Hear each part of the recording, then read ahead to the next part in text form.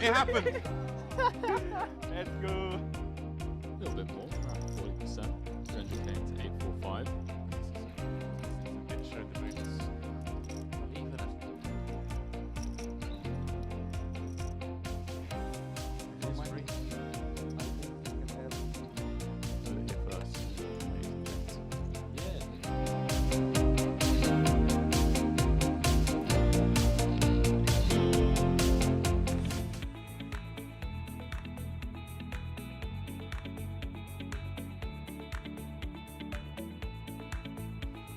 Very warm welcome back to the Merit Crystal Cove Hotel here in Cyprus. It's day 3. It is day 3. We're about 30 off the money in the Merit Poker Vintage Series warm-up. And well, looking at this table, I've got a funny feeling that a lot of these guys are going to make their way into the money as the shortest stack has just 30 big blinds. My name's Henry Kilbane. Joined alongside my co-commentator, Leo Worthington-Elise. Leo, looking at this, I mean, Andreas Christoforou with a huge chip lead, just going to be able to lean into these middling stacks for the next couple of hours until that money bubble bursts, mate? Yes, indeed. Lots of ICM pressure coming up in the next couple of levels. We had a few of these players on our feature table yesterday as well throughout the day, at least 3 of them, so we have a bit of information about some hands they played yesterday and the like. But yeah, like you say, Christoforou was aggressive at the worst of times yesterday, so, well, not at the worst of times, but you know, even during his down moments, he was finding reasons to check raise and do all sorts of nefarious things. So looking forward to seeing how he proceeds today. It definitely should be a good one. For sure. You can see in the top right-hand corner of your screens, 98 left, 71 paid with a min cash of $3,440. Any information on the average stack for the tournament? Average stack? It's probably going to be 50 bigs or something, 100 bigs. I reckon it's probably more, actually. It was very deep all day yesterday, so we hardly saw anybody with like 10 bigs the entire day. I mean, even now, shortest stack is like, what, 30 big blinds at this table? Yeah, massive.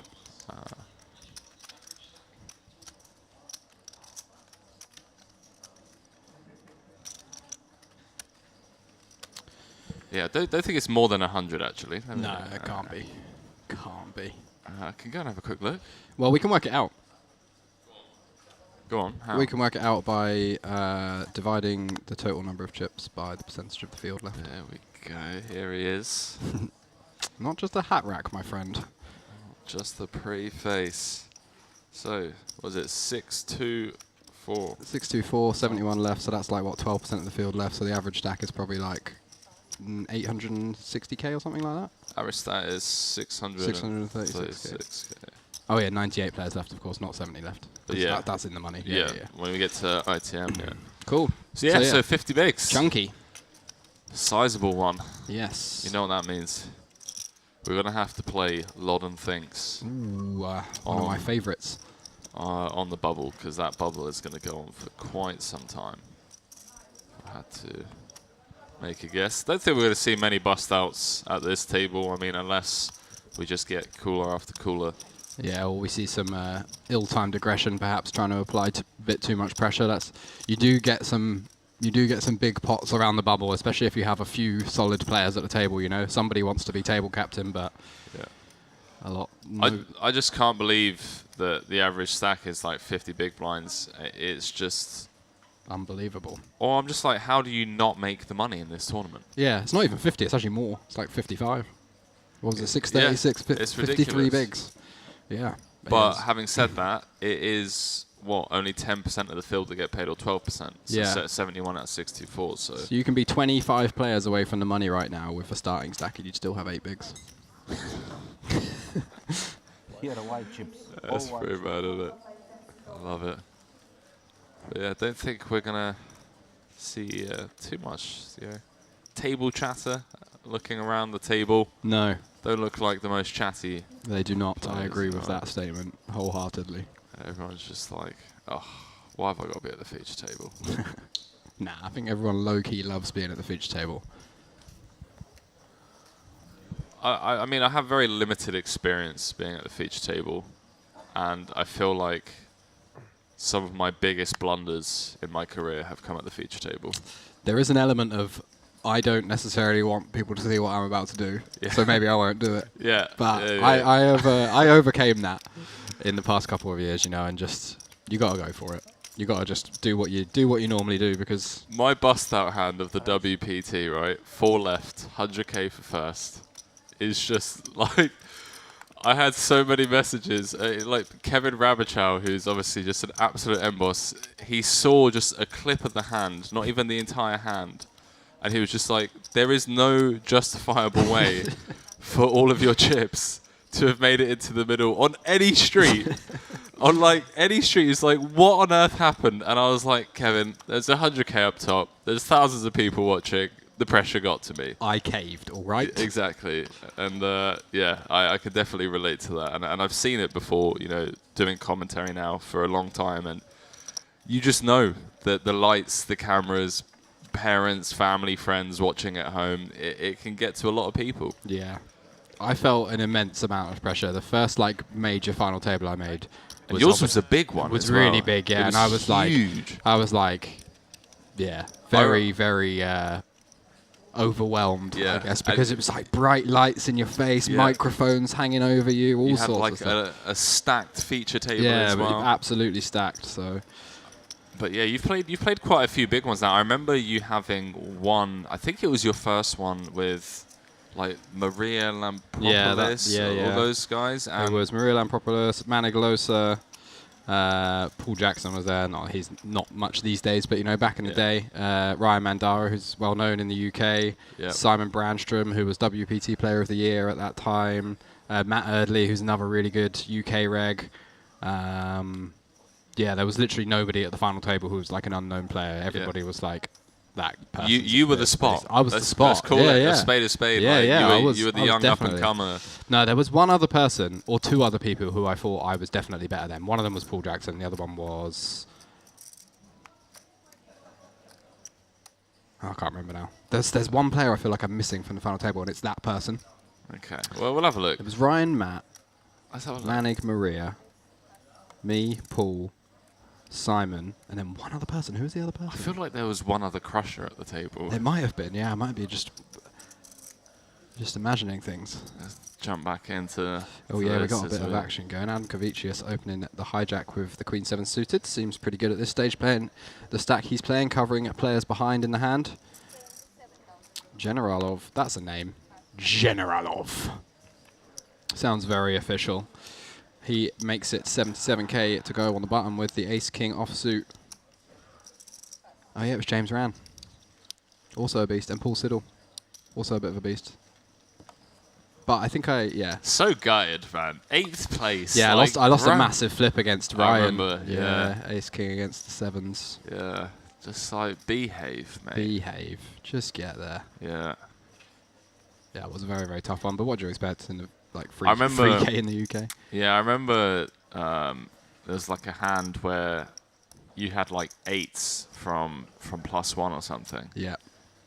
And I'm just like so empathetic with that situation where you're literally playing for 6 figures, like early in your career, one of the biggest like buy-ins that you were playing at the time. Yeah. And just like looking at Twitch chat, I'm just like, shut up, Twitch, okay? Like we're playing for 6 figures here. And it is a fold. And it's exactly. And like with ICM, etc., etc. Because I remember Jonathan Little was doing commentary, and he was like slating me for folding. And then I ran the hand as soon as I busted the tournament, and I was like, yes, I knew it was a fold. Like that's why I folded. That's why you need Twitter, because you then screenshot that, you post to Twitter, and you'd be like, have some of that, Jonathan Little. What are you chatting about? So Generalov taking that last pot down with the Ace-King offsuit. Now picking up 10-9 suited in the cutoff. Opens it up. Christoforu in the big blind, playing 100 big blinds. We know he is not much of a folder. He is always looking for a way to win the hand. So we'll see how he proceeds in this one. I think this would be a pretty reasonable defend, to be honest, at this stage, when he has such a huge chip lead over the table, and especially over this player in the hand. He's going to be able to exert a lot of pressure at various stages of this hand, so I'd like to see that defended. Also not going to be dominated super often. There's obviously some ace-3, ace-5 that Generalov's opening, but other than that, should be pretty clean. And what a flop for Generalov. Yeah. He's going to be all right with his start to the day. He is indeed. Christophoru doesn't mind check raising these boards, but I think with the 5-3 no backdoor, this one may be one of the rare give-ups. Yeah. For him. But we do know he really likes to push range advantage. That's what I noticed. It's not necessarily his hand choice yesterday with the 6-3. It was more the fact that it's a paired board that favours the big blind range massively compared to the opener. Similar spot here. Because Generalov's not going to have a whole bunch of 9x. Like, he's going to have some from the cutoff. Obviously, he's going to have ace-9, king-9 suited, queen-9. But here we go. Check raise. Absolutely loves attacking these paired boards. He does. Yeah, yeah. Generalov just like, wow, Christmas has come early. And if he's seen a single hand from Christophoru, you know, there are some spots where, versus some people, by the time you get to the river here, if it goes check, raise, bet, jam, and you've got 10-9, you're not actually loving it because a lot of people just never bluff this spot. So 10-9 is like, is my 9 actually any good, or am I just up against a better 9? But if you've seen a single hand that Christophoru's played, you're not going to be thinking about folding at any stage. Yeah, I think the way you phrased it was spot on, is that Christophoru just really likes attacking the boards that favour his range than his opponents, and just leaning into those ace-kings, ace-jack. We saw yesterday, we even commented on the fact that people seem to over-c-bet a lot in a lot of these spots, and that's going to be a byproduct of his success here at Merit in the past and in this tournament. Is that he just, he really abuses that. Oh, wow. He's just going for max exploit versus the general field. Goes for the check raise. Wow. Ill-timed aggression here, but... It's such a strong line. Like, if you're not sat there with trips, you just, like, what do you do? It's a weird one because you got to think, what is Generalov bet calling the flop with and then betting again once checked to? His range is extremely strong. You're only really trying to get like a draw to fold here, something like Jack 10 or King Jack that's turning itself into a bluff after calling the flop, because he's not going to be betting a queen for value on the turn, and he doesn't have very much ace-x that bet calls the flop apart from ace-queen or ace-9 and obviously 9x. He can have maybe like kings and jacks, but those don't bet the turn. So Christopher is attacking a very, very narrow range here. He's basically like trying to get Jack 10 to fold. So He has river the gut shot. yeah, see if he can get there. Ocean dealer? Ocean? Yeah, Wow, I he's mean, it's going to be reaching. all in. What can you do? Generalov just has to snap this off. Wow. Just exerting max pressure. 20 off the money. It's faded the snap call, but... Yeah, I mean, when you think about your range in this spot as Generalov, you just have a 9 here so infrequently that you have to call when you do have one. I mean, personally, against this player type, if I'd have seen a hand that Christopher had played and I was Generalov, I would have been like, on the river, you're just like, I'm in. What you got? You got a bad hand? Okay, so be it. Yeah, exactly. Just one of those spots. Yeah. The old one chip flick in. Yeah, we'll never see a fold here. There's just so little for him to have. Christopher tables the 5 high. And Generalov up to 858,000, the new table captain. That was us. That was what we said, wasn't it? We might see some ill-timed aggression leading to some big pots, and there it is, first hand, or second hand. Very ill-timed there from Christopher. You got to admire the heart, but you can't overdo these things, you know. You just 5-3 off. There's better hands to choose. You need some equity. Yeah, yeah, and I think what you mentioned as well, when you can, I don't want to say be overly presumptuous, but you can narrow down the calling range that calls the check raise on the flop, then bet calls the check raise on the turn. Yeah, by the time you get to the river, it's like, there's probably nothing I get to fold, because there's no more Jack 10 anymore. There's no draws. If Jack 10 had bet the turn, it has to fold to the check raise. So, yeah, I mean, and we know that Generalov's going to be opening relatively tight close to the money, so he's going to have queens, he's going to have aces, he's going to have ace-queen, which probably never folds. I don't think you can really fold ace-queen on the river. Maybe you can. Maybe that's the one hand that folds, but... Yeah, what aces? One of my go-to strategy tips is, if I think somebody has a very strong hand, I would consider ace-queen a very strong hand on that board. I just don't try and get them to fold. No. You know, I'm going for capped ranges, weak ranges, not trying to attack super strong ranges unless it's a very, very specific situation. Yeah, and there's going to be plenty of opportunities that present themselves for you to do exactly that. Exactly, and Christoforu keeping that massive stack is far more beneficial than winning a few chips in that hand. You know, if he adds 200k to his stack in that hand, it doesn't really change anything. But if he loses and he's down to what he is now, 700k, he's kind of back in with the rest of the pack. And now, as the bubble approaches, he doesn't have so much leniency to keep putting the pressure down, keep putting the pressure on. But Had a lot of success here at Merit. I've got a funny feeling that some of this might just be image building, mate. potentially. Like if you know all the regulars at the casino that you play at, and you only play at one casino, are watching the stream or they're hearing about hand histories from the stream, and you're only playing like what, 15 hours a year at the table, and then the other several hundred hours that you're out there grinding, like nobody knows what you have. True. I don't know. Maybe I'm coming up with too many justifications for some of the blow-ups, but I think there's a time and a place. You know, I do understand completely what you're saying. I get it, but I think that building an image for spots that you don't know if you're even going to get in the future at the expense of being 20 away from the money of a tournament in a 2K with 6 figures up top is perhaps not a bit of an over-adjustment, maybe. yeah. Mokeem calling on the turn. 3-2-4 in the middle does check through on the river, and Christoforu back up to 946k. Just like that. Just like Next that. hand, 174k profit. Yep. So massive shout out to everyone over on YouTube and Facebook. Do drop us a like. Let us know on Facebook where in the world you're watching from. My name's Henry Kilbane, joined alongside Leo Worthington. Lee's going to be calling the action for you all for the next 9 days. Part of the Merit Poker Vintage Series. I did the same yesterday. Other guy had trips again.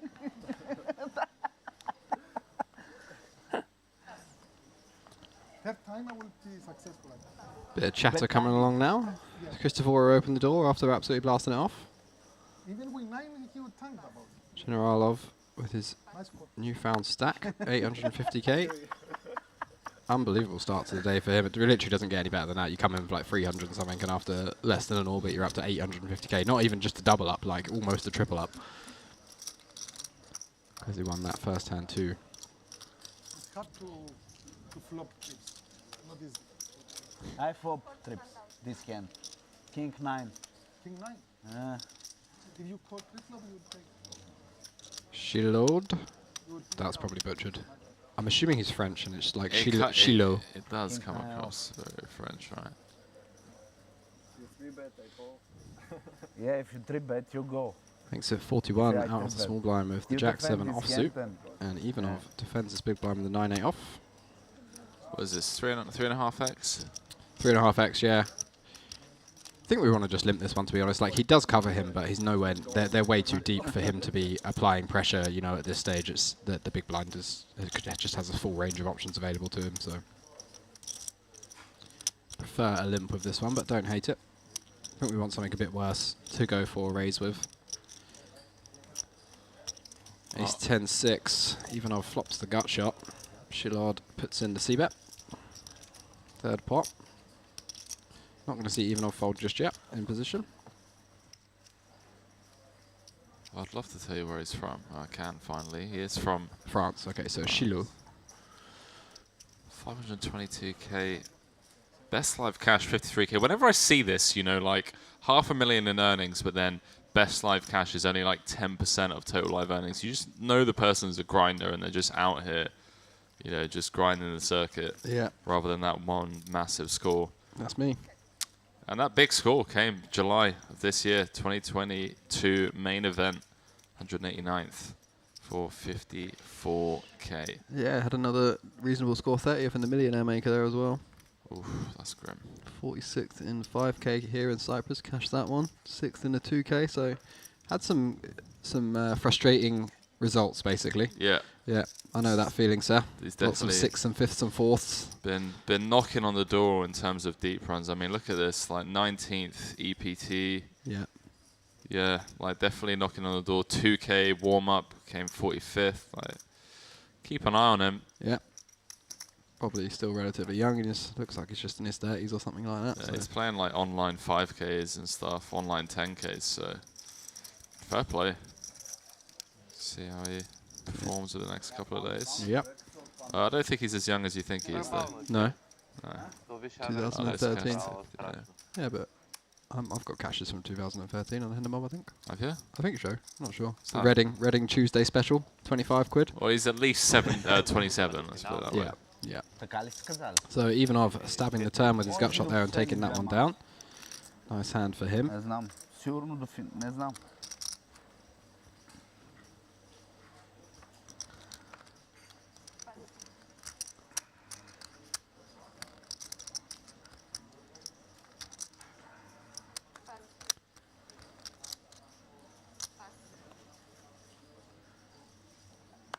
Halabi in under the gun +3 with the ace-jack offsuit. Makes it 29,000 to go, 2.5x. And man of the hour, Christoforu, peeling the 6-3 suited in the cutoff. Not afraid one bit, just wants to get involved. We saw this a lot yesterday, peeling a bunch of hands in position, just wants to play pots, wants to be in position and play pots. Strikes me as the kind of guy that plays a lot of like deep stack cash games or something like that. I mean, he obviously plays a lot of tournaments too because we've seen his Hindermob, but just loves the game. Yeah. Just turns up every day and wants to play hands, Yeah. whether he's getting dealt them or not. Peeling the position against people that he just perceives as easy to play against post flop, I guess. King, queen, queen, 2 spades. Not a bad flop for Halabi. Flops the gut shot with the backdoor, not flush draw. Got the overcard. Not going to be a whole bunch of broadways in Christoforu's range because we know he's quite aggressive, so he's going to take 3 bets pre-flop a lot of the time. Whether or not Halabi knows that is a different matter, but Halabi makes the check call. 9 on turn, not changing anything. I mean, if he fires here, Leo, I don't even know at this point. If it goes check bet, Halabi's just going to fold. I'm talking about Christoforu. Like, if he Yeah, finds, that's what I'm saying. if he finds the turn barrel, You just don't know what's going on anymore. I just give up. Not going to happen though. Halabi leading the turn. Turning his ace-jack into a bluff. Perhaps just trying to get some like underpairs that have stabbed the flop to fold. Putting the pressure on a hand like 10-9, Jack-9. That just doesn't feel like a thing, personally. No, it would not be a solver-approved play, that one. It feels very designed to just like, okay, Christoforu's got 6 high, but I'm too scared of like facing a 200k turn barrel, so I'm just going to lead. I want and that pot that just he's gonna- put too much money in with too wide of a range. Not a bad strategy, to be fair. If you know somebody's just putting money in all the time, but they're going to put you in the bin and you can't really call it down, then just good way to take pots off them. Definitely not going to see Christoforu give up, though. I'm sure he's going to be in many, many, many more pots today. I'm looking forward to seeing the stone bubble.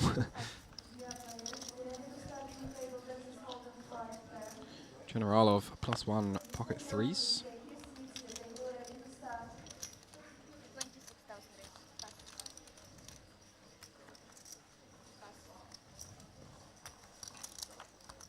Christoforu 10-7 suited in the hijack. And for calling 6-3 suited in the cutoff, you would assume 10-7 suited in the hijack is more than good enough. Oh yes, it is. It's way better than a call. We're in for the 3-bet. Makes it 75k. And Ivanov on the button with the queen jack suited. Just going to be forced to fold. Although if there's ever a player we want to put the 4-bet in against, it is 100% Christoforu. Tournament poker. Got a funny feeling Christoforu just doesn't like Generalov. Fair enough. Maybe they've played together a bunch before. Yeah. Just like, I don't like you. Gets it through. Nicely done. It's climbing. It's climbing after that massive misstep early on in the tournament. Yes. There are players out there, though, who are going to just think, who are just going to immediately notice this guy's played like 5 out of 5 hands so far, and then as soon as somebody notices that you're overdoing it and you continue to overdo it, they are gonna take chips from you like there's no tomorrow. Like it's a being too aggressive is a thing that is very, very easy to exploit, and not only that, but it's something that will lose you a lot of money very quickly. That's a cool photo. Was that a trophy? Yeah. SPF. Spanish Poker Festival, I assume. Although Constantine. it's from Russia, so maybe not. You're quite fast with that weight, you know. Oh, Sochi Poker Festival. Sochi Poker Festival High Roller shipped that for $37,000. A few nice 5-figure scores there. Yeah, pretty consistent. A few wins. Plays a lot in Russia, obviously. All of those top results from Russia. Oh, I love that. Back in the day. Your Asian poker tour. Yeah. Minsk. Yeah, a few wins. Not bad. Halabi +1 makes it 30k with the 10-6 suited. We've seen a bit of already an interesting discrepancy in sizes from Halabi. We saw him open to 29k with the ace-jack off, and now 30k with the 10-6 suited. Don't know if anybody will read much into that. If I was to read much into that without seeing anything, I would assume that this hand is stronger than the last one, but turns out the opposite is true. Mustafov in +2 puts in the 3-bet, makes it 90k. Not having any of it. Faradine Mustafov. That famous bluff against Patrick Antonius that was, well, sent viral around the world from the Triton 30k 6 max earlier on in the year here in Cyprus. You seen that hand? I have not seen that hand. Oh, mate. I don't think Oh, so you're anyway. in for an absolute treat. Maybe I have. Eventually, Halabi slides his 10-6 suited into the Mac. Mustafov adding to his stack, up to about 700k now. Let me, what's his name?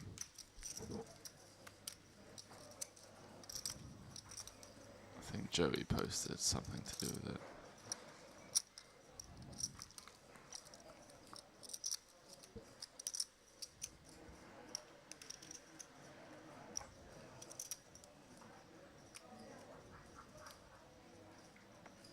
Oh, it's going to take a while if it's Joey.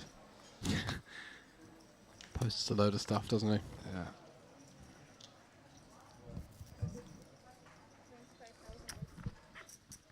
Mustafov with another Broadway combo, Jack 10 suited this time. Looks at 25k, Christoforu +2. Just flicks in the call with the ace-4 suited. Interesting, I would have assumed that he would always be 3-betting this one, given what we know about the player type. Curious to see him just peel. Adam Kavicius on the button picks up the ace-king offsuit, so definitely going to be a 3-bet coming here. Expect to see around 100k.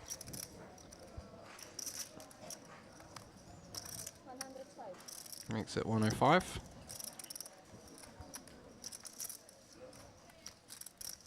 Oh, wow. Cooler. Generalov with kings in the big blind, covering as well, and we are, what, 50 big blinds deep, so this is going in. As I was saying, it's going to take a while because of the bubble, given that they're 50. Average stack is 50 bigs. Not with hands like this happen. Although, what's this? It's going to be +1 open, +2 flat, button 3-bet, cold 4 from the bigs. The big, how much are you actually loving life with ace-king, O? Not much, but you don't really have much choice in a tournament setting with 50 bigs. Ace-king is basically always all in. There are some spots you can fold, like you open under the gun +1 3-bets, button, cold 4-bets or whatever. Big blind 5-bet jams, like sure we can start folding, but there can be jacks plus in this range. There can be also ace-king in this range. There can potentially be some ace-queen suited that wants to 4-bet fold, although not for this size.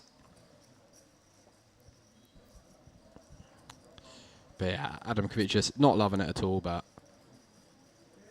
when we have an ace and a king in our hand, not too much to do.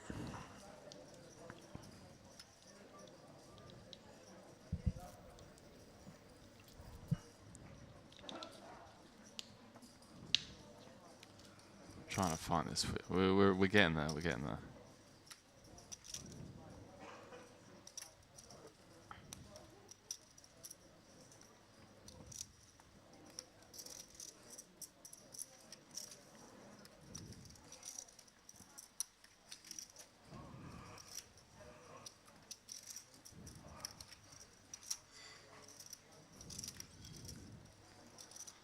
Doesn't like it. Doesn't like it, no, but I do think he's going to eventually reluctantly put it in.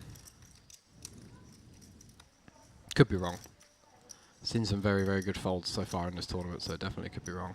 If he just reads Generalov as the player type to only have queens plus here, like queens plus an ace king or something, then suddenly it's not so good. But Which I think that is the read, like looking at his Hendon mob. And I think he's wow, just, nice fold, nice fold. Well played, mate. Well done. He's going to look back at the stream and give himself a pat on the back. Yep, especially when there was an ace folded. All right, there you go, mate. Enjoy. Oh yeah.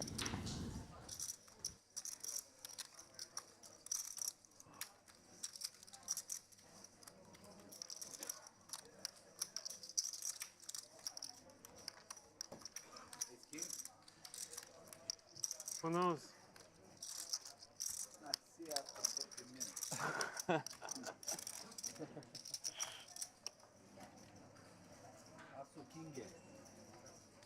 like queens. Nice bet. Henry just showing me the bluff hand he was talking about from Patrick Antonius, where he just calls him off on the river with a deuce, with some great commentary from For Will Jaffe. yeah, Will Jaffe in the car. To be fair, Mustafos' bluff was actually really good. What did he Like, have? I didn't see. I It think wasn't on there. he had like 10-8 on a 7-6 deuce queen ace board. 2 clubs, 2 hearts. They had like 10 Two eight diamonds or clubs, something. exactly. I think he had like exactly that. Yeah, Yeah. like 10-8 diamonds or something. And yeah, Patrick just like ends up like flicking it in. I love the commentary. Three-handed. He's sitting there thinking, I have a good calling hand against this veg. No, he's not. He's sitting there thinking, I was playing 1,000, 2,000 online against Zygmunt when this guy was a sperm embryo. High quality commentary. And we've got a bit of action unfolding here. Shafagulin finding queens in the hijack versus Shiloh's open from +2. Makes it 78k, but Shiloh just going to be getting out of the way.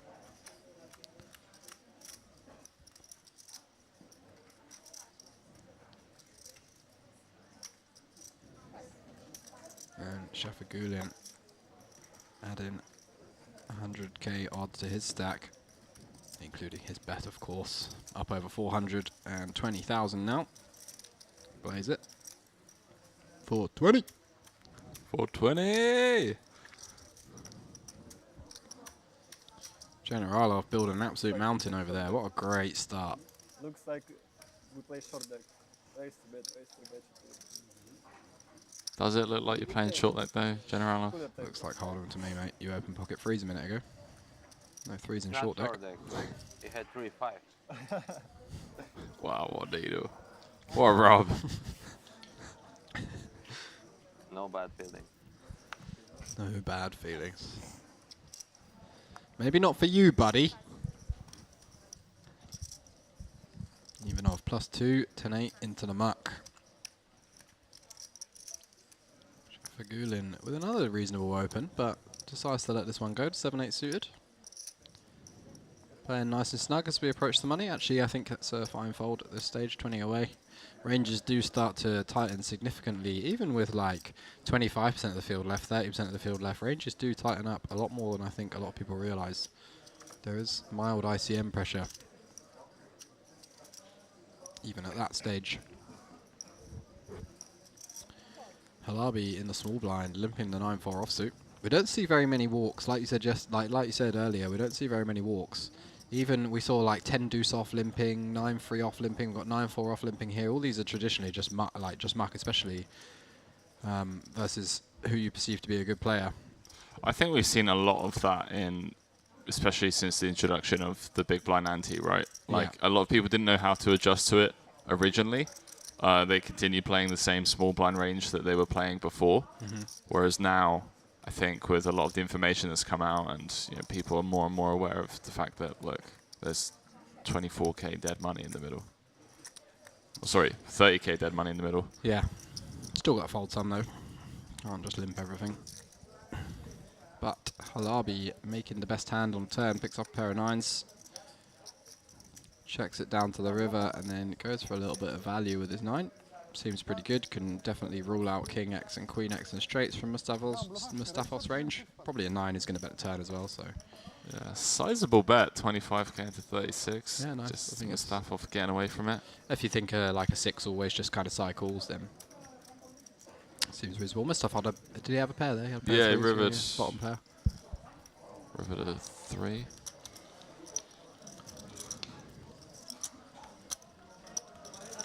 $20 away from the money now. Closing in. Started the day with what, 98? Thereabouts, yeah. I think there were a couple of bust outs before we actually went started, yeah. live, yeah. But still a ways to go.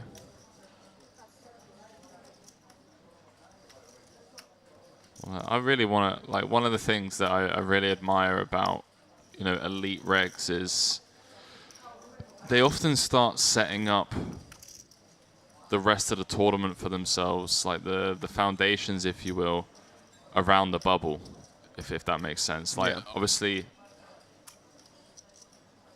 understanding ICM and putting in the prep work on how to approach a final table does help you a lot with late stage game, but like the fact of the matter is that, you know, you've got to learn how to prepare yourself to get to that point in the first place, like setting it up. Absolutely. Bubble is a super important part of tournaments, especially live tournaments with good structures with a deep average stack, because you're going to be on the bubble for so much longer than you would in like an online mass field or even a live tournament with 20-minute clocks or 30-minute clocks or whatever. So yeah, absolutely. There's a lot of chips to be made on the bubble if you know what you're doing. And if you arrive to the bubble with a reasonably good stack, you can definitely take advantage. A lot of the softer tournaments I've played where I've made it towards the bubble, I've had like a average stack or a bowl stack the entire way, and then at the bubble I've often like doubled, tripled, quadrupled my stack if the bubble lasts for an hour or the bubble lasts for half an hour even, because so many people in those softer tournaments are just happy to make the money. They're just like, oh, if I just keep folding, I'll be in the money in a minute. Yeah, exactly. And then I can go back to playing normally. And that's the great thing about these as well, is when you have these massive satellites, where there's like yesterday's one. That's obviously for the main, but there are obviously satellites for this as well, where you have 50 seats guaranteed and people are getting in for 500.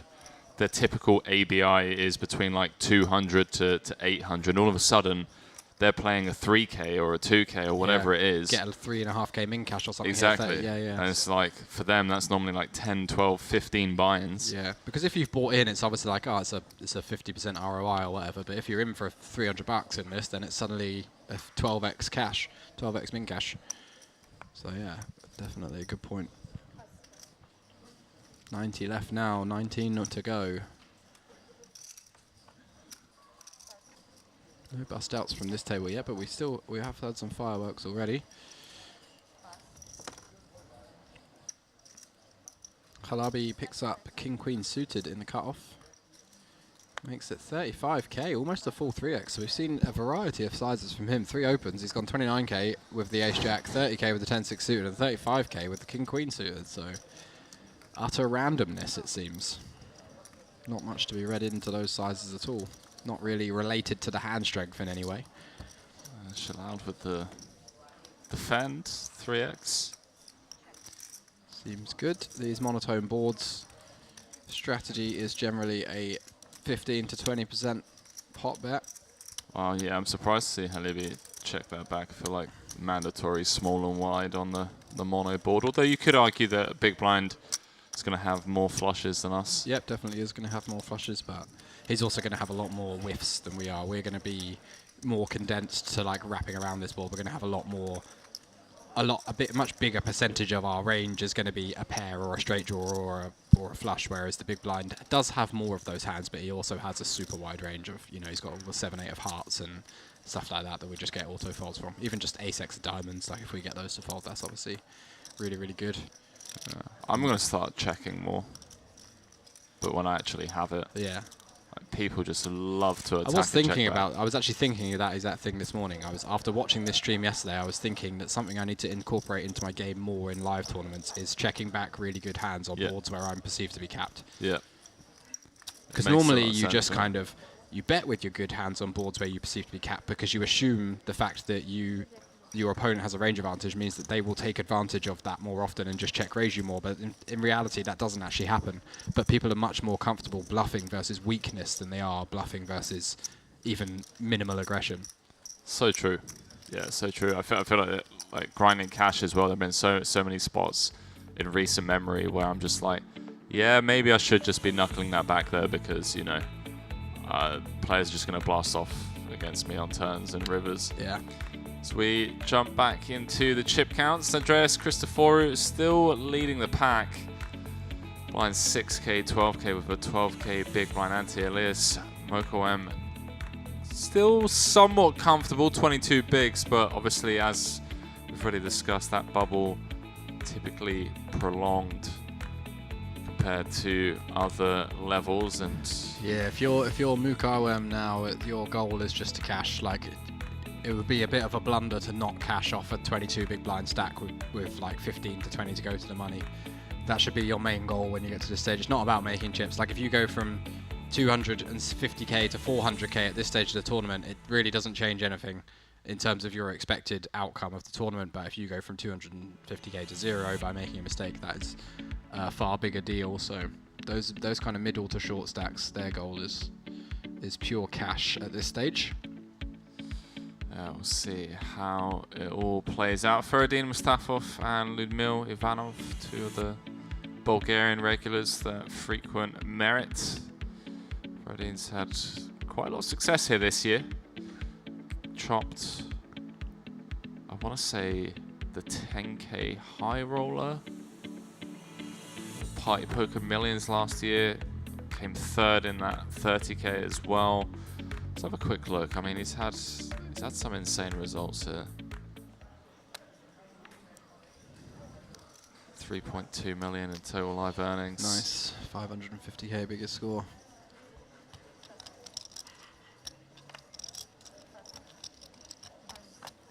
So he came second in that Triton high roller.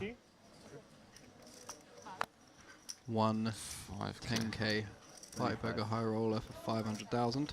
Second here in the 5k Top Guns main. Yeah, so he's got 7 six-figure scores, which is pretty decent in its own right. I came fourth in that high roller that I was mentioning for A bunch 124k. of very solid upper 5-figure scores there as well. That's pretty brutal though. Like out of all of his 6-figure scores, like second, Yeah, and a third, one win. needs to work on his heads up. Although it does look like he won one of the biggest ones that he's... Who did he beat heads up in that high roller? I like Haxton. Wow. So, Benjamin Pollack in third, wow, Alex look at Foxen in this. third, Joey Joe Weissman. Weissman, wow. That is a stacked one. Jake Schindler 8th, Jake Wow. the Snake, Jake the Mike Snake. Watson 10th, and Holly Filatov 11th. So soft one. Wow. And into the action. Mustafov opening the ace-10 off in the cut-off, Ivanov just defending the ace-jack in the big blind. Queen 8-6 board goes check. And 10 on the turn, it improves Mustafov to the best hand, but also gives Ivanov that double gut shot. Check once more. And ace on the river, a bit of a cooler card. I expect to see Ivanov check once more though, because it's such a good card for Mustafov's range, so we expect him to bluff anything that doesn't have showdown value, basically.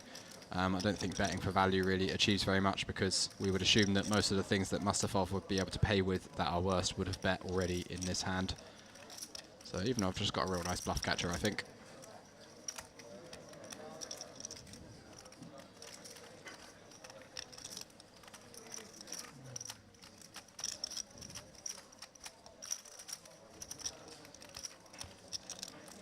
Some Bulgarian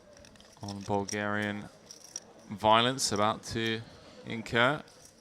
Perhaps he thinks that it's worth just trying to charge those kind of weaker ace-X that have checked down to showdown, or perhaps some hand like pocket 5s or pocket 7s. But yeah, I think if we check, Mustafov's still going to go for value with a hand like ace-5 anyway, so I'd definitely prefer a check on the river. Mustafov with the 2 pair. Interesting to see what he decides to do. Relatively big bet. Yeah, around 60%. This kind of reminds me of the spot that you mentioned yesterday, although I feel like slightly different. These ranges cut The off ace-5 one. Yeah, Yeah. cut off the big blind. He does find the raise. Like it, like it. All of a sudden, Ivanov, jack of hearts in hand. Top pair, second kicker. With a swap on the bubble. Soft bubble. Tough spot. Away.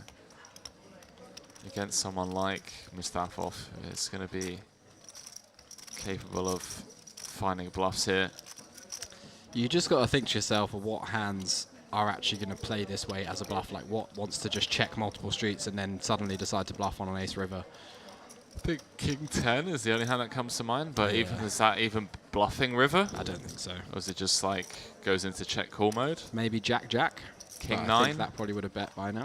King 9 Probably potentially, but I bets think turn. that bets flop or turn, yeah. Yeah. So a nice fold there. Reads the situation correctly. Could have just check called and got to see it, buddy.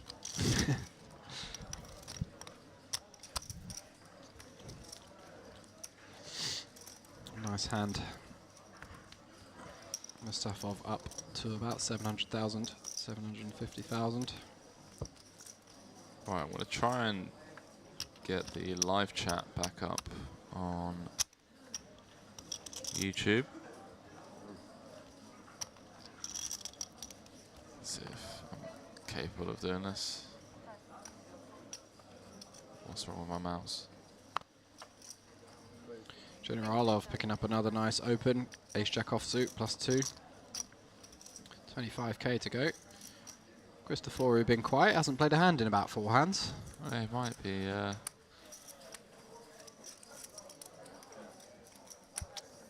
Sorry, mate. That's alright, you take your time, mate. So we are playing for $210,000 for first place. You can see in the top right, 87 players left, 16 away from the money now. Also, anybody who makes the final table is going to lock themselves up a nice package to the Merit Series in Montenegro in February, which includes buy-ins to the 2K warm-up, the 3K main event, and your hotel for the series. So, nice bit of added value. If you come 9th place and you get 20k, you're basically adding 50% of the value on top of that in form of a package. Not sure exactly the value of the package, but it's probably around 7,000 or 8,000.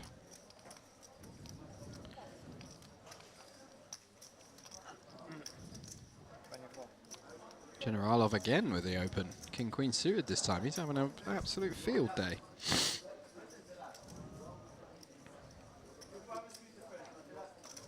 It's funny because you always go to bed like, oh, I'm nervous, you know, 30 away from the money, you need to have a good day. I've got a middle stack, 30 bigs, gonna have a, hope it's not a too tough day, hope I don't bust, and then you just come in and bam, you're up to 3 extra starting stack within the first half an hour. Literally does not get any better. Mustafov though, putting in the 3-bet +1 with the ace-queen offsuit. And I think Generalov's going to be very tempted to peel this one. King-queen suited, very, very strong hand. It's been another day of big hands. We're like 18 in. Yeah. 18 hands in. I think there is a really disciplined fold to be made here. Just because the +3 range is so strong, there are so few bluffs in it. Even the bluffs are going to be suited ace-x, so we can sometimes have our flush draw crushed. And it's going to be a difficult one to play out of position. But the thing is those ace-high bluffs are pretty much always going to take off on king-high boards. So, but look at this, Generalov reaching for 4-betting chips. Oh, fair play, mate. Finding the aggression. Makes it 195 to go. Love this. Like the sizing as well, like 2.5x, just really leaning into the bubble pressure that's on Mustafov. I think a lot of people underestimate just how easy it is to find these spots and apply max pressure. Obviously, results oriented that Mustafov has a potential 3-bet fold candidate here. But find people are way too passive in tournaments. It's very, very hard to proceed against 4-bets, even if you're suspicious that the player can have bluffs. Like, there aren't very many bluffs in there, and value basically always 4-bets, so it is a very, very tough spot to continue, especially with hands like this, ace-queen off, ace-jack suited, ace-king off suit even. So I really like this play by Generalov, and he gets the fold from the ace-queen. Nicely done. Puts himself up to 1.1 million chips. Cruising. Cruising, absolutely crushing it.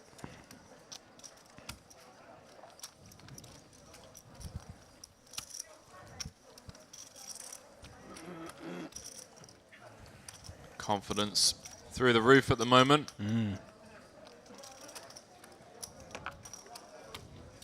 Running well and playing well. Lethal combination.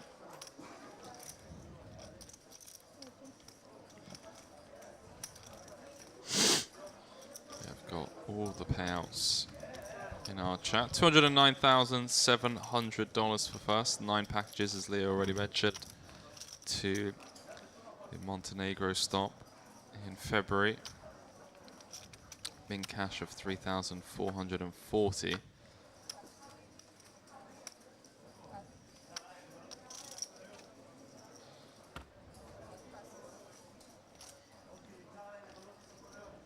Pocket 8s for Shilo in the hijack. Makes it 26k.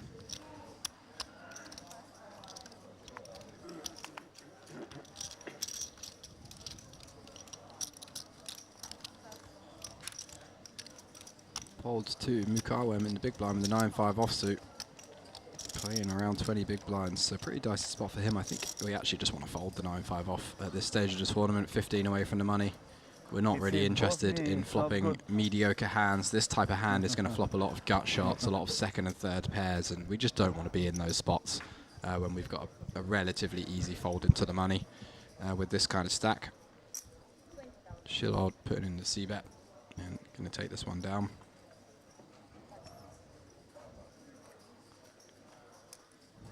$86 left. Dropping like flies, to be honest with you. Just 18 hands in, we've lost 14 players or so. Average stack of 50 bigs. More than 50 bigs. So maybe this bubble isn't going to be as long as expected. Yeah, I think it will probably start to slow down when we get into the 70s.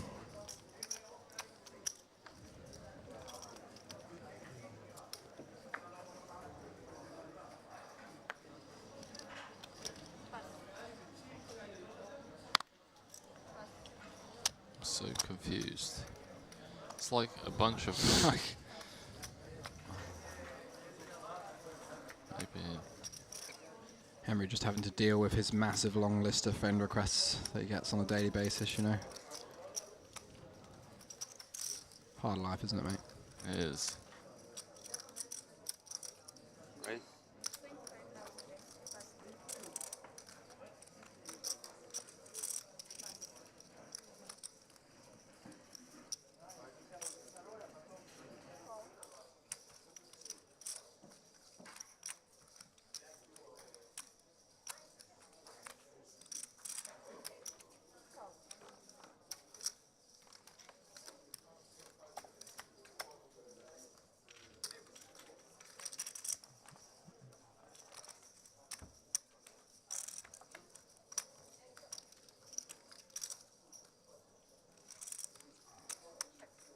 Extreme.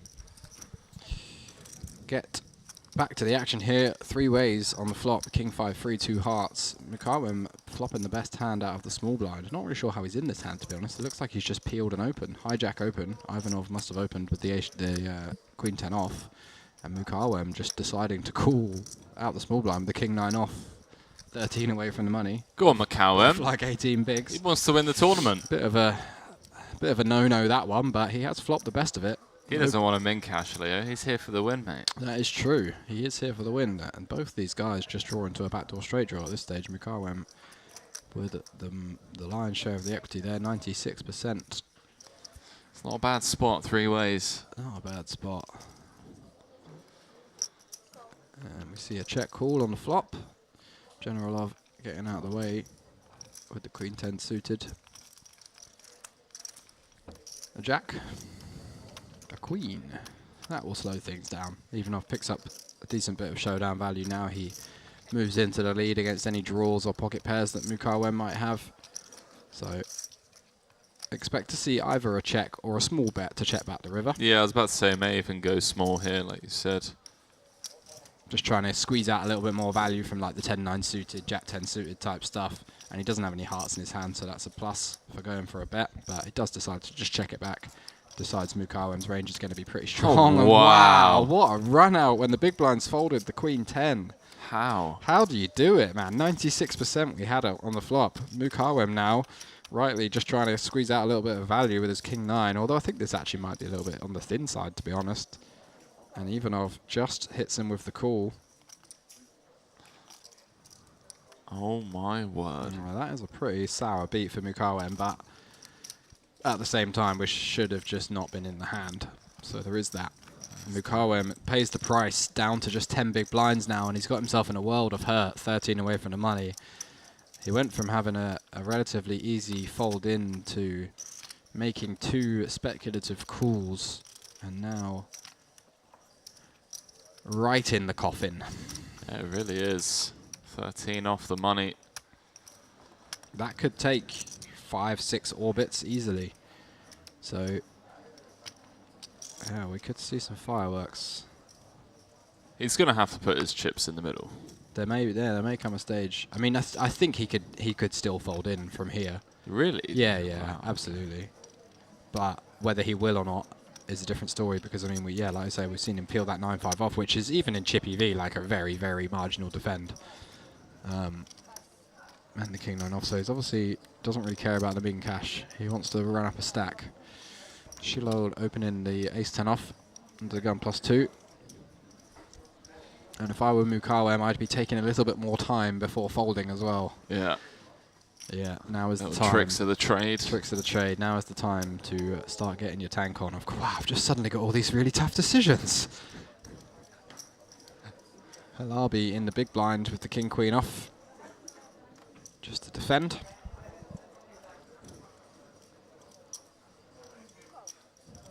I'll be taking his sweet time.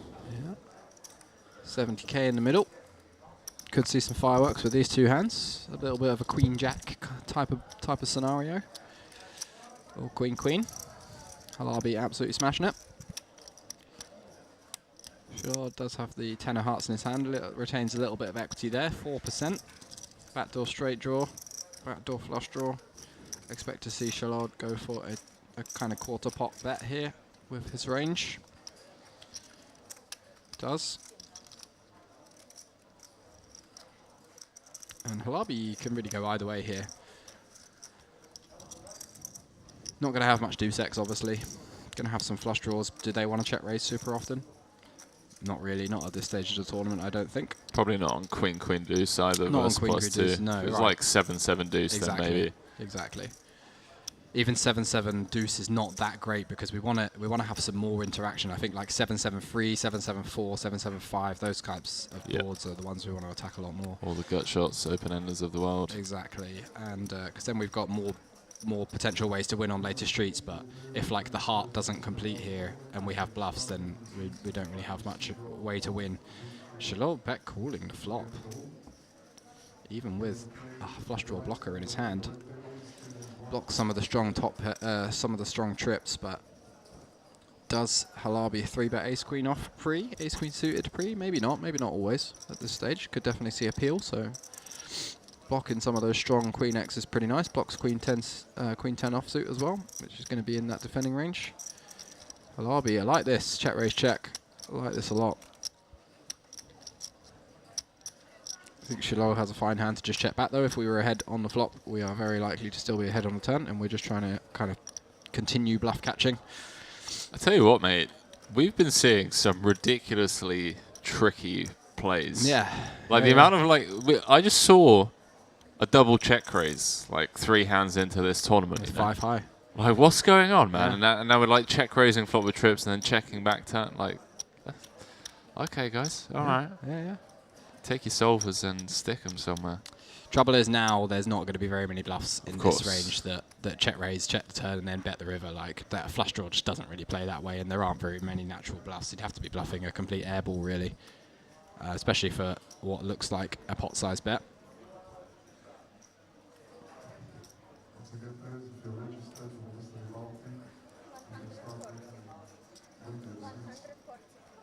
What on earth What is going on here? We have been going?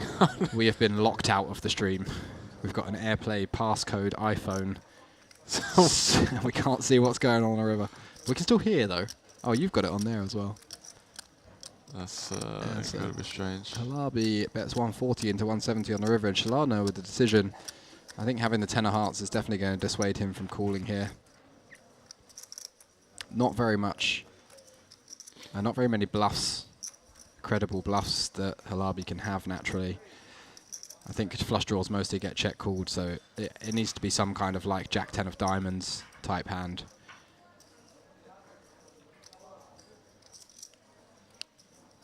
But Shilo giving it a good old think.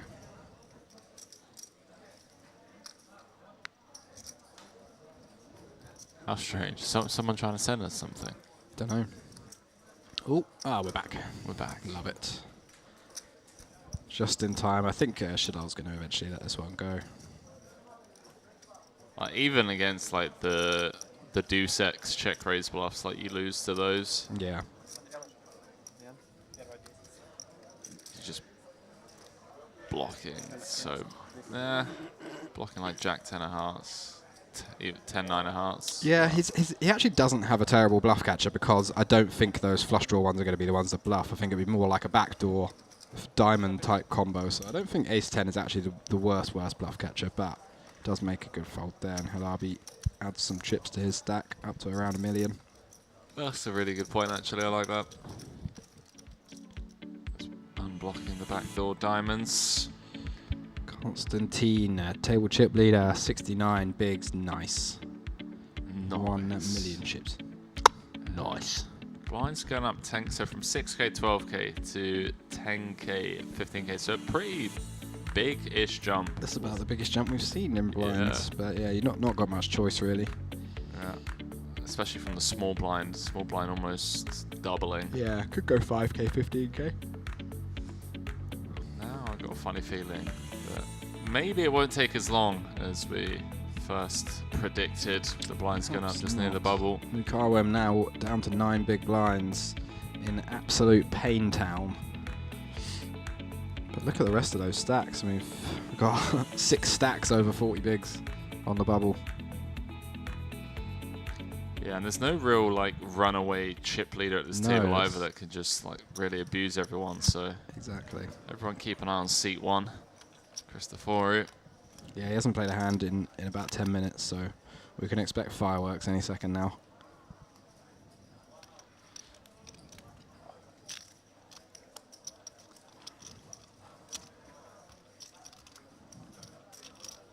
Mustafov is second on the Bulgarian all-time money list.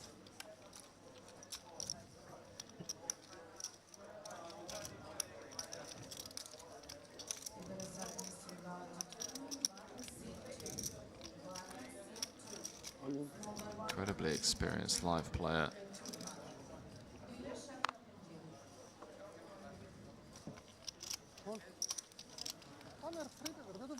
So Mokoim does find a hand to jam with. Yep, but nothing to call with for anybody so far. 128. And Kavici is just going to be forced to fold.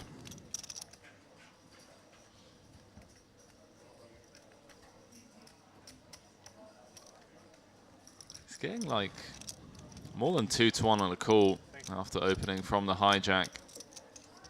Although he is relatively short himself, down to 30 bigs.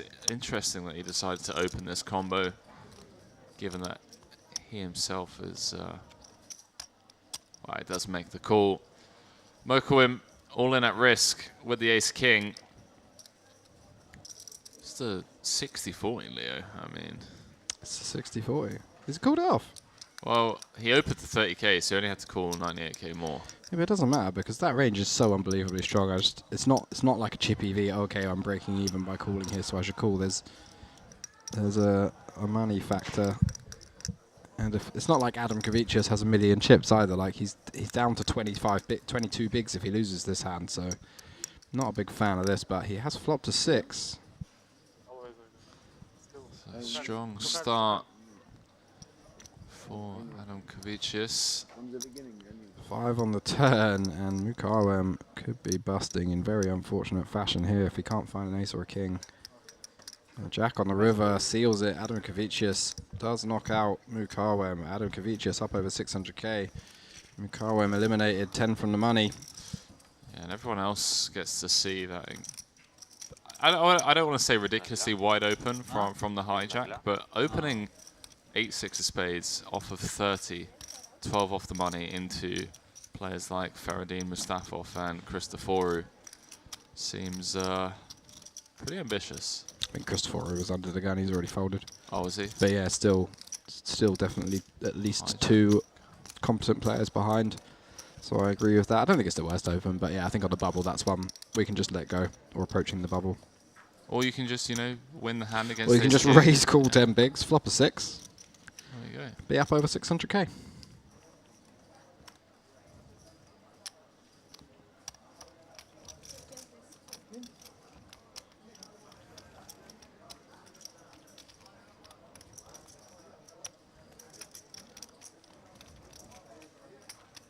So now playing big blind 15k. 15k big blind ante. Now 12 off the money. About an hour and 10 minutes into today. Be going on break in around 50 minutes time. For any of you interested in a very unrelated topic, which is climate, Go on. New York is predicted, is currently in the middle of a storm, and they are predicted to have, guess how much snow in 24 hours? Just a little glimpse into the overall well-being of our planet's ecosystem. How much snow is New York predicted to have in the next 24 hours in inches? I wouldn't even know what a normal amount is, so I'm just going to say 9. I'd say a normal amount. What is it? November. Normal amount for this time of year is probably around 0 or a few inches at most, especially in a city like New York. In the next 24 hours, New York is predicted to have 70 inches of snow. 70. 70 inches. Also known as 6 feet. That's taller than. I was about to say that's taller than me. In 24 hours. So you could say things are going well. Wow. I mean, I don't know where you've been the last couple of months.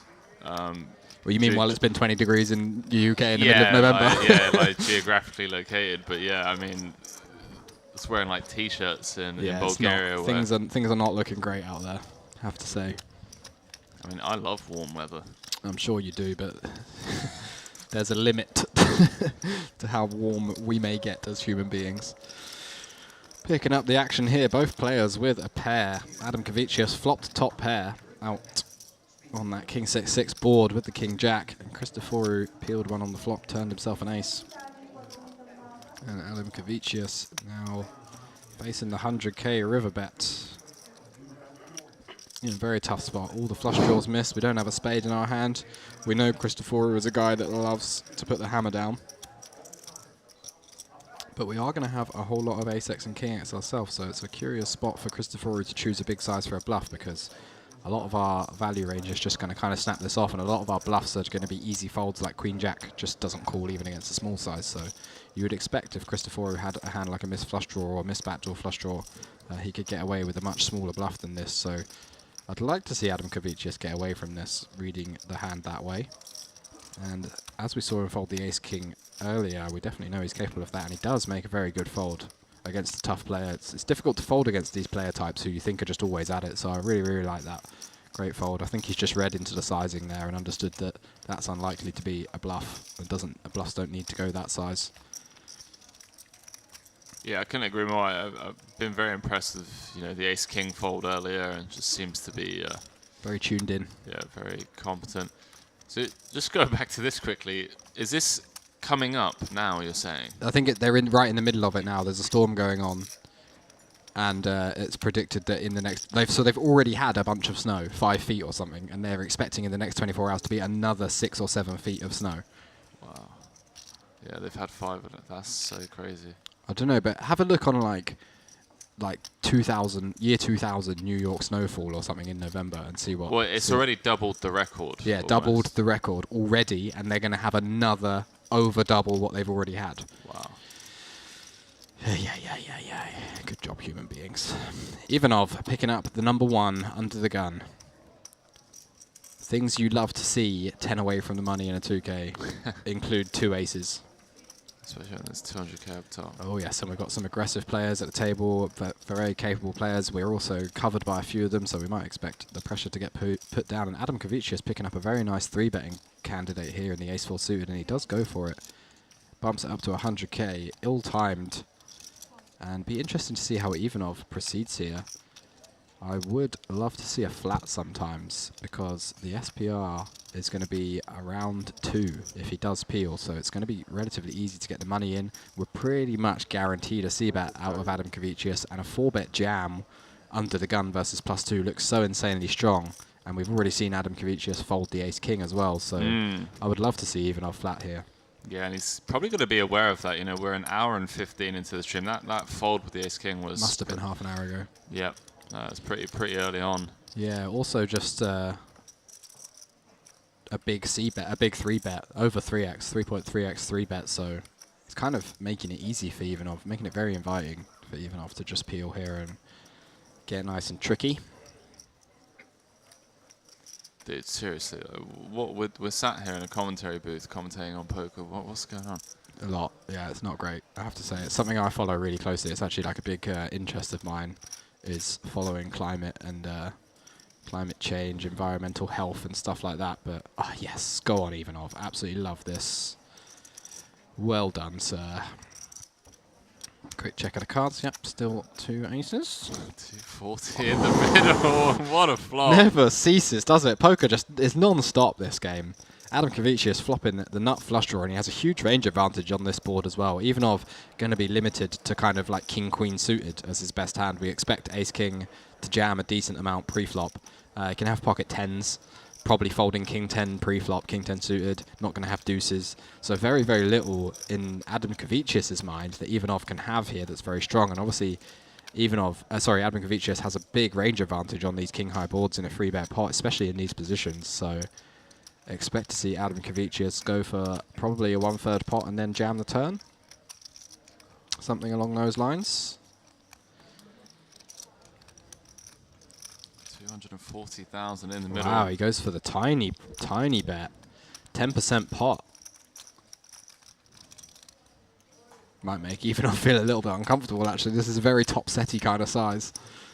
And obviously these positions, you expect it to be a mostly value range pre-flop, but there can also be queens in there, there can be jacks, there can be some ace-king, ace-queen of hearts, so obviously never going to ever be folding aces in this hand. Might even go for a check raise versus that size, but I think he's probably just going to check call. Yeah, nice, I like this. No reason to bloat the pot just yet. Well, one of the biggest pots of the day so far, at least post-flop wise. And Ivanov setting the trap, both pre-flop and on the flop, and now on the turn. Leo, nut flush draw, no pair, no straight draw. Do we try and get a free one here at this SPR, you think? No, I think he's still going to go for it, pushing his advantage in terms of ace-king and aces. Perceived big range advantage in this spot. I think he's just going to go for a 2 or 3 street game. Be interesting to see what he does on the river if he bricks, to be honest. But I think here we're going to see like a like 40% pot or something like that, a 125. Yeah, I mean that size would set up a very natural river SPR of around what, 0.5, 0.6. Yeah, exactly. Big pot, 11 off the money. 175 it goes for. Bit bigger, so around 60%. 180. And I think Ivanov just wants to call again, because if we're behind to a set, we're behind to a set. That's not going to change anything. We block ace-king pretty heavily, so it's unlikely Adam Kavicius has a hand that's worse that can call off. So we just want to really induce traps to continue bluffing. And if he does have a hand like ace-king or king-queen suited, we just let those continue to go for value. Not very many hands that Adam Kavicius plays this way that are going to like give up the river. I think we can eliminate queens and jacks now. No 10x anymore. He's really repping top of the range, ace-king and aces basically. Do kings even go this size on a turn? Not sure. Don't think so. Just let him hang himself Exactly, with hands like yeah. this. Ace queen, ace jack. Yeah, if he has some like queen jack suited or something like that he's decided to bluff, or just an ace 5 suited air ball. Obviously, Ivanov is going to realise though that half of the suited ace-x combos that Adam Kavicius has used as a bluff are going to have a flush draw. That's true. That's a very good point. Yeah, All in, does go for the shove. And that puts Adam Kavicius right in the bin. But he has no choice but to fold. Can't just call it off for your tournament life, 10 away from the money with a flush draw, unfortunately. Absolutely hating life after getting check jammed on the turn. 280 behind, would still have, what, 19 bigs or thereabouts? If he folds? If he folds, Yeah, he's going to fold. Maybe going to kick himself slightly for sizing up on the turn. I mean, I think he's played it fine. He shouldn't expect to get jammed on here very often at all, because you would think that, like, this is really one of the only hands that Ivanov's actually going to shove the turn with. He's not going to have sixes. He's not going to have deuces. He's not going to shove the turn with king queen. He's not going to probably not going to shove tens. He maybe has tens. That's like the only one. Yeah. No. I think aces and tens are the only hands that he jams. I think people often neglect to put aces in this range. You know, they just kind of assume that aces wants to get it in pre or 4-bet pre or whatever. So it slips a lot of people's minds, I think.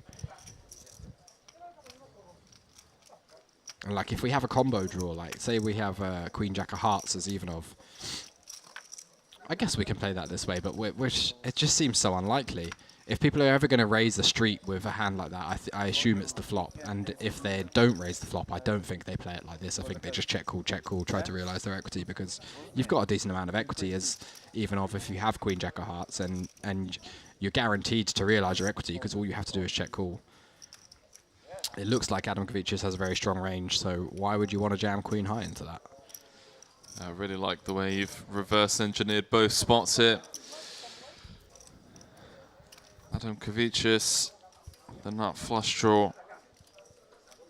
11 off the money. It's been check jammed on. Yeah, I'm surprised he's taking this long, to be honest, mate. I mean, he's like, I've seen him play a few hands. He's obviously a pretty strong reg, Very and competent, and he knows he has to fold. Yeah. Maybe he's just tanking now because he realizes he's going to have 18 bigs, so he's just trying to delay, get a bit closer to the bubble before he folds. Like, this is a prime spot to just tank down for 5 minutes and then fold. So I imagine there's a lot of that going on here. That makes a lot of sense, yeah. Because, I mean, even odds-wise, there's what, 500k in the middle? Definitely not getting the right price on a call. No. And then when you add in the ICM pressure. Yeah, never calling off here. I mean, he might just do the old, you know, flick it in. Someone just said, have you got Queen Jack? I think it was... 8-7, nice. 10-7. 3-bet me. Pocket threes. Oh, maybe they're speaking about a different hand. 10-7 and 3. Saturday today, isn't it? Bit of UFC on later. You a fan of the UFC? Massive fan of the UFC, yeah. It's been a bit of a shaky year. In a good way. Interesting, isn't it? Like, yeah, it's been a lot top 3 pound-for-pound fighters all knocked out in the past 3 months. Izzy's knockout was so brutal. Yeah, that first round had Pereira absolutely rocked on his feet, but... Yeah, that was brutal. But I loved his post-fight interview, man. He just loves it. He just absolutely loves it. Yeah. You don't see many people relish in defeat. No. Like, he is just so ready for the future. He's like, yeah, let's go. Yeah. Like, I love failure. That's how I grow. That's how I get better. Exactly. And he's just like, you see similar mindsets, don't you, across all at a high level in most things, like whether it's sports, poker, chess, whatever. You see there's just a distinction in mindsets between those at the top and those trying to get to the top, or those below the middle, you know? Yeah. There's a big distinction. I mean, we see it all the time in poker. I play poker with people. I see them play a hand. I see them absolutely lose their mind. You hear them physically ranting out loud at the table, body language all over the place, and you're just like, you're drawing dead, pal. Like, with this mindset, you cannot get anywhere. Yeah. And the elites in most areas all realise that and all have a very, very well-controlled mindset, and they are in control at all times, which is something that's very hard to do, and it's impressive. I have massive respect for anybody that's at the top of anything, You've seen 30 minutes anyway. because it's not an accident. You don't just get there by being good at something. Like, there's so much more to it, no matter what it is you're doing. Oh man, I'm not being funny. Like we live and work in an industry where there are so many talented poker players that you've never heard of. Exactly. You kind of take it for granted a bit, don't you, in poker? Or there are so many talented players that just failed because of their mindset. Like they never got the chance to reach the top because of said mindset. And it's the same in every sport and every facet of life. Adam Mavichkas asking if he could see the river, asking the dealer. And she said no, I assume. Yeah, she's like, no, mate, what is this? Like, Do you think is this it a is? private game? Yeah. It's a 2K warm-up, mate. We're in a casino. Nicely done there. Ivanov trading perhaps a little bit of value for just protection and equity denial there. He probably won't be too unhappy to see that he got ace-4 suited default, to be honest. I mean, there's still a reasonable amount of equity in that hand. So, nicely done.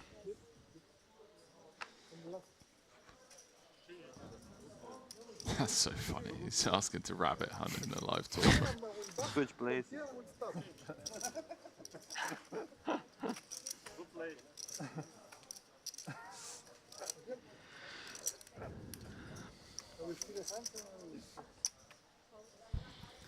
A big old pickup for Lyudmil Ivanov on the bubble. Now has everyone at the table covered, including this man, Christoforou, opening things up on the button into Shalaud and Ivanov. They both seem pretty competent. Yep, agreed. Ivanov picking up 10s in the big blind. Great spot to go for a squeeze, covering everybody. We know Christoforou is just pretty out of line in every spot, and this small blind peel is going to be pretty capped as well. We'd expect Shalaud to have a pretty linear free bet versus Christoforou, so we can eliminate a lot of strong hands from his range. This is mostly going to be capped at something like pocket 8s, maybe pocket 9s, in which case we're obviously in amazing shape. And then it's going to be just a lot of like broadways and suited connectors in there, so Ivanov should be loving this spot. Yeah, especially after just winning a hand and gets to kind of use this spot as an excuse to set the tone. Hey, I'm table captain on the bubble. You get out of here. Just so happens that he has a legit hand in before the Christoforou 4-bet blow up.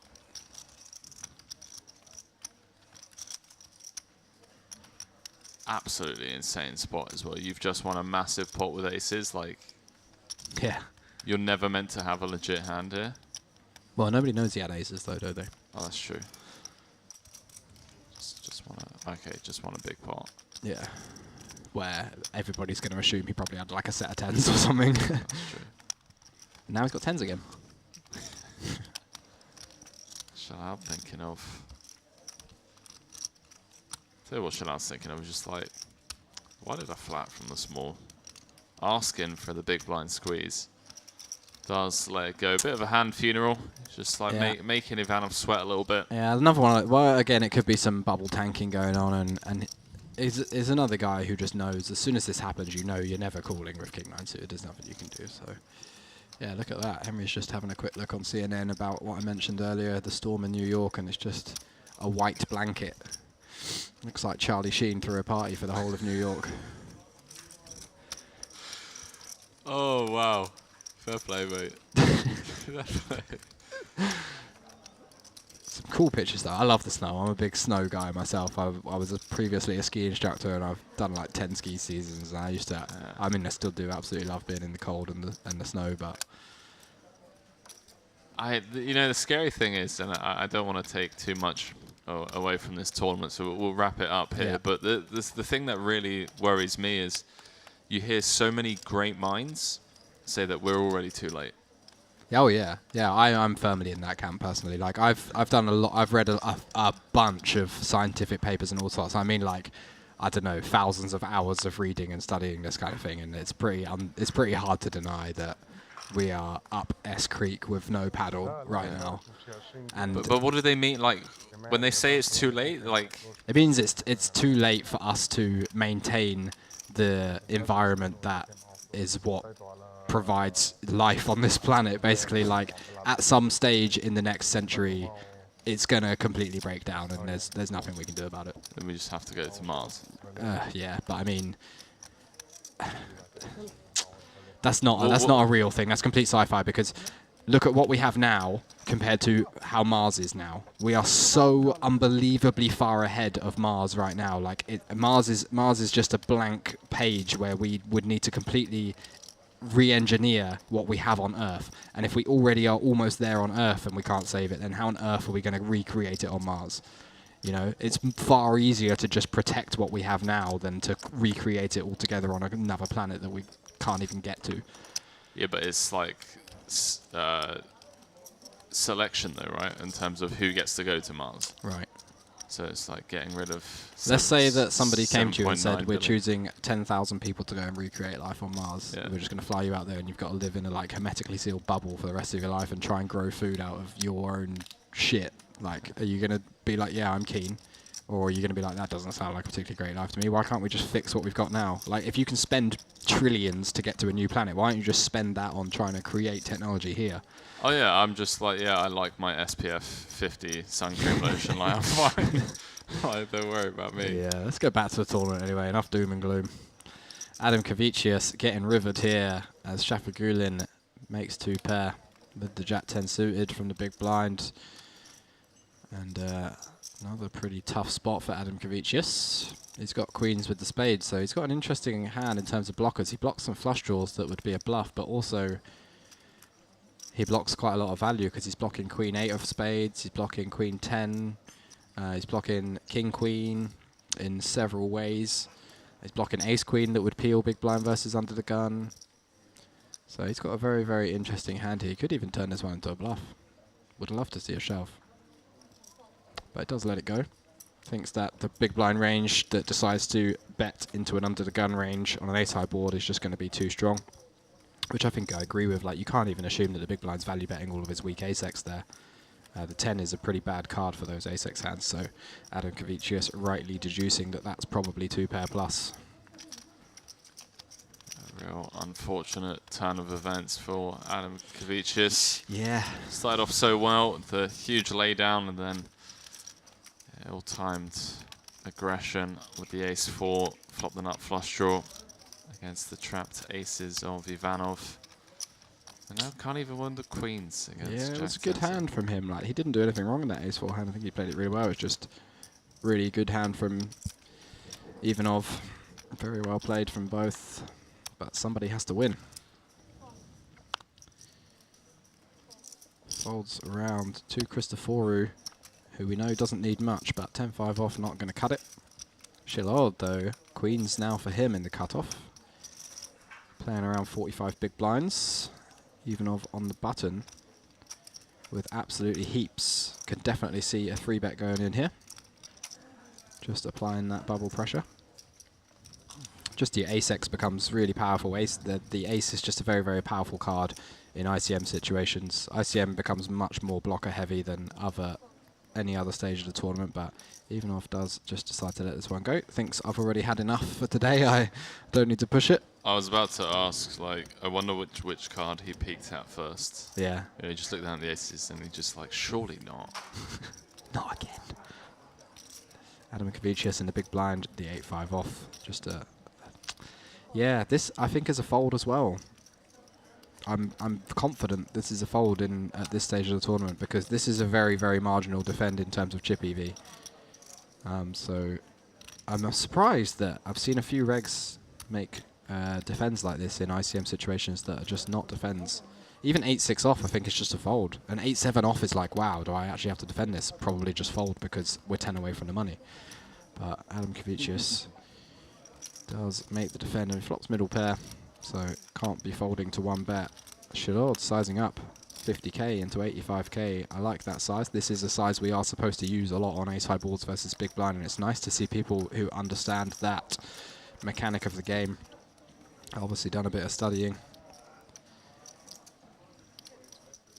Oh well, it said 50k, but now it says Adam Kavicius called 25k, so I'm a little bit confused. What happened? Must have been 25k. Nine-handed. Now 8. I think we're just a little bit behind on the graphics here. There has been a turn card, but we are not sure what it is. It was a 4, so Adam Kavicius picked up a gut shot. Turn goes check, check, and a deuce on the river completes the board.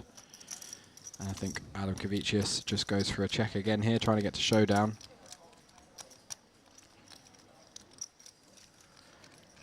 Shilord probably going to try and sneak some value in here, just trying to get called by a 6 or an 8. Looks like that's what Adam Kavicius has. The way this hand played, we can expect Adam Kavicius to block a decent amount of his ace-X on the river, just trying to kind of prevent himself from facing a big bet. And I mean, Shilord's not going to raise something like even ace-jack or ace-queen on the river for value, so he can get away with that block pretty liberally. So Shilord rightly deducing that this is much more likely to be an 8 or a 6. And all the draws have missed. We bet the flop and check the turn as well, so nice line from Shilord. Very, very apt piece of play here, getting the value on the river, going for value on the river. And I think the graphics are a little on the shady side. This hand. There is a board. There is a full board. The board is there is a 4 on a turn and a 2 on the river. Neither of them are a diamond. The flop size was a little bit wrong, and the pot says 230. Even though it said 160 before, so you would assume the bet is actually 70k, even though it says Shilord has bet 120k. So I can't confirm exactly what has happened, but it has gone bet call, check, check, check, bet. And now Adam Kavicius is in the tank with his 8.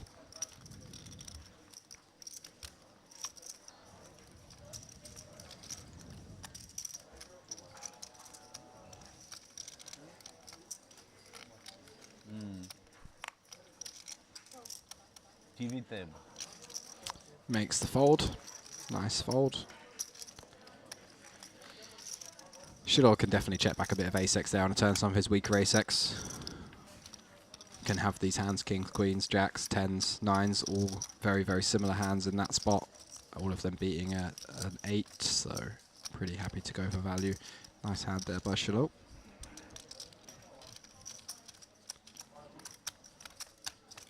Adam Kavicius now a little bit in the coffin, 10 away from the money, 11 away from the money. He's down to around 10 big blinds, so a bit of squeaky bum time.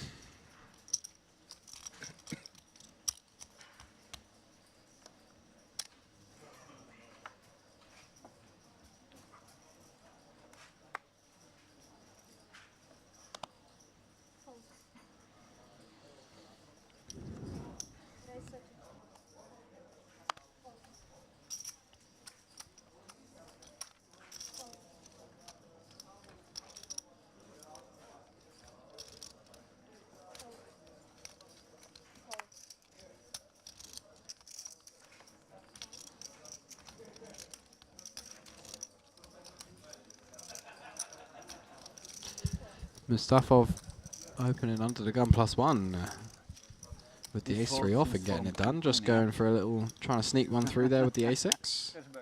Perhaps thinks his image will play into his favour there because he's been a little bit tighter at this table.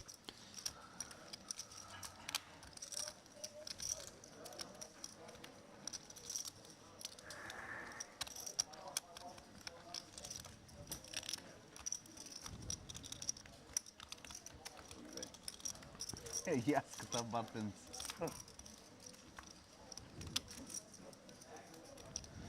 Belly măle? Ai, mă belly, n-au probleme.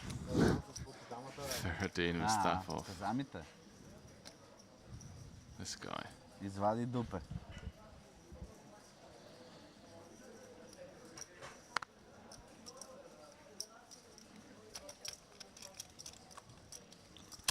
Mustafov picking up the jack 7 suited, but lets it go this time. Christoforu back into the action with the ace-4 off. That karma every time Bulgarian on the table. I never really know whether I should translate what he's saying because there's been like so many times where I've commentated on him and he's a character. There are a lot of characters in poker, aren't there? Always get some good personalities. Yeah, it doesn't feel fair to translate what he's saying when no one else has a personal translator. Yeah, fair enough. And Generalov now picking up another nice starter. Pocket tens.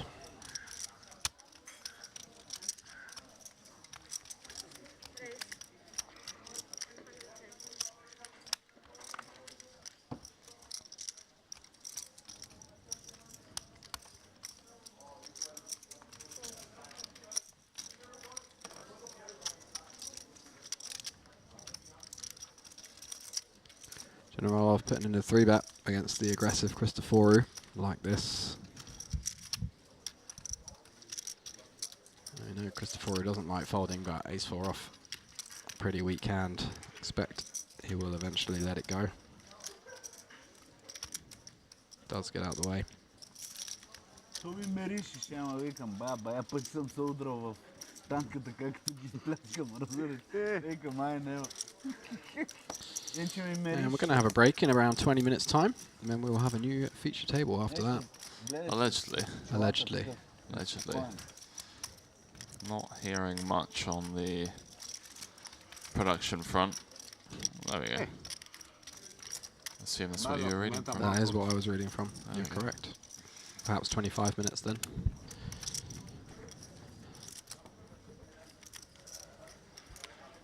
New player there. So different to UK poker. We think back to when we were just kids, grinding with Barbara and John, the nightly 35, and now we're in Cyprus. You know, people from Middle East, Eastern Europe, all over the world. Been a journey. Different characters. Pocket fives for Ivanov. Mate, my back is absolutely shot in this chair. Yeah, you should get one of these, it's pretty comfy. Yeah, I might have to. Adam Gavicius picking up the better pair in the hijack. Facing +2 though, it's absolutely not loving this spot whatsoever. He's going to figure he has minimal fold equity, but his hand just is going to force him to go with it, and he's got to hope nobody wakes up with a hand behind. Excuse me. And if it folds back to Ivanov, he's going to be forced to call the 9 big blinds. Yeah, spot that, I'm sure. He's not too thrilled about either. Definitely not, no, but there's just a lot of unpaired high card hands in this range, and the price is too good. And we've got chunks.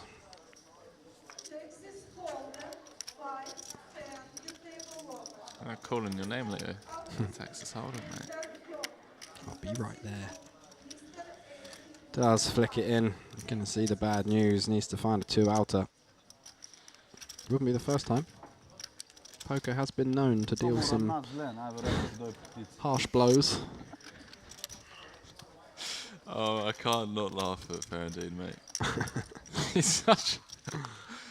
Whoa, this guy. It's just like, there's no point counting. He literally said there's no point counting out chips for the call. Like, you're probably going to drill a 5 on the flop. And it's just come... So brutal for Adam Kavicius.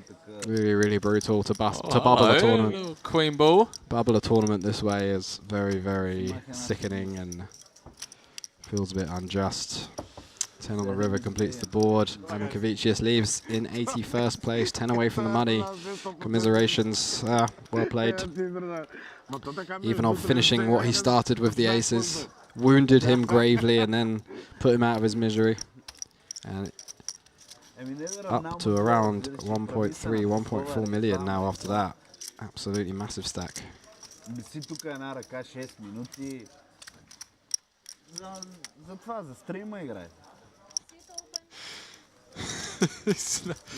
Wait, the guy's just busted. He's just like, yeah, well, that's karma. And the other guy goes, well, what's it karma for? It's like, for tanking for 6 minutes to get a TV table time on the stream.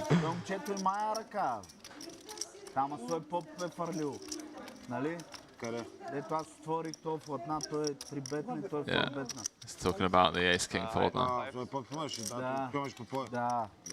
В смисъл имаше някакви ръце. Аз играх в ден едно с това, че той добре играеш. Просто му тръгна назад. По байра. Ace queen off for Shiloh under the gun. Around 50 big blinds. This inevitable recession that we're heading into, Leo, you're going to have to start going back to Bulgaria skiing, mate. Oh, I went to Bansko. I absolutely loved it. Won't be able to afford the French and Swiss Alps. I went to Canada this year. Yeah? Yeah. Whereabouts?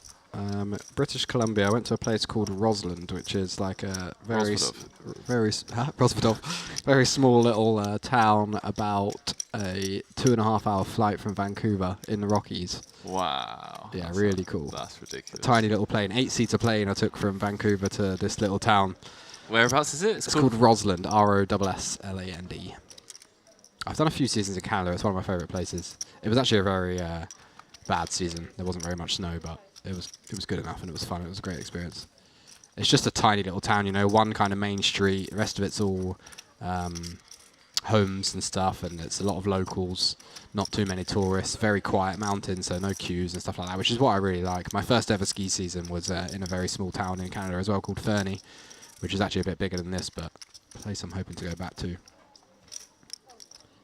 8-seater plane. Yeah. No, thank you. Yeah, it was sketchy. Do you know what was funny as well is, so we flew from Vancouver to the airport, which is called Trail, the little town called Trail, and on approach there was too much snow on the runway and they hadn't cleaned it up, so we flew all the way there and then we had to turn around and fly all the way back to Vancouver, and then the next day did it again. But when we were coming back into Vancouver that first time, there was no door on the cabin, so it's literally just this tiny little one-engined plane, 4 people, one seat, like one row of seats on each side, so just individual seats, 4 on each side. And we were like coming down to the runway, just like in Vancouver. Yeah, just like banking all over the place, and I could see the runway out of the front windscreen of the plane. And it was just like being on a banana boat, you know. And I don't love flying at the best of times, but Wow. yeah, it was an experience for sure. But yeah, Rodson's very cool. Made some really good friends out there as well.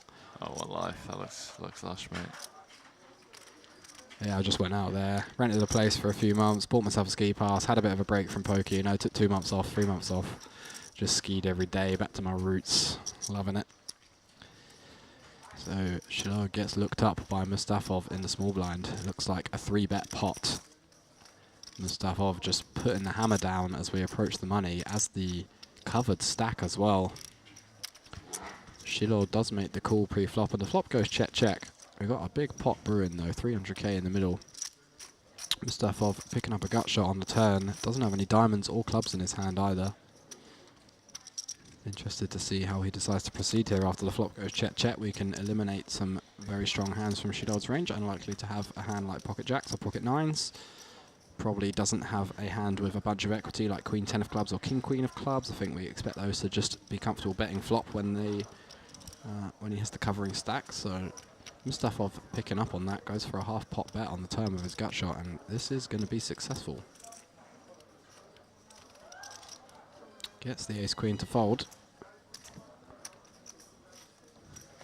He always looks like he's about to rob a bank, this one. Walks in. Yeah, nice little pick up there from Faradine. See, that's another sign of, at least for me, from what I've seen in recent years, of a good reg is, and maybe you can play devil's advocate here, is still taking the spots even if you're covered. Yeah, because it makes it look like a much stronger hand. I think most people generally just assume that if you're covered, and you're putting your money in, then you're just doing it for value only. Yeah. So yeah, I do like that spot a lot. Ace-3 off, not necessarily the hand I would be choosing, but you're not always in this spot, you know. So you can't. If you think you're going to play very exploitably, you can't necessarily just always wait for hands that are perfectly in range. Like if you're going to be overdoing it, it doesn't matter too much what you're using. The ace is much more important than whether it's suited or what your side card is. He's just playing that ace blocker. Mm. Yeah, no, I couldn't agree more. But yeah, definitely on the wider side. But also, like, you know, the worse your ace is, the more good hands you can get to fold. Especially when you assume under the gun's opening range is obviously going to be a bunch of ace-x. Then having ace-3, if anything, is better than having a hand like ace-8 suited, because you can just get more of the better of dominated and ace-x to fold pre-flop. Well, Generalov, who has had quite the start to the day here. Yes. The Jack 10 of diamonds in the hijack. Halabi 1 seat over with the pocket jacks. See what size he comes with. He is covered. So relatively small 3-bet, 87k. Making it difficult for the dealer. Wow, Christopher hasn't played a hand in a while. King, Queen of Spades as he looks up to the clock. 8 off the money. Christopher, not much of a folder. I was about to say I literally just expect we'll see a cold 4-bet here, because he's just the type of guy that would never fold this hand. And it is going to put Halabi in a world of pain. Blocks ace-king, blocks kings and queens, so it's a nice hand selection. He's got some equity as well. Can get ace-queen to fold. So pretty good. Pretty solid hand choice here. Now, interesting to see how Halabi decides to continue. What an incredible feature table we've had so far today. Yeah. Some really world-class poker being played. Some disciplined folds. So the ace-king fold pre-flop. The very well-played aces hand of Ivanov, and now Christoforou cutting out the cold 4 from the small. Yeah. And it just depends on what Halabi's view of Christopher is. Obviously, we don't know how much they've played together in the past or what Halabi's seen of the stream over the past couple of days. So, be curious. If there's ever a player we want to just jam against, it's definitely Christopher. So, and these positions as well, you know, hijack, cut off, small blind. It's at least a little suspicious. It's not one where you're like, oh, okay, this is just going to be value because I've opened under the gun. I've been 3-bet +1, and then the big blind's called 4-bet. Like, there can definitely be some bluffs in here.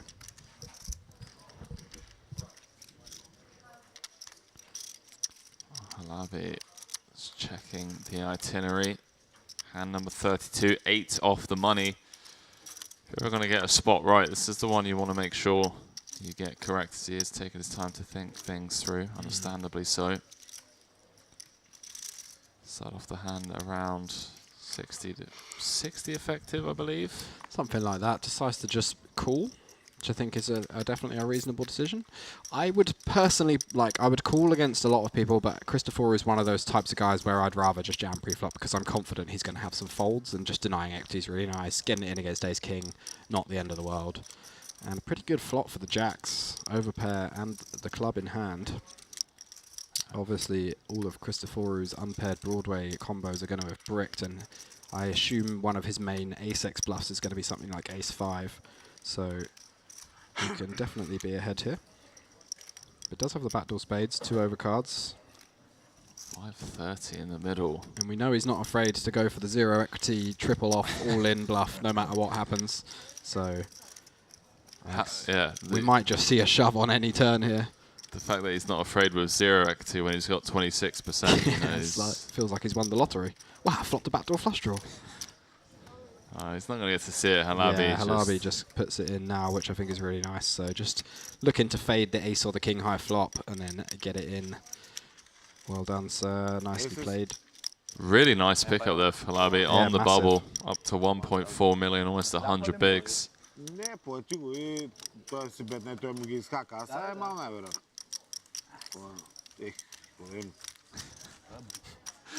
It's not fair that I speak their language, right? I'm telling you.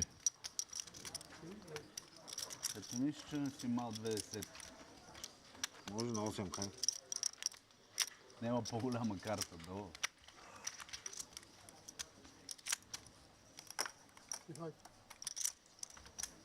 Interesting, isn't it, that poker, for a while, I feel like there was a time where poker was just perceived as being full of young wizards, and it was all 25-year-olds and 20-year-old dudes that were just in there running it. But when you actually get to these stops and you watch a bunch of them, it's mostly like 30, 40, 50-year-old blokes.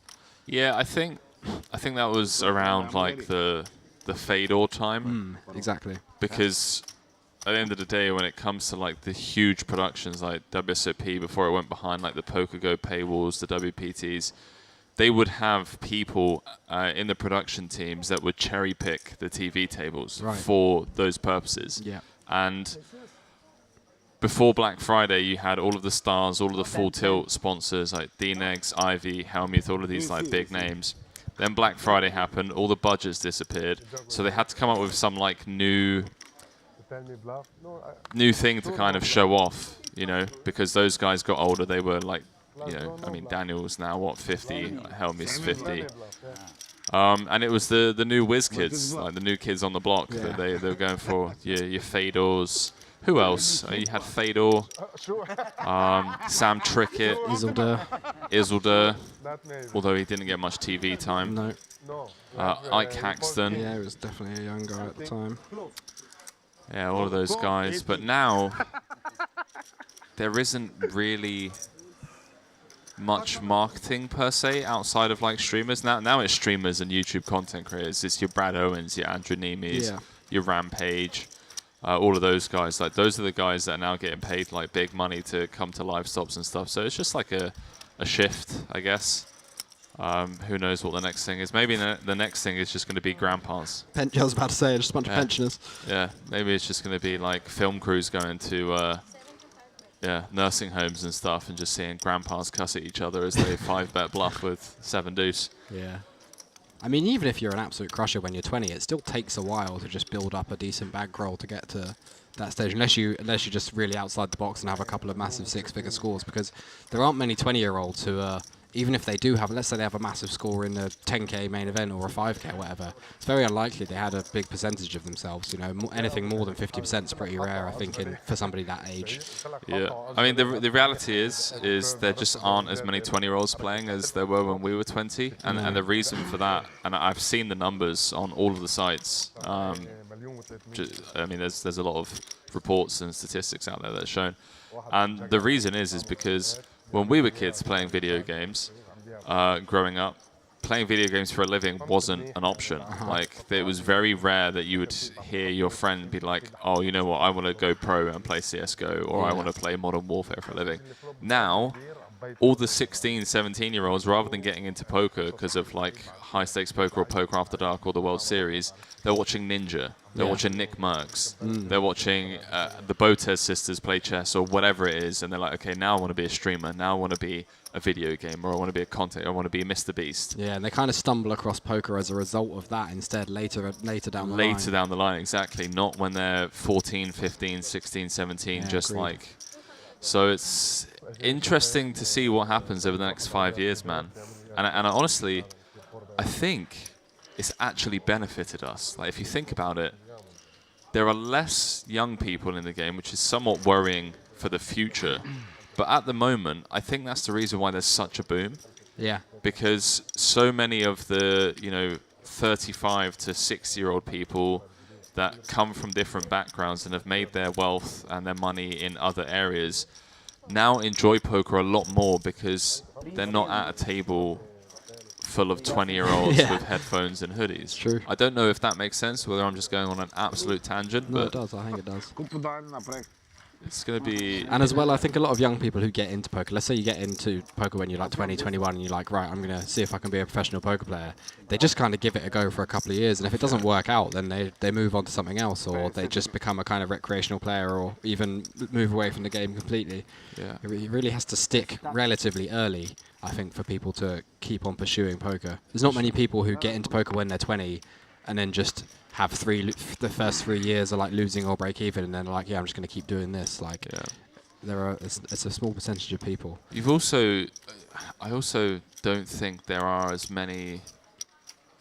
I'm going to say something pretty controversial. I don't think there are as many inspirations in the game as there were when we were coming up. I agree. Like... big figureheads like Daniel Negreanu and Phil. Yeah, Hellmuth like when I was 20, just starting out, there was your Jason Coons, your Phil Galfons, your Ike Haxtons, like all of these guys that everybody knew. Everybody knew. They were talking about, the hard work that they put in away from the table, the mental part of the game, this, that, and the other.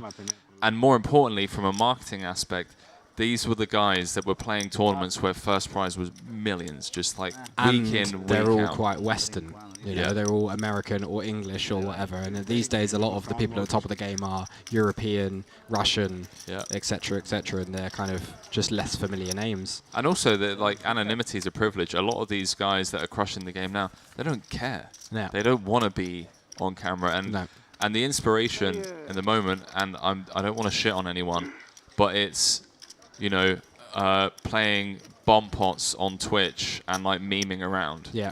Like, compared to when we were growing up, we $1 million had cash games televised late at night on ESPN and all that kind of stuff. Exactly. So it's shifted, man. It's definitely a different production value these days. It's a lot more like, it's a lot more about who's good these days, whereas before it was about entertainment.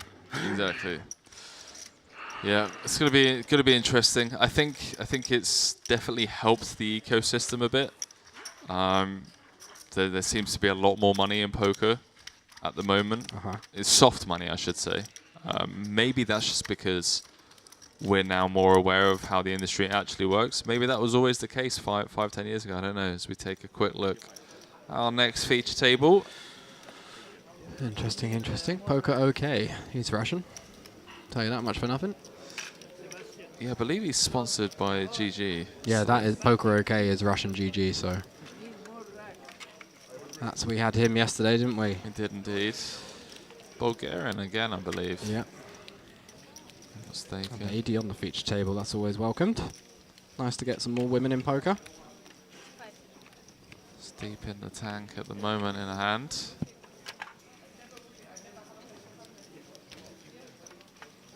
Oh my god, I've played so much PLO with this guy. Yeah. Jesus. Absolutely loves the game. I was about to say, it looks like he's just one of those guys. Loves the game, mate. Always bending up cards and throwing his cards in the air. It's brilliant. Nice. Love this guy.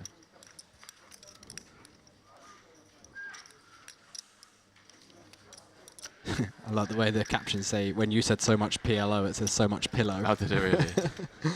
So we are 4 away from the money now, approaching the hard bubble. And we see a 3-way pot unfolding here. An interesting board as well. Ace, 9, 4, 2 hearts. Christoforu, who doesn't mind putting chips in the pot, has flopped top pair after peeling Generalov's open. But Generalov has a dominating top pair and a nut flush draw to go with it. And you see how much of an equity advantage that gives him. Daikev drawing dead with the Queen 8. He's not going to have any interest in putting chips in. It looks like flop went check, check, check as well, which is interesting from Christoforu.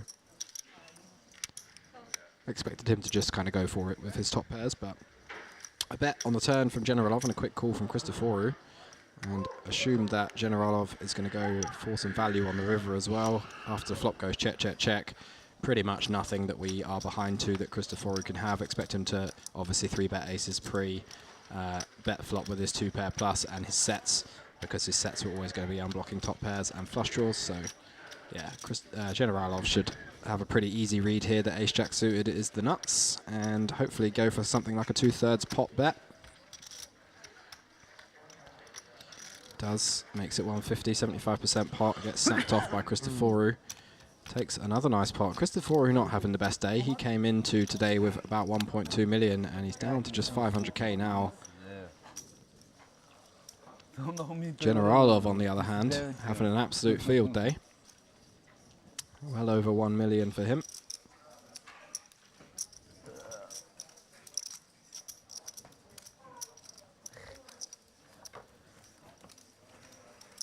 Just 4 players to go until we're in the money.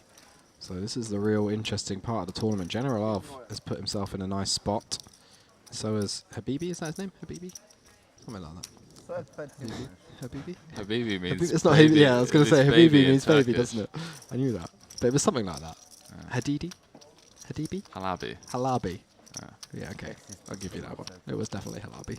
Halabi as well worked himself up a nice stack here, so yeah, interesting to see who starts putting the hammer down over these next few hands. Halabi. Is that what you said? I said Halabi. Yeah. Nice one. Well done. Halabi playing 1.4 million. Sorry, Habibi. Makes it 40k. We got an American on the next table. Yeah, I saw that. He's got a bowl though. Michael, Andrew, like maybe get a bit of table talk.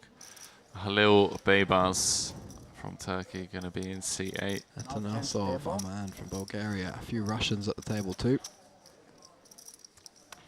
Local Cypriot in C1. Luciana, a lady that we saw playing a very healthy stack. Very big.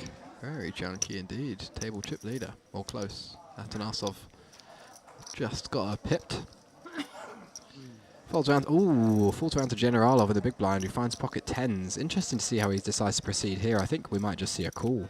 He's not going to want a 3-bet playing around like 80, 90 big blinds, and then face a 4-bet would be a bit of a disaster. So yeah, does elect to just call, protects his defending range. Nice to have some strong hands in there. 10-9-4. Behave. King, Queen, 5. Bit of an action killer. Expect though Halabi might win this one. Very range betty kind of board, so he may just elect to go for a third with his pocket 9s and then try to get to showdown after that. But we have seen him check back a couple of spots where I would have traditionally gone for a c-bet, so we may see him just check this one back.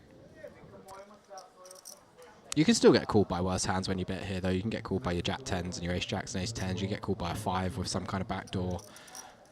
So yeah, I like this bet. And then Generalov just going to fold. Yeah. Wow, he shows the 10s, the old break fold. Show him. Going on break. Show him. Whatever. Shows him 1-9. Wow, love that. What's the other one? Love that. Love that, the old 1-card show. So that is it, chat. Oh, I say that is it. It's not it.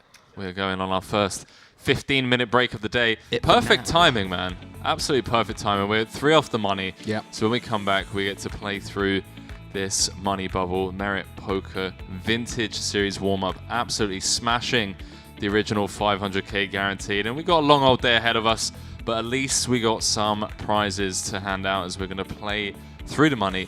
I'm probably going to get down to the final 3 tables or thereabout today. Myself and Leo will be back in 15 minutes. Don't go too far, as the bubble is about to burst here, the Merit Crystal Cove.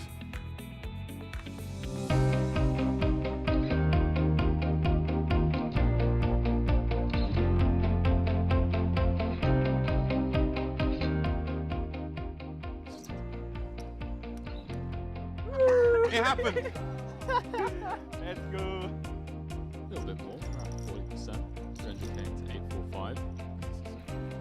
It showed the boots. Even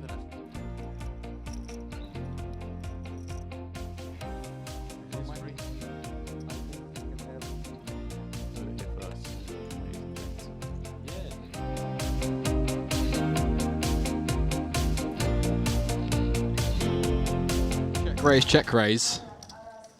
Wow. Ill-timed aggression here, but It's such a strong line. Like, if you're not sat there with trips, you just, like, what do you do? it's a weird one because you got to think, what is Generalov bet calling the flop with and then betting again once checked to? His range is extremely strong. You're only really trying to get like a draw to fold here, something like Jack 10 or King Jack that's turning itself into a bluff after calling the flop, because he's not going to be betting a queen for value on the turn, and he doesn't have very much ace-x that bet calls the flop apart from ace queen or ace 9 and obviously 9x. He can have maybe like kings and jacks, but those don't bet the turn. So Christopher is attacking a very, very narrow range here. He's basically like trying to get Jack 10 to fold. So He has River the gut shot. yeah, see if he can get there. Ocean dealer? Ocean? Yeah, Wow, I he's mean, it's going to be reaching. all in. What can you do? Generalov just has to snap this off. Wow. Just exerting max pressure. 20 off the money. It's faded the snap call, but... Yeah, I mean, when you think about your range in this spot as Generalov, you just have a 9 here so infrequently that you have to call when you do have one. I mean, personally, against this player type, if I'd have seen and the Christopher had played and I was Generalov, I would have been like, on the river, you're just like, I'm in. What you got? You got a bad hand? Okay, so be it. Yeah, exactly. Just one of those spots. Yeah. Yeah. The old one chip flick in. Yeah, we'll never see a fold here. There's just so little for him to have.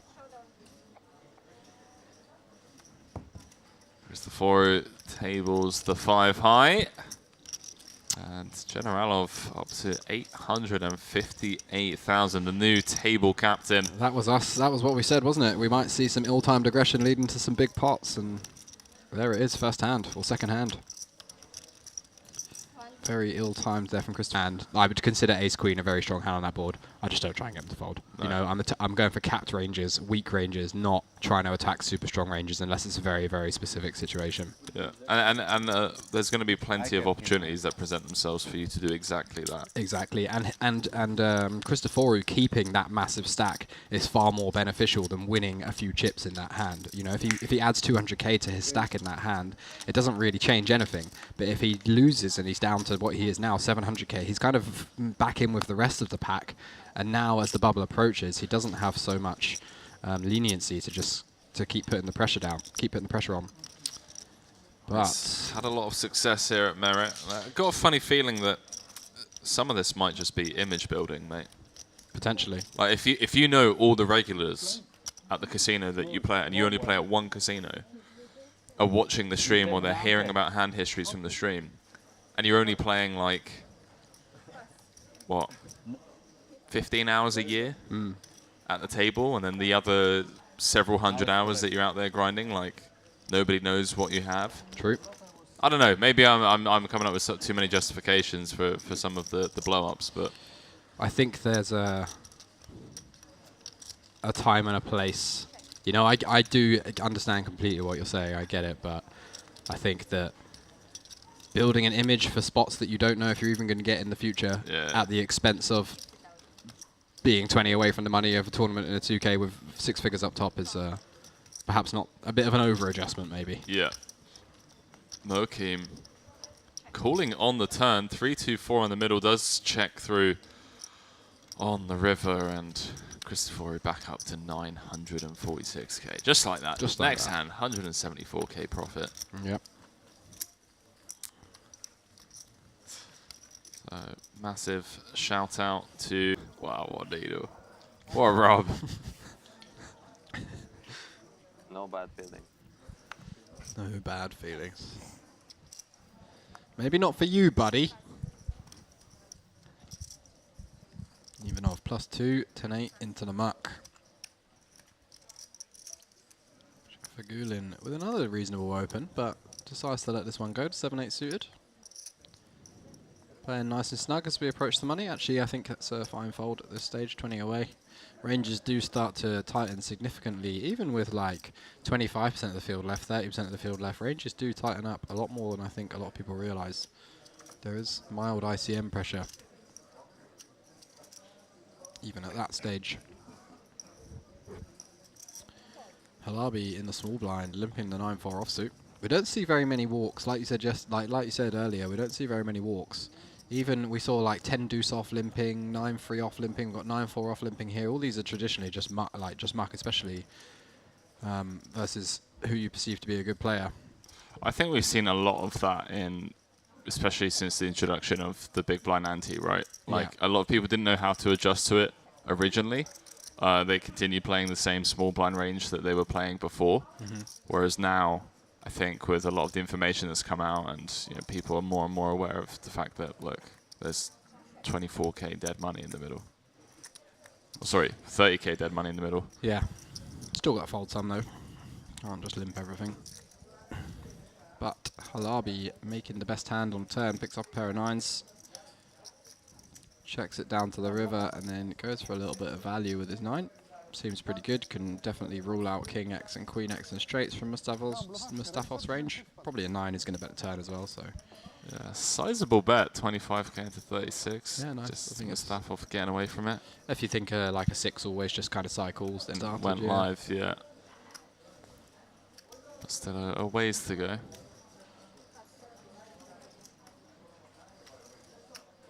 Well, I really want to, like, one of the things that I really admire about elite regs is they often start setting up the rest of the tournament for themselves, like the foundations, if you will, around the bubble, if that makes sense. Like, obviously,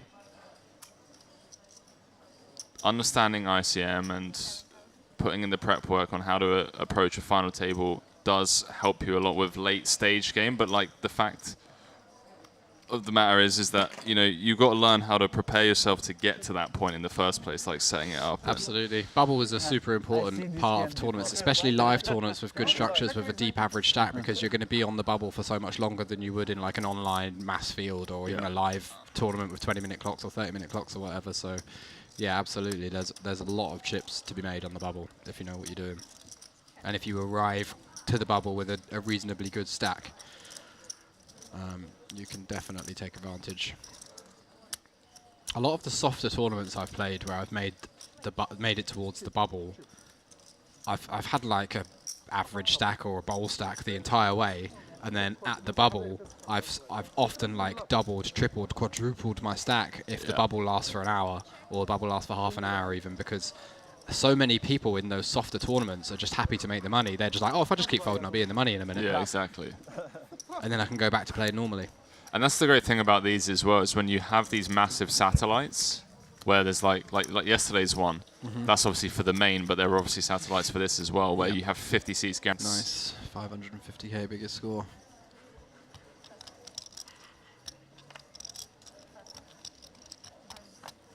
So he came second in that Triton high roller.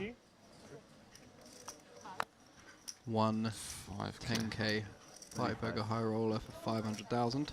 Second here in the 5k Top Guns main. Yeah, so he's got 7 six-figure scores, which is pretty decent in its own right. I came fourth in that high roller that I was mentioning for A bunch 124k. of very solid upper 5-figure scores there as well. That's pretty brutal though. Like out of all of his 6-figure scores, like second, Yeah, and a third, one win. needs to work on his heads up. Although it does look like he won one of the biggest ones that he's... Who did he beat heads up in that high roller?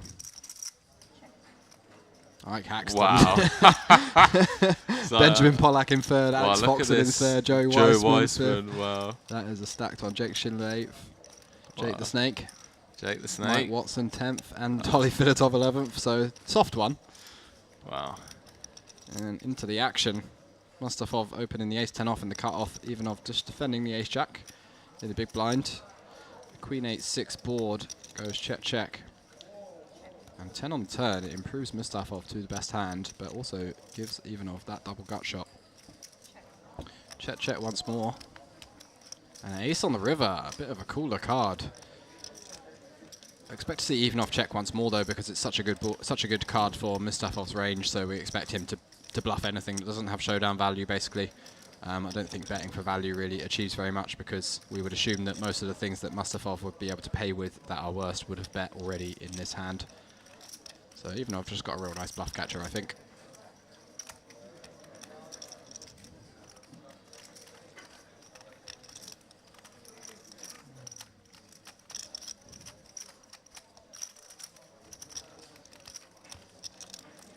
Some Bulgarian violence about to incur. Perhaps he thinks that it's worth just trying to charge those kind of weaker ace-X that have checked down to showdown, or perhaps some hand like pocket 5s or pocket 7s. But yeah, I think if we check, Mustafov's still going to go for value with a hand like ace-5 anyway, so I'd definitely prefer a check on the river. Mustafov with the 2 pair. Interesting to see what he decides to do. Relatively big bet. Yeah, around 42 to 68. 60%. This kind of reminds me of the spot that you mentioned yesterday, although I feel like slightly different. These ranges can't The ace-5 one. Yeah, Yeah. can't be big blind. He does find the raise. Like it, like it. All of a sudden, Ivanov, Jack of Hearts in hand. Top pair, second kicker. With a swap on the bubble. Soft bubble. Tough spot. Against someone like Mustafov, it's going to be capable of finding bluffs here. You just got to think to yourself of what hands are actually going to play this way as a bluff. Like what wants to just check multiple streets and then suddenly decide to bluff on an ace river. I think King 10 is the only hand that comes to mind, but Yeah. even is that even bluffing river? I don't think so. Or is it just like goes into check call mode? Maybe Jack. King but 9? I think that probably would have bet by now. King 9 potentially, Probably but I bets think 10. that bets.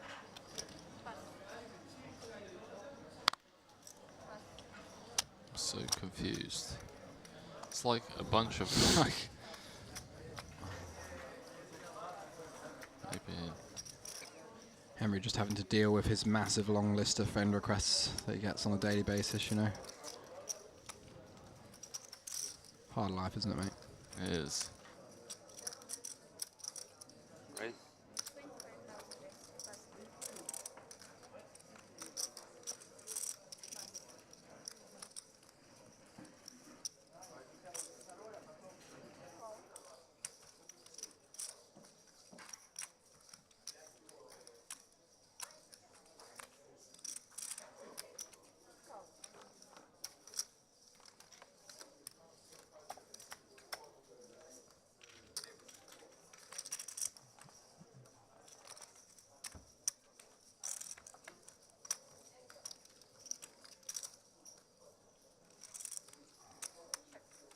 Extreme.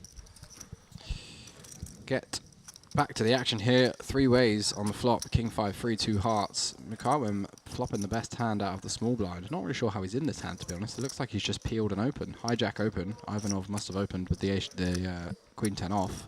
And Mukawem just deciding to call out the small blind with the King 9 off. 13 away from the money. Go on, Macau. Like 18 bigs. He wants to win the tournament. Bit of a no-no, that one, but he has flopped the best of it. He doesn't want to min cash, Leo. He's here for the win, mate. That is true. He is here for the win. And both these guys just draw into a backdoor straight draw at this stage. Mukawem with the lion's share of the equity there, 96%. It's not a bad spot, 3 ways. Not a bad spot.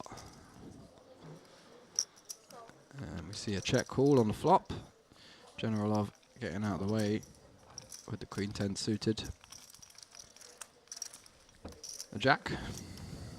A queen. That will slow things down. Ivanov picks up a decent bit of showdown value now. He moves into the lead against any draws or pocket pairs that Mukawem might have. So expect to see either a check or a small bet to check back the river. Yeah, I was about to say, may even go small here, like you said. Just trying to squeeze out a little bit more value from like the 10-9 suited, Jack 10 suited type stuff. And he doesn't have any hearts in his hand, so that's a plus for going for a bet. But he does decide to just check it back. Decides Mukawem's range is going to be pretty strong. Oh, And wow. what a run out when the big blind's folded the Queen 10. How? How do you do it, man? 96% we had on the flop. Mukawem now, rightly just trying to squeeze out a little bit of value with his King 9. Although I think this actually might be a little bit on the thin side, to be honest. And Ivanov just hits him with the call. Oh, my word. Well, that is a pretty sour beat for Mukawem, but at the same time, we should have just not been in the hand. So there is that. Mukawem pays the price down to just 10 big blinds now, and he's got himself in a world of hurt.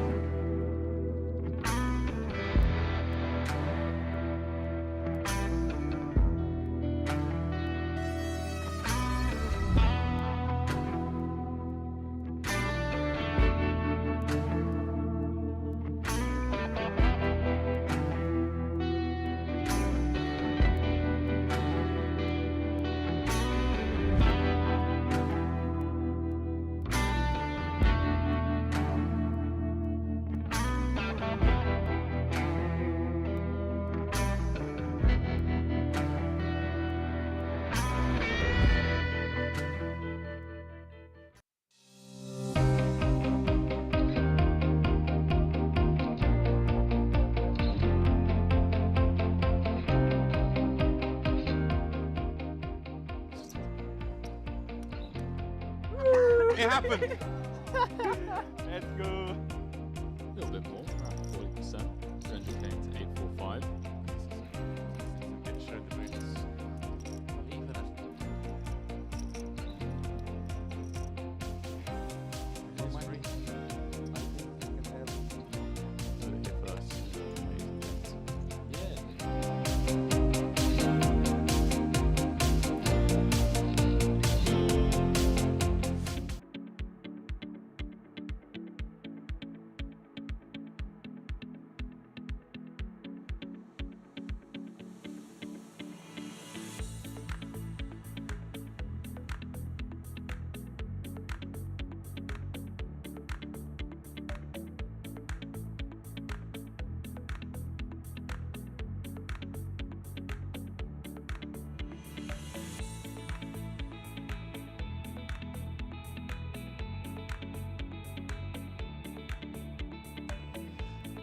It's bubble time here in Cyprus, live from the Merit Crystal Cove Hotel.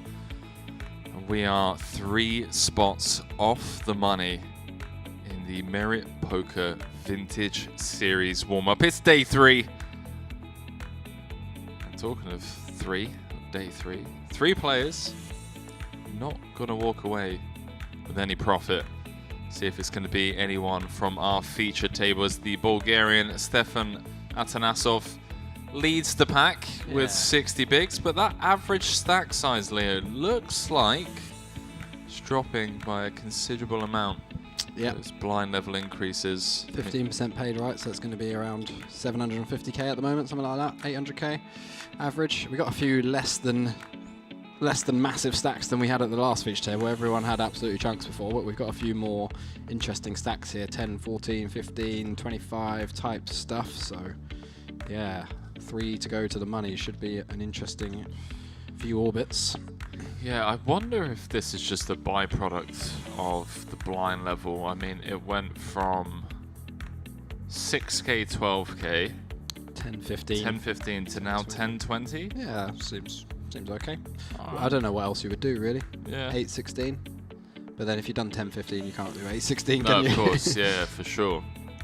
I saw, well, maybe it was that high roller I was playing. It went 1k 25, 15 25. Oh yeah, yes, yes. So that you quite can a you bit. can do a bit. Like this could go 15 20 perhaps afterwards. It's just so random. It probably won't. It'll probably No. be 15 30, but that's quite. It starts to be like quite aggressive jumps. Yeah. Well, hour-long clock, still plenty of play, but we are 3 off the money, so expecting the pace of play to slow down considerably. They may even introduce hand for hand straight off the bat, just to What is the delay between the live? 30 minutes. 30 minutes? just to stop people from tanking. You Yeah, online. 30 minutes? Yeah. You told your family to watch it? No. Why not? I remember on our funny table you want to take a picture. Yes, yes. Tell them to watch. I don't know what's the site. Merit Poker Facebook. Merit Or Poker. YouTube. YouTube also? Yeah. Love this. YouTube was Poker News. Adverts for the stream on the YouTube stream. is Merit Poker also. Ah, okay. Adverts for the stream, but just, we got Grandpa in seat 4, the family, back home. Apparently he's made final tables here before as well, and he wanted to take pictures. Moad, love to see it. You need to put it It's on the Facebook, darling. Yeah, When you are in hand it's on Facebook. separated.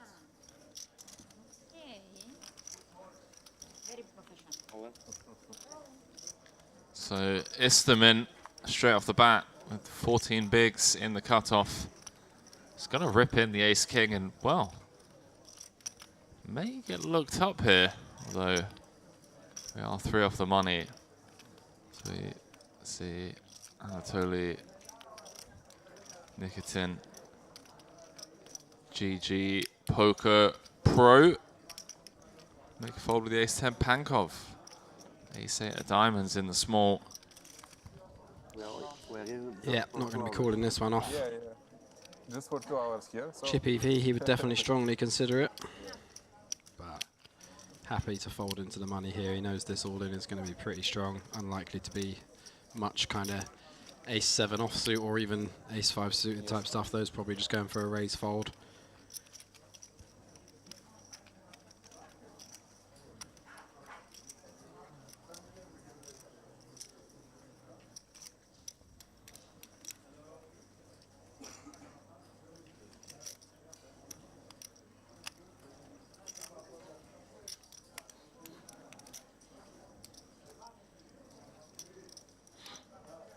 Just thinking about it, if Istamina's jamming hands like King Jack, Jack 10, Queen 10, those suited Broadway type hands, is he ever jamming hands like Ace Deuce through Ace 7? Just let it go. Vitaly, can you like give me a sign when you just like stolen? Говори по-русски, я не понимаю. Можешь мне давать знак какой-то, если ты... Я же тебя стукнул под столом. Я туз 10 порыл, ты представляешь, какая? Вот такая была. Мог бы и заколить. That's hilarious. You know, if that was like a friend of mine, I would 100% tell him that I'm stalling when I've just got like kings. Yeah. And they'd be like, no, I'm joking, mate, cool. Yeah. And then you get free outed. Самая сильная из неготовых. Дама валет червей. Да, и моя.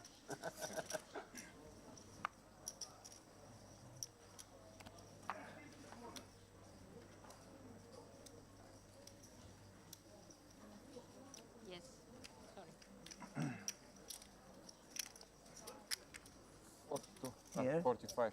No, cards. Yeah, just. Yeah, okay. This, Let me move my chips.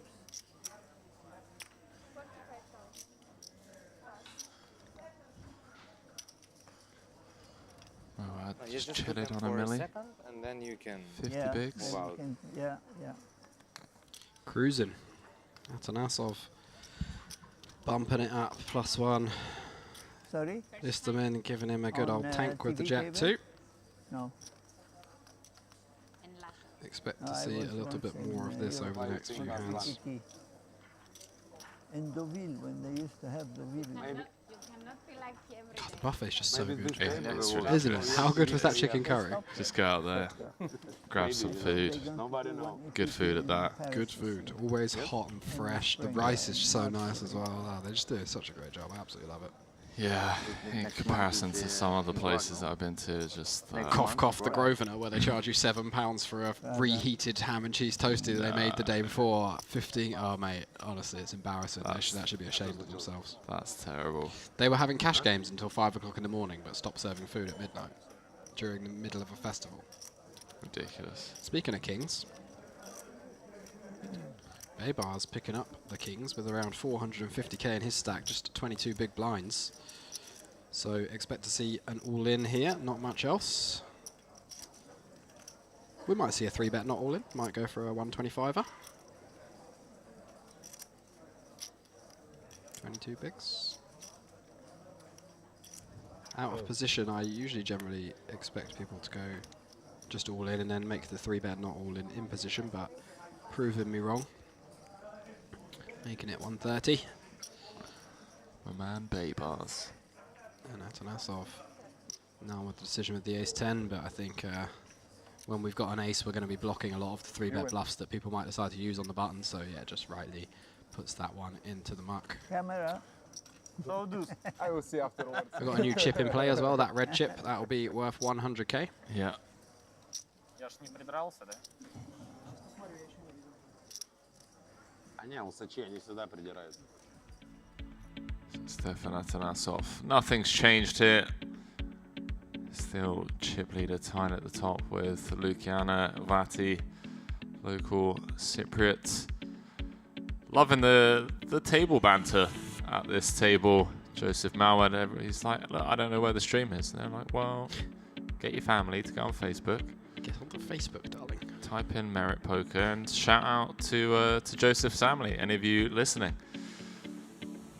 So you watch him ease his way into the money, one would assume, unless there's some absolute car crash of a hand. GG Poker, is he like an ambassador or is he just like a...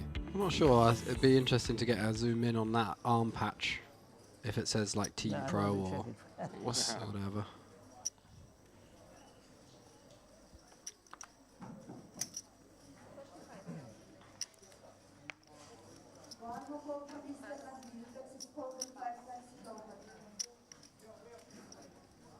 It says, oh, it's got his name on the patch. GG Poker, so I guess he's part of Team Pro.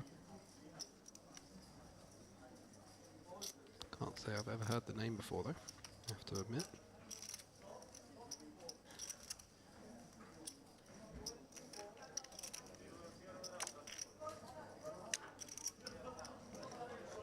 Yeah, not sure.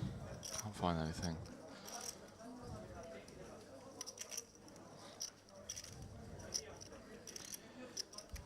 Atanasov opening up again under the gun, Kington suited.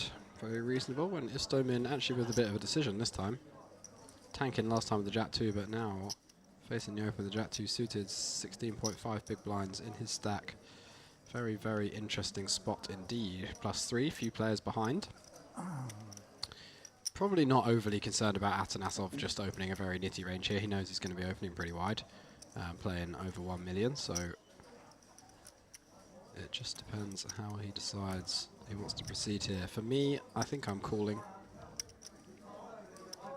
We'll be in position. We're unlikely to get overcalled a lot. Any squeeze behind is going to be pretty strong. We don't want to just put our stack in now on the stone bubble with ace-jack and risk being called by everything better and getting everything worse to fold. So I like this decision. That's really eye-opening. Wouldn't have assumed that we play many flats off of 16.5. We won't play many, but there are some we're just kind of forced, you know, like 10s, 9s, ace-jack suited, ace-queen off. We just kind of, we can't fold them, so we just kind of have to be in there. And if we get shoved behind, we have a relatively easy fold. So what with 10s, 9s, and yeah, even on the bubble, you just have to assume that everybody's playing relatively face up, unless it's like a very aggressive reg with tons of chips. But even then, ace-jack suited, it's just like whatever. Cashing is far more valuable than defending your 2 big blinds. And queens for Vati in the big blind, as we said. So yeah, Istomin just going to have to let this one go. There's no way she hadn't already looked at her cards. That was a quick, oh yeah, still got queens. Like, it's such a live tell, in my opinion. Like, especially if you're like in the big blind and like 8 people have acted, you expect me to believe that you haven't looked at your cards and all of a sudden you're cutting out a 3-bet. No.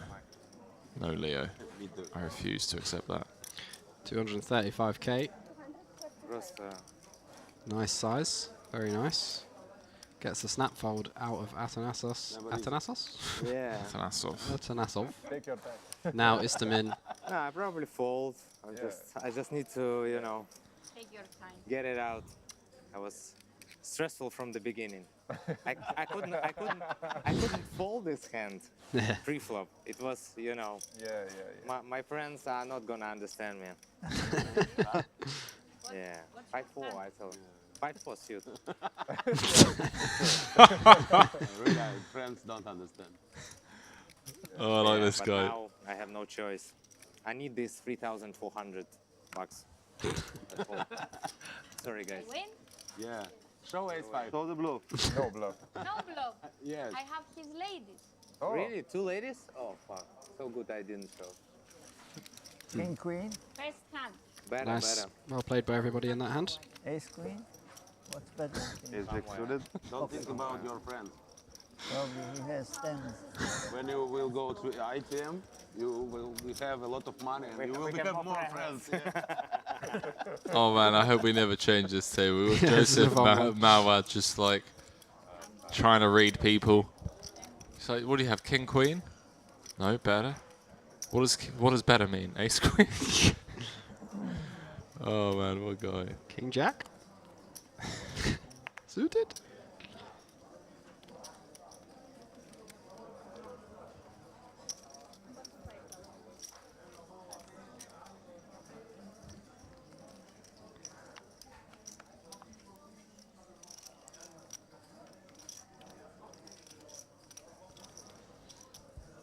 Lamani opening up the 6-5 suited under the gun, playing a healthy stack over 50 big blinds.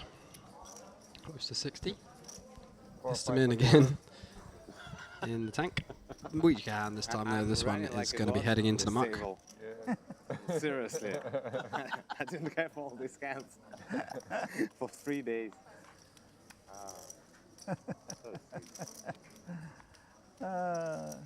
You wish you had this Classic when bubble you're where in you've the just been money. card dead the entire time and then you start getting loads of mediocre to good hands on the bubble that you just have to fold anyway. 5 seconds. It really is classic poker.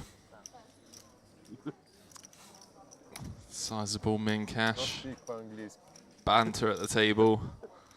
Banter. Playing a 2K with over 100 buy-ins up top. 9 packages to Montenegro as well. Special for TV зрителей, как их было. TV viewers. YouTube viewers. Twitch viewers. No Twitch.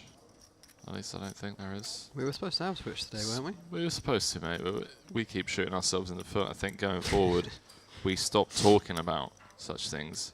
Okay, we under-promise and over-deliver rather than over-promise and under-deliver. Yeah. Sorry? 1 million?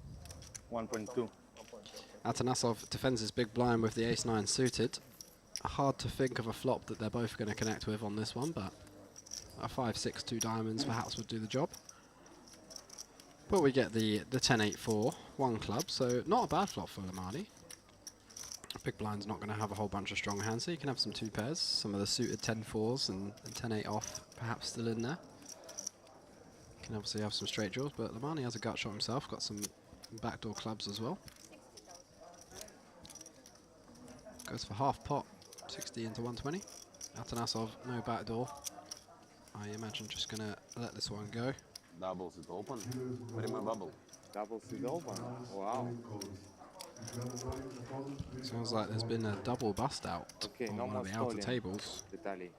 So we could be on the No stone more bubble here. stalling. Ну запомни, стол, это значит тип... Sorry, we cannot speak. My friend, I need to learn. I'm learning. I'm giving the English lessons. Atanasov does eventually let it go. Lamani adding that pot to his stack, up over 1.2 million now. Такой термин. Столин. Это как Ну, это такое, типа, очень пензенское произношение этого слова. You speak Russian, you speak English, you speak Spanish. That's it. That's it? Yeah. Are you Russian? Yeah. That's 3 language? That's 3 language, really? Yeah, not much. Normally, Not much. people speak 5. I think it's end for end or something. Is it? Yes, Probably they are 73. Probably one player went out. Sebastian say they're on the wrong They- top they after are- the center. Some table are probably wasting Yeah, time. they stop the clock. Doubles it open, shift cooler. Yeah, 72. I think we are hand So for we're hand on now. Seem to have paused the deal. on the bubble. Yeah, bubble time. Yeah, it does sound like it. There's our Если захватишь еще бутылочку, респект. resident grandfather from Lebanon, Joseph Moward, reminds the table. It's bubble time. Making friends. He's making friends. Everyone's making friends at this table. Very chatty bunch. And why not? Understandable that everyone's chirpier than previous 2 levels because they all know they're about 15-20 minutes away from making 3,400. Get to text the group chat. ITM. ITM, baby, we did it. 3.4k locked up, boys. We've all been there. Better than he speaking English. На ББ дамы оказались, слава богу, не воткнулся. So 72 Ну, left. короче, просто не очень неприятные... 71 paid. Stone Bubblio. Absolute stone bubble. Israel? Israel, or? Israel? This guy? Sure, yeah. Third box, yeah? He's from Russia? Every Russia? You Russia? No. Just 3 guys from Russia and dealer from Russia, you know, think... no, Ukraine? From Ukraine? Yeah. Yeah, but we can speak now. Dealer. This man? This man, who's it here? Where are you from? Yeah. USA? Oh, And you thank you. here? A lot of guys from USA came to Merit. You alone? Well, one other guy. One more. Yeah. Why not? Yeah, that's good. I like to play But new you places. have a lot of game in USA. Yeah, they're too hard now, so I kind of play the soft gun. Oh. And which city of USA? I'm from Arkansas. Not really big city. Yes, Yeah. but there is a... Casinos? Yeah, with Near. poker. Near. Near. In Oklahoma. Like 50 kilometers. Yeah, yeah, you can drive to it. Some good tournaments. Good stuff. But I decided to fly across the world. Why not? I heard good things. Yeah, why not? I'm having a good time so far. Lady? From Ukraine? Ah, lady? I don't know. I don't know. She said We she's are- from Cyprus. Ah, yes. That's Quick true. scan She said out it's over from Cyprus. the tournament I area. don't know, but as take like this, yes. But we've I gotten down think, to I 72. don't know. You are from North Cyprus 8 or, tables of South 9 as Cyprus? we see some You people are from North with Cyprus chips in or hand South Cyprus? moving around as a table has North. South. been broke. You born or? Hopefully people not taking You call them too much Cyprus time or yet? getting lost. It's a cool name. There's no need. We're hand for hand. Well, I'm accidentally going to get lost on my way to the new table in order to miss the big blind. You like it? Grow up. Very much so. At that time, it was like for us our escape. See Jessica Pilkington there. Yeah, she messaged me saying that she was down to 4 big blinds, about 5 away from the money, and then got it in King Queen against aces, made it straight. Wow. Here we are. Here we are. See Milad over there. Looks like he's cruising. We had him on the feature table yesterday. Looks like he's playing around about 1.1. Maybe you need to come. I will. Do we recognize anyone else?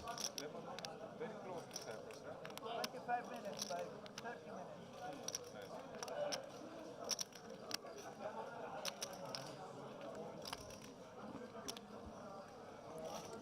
Milad Langer. Did I raise too much with the ladies now?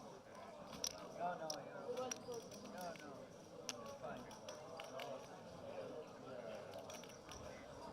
You're doing okay.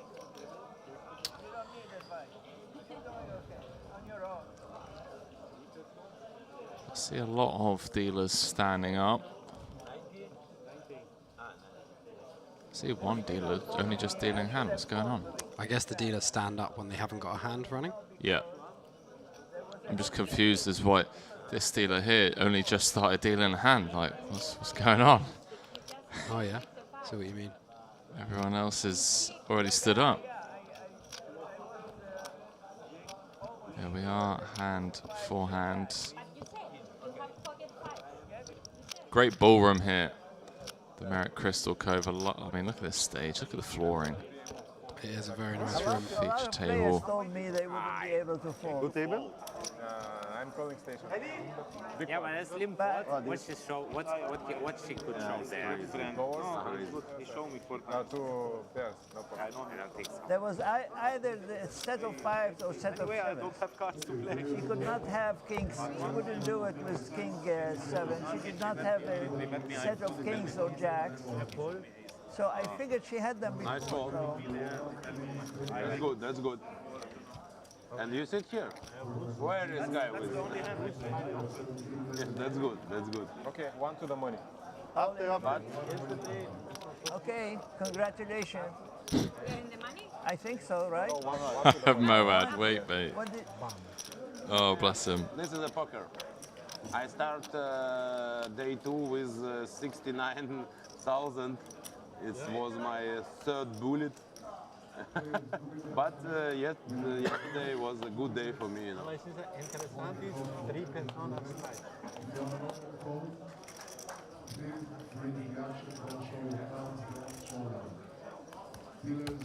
Who's fighting tonight in the UFC?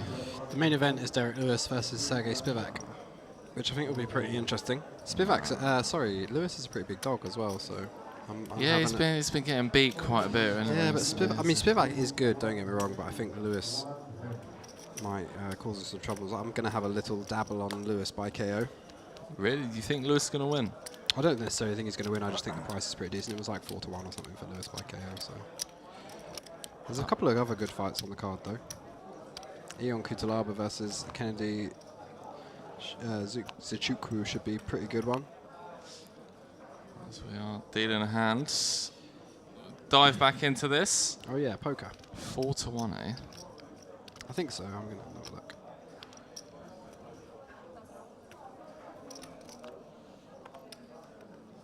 Finally, easy decision. Thank you. This guy's hilarious. Nikitin. Let go of the rags. Pankov. 14.5 bigs. Pocket sixes.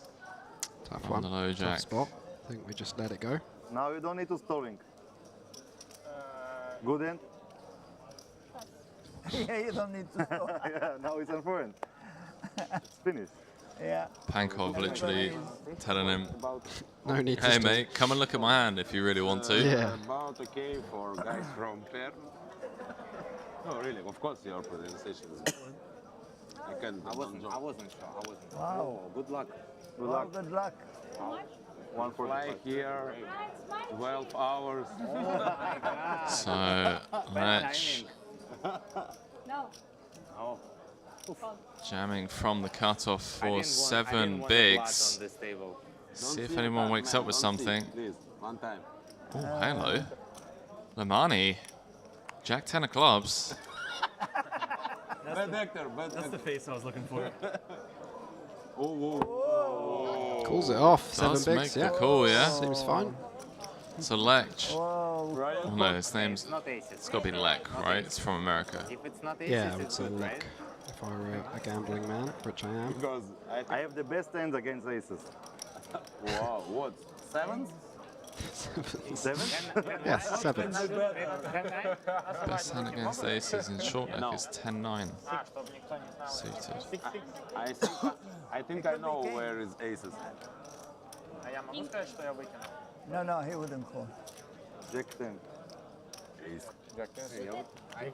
So all in and a call at the feature table. Just going to wait for all of the other hands on the outer tables to Things to learn. play out. My favorite suited also. Пристегивайтесь, пассажиры. Вот так можно говорить и ставить. Makes sense. And we'll have the tournament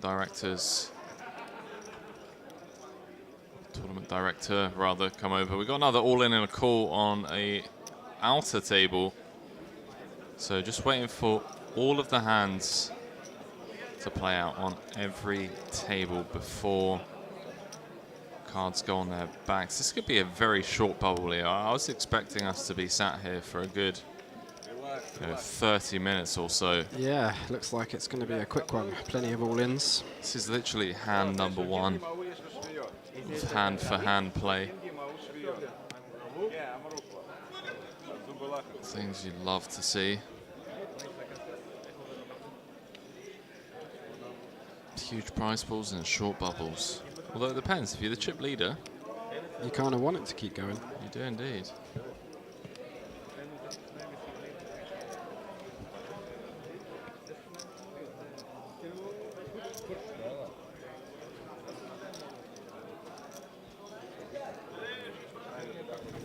Let's see a crowd Okay, players. We have surround the table. One on table 3 and one on the feature table. We're going to start on table 3. Showdown. So it is Bogdan Andrei in seat 9 with kings. Pocket 7. David Victor Smolka with the sevens. So a 7 would burst the bubble. Kings obviously looking to just hold here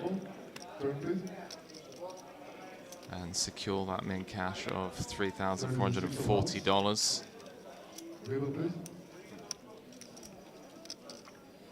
River is a 5 of diamonds. So a clean run out for the Kings. Nice.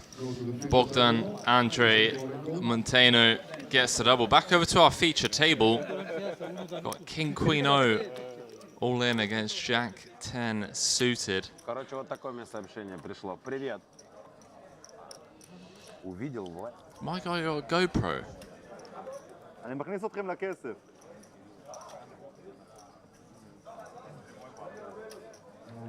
He's GoProing the bubble. What a lad. Yeah. Green. Jack, 10 of clubs. Full of money. 40% of the time, we are going to beat ITM. 72 left, 71 paid. Lek, the all-in player at risk, come all the way from America. And well, 10-9 deuce.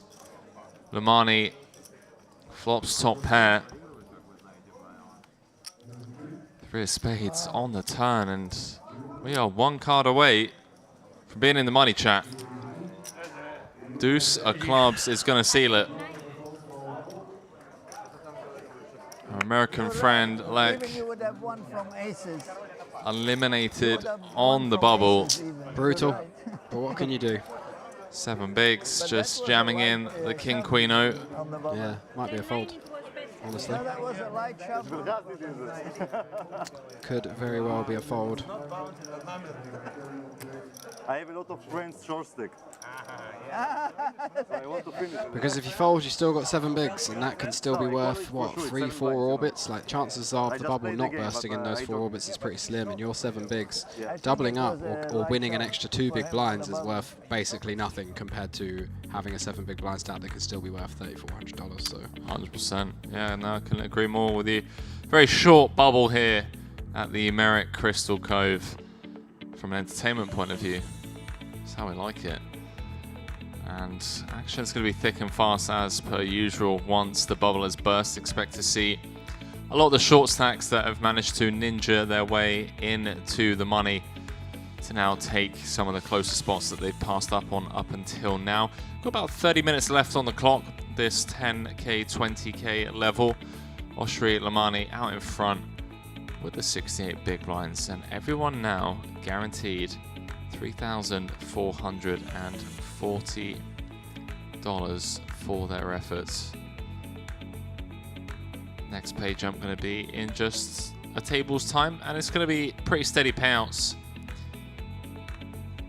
until we get down to final 18. Yeah, 5 figures then, 10k. Yeah, makes sense. It's like 1 table, pay jump, 1 table, pay jump, 1 table, pay jump. I really like this. Yeah. Like, table, table. Oshri, 68 bigs. Let's see if he can continue with the same momentum and pace he's had here at this feature table so far. $3,440 should certainly help things. Absolutely. And we'll see the action probably speed up again a bit now. Might see a little flurry of busts out. Often is the way after the bubble burst. A lot of people have scraped in, like you say, ninjaed their way in with a short stack, and we should see a quick elimination of 10 to 15 people in the next hour or so, I would imagine. Yeah, 100%. I am looking for updates over on the Facebook page. I think that's where they've been posting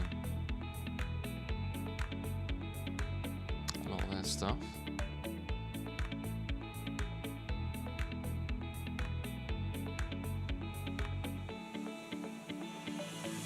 So there we have it. 71 remain out of the 624 entries. We only needed 250 players in order to hit the guarantee. That's right. Yeah, my maths is right. Yeah, 250. Thank you, mate. It's easier for me as well. I don't like to think about the cards. Too much stress, you know. That's good. Cameras I live. don't think about the card. Good. it's my strategy. We can cash out at the end.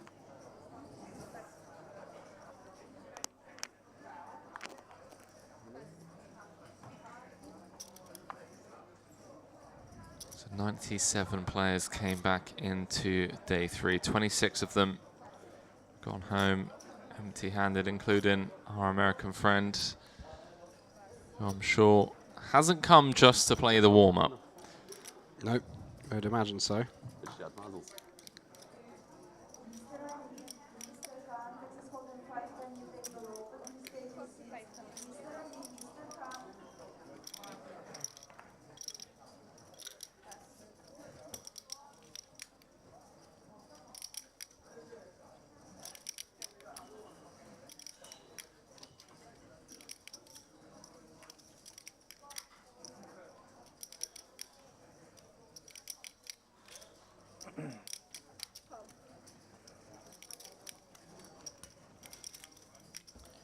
Taking 10 off for Atanasov, opens the button, and Muwad defending his big blind with the jack-8 suited.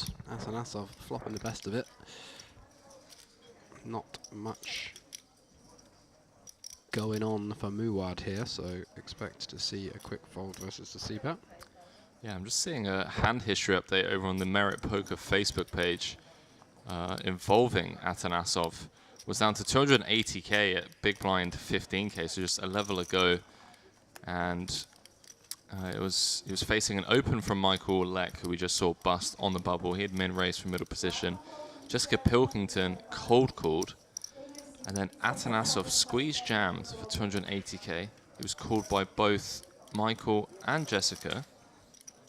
Came 5-9-4 rainbow.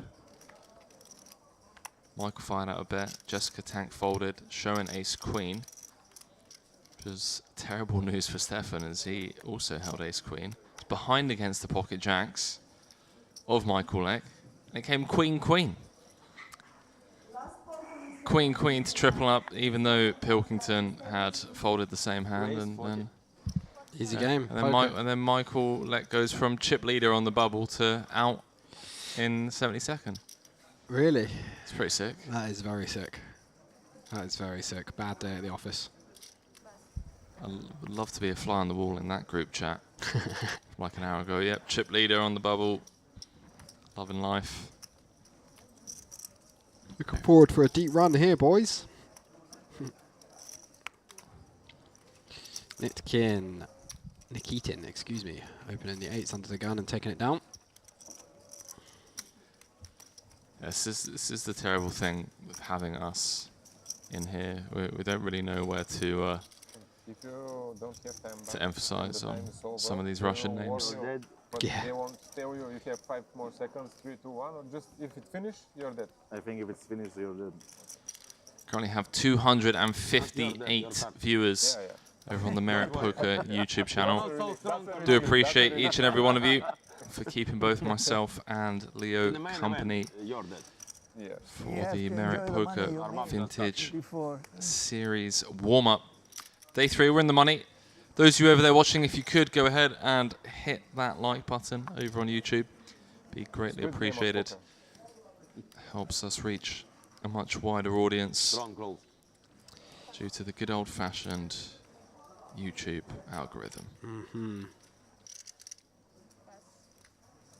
It also shows us that you guys are enjoying the stream.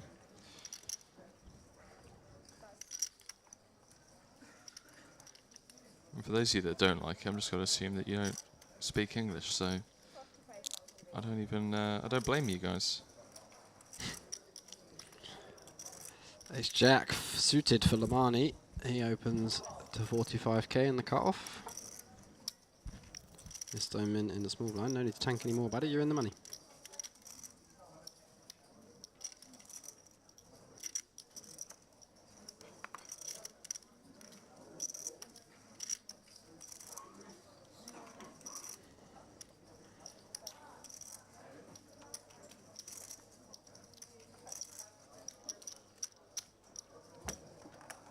Thank you.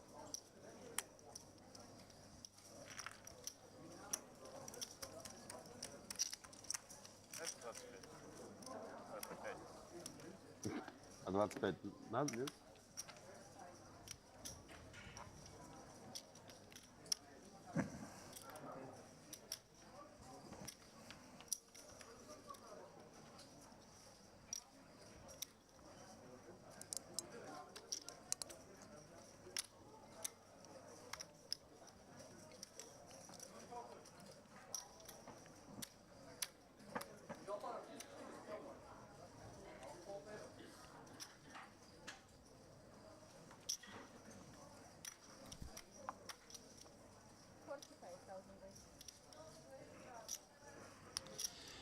Bebar's picking up jacks under the gun.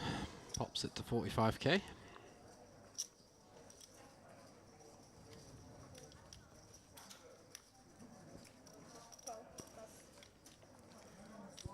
Bebar's seems to run deep in all of these events. It's actually insane. Sometimes you just know what you're doing, don't you?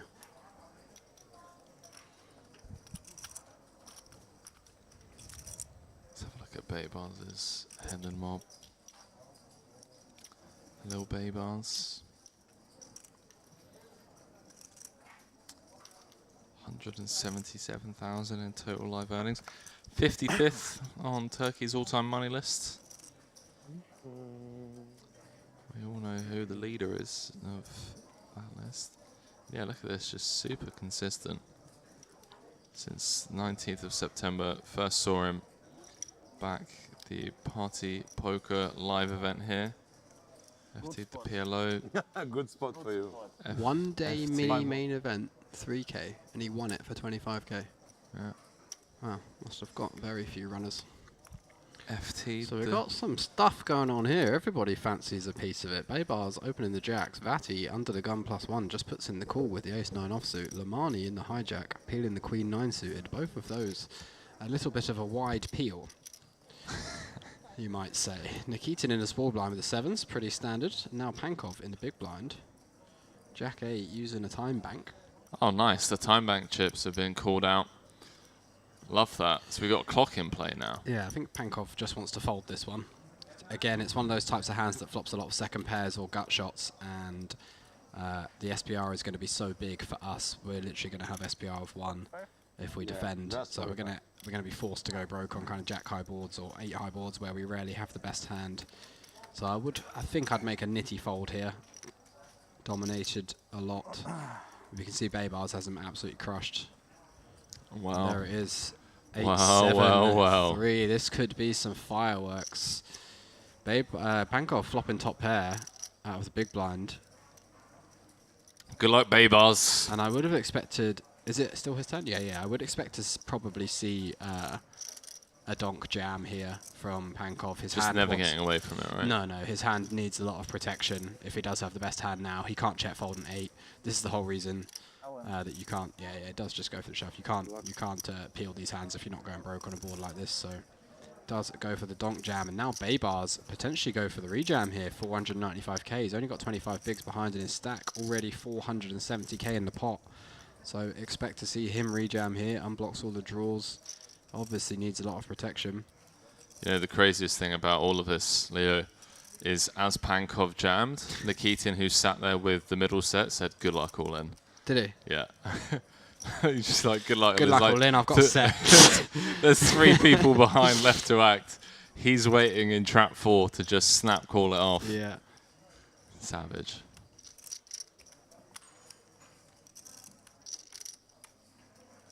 It's like, good luck, mate. I'm sorry that I'm going to bust you. Wow, Baybars does move all in over the top. Drawing to just 1 out. Pankov drawing to running cards. Vati going to get out of the way. That's Will Lamani. 3-3. Snap call for Nikitin. Yeah. And he's got them both absolutely crushed. 95% pretty much of the equity here. Small chance of a chop. How is there a small chance of a chop? That's how you what am I missing? Oh, I don't think you're missing anything, mate. 94, 1, 4. That only adds up to 99. Yeah, I think it's just the actual... 99.1. Yeah, exactly. Haven't added up. Причем у меня была 7. That's how you run when you're pro. King of clubs on the turn. So Pankov drawing dead. Pankov completely dead, and Baybars 1 out. Nikitin going to scoop an absolutely massive pot here as the 10 hits the river up to $1 million, 1.5 million. Yeah, it's very close. Yeah. Double knockout. Nikitin extends his arm over to Baybars. Who puts him in an armbar and says, "F you, buddy." Jumps across the table to a flying triangle. There just needs to be collaboration between poker and WWE. Yeah, where if you get knocked out, you're allowed to just pile drive your opponent. Let's just get Logan Paul in here, just like body slamming people. 1-7. This is insane. If you have 2 7s, I find here 5s. Time ban, can I take? No, it's not. Did he actually? Was that a sincere question? What did he say? I didn't hear it. He was like, "Can I take his time banks as well?"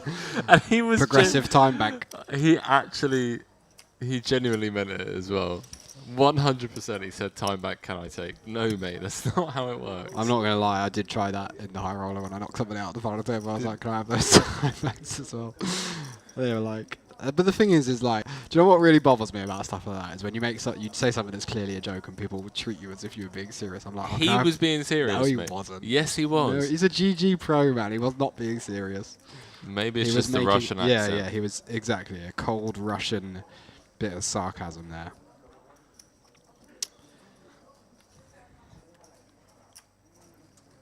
So everyone at the table kind of piped up at you, did they?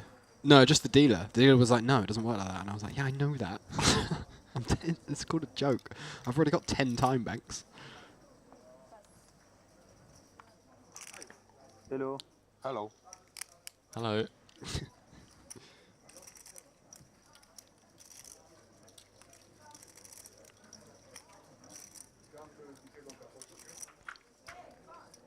Soda without ice and single espresso. That's a strong order. Soda without ice and a single espresso. Might do the same. We haven't really been consuming much caffeine. I'm not much of a caffeine guy, actually. No? No, very rarely. I mean, I have the odd cup of tea, but mostly nothing for me. I sometimes use nicotine patches. Interesting. For like high focus tunnel vision type work, like deep focus. You can gamble. No. If I'm looking for I mean, 2-3 hours of it's not the best, but just it's being good. absolutely dialed in. Yeah. I might actually so run up might to as my well. room and grab one. But yeah, I wouldn't recommend it unless you're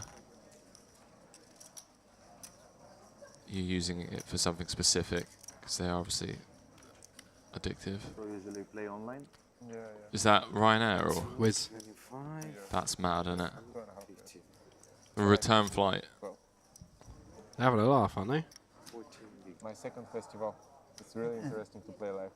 Yeah. You play mostly live? Or?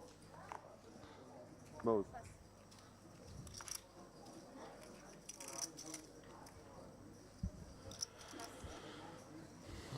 Atanasov saying it's his second live festival.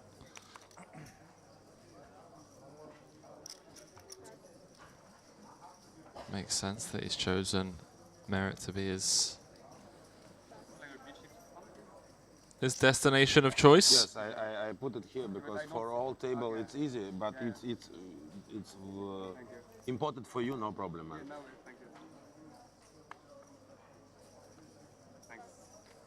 I forget that somebody sit from the left side of me.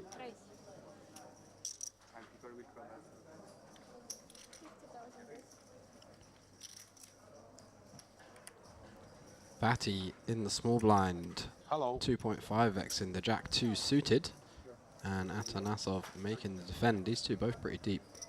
Over 55 big blinds. Well, she's somehow... I say somehow. I don't know why I'm choosing the word somehow. I mean, she's flopped a flush draw. It happens. Jack deuce of hearts. Yeah, and Nasibet may well get it done here. Atanasov not much in the form of backdoors. Yes. This one? Yes. Merit poker.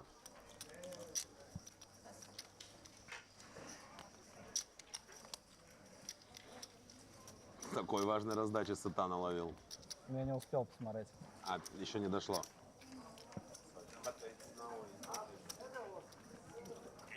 Sorry.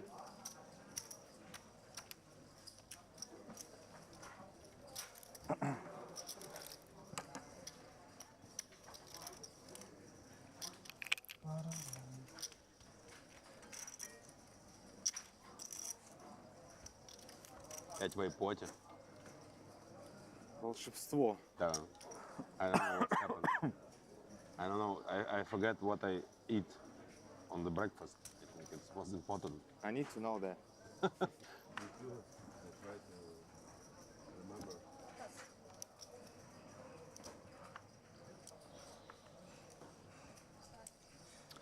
For those of you just joining us, we're in the money.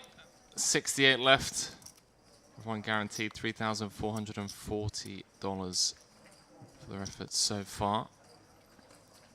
This Merit Poker Vintage Series warm-up.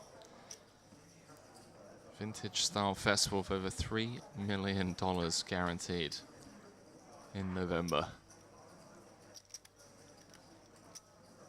Why is it that everyone's sunglasses choice? Super reflective. There's that, yeah, but everyone's sunglasses choice, it just seems to be infinitely better than my go-to sunglasses.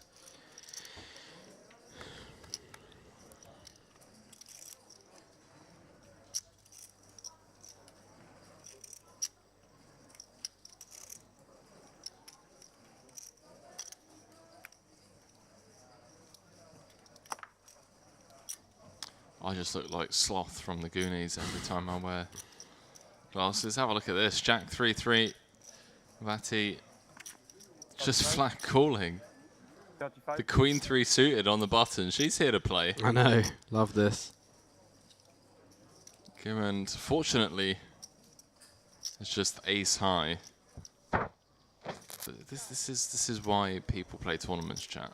Absolutely. This is why people play tournaments. Also, shout out to no. Never use Wizz Air, just in case you were wondering. Unrelated, but don't do it. Could you not get sued for that statement? This is. It wouldn't be slander, would it? It would be. It would be telling the truth. No comment on my part, because I'm not trying to get dragged into this legal case. Yeah. Sue me. What are you going to do? What's the term? It is slander, right? Slander or libel. Libel's That's written. No, libel's written, I think. Slander is. Slander is the one. I mean, it is slander. I'm going ahead and slandering Wizz Air. They are absolutely trash, garbage people. There we go. Gammond betting 180 into 210. Yeah, Vati absolutely loving this. How can Giemond ever think that he's behind here? Like, ace-jack, that's it, basically. You just are not putting any 3x in the button flat range apart from quads. And he even blocks... Oh, he doesn't block any ace-3 suited, so there could be an ace-3 of diamonds or an ace-3 of clubs out there, but... I love this. Vati getting it with the time back. It's not her first rodeo. Yeah, there's no way. This is her first rodeo. The old time extension, that is... it's an OP trick. Let's see what she comes with. No, she's come with the raise. Interesting. Just cool. He's gonna have... Oh, wow. Oh, okay, he didn't. I thought he moved all in and she like snap called. She's clicked it to 360.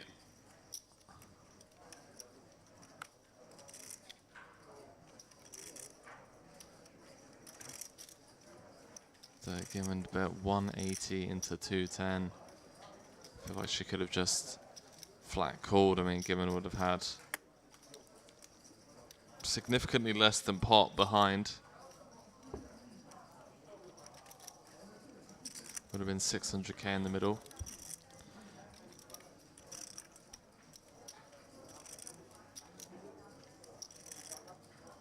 Does also have the King of Hearts in hand, so he's blocking some of the hands, like not many, but like King 10, King Queen of Hearts.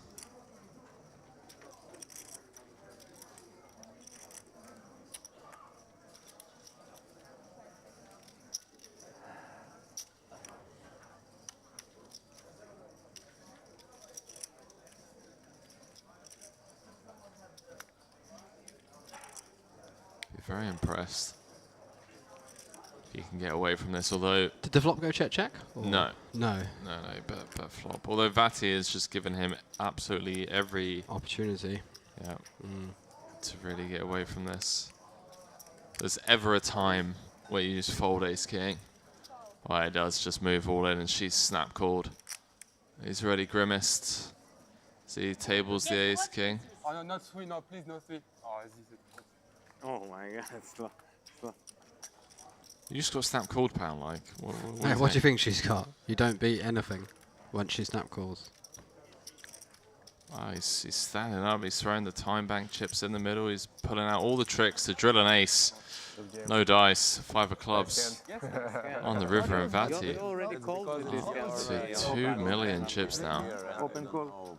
Yeah, but like, she doesn't flat a lot of pigs on the button, so. Well, mate, she's got green 3 suited, so there's that theory out the window. Sometimes, you know. She can't have ace jack. She can't have jacks. Yeah, for sure. And his place, yeah, for sure I folded. Remember what I said at the beginning? Yes, yeah, that's your lucky number with roulette. More soda, please. You can just bring a bottle. That was my bet when I saw 3-3. I tried myself. That's why you called. I think that it's your time, you know, to start career. Yeah, and lemon. We're fighting for second place. Sure. No deal. What the fuck? I like that. I'm a big fan of this table. Yes, this is a fun one. Not me. Vati just saying no deal. Not me, please. He almost got me out. It's not making deals in tournaments, eh? Yeah, So I won the 209k. I want you out. Yeah, but I had what, 6 cards. Jack 3-3, huh? Yeah, It's something. I should have You maybe. saved yourself. I should have just called her re-raise. No. No, I couldn't. No, I played. A lot of draws. I played okay. You played perfectly. It just she had too many chips. If she had 500, But still 10 easy seconds. to call. after, But she would knock me out. Sure. Yeah, that's true. Player. That's dangerous. Dangerous.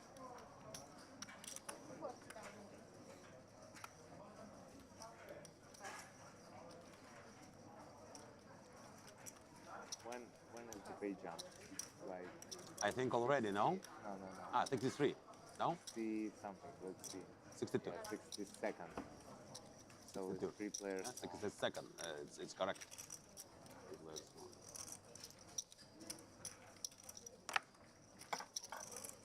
Oops. Thank you. 40. Really chatty table here. Moad said he would have folded the ace-king. The additional needle Decided I can't fix from our Thank you. resident grandfather from Lebanon. Love this guy. Cheers. Just loves the game. Gin tonic? Sure. Some gins in. Oh, it's flopped a flush draw. 110 in the middle. ITM, we can celebrate it. Yeah. It's like everybody We thinks did it. like- We did it. Yeah, we did it, guys. The people who watching us probably think so. Like, this guy is playing poker. Here's cigar. Here's gin tonic.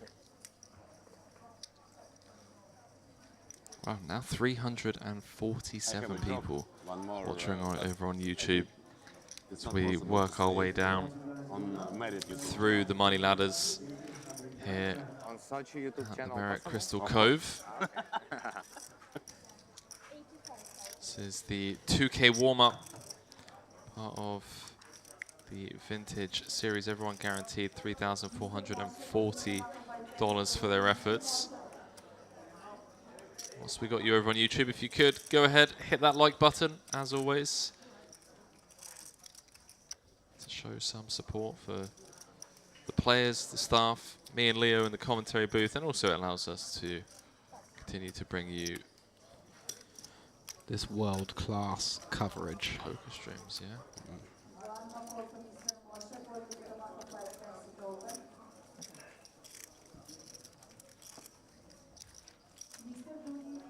No, first hand on the TV table.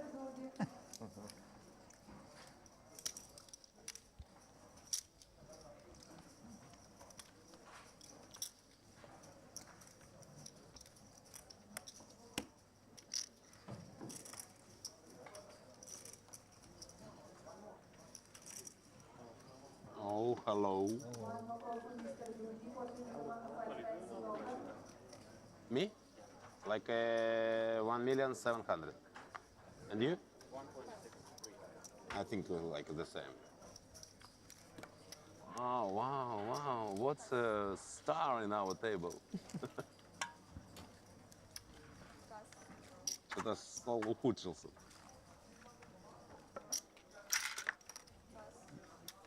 Don't be nervous, man. Don't be nervous. Yeah, just 10 blind. Small big. Yeah, I can just take it, no problem.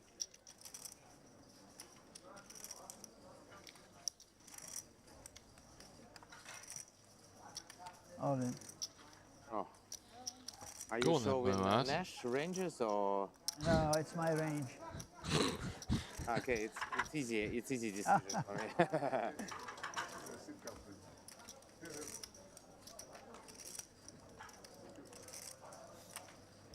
Andre, how much you have? 1.63. What about you? 1-3. No, I think I have a little Don't bit know less. how I feel about a comment like that. Is that a Well, Nash range, like, it says? I think doesn't matter. Yeah, keep it to yourself, buddy. Yeah, it's just like, let Moad Looks like play more whatever than range he 1.6. wants. So he rightly responded that Oh. he's playing his own ranges. The white Look like 900 plus the 400. stack is 900. 1, 2, 3, 4, 5. Well, anyway.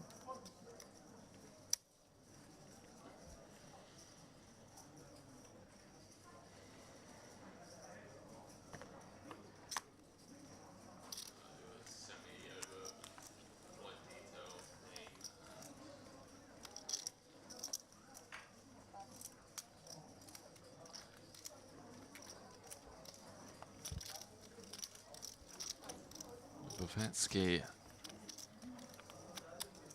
won a huge one on the bubble. Ace-7 against Ace-Queen against Ace-5. Sorry, after making it into the money, rather.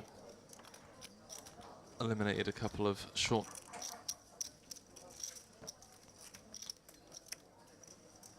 Let's see what cashes Moad's got. In before is just Billions. 337k. 90k best score. Let's go. All Cypriot cashes. Cyprus, yeah. Cyprus, Cyprus, Cyprus, Cyprus. Oh, he's here. He's in the mix. Loves it.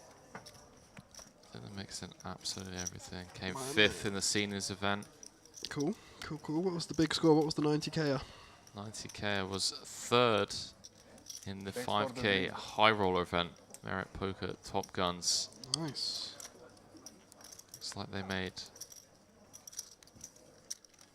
some sort of deal. 85k, 90. Yeah, 100%. Yeah. So 85k, 90k, 100k, 122k. Yeah. So Vati opening here with the Queen Jack offsuit from +3, and Nikitin defending the 7-2 suited out of the big blind. Standard so far. Vati flopping second pair and checking it back. And Nikitin turning a pair himself. Continues to check. Vati going for a little bit of value now with her queen. Trying to get paid by some straight draws, some flush draws, potentially a worse queen. Nikitin makes the discipline lay down with his turn pair, realizes that's not going to be good much of the time.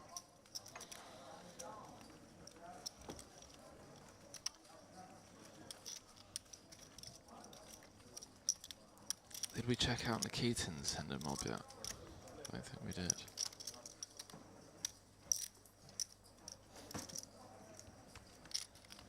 Чё грустно?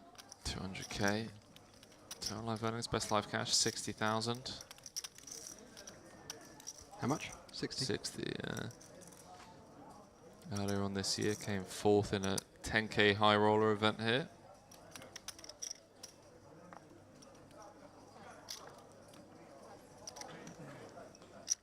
So pretty sick high roller as well. And we've got Lubavetsky back on the feature table. He was with us earlier at the start of the day. Atanasov now +3 with the 9-7 suited. Seems like the type who likes to open these, but he does just let that one go. Discipline, staying in range.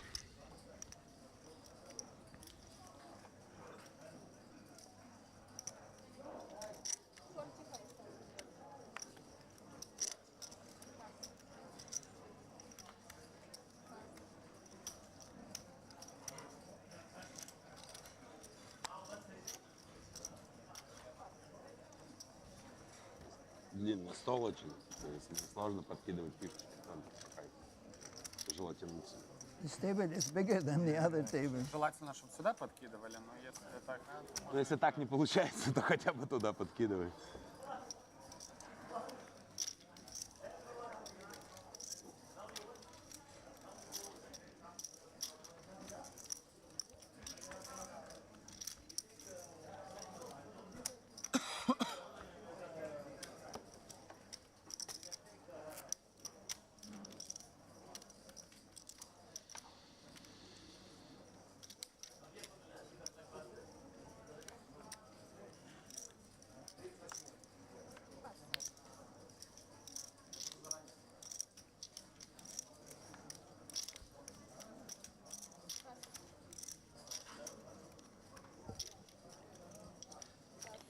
Nothing for nobody so far this hand.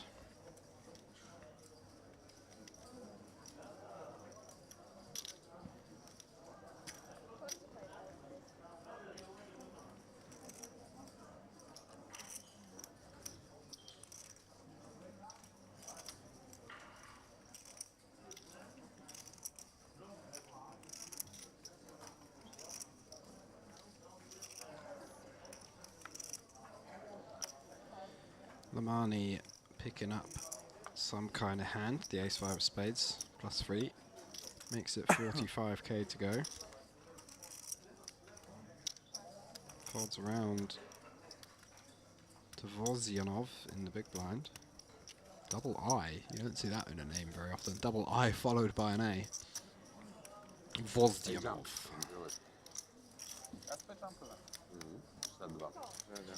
Makes the defend with the suited 9-2. Assuming he's Russian. Yeah. No speak Russian on the table, please, man. Really. View the hand.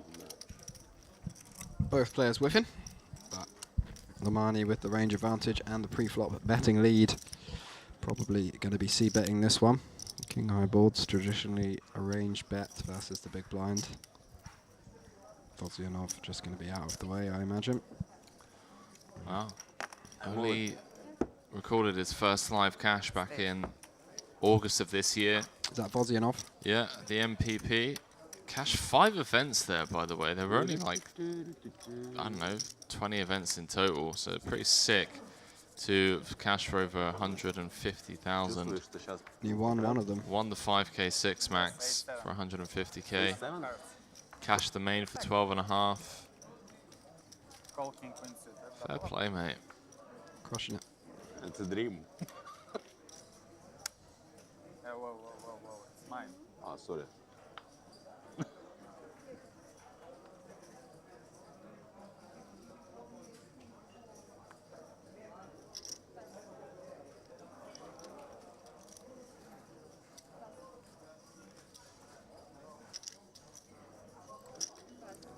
$170k. That feels really sus. I've never found a Hendon mob where someone like their first live cash was like 3 months ago.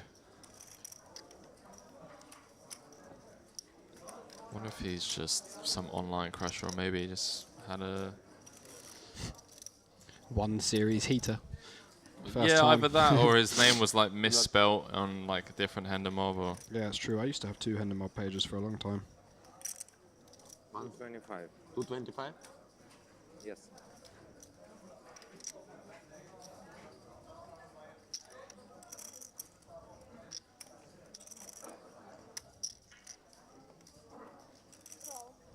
I hope it's a light call. Light? Yeah. I Like can- a cream, you know?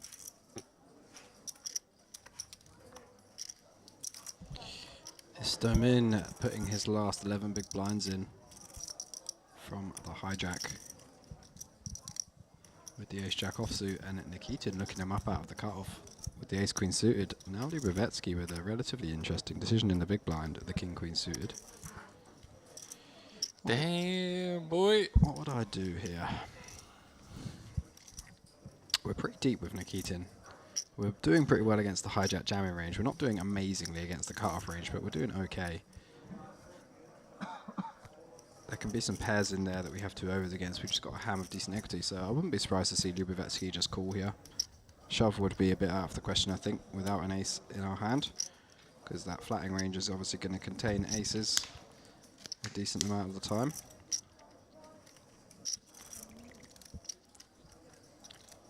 Does just make a very disciplined fold, which is nice. He's going to see those hands and be pretty happy about his decision.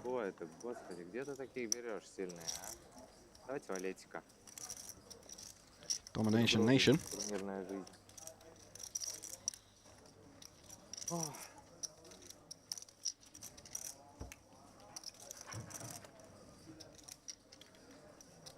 Four is good.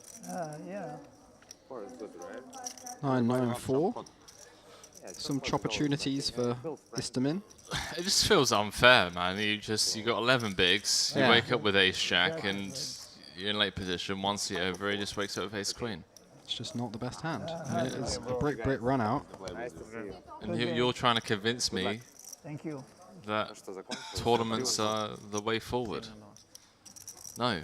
At least in a cash game, when someone stacks me, I can just go to the cash desk and rebuy. Maybe that's my problem.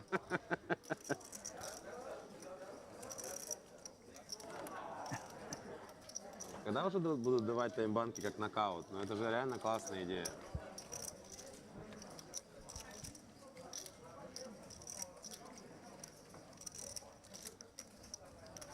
I see why you don't have friends.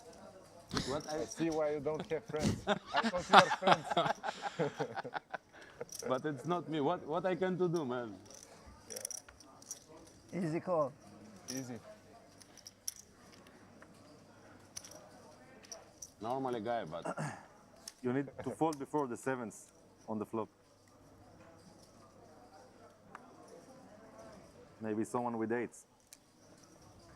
45. He had,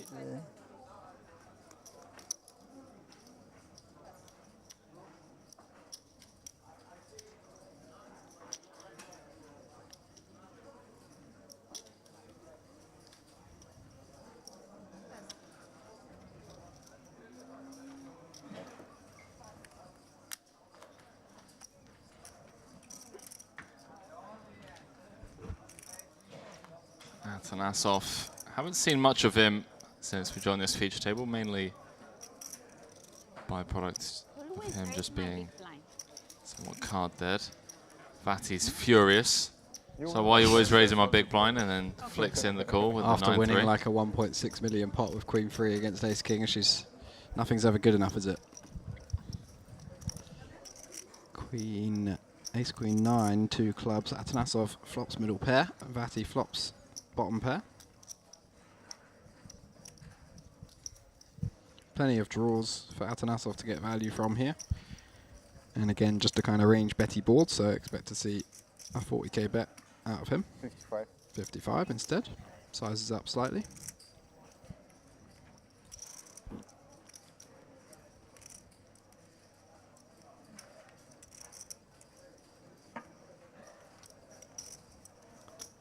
Vati makes the call with the bottom pair. No club for either player. 3 on clubs on the turn. Vati picking up 2 pair against Atanasov's Queen Jack. Great defenders. Why you always defend your big blind? That's what Jason Somerville used to say. Jay Carver. Back in the day. I used to watch him on Twitch quite a lot. Used to watch him He's one all the one of the time, streamers man. I would watch. Yeah. All the time. Yeah. Do you have a flush? Check on a turn as Atanasov asks Vati, do you have a flush? She says no, but I'm going to bet anyway. Let's see. What'd she say? Let's see.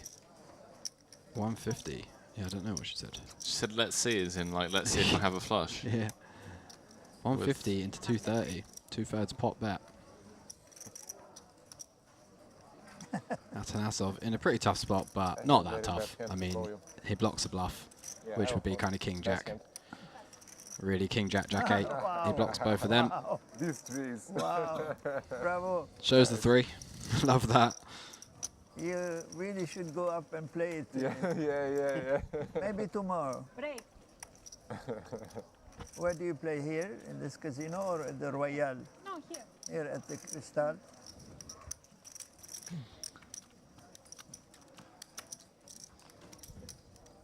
That's live poker chat. People from all different walks of life. Just love it. It's 3, I imagine. We'll see later. Is it a break at the end of this level? Okay, I'm not going to ask. Can't remember how long we've been playing, to be honest. Since the bubble burst. We came back. The bubble burst. Came at 12:30. We came back. But what level did the bubble burst? It was this level, wasn't it? 10:20. No, it can't be because we had the 15-minute break. We've been back for an hour and 20 minutes. Oh no, because he was all in for 138k, wasn't he? And then he got called for the 5s versus 7s was like 138k. And that was the same. Oh no, that was the level before the bubble burst. 10k, 15k. Was it? I think so. I don't know. I've got no idea. I feel like we've been. Oh, it was 10k, 15k. You're right. When the burst? Or Yeah. Yeah. So a break after this level. Yeah. I need it. My head's fried. Yeah, I've got to say, like eating food just absolutely destroyed me for the last 30 minutes No good before for break. human beings.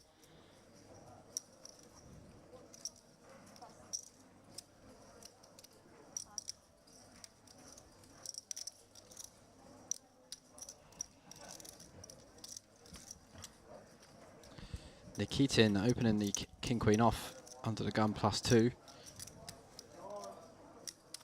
Vati giving him the business.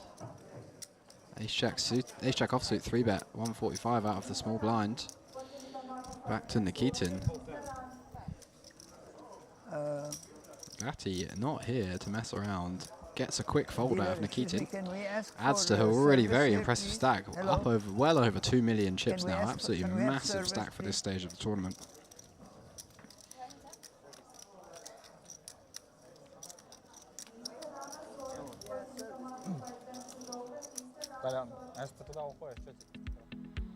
So quick dealer change as blinds up to 10k, 25k.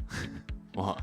So we do have a break at the end of this level then. So it must have been 10k, 20k to bubble burst. I knew we could. Yeah. So we got a break in an hour.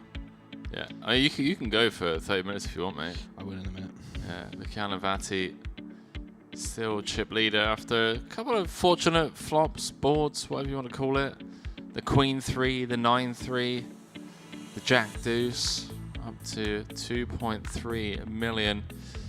Anatoly Nikitin currently sat in second. Sergej Provinchev, bottom of the pack with 9 bigs, and he's the shortest stack by quite some margin.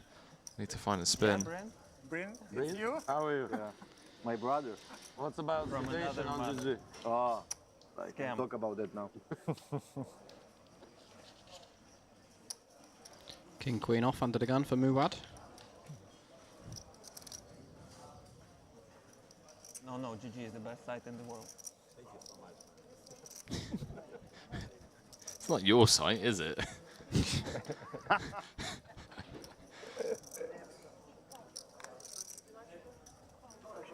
And then 1 latte, please. 2 sugar. 2 sugar? What's the difference? Oh, you're in the can, sorry.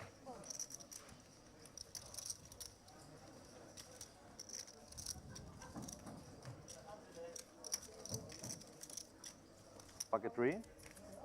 If I see, don't need pocket If I see any 3. if I see a 3 on the board, I'm not I'm not calling.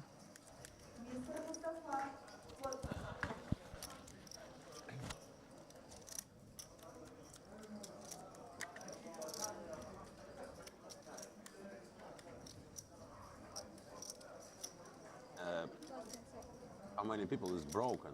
Because sure that not now 62. Because this guy busted when already was 62. Because this guy bastard. Yeah, I think now like 59 maybe. Waiting for the tournament clock to update by the sounds of it. See how many people have bust out. Yeah. Vati putting in the call on the button. Loves her suity type stuff. 6 table. Peels the 8-6 suited. Atanasov though in the small blind. Ace King playing around 35 big blinds now. Goes for the jam. Love this play. 1-7. I don't think that it's too much. Going to get 2 folds out of previous players, I believe, and we are back on The old airplay passcode. Love it. Who's trying to send us stuff? Okay, Stop sending us dick pics, guys. We don't want it. We're doing something. One time, just one time. Just one time. Gonna run it once. Use the smile if And me. go together. Oh, thank you, sorry. What even is an airplay passcode? I've no idea. Airplay. What is That airplay? would be people trying to play music through this channel. Ah, I'm not an iPhone or Mac user anymore. I used to be. Yeah, you want to fold? Not you for want a to call? good few years though. If he wants her to call, are fine. No, I like you. Stay. I would say he. No, you just have say 8 high. He doesn't want you to call.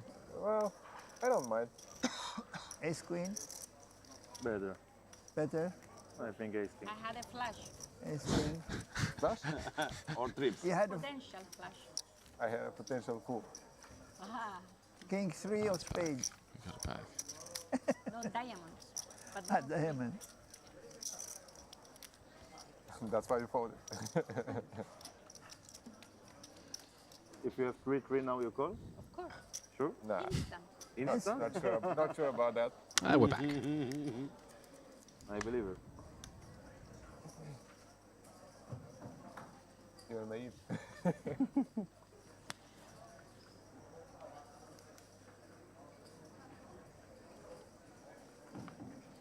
Last call for Mr. Peter. What is the amount of five that's open, Mr. Peter? 42 days left of this year.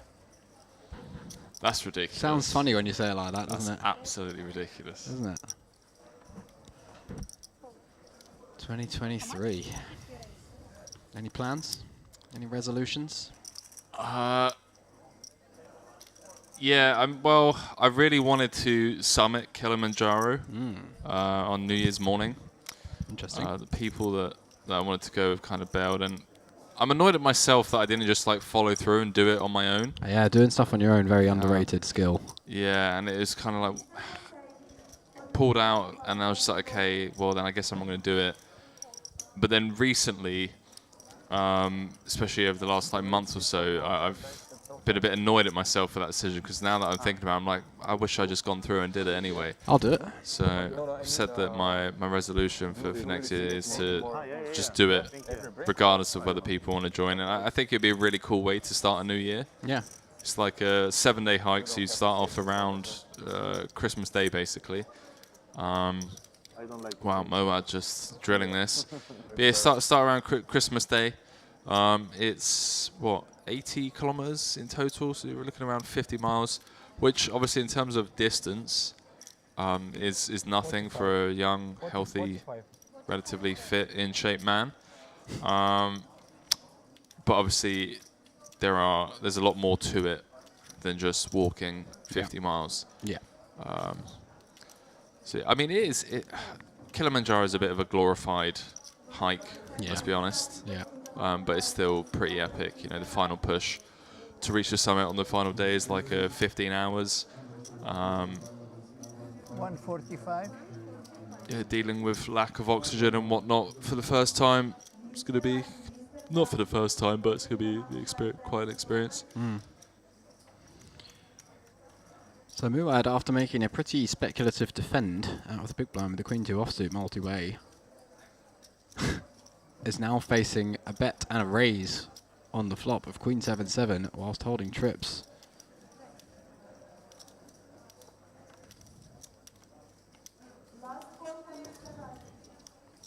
Vati just absolutely relentless here, putting in the bare airball bluff on the flop versus Vodzianov's c-bet. Muad trying to work out what he should do, how to proceed with his trips. Let us know what you would do. Looks like he's cutting out a call. Yeah, rainbow board. Yeah.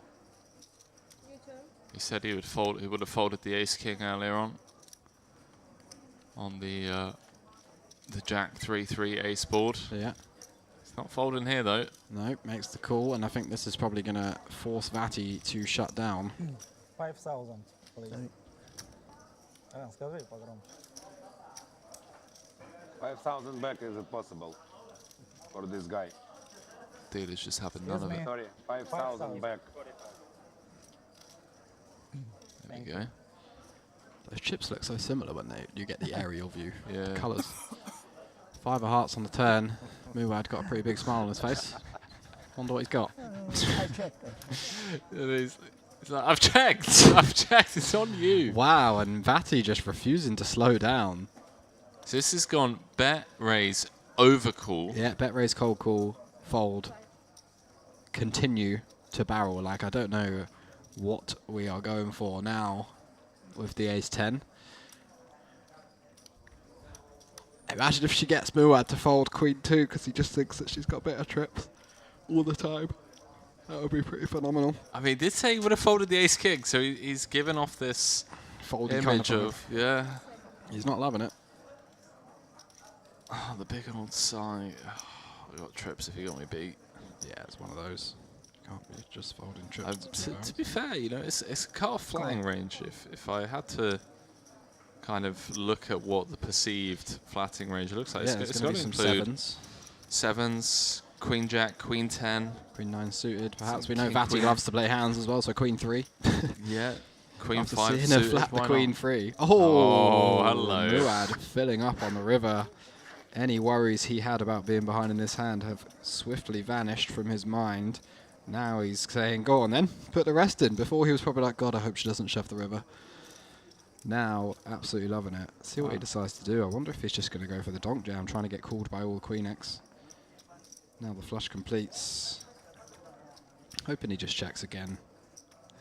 I hope he jams and Vati asks him, did you get there with the flush? And then he says, no, I've got a full house.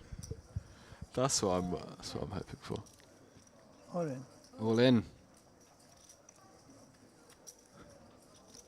Come on, Patty. Let's not waste any more time, shall we, love? Wait, glasses have got to come off. But I beat.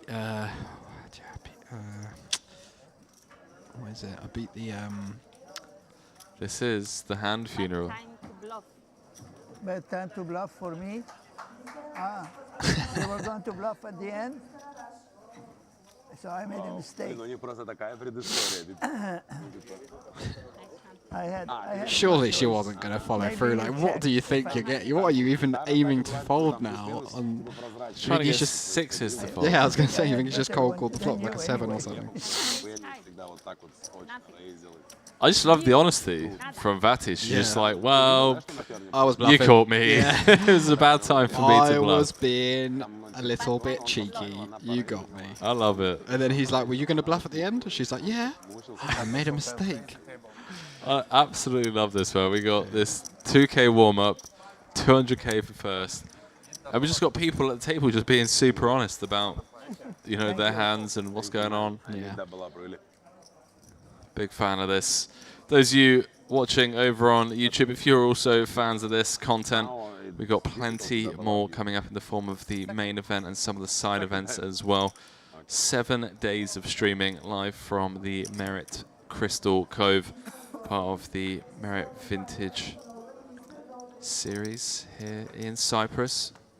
Please do go ahead and hit the like button. Thank you. Over on YouTube. Shows that you are fans and supporters of the stream. Also helps us reach a wider audience. And for those of you that don't hit the like button, I'm just going to assume you don't speak English, which is also fine. You don't like us. I'm going to take a wee break.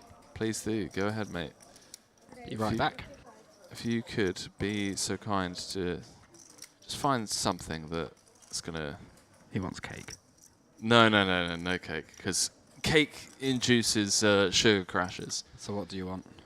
It induces like glucose spikes in the blood levels that then just absolutely ruin you.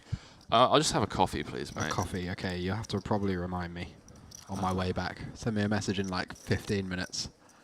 No, I trust you to. I trust you to remember, mate. I didn't forget the wine after an hour and 15 minutes. Yeah, but you're not me. That's your first mistake right there. It's more so that I'm going to forget to send you a reminder.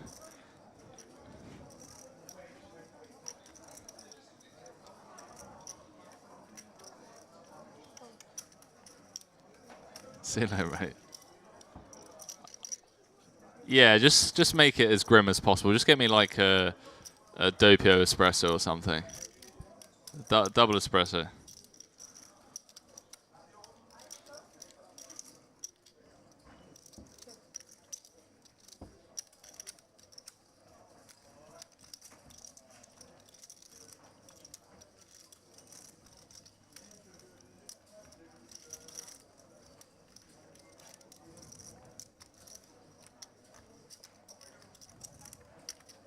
I had the queen.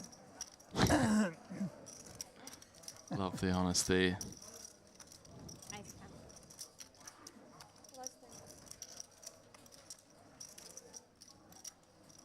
40. 40.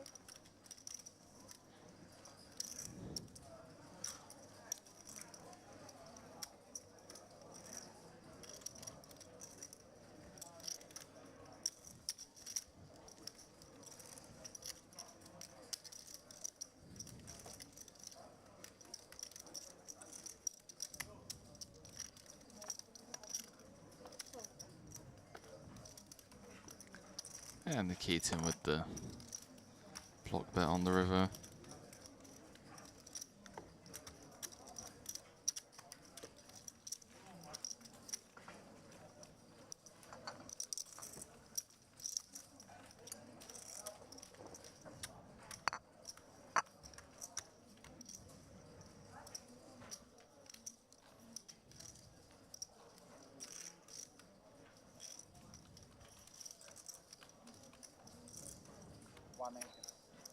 $180? It's normal. Like a 7 blinds? It's okay. Behind, yeah? Now 7 blind. Next hand, 16 blind. Optimistic. Realistic. Realistic Lithuanian guys. Boy.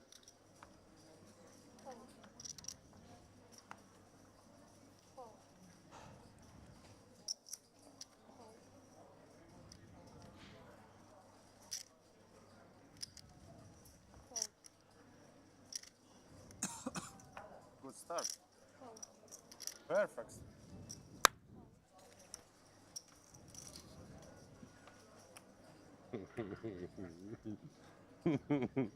Okay, I fold. You never fold the 3.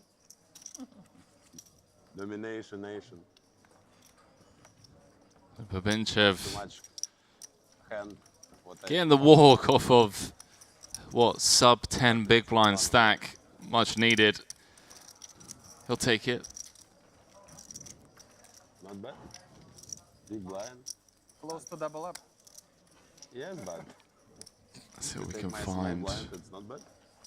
One more round.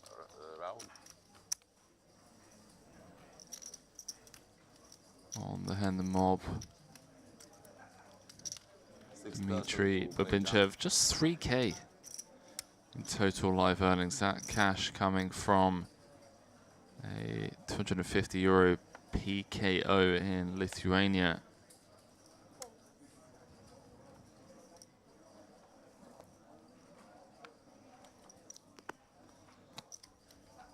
It's me. 55. 55 range.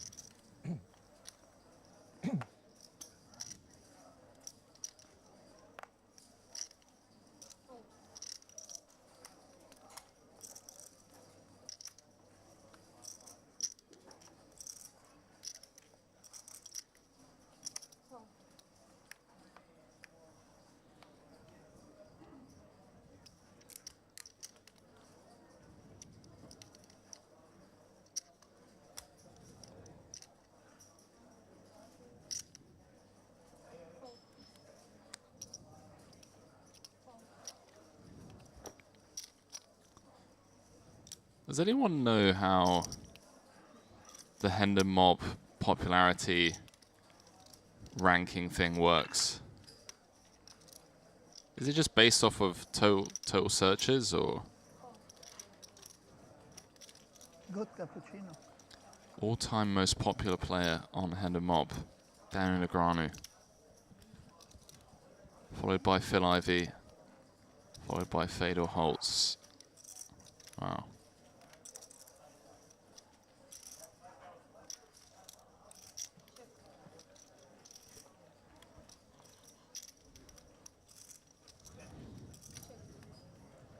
I have no idea how it works though.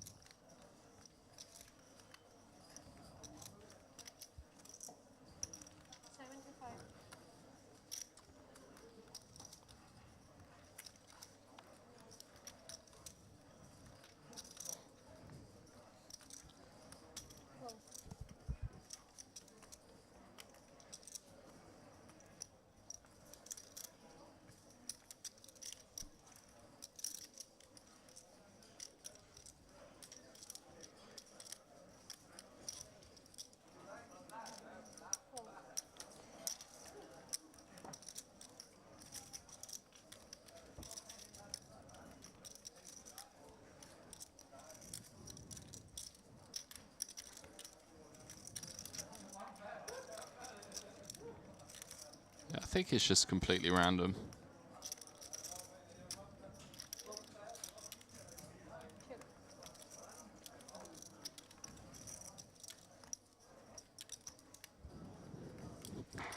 Jack of diamonds on the river. Zhenov is going to win at showdown with the nines, unless Vati can get him to fold. 350 out there. Find out a big old bet. 185k. This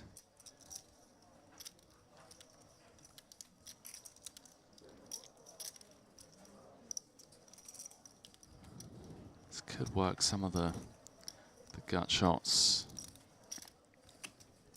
Queen Jack, Jack X of spades. Queen 9, he does flick in the call. He's going to get shown the A7 and Vizhanov up to 1.3 million chips. Well played, Yusa. Just sliding it on over to Vati.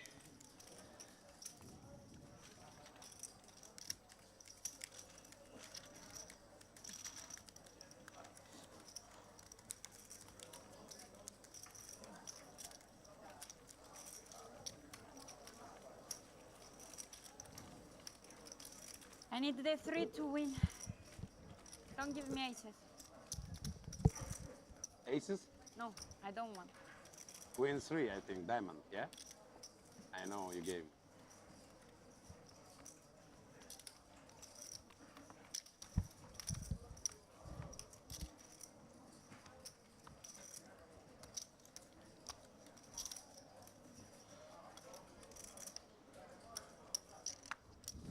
Vati telling the dealer that she no longer wants suited aces.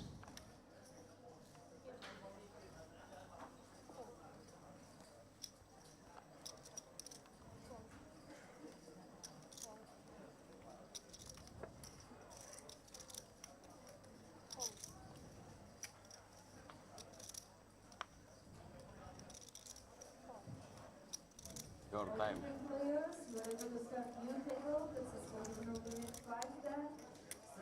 Your time to fold.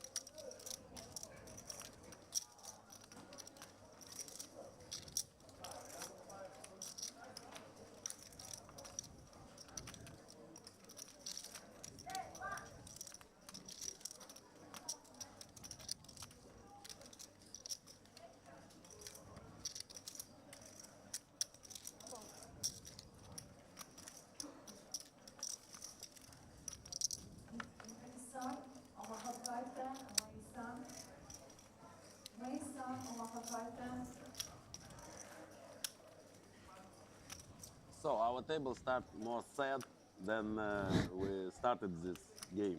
I don't know why. Maybe everybody a little bit tired or new guy, a so sad guy. I don't know.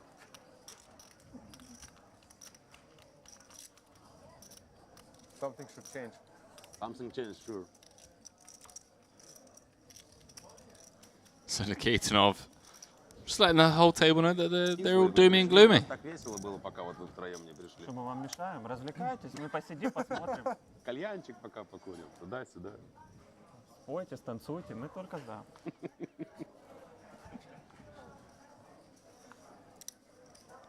Must say. Перенесли атмосферу серьезности. They were a lot chattier earlier on.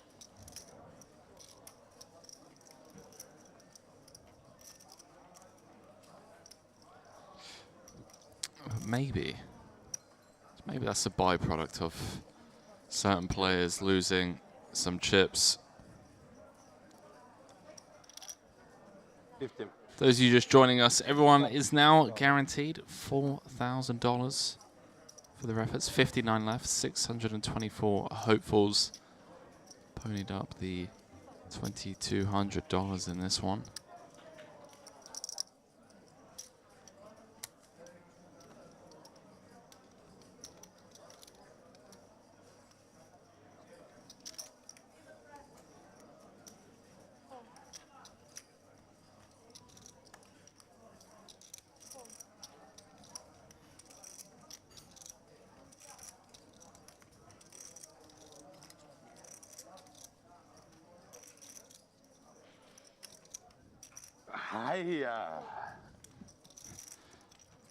Vati with one of her favorite type of holdings. Suited two-gapper. Flops best on the ace-8-7. Little does she know, mono board.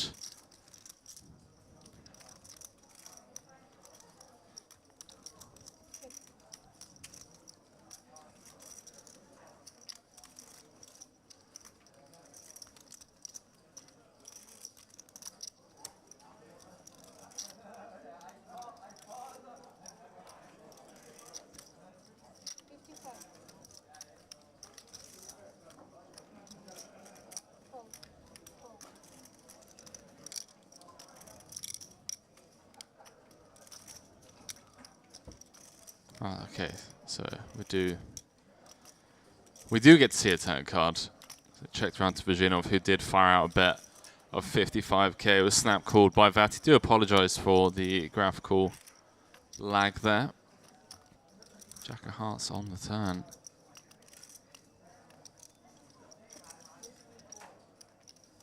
What is Vati thinking of doing? She does eventually check.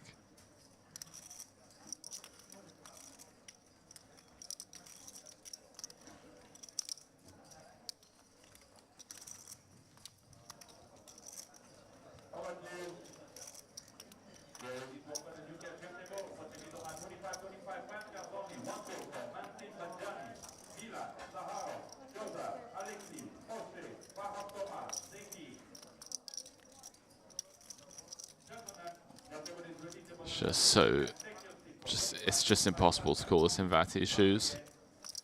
Even if she just, I don't know, like, I feel like her instinct is telling her that something's off here, and she just doesn't believe him. And I've got to give her credit for even thinking for this long. But bottom pair on a 4-flush board, there's nothing she can do about it, really.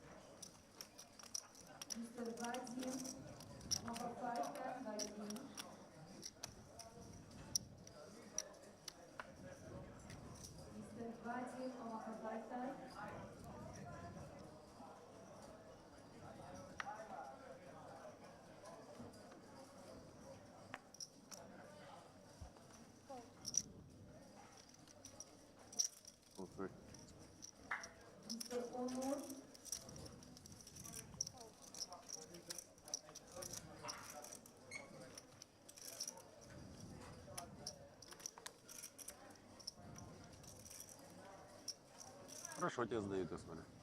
Надежно так.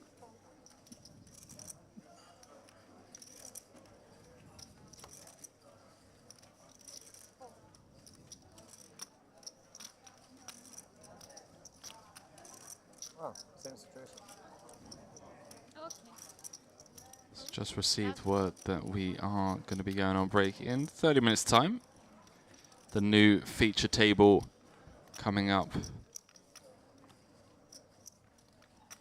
Give you guys more information as and when I receive it. Tanasov flopping middle pair. Fatty with the open ender. Not going to go anywhere just yet. Bricks the turn.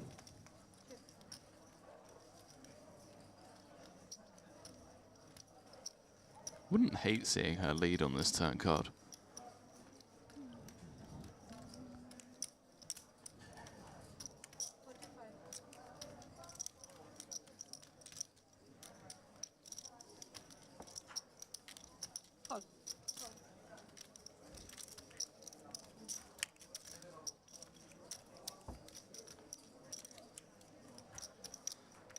Well, bricks out. Atanasov improves to 2 pair. 2-2-5 in the middle.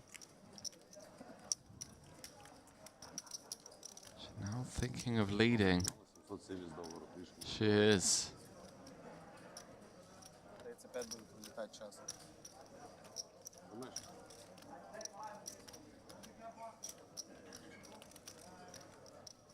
95. 95. 4-3. Echo. No. 4-6. 4-6. Yes. On this. Not bad, not bad. Not bad. How to play Atanasov. flip-flop? Check, check. She raise, I 3-bet, she call. No, no. Check, check. Okay, okay, and check, check, check. Check, check. 2 pair.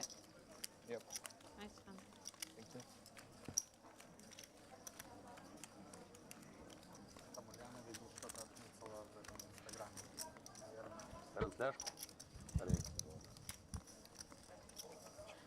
No more bluffs. No more bluffs, no more suited ace-x. She just wants her queen 3 suited back. Пока есть нюанс. Братан, все, не переживай. Видишь, я ССБ уже один раз выкинул. Мы своих не бросаем. Больше не выкинул, да?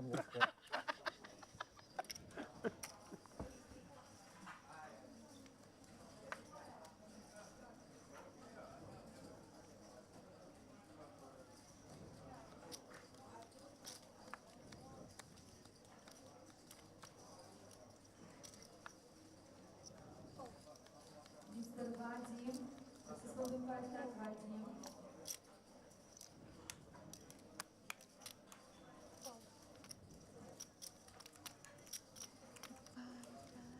On TV table, penalty for is included or no?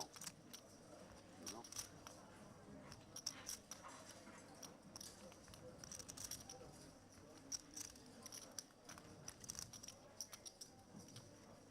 Мистер Вадим. Если не вовремя скинул, да?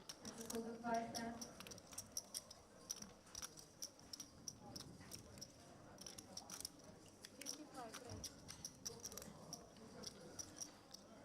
So we are going to have a different feature table.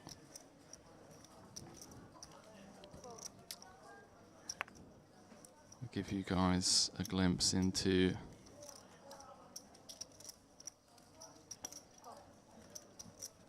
the outer field in the next 20 minutes or so.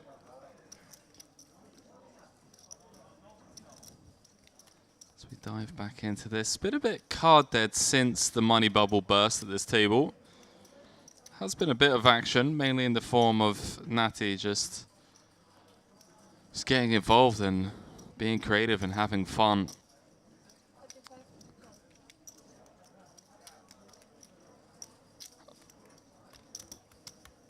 $58 left.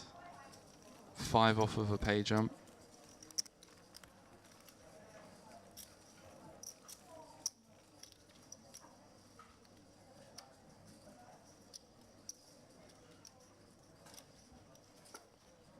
Уре, смотри, держится еще. Да, он бабл пережил, урвал сразу, первый раз дать. Рад за него. У нас на бабле, короче, оставалось 3 человека до бабла. Смол отбил на процент, 11 лампов, он рек. Принял их успеть. Я слышал, Doubles open.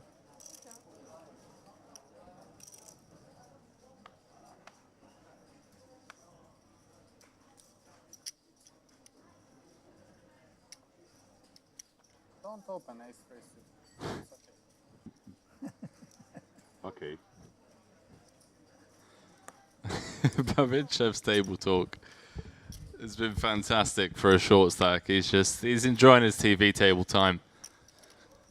Saying to Nikitin, you look like, mate, you don't need to come for the close spot. Look at this from Vati. She thought about it. She did think about it.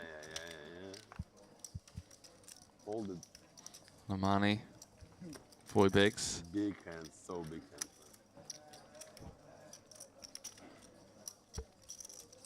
In great situation, but not perfect.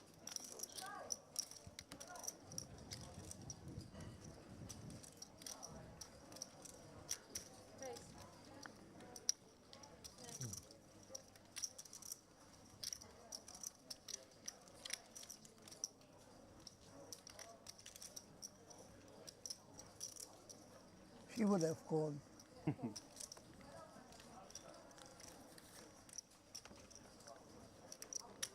Вот здесь там было. Дама 7, вот здесь там было. У нее? А ты хочешь сказать, что уже прошла трансляция? Вот она. Здесь у нее? Да, у нее дам 2. Вау. Просто дама? Слушай, а ты какой-то VIP здесь в казино или что? Всем не разрешают телефон держать на столе, а тебе разрешают? Да, не бамут. Big fan of Lamani's watch. Not sure what it is. Very elegant.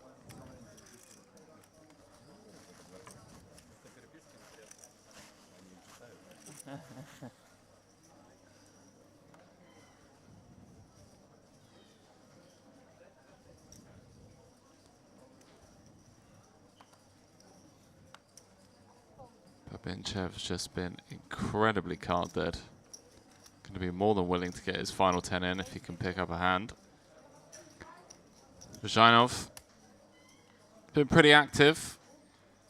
I think he played that hand with the 9s incredibly well against Vati earlier on.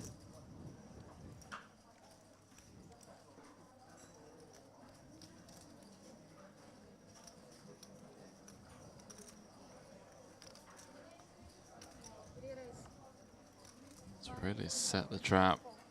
Vati with the 3-bet in the hijack. The King Queen out.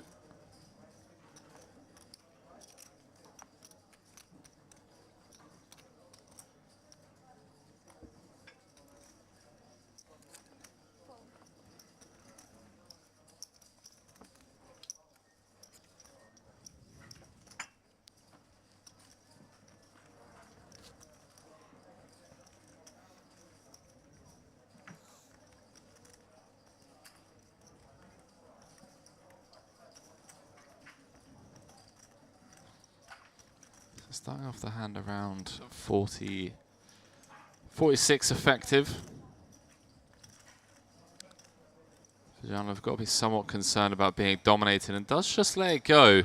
I win one hand with you, yes. Yes. I folded one of my best hands. You say this every time. 8 and 8. Now I got the flow.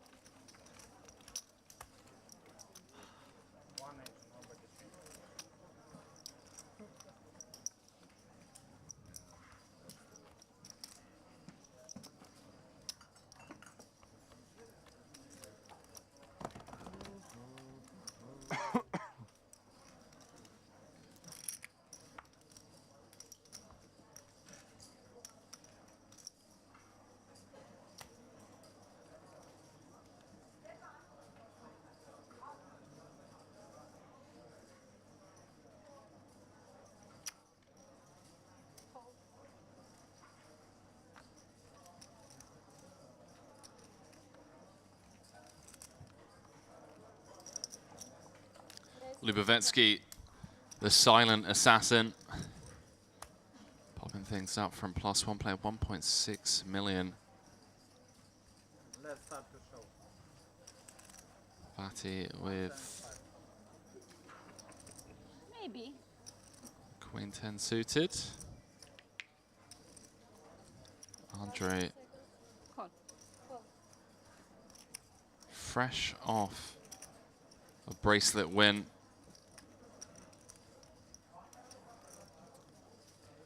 Took down the WSOP Europe 1K Turbo freeze out.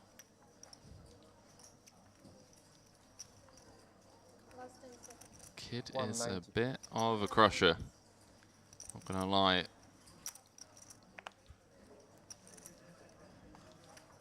Had two final tables.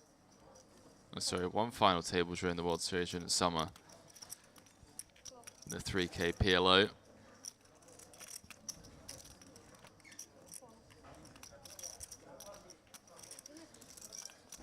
$25K, 20K, he's playing 25Ks. I mean, this kid is special. I do apologize, it's not his first bracelet.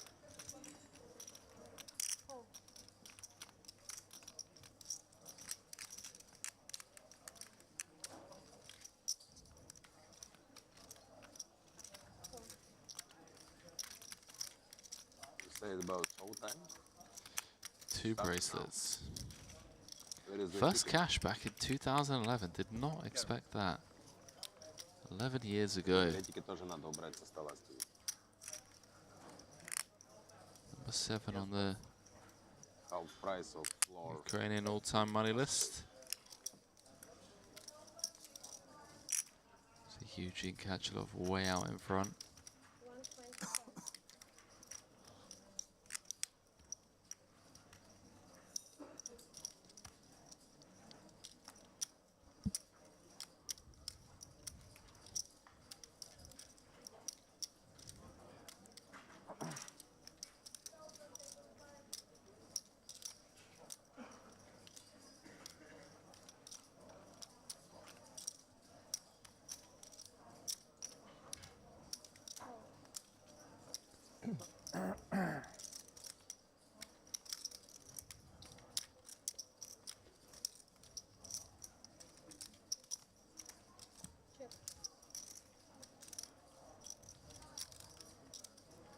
Still there?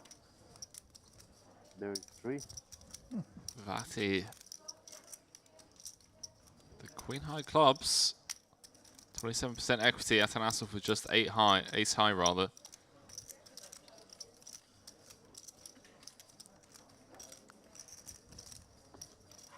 Gonna continue firing. Did 3-bet 3-bet squeezed. Lubovetsky opened. 350. Vati flat called. Atanasov squeeze from the hijack.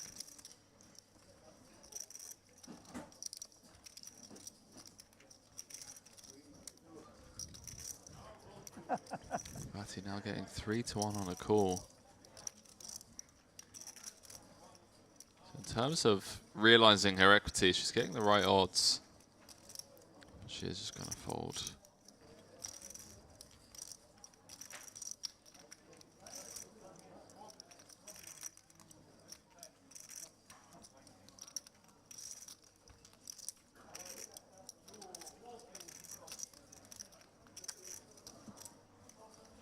Well, she hasn't folded. I do apologize. She must have slid in a time extension. I thought I saw her just muck her cards. Just slide her cards forward. Wow. Take a bow.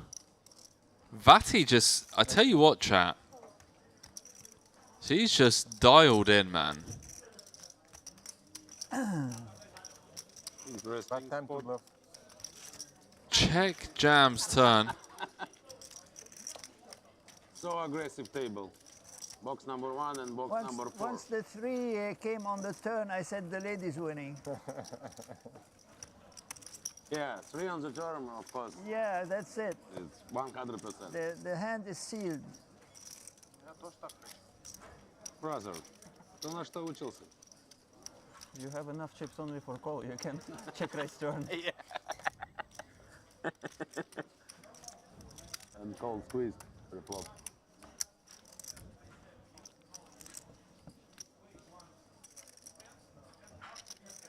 Andreas, Mr. Andreas. This is Hotel 510, Andreas.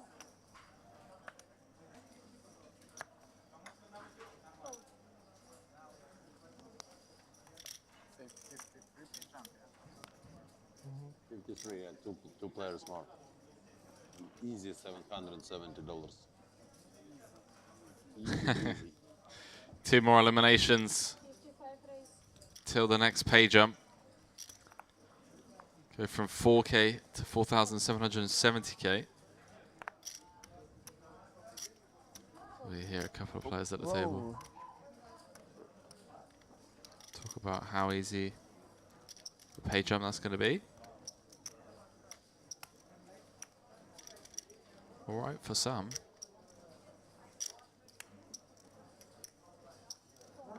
Mr. Andreas. Andreas, this is Hotel 510. Mr. Alper. Alper.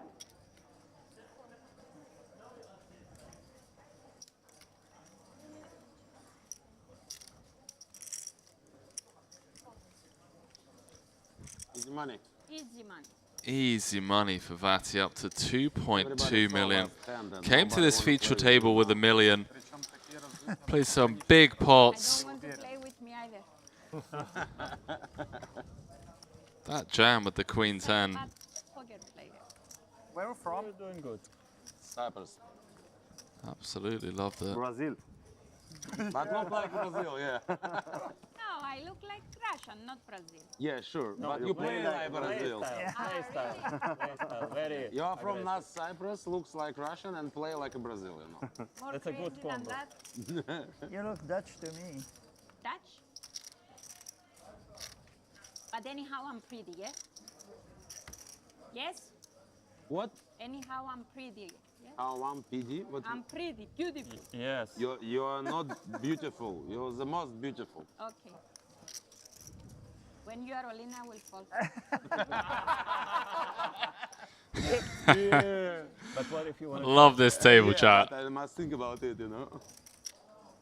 Don't say all in like a 55 raise. big race, something like this.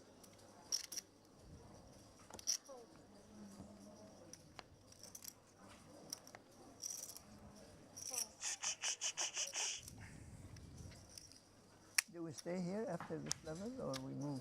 We move. Last 11 minutes in TV table, yeah. We move. We move on a normal table. And how many levels we play today? Does anybody know? 8 maybe, no? I think till final table, no? Till 2 tables? I don't know. No, they have a big. Yesterday it was the first time that we played 10 levels in day 2. But they have a big. With dinner break and. They have a big concert in the Diamond. You wanna go to concert? It's not. It's. I think a lot of people came here to wanna see go a to famous concert? Arab singer. Which kind of concert? It's a singer. It's an Singer, Arabic singer. popular singer? Used to be popular. He's not so popular He used now. to be popular. Something like a son of. Bob Marley. Yeah. No, he's an older guy. Of hotel director. But I think they will stop the tournament because a lot of players. Want the same? Probably. I don't know. I don't know. Well, we're hearing about a concert that's But happening anyway, at the he's not- Diamond. Let's doesn't jump back start into until this 10:30, so. because Lubovetsky has woken up with the aces in the big. It's gone under the gun +1 open from Atanasov off of 23 bigs. Vojinov in the small blind is just flat with the ace queen of diamonds, and somehow Lubovetsky has found the final 2 aces.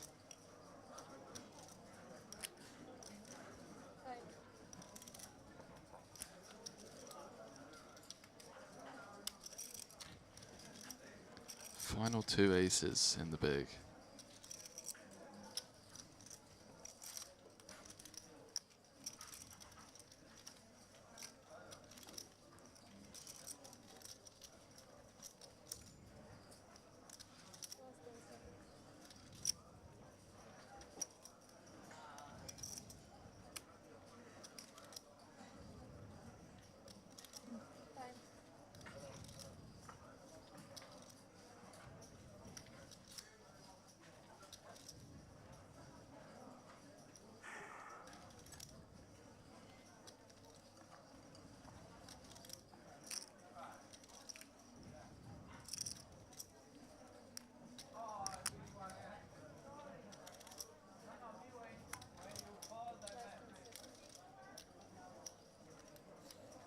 Atanasov with the decision for his tournament life, pretty much.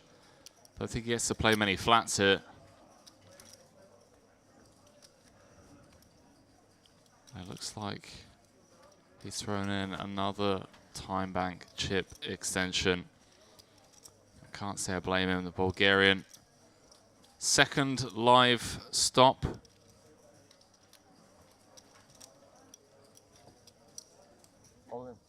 Does eventually move all in.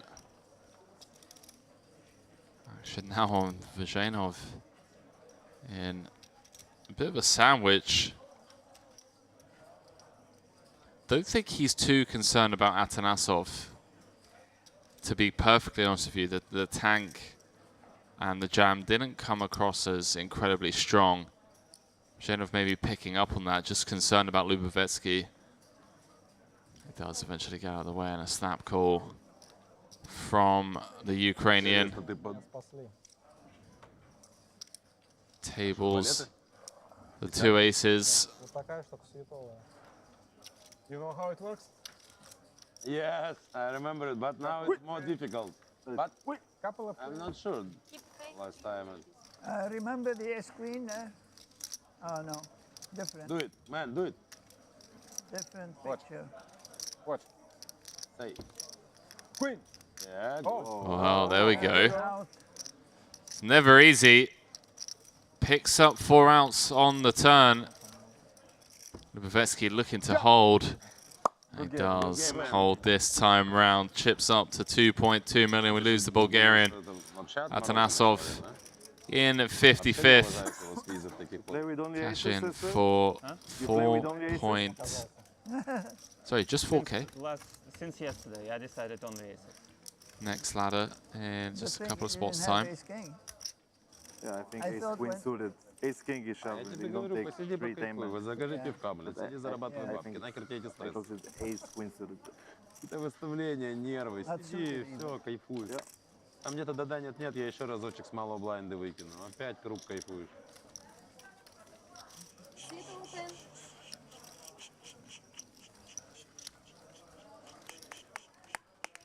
Если бы ты каким-то чудом сюда заполз,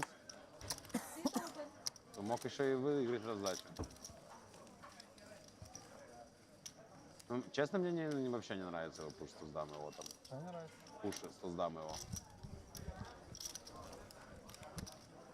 So there is going to be table rebalance of sorts once we lose one more player. See if that happens before or after the break.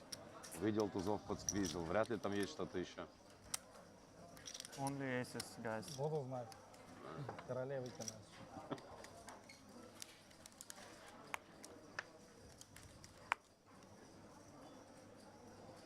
How much you have now?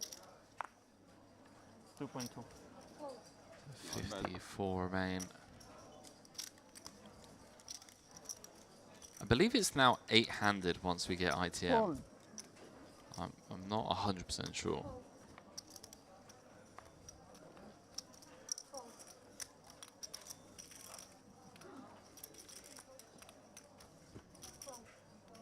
Такую феерическую игру, конечно, показываешь на перестоле. Согласен, будет что проанализировать.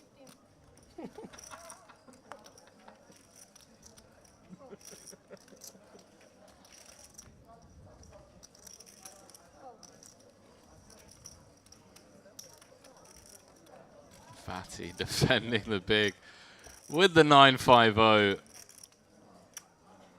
Just absolutely loves getting in the mix.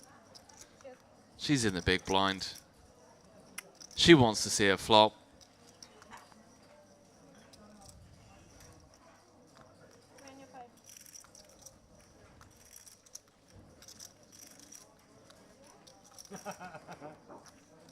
My big blind. You are stealing my big blind.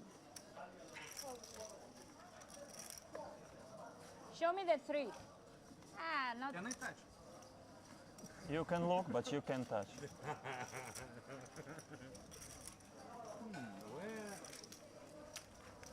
From where this rules?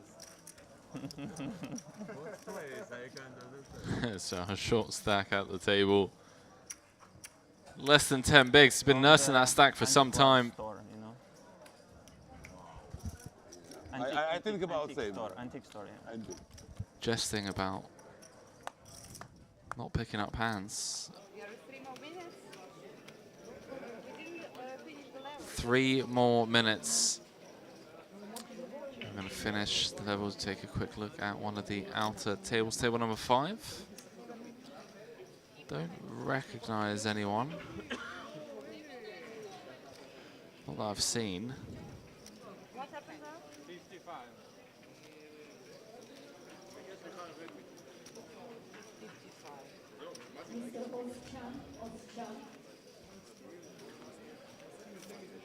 I recognize that lady.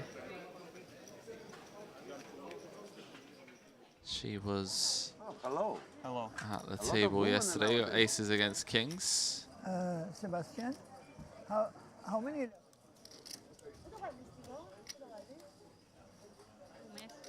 You friends?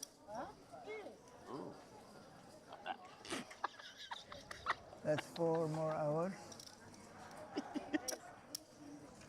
Yeah, makes sense.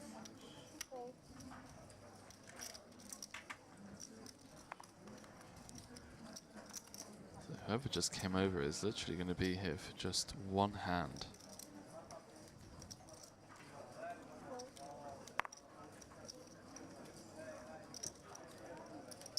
How much? 150? I think it's less.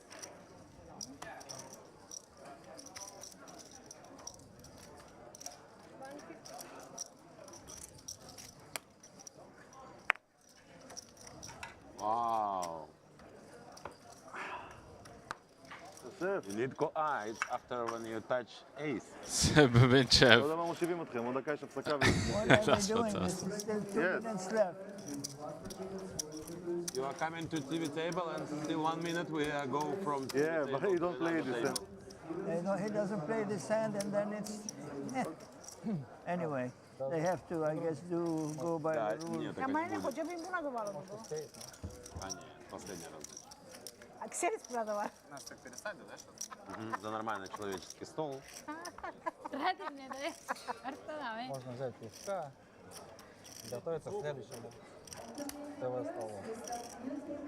Петь песни. А то неподготовленный пришел. So once again, ladies and gentlemen, last break. Sorry, last hand before the break, hand number 73. I feel really bad for that lady that's just joined.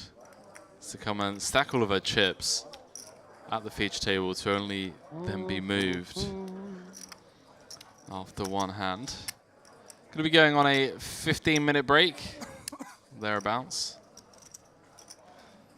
We are in the money here. The Merit Crystal Cove in Cyprus, everyone guaranteed €4,770 for their efforts. Βλέπουν τα φύλλα μας. Μόνο.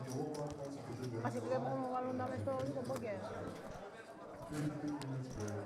Παίρνουμε το μαζί μας εδώ.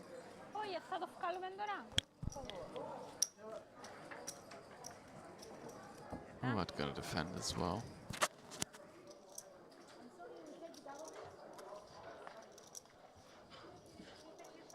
Assume this is going to go check, bet, fold.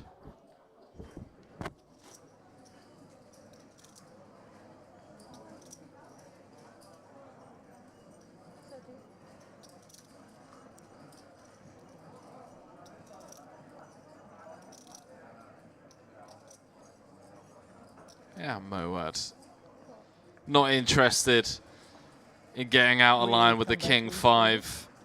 Vajanov, great couple of levels, made that fold with the Ace-Queen. And it looks like we are going to get a new featured table, I believe. We will find out. Andrei Ruvetsky up to 73 bigs, courtesy of that Aces hand against the Bulgarian Atanasov. So he is cruising here. The final 6 tables in Cyprus. It's the Merit Poker Vintage Series warm-up 2K buy-in, 500k guaranteed. We absolutely smashed it. Over 1.1 million in the prize pool and 210,000 for first. I'll see you guys on the flip side of this break. When we come back, we'll be playing down to the final 3 tables. Don't go too far.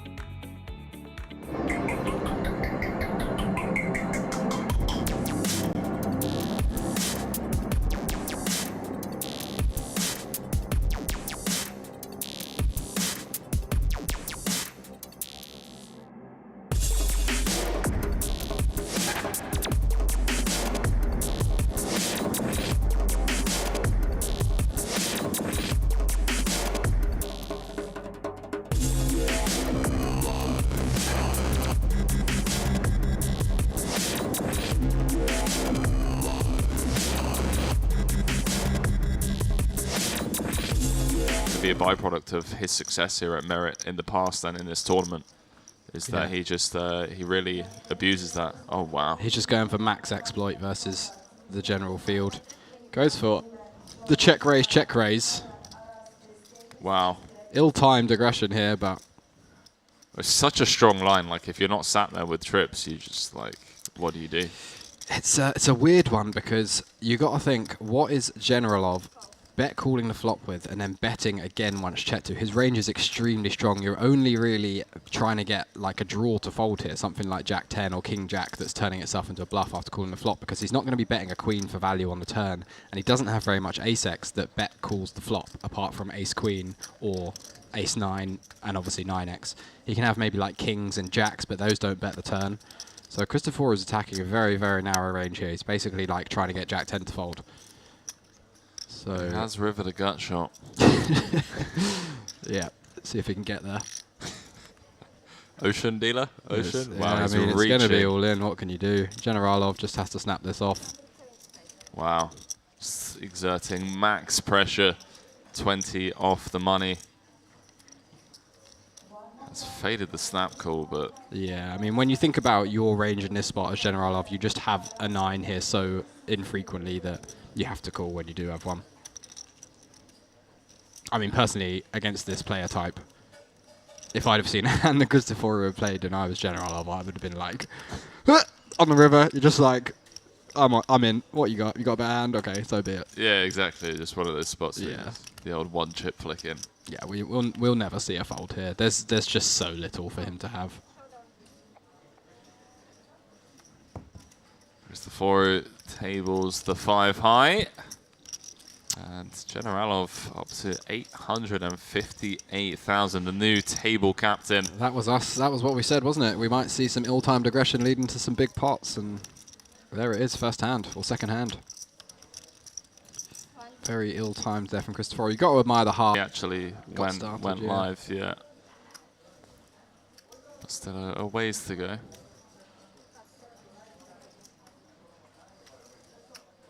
Well, I really want to, like, one of the things that I really admire about, you know, elite regs is they often start setting up the rest of the tournament for themselves, like the foundations, if you will, around the bubble, if that makes sense. Like, obviously, understanding ICM and putting in the prep work on how to approach a final table does help you a lot with late stage game, but like the fact of the matter is that, you know, you've got to learn how to prepare yourself to get to that point in the first place, like setting it up. Absolutely. Bubble is a super important part of tournaments, especially live tournaments with good structures with a deep average stack, because you're going to be on the bubble for so much longer than you would in like an online mass field or even a live tournament with 20-minute clocks or 30-minute clocks or whatever. So yeah, absolutely. There's a lot of chips to be made on the bubble if you know what you're doing. And if you arrive to the bubble with a reasonably good stack, you can definitely take advantage. A lot of the softer tournaments I've played where I've made it towards the bubble, I've had like a average stack or a bowl stack the entire way, and then at the bubble I've often like doubled, tripled, quadrupled my stack if the bubble lasts for an hour or the bubble lasts for half an hour even, because so many people in those softer tournaments are just happy to make the money. They're just like, oh, if I just keep folding, I'll be in the money in a minute. Yeah, exactly. And then I can go back to playing normally. And that's the great thing about these as well, is when you have these massive satellites where there's like yesterday's one. Mhm. That's obviously for the main, but there are obviously satellites for this as well, where you have 50 seats guaranteed.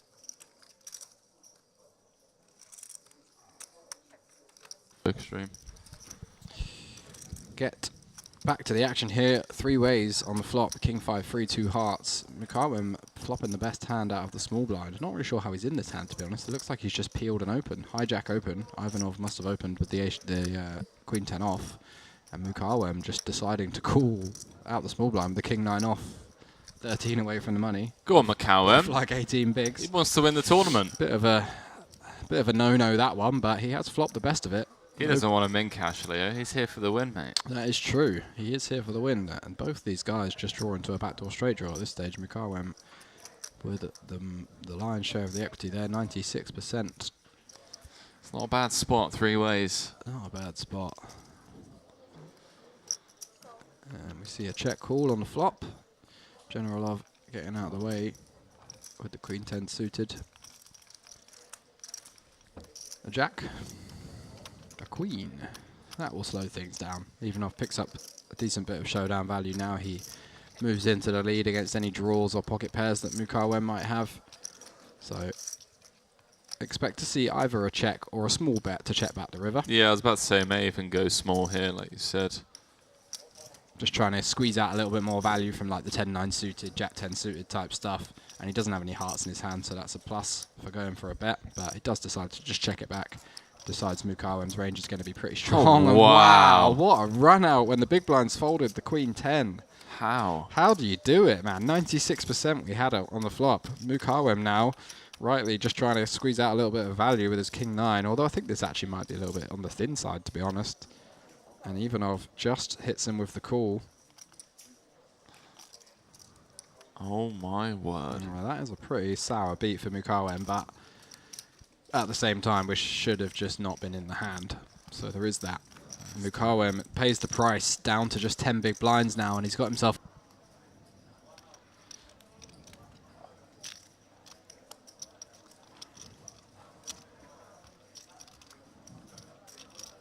Mustafov is second on the Bulgarian all-time money list.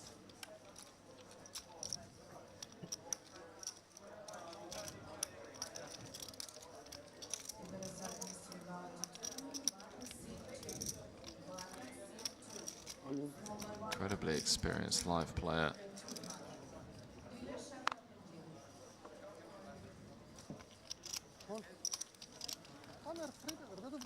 So Mukawem does find a hand to jam with. Yep, but nothing to call with for anybody so far. 128. And Kavici is just going to be forced to fold.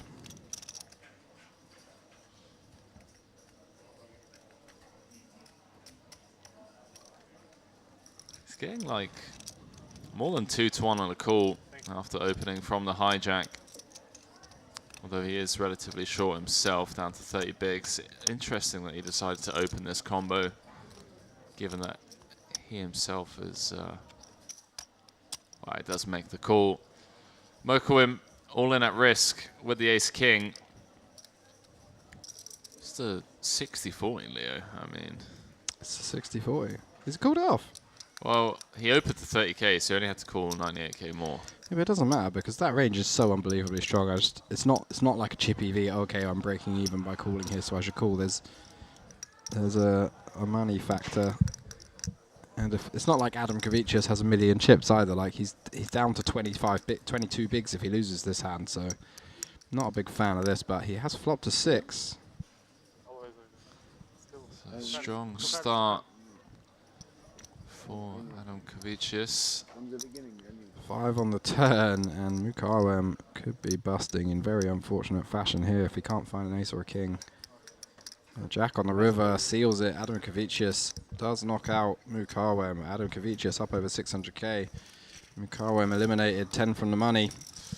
Yeah, and everyone else gets to see that. I don't want to say ridiculously wide open from the hijack, but opening 8-6 of spades off of 30, 12 off the money in Cyprus. You know, people from Middle East, Eastern Europe, all over the world. Been a journey. Yeah, different characters. Pocket 5s for Ivanov.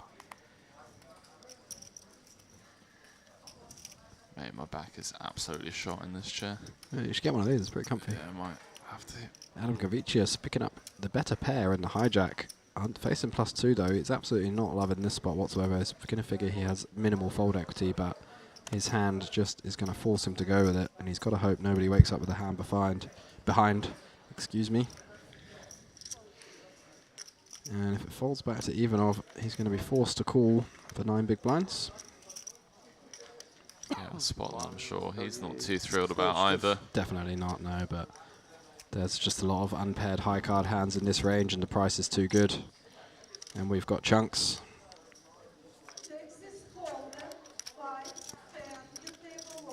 I'm calling your name, Leo. Texas Hold'em, mate. I'll be right there. Does flick it in. Gonna see the bad news. Needs to find a 2-outer. Wouldn't be the first time. Poker has been known to deal some harsh blows. Oh, I can't not laugh at Ferrandine, mate. He's such... Whoa, this guy. It's just like, there's no point counting. He literally said there's no point counting out chips for the call. Like, you're probably going to drill a 5 on the flop. And it's just come... So brutal for Adam Kavicius. Really, really brutal to bubble a tournament. Queen ball. Bubble a tournament this way is very, very sickening and feels a bit unjust. 10 on the river completes the board. Adam Kavicius leaves in 81st place, 10 away from the money. Commiserations. Well played. Ivanov finishing what he started with the aces. Wounded him gravely and then put him out of his misery. Oh, so it's just like a shift, I guess. Who knows what the next thing is. Maybe the next thing is just going to be grandpas. I was about to say, just a bunch of pensioners. Yeah, maybe it's just going to be like film crews going to nursing homes and stuff and just seeing grandpas cuss at each other as they 5-bet bluff with 7 deuce. Yeah. I mean, even if you're an absolute crusher when you're 20, it still takes a while to just build up a decent bankroll to get to that stage, unless you're just really outside the box and have a couple of massive 6-figure scores, because there aren't many 20-year-olds who are, even if they do have, let's say they have a massive score in the 10K main event or a 5K or whatever, it's very unlikely they had a big percentage of themselves. You know, anything more than 50% is pretty rare, I think, for somebody that age. Yeah, I mean, the reality is there just aren't as many 20-year-olds playing as there were when we were 20, and the reason for that, and I've seen the numbers on all of the sites. I mean, there's a lot of reports and statistics out there that are shown, and the reason is because when we were kids playing video games, growing up, playing video games for a living wasn't an option. Like, it was very rare that you would hear your friend be like, oh, you know what, I want to go pro and play CSGO, or I want to play Modern Warfare for a living. Now, all the 16, 17-year-olds, rather than getting into poker because of like high-stakes poker or Poker After Dark or the World Series, they're watching Ninja. They're watching Nick Merckx. They're watching the Botez sisters play chess or whatever it is, and they're like, okay, now I want to be a streamer. Now I want to be a video gamer, or I want to be a content, or I want to be Mr. Beast. Yeah, and they kind of stumble across poker as a result of that instead later down the line. Later down the line, exactly. Not when they're 14, 15, 16, 17, Yeah, just agreed. like... So it's interesting to see what happens over the next 5 years, man. And honestly, I think it's actually benefited us. Like, if you think about it, there are less young people in the game, which is somewhat worrying for the future. But at the moment, I think that's the reason why there's such a boom. Yeah. Because so many of the, 35 to 60-year-old people that come from different backgrounds and have made their wealth and their money in other areas now enjoy poker a lot more because they're not at a table full of 20-year-olds with headphones and hoodies. True. I don't know if that makes sense, whether I'm just going on an absolute... We had him yesterday, didn't we? We did indeed. Bulgarian again, I believe. Yeah. Mistaken. And AD on the feature table, that's always welcomed. Nice to get some more women in poker. It's deep in the tank at the moment in a hand.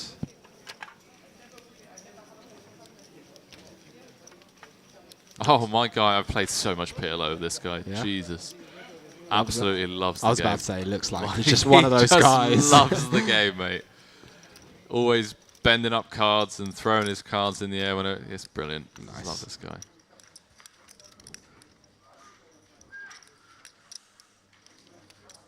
I like the way the captions say, when you said so much PLO, it says so much pillow. How did it really? So we are 4 away from the money now, approaching the hard bubble. And we see a 3-way pot unfolding here. An interesting board as well. Ace, 9, 4, 2 hearts. Christoforu, who doesn't mind putting chips in the pot, has flopped top pair after peeling Generalov's open. But Generalov has a dominating top pair and a nut flush draw to go with it. And you see how much of an equity advantage that gives him. Daikev drawing dead with the Queen 8. He's not going to have any interest in putting chips in. It looks like flop went check, check, check as well, which is interesting from Christoforu.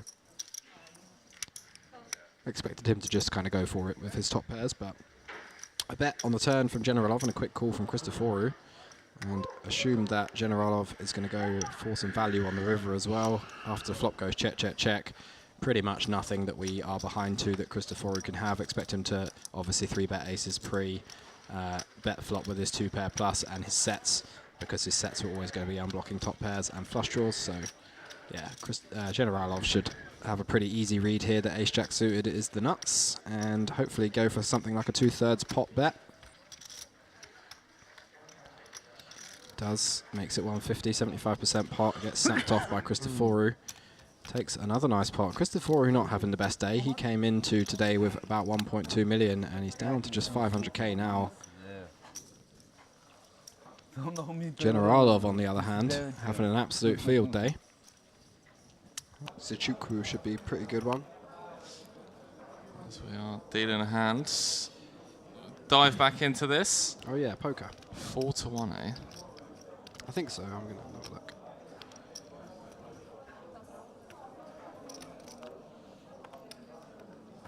Finally, easy decision. Thank you. This guy's hilarious. Nicked in. Let go of the rags. Pankov. 14.5 bigs. Pocket sixes. Tough on one. the low Tough jack. spot. I think we just let it go. Now you don't need to stalling. Good end? Yeah, you don't need to stop. Yeah, now it's on foreign.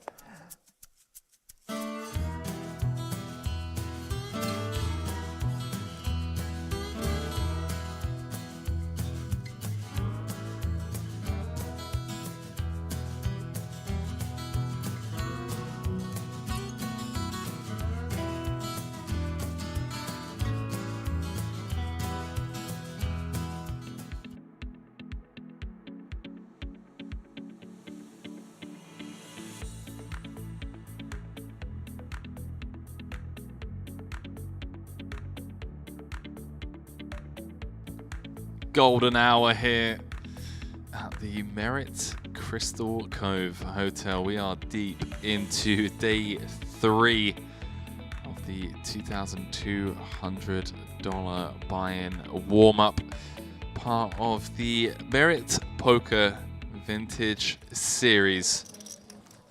500k guaranteed in the prize pool. Well,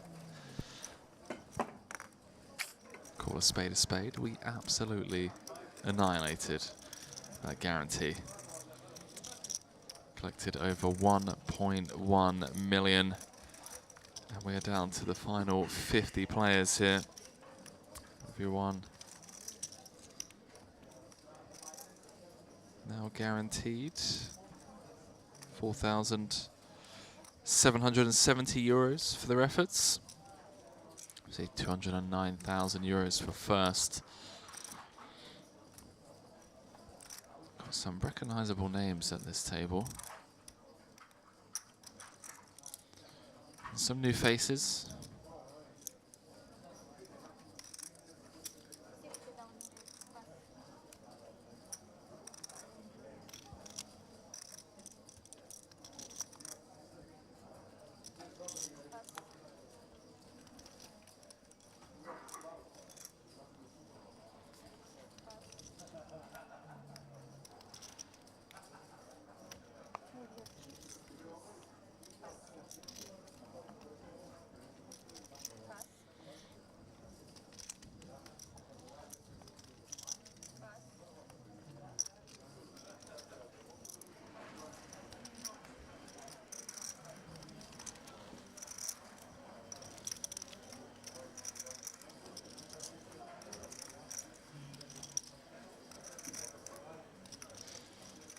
Andrea Ricci, up and coming Italian crusher, been on quite the tear the last couple of years, last year and a half, post-COVID.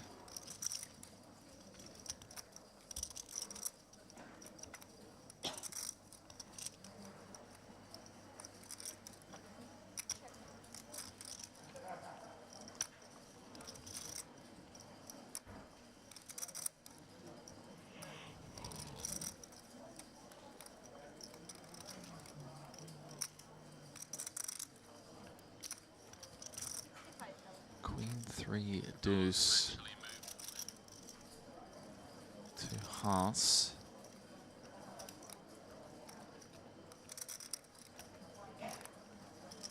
Actually, one overcard to his pair of nines up against an under the gun range.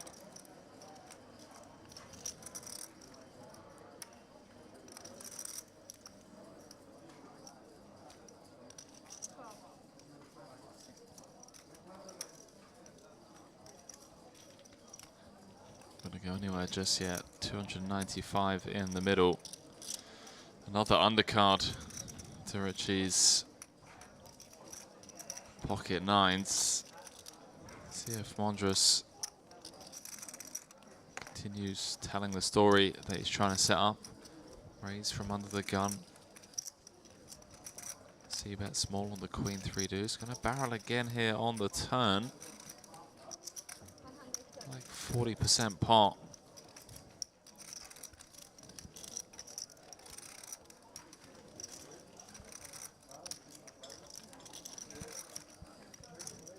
Doesn't really feel like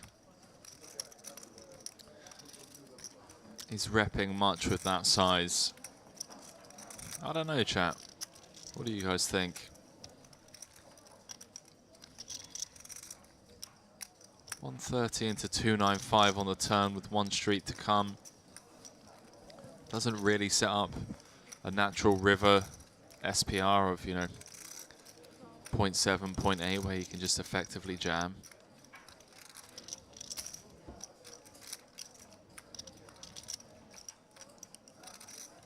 King of Spades on the river. That may change things.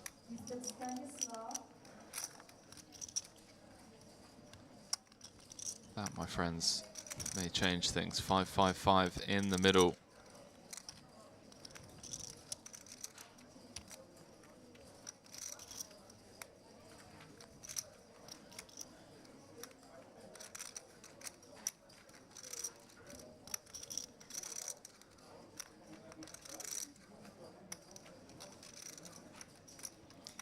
He is going to empty the clip, but again, just a really milky sizing here.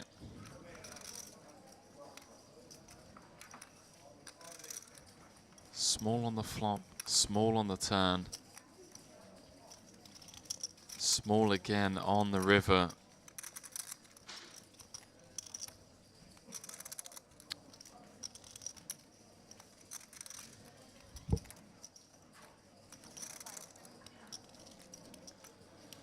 Yeah, Richie's going to throw in a time bank. Understandably so.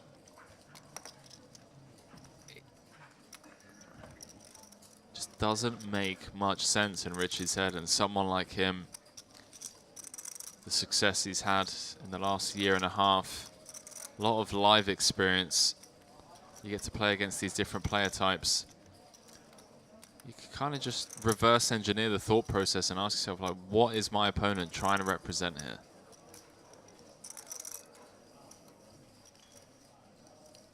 Now, don't get me wrong, I understand this is under the gun v big blind, but just the sizings have just been really off from Mondros.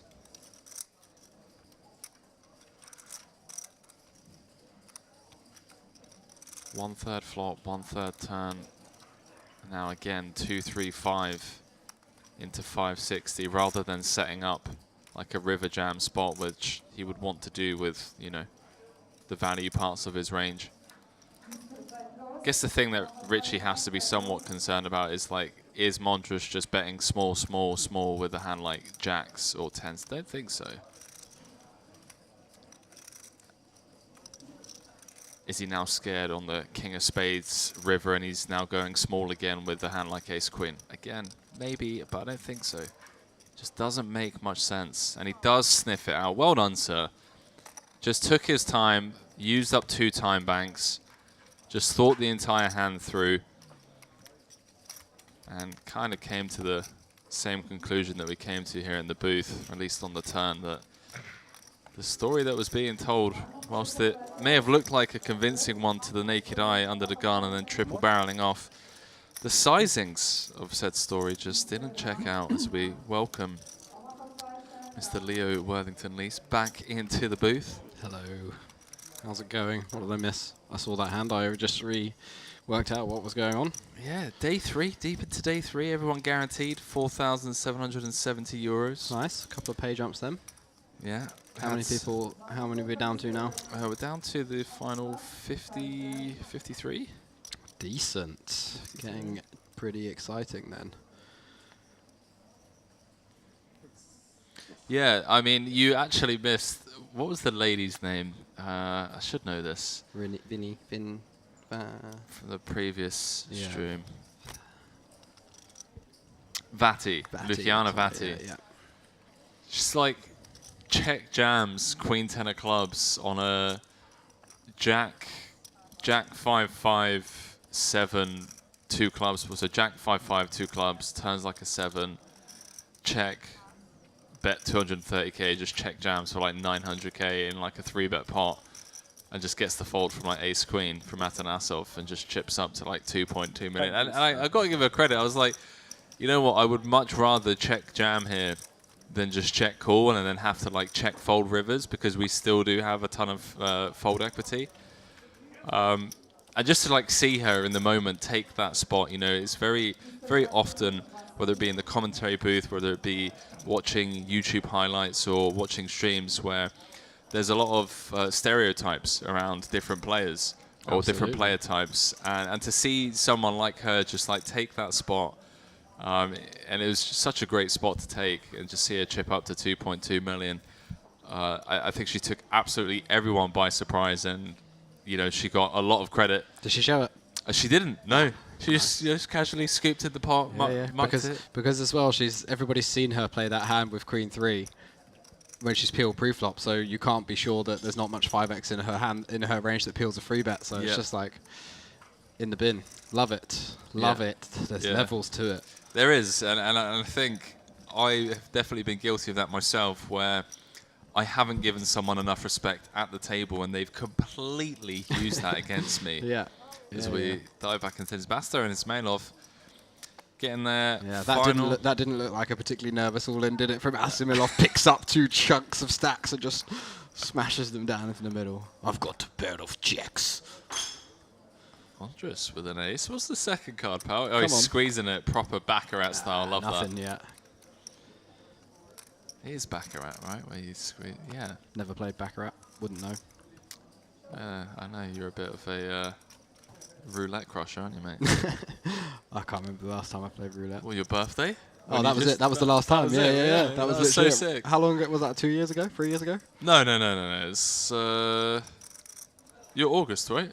No, I'm April. April. It's April 2020. No, 2021. Sorry.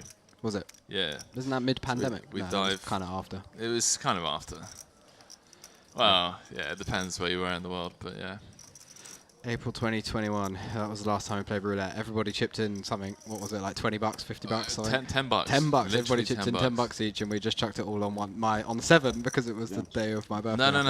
No. We all chose a number. Yeah. My number came in, that's 28. Right. So you got the 350 back. Right. And then you put it all on red, bang, red. Oh, for 700. yeah, that's right. That's right. That was funny. That was great. That was funny. That was the last time I played roulette. And it wasn't even with your own money. So absolutely. That's how you beat roulette. That's how you beat roulette. $700 easy. Crusher. So I have completely butcher the entire hand. If you want to know more about how to beat roulette, you can buy my book called How to Beat Roulette. Use your friend's money. Yeah. how to make money without risking your own Could be also like capital. As an online player, you know, like this is not what I'm good at. Happy I birthday. mean, I'm an online player too, but like I'm too that's spoiled. why. I would like to see big blinds over your head. Yeah, so that would be so nice. Just because it's like one spin and you know like whatever happens. Yeah, nobody gives a shit because it's $10. Yeah, and then it just comes in and it's just absolute Twice scenes. in a row. Unbelievable. We were just like, well, we might as well just stick the whole lot on a 50-50 and see if we can get 700. Back to the poker. That looks like a very healthy stack. This man was on our feature table yesterday, wasn't he? Gonna get reminded of his name in a second. Nah, that's right. Levy or Levi. Still unconfirmed. Ace-Jack suited. Under the gun +1 for Marcotte. Smolka +2 finds himself with pocket tens. Playing around 35 big blinds. Interesting decision.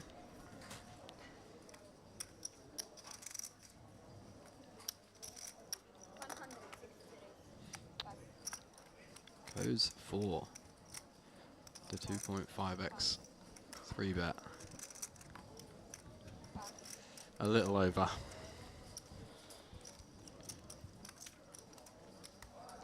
Definitely can go either way. Peel and get... I'm not sure what the stacks are behind though, that's why I can't really say what I would do yet. Need to get a look at all the stacks. Everybody else out of the way, but I think if there's a couple of short stacks, you know, a few 2 or more 25 big blind or lower stacks behind, then peeling can definitely be a good option, but Marcotte making the call with the suited ace. Go on now, chaps. Big old table. Small lady. Chuck the chips in the middle. Yeah, I've been guilty of that here. Not even a diamond. Marquardt. Sounds like that guy from Shrek. Yeah, Lord Farquaad. That's it. Yeah. Do you know what's funny? Do you know what's really funny? Not about this guy's name, just about the universe in general. Is that this morning, for some reason, I woke up and when I had a shower, I listened to the Shrek soundtrack. Oh, really? That's weird. It was super weird. That is super weird, yeah. Super weird. Not just like a little bit weird, just like the most random thing ever. Like, I don't even remember the last time I mentioned Shrek in my life. No, honestly. And all of the a only sudden reason I listened to it is because I was listening to one song which was Accidentally in Love by Counting Crows, and I was like, oh, I'm just going to stick the rest of the soundtrack on because it's got a really good soundtrack. Loads of like feel-good songs, and I was about to go to the gym, so it was weird that you would then mention this is Shrek in the same day. Well, the universe is such a sim, man, honestly. We're living in a sim, mate. It's all done to keep you feeling familiar and comfortable. You know, it's all designed to like, oh, I recognise that. Oh. There's no way that like we met each other playing 1-2, whatever it was, like 7, 8 years ago, and like now we're here. Probably longer than that, wasn't it? Yeah, maybe. I can't remember how old I was when I moved to Reading. Maybe even 20, 21. Were you 30 now? Yeah. Turning 31 in April? Yeah. Yeah, no, I don't know. I think you're too late. Now we're here. Here we are. Small old world, isn't it? It is indeed. The poker world is certainly small, but it's really nice. I actually think it's a lot bigger than we realise, but it's very small in terms of like the community side of it. You know, the people within the UK community poker scene, there are a lot of them that, for example, don't have a social media presence, but they're very active at live stops in the UK, so you kind of have that bubble. Then you obviously have like everyone like stateside. You then have like the Germans, the Austrians, but a lot of people don't actually know each other's cliques within the cliques. That's true. Good point. Because like for example, if you went onto poker Twitter and you were completely new to poker, you would think that that's all poker was. Yeah. It would be just like a lot of loudmouth Americans, like, you know, giving their opinions on why Alan Kessler shouldn't tank in a certain spot. Their opinions that nobody asked for. Yeah.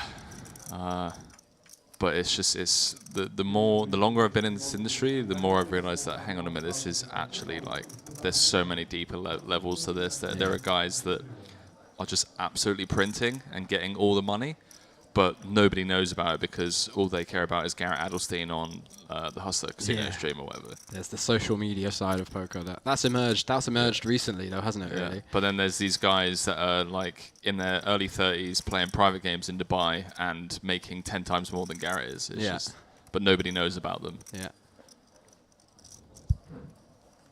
So Nataliev going to defend. Oh, no, he's not. I do apologise. He's gone for the ISO, trying to get that dead money in the middle. Basta all in for 10k. Smolka raising to 60k from +1 with the threes. And he just gets to free roll the dead money. Gonna table the king 3. See Smolka's reaction. Any reaction? Internal. Just like, all right, mate. Processing. King 3, huh? Interesting. I just got wrecked.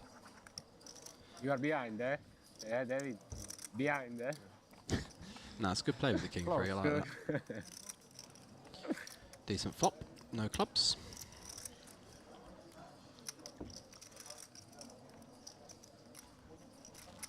Richie asking David Smolka if he was behind with the threes. Ace 10 holds. Does indeed. Given that it's big blind ante first, Basta from 10k to 70k. Nice. That's about as many times your stack as you're ever going to make, I think. It's hard to get it in and get more than a 7x return.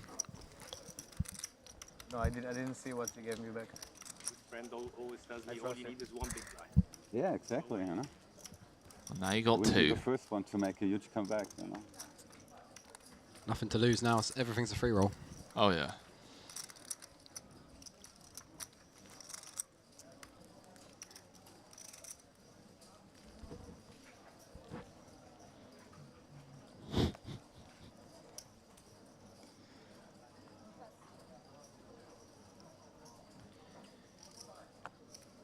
Basta 2.4 bigs. Queen 2 not good enough into the muck. Ismailov under the gun +2 picks up pocket 8s. Makes it 60k.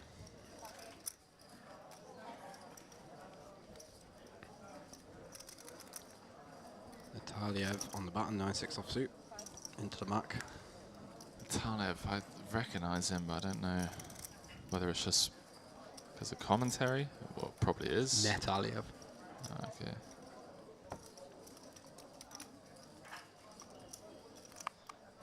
Nataliev. Came 10th in the MPP. I covered 2 months ago. That makes a lot of sense now. 45k. Nice. Like the white, huh? Again, another guy, you know. 200k. Hasn't been grinding that long. Total live earnings. So I guess with the amount of volume that you can get in live poker now. It could be people who just win satellites to things online. I don't know if that's possible for here, is it? Probably not. I think so. Only No. party poker stuff, really, isn't it? And GG stars and that. Yeah, I mean, it did have the Pipe Poker Millions here last September. Had obviously the Triton series that had qualifiers from GG for the first 25k. But no, MPP as of next year will be, I assume, partnering with some online client. How about this? Basta, let's go, bud. Ace Jack. Yeah, absolute premium under the In gun it as well. goes. Into the big blind and ante next hand, and you find the absolute nuts under the gun. In it goes. Richie in +2 with the ace 3 off. Gets out of there.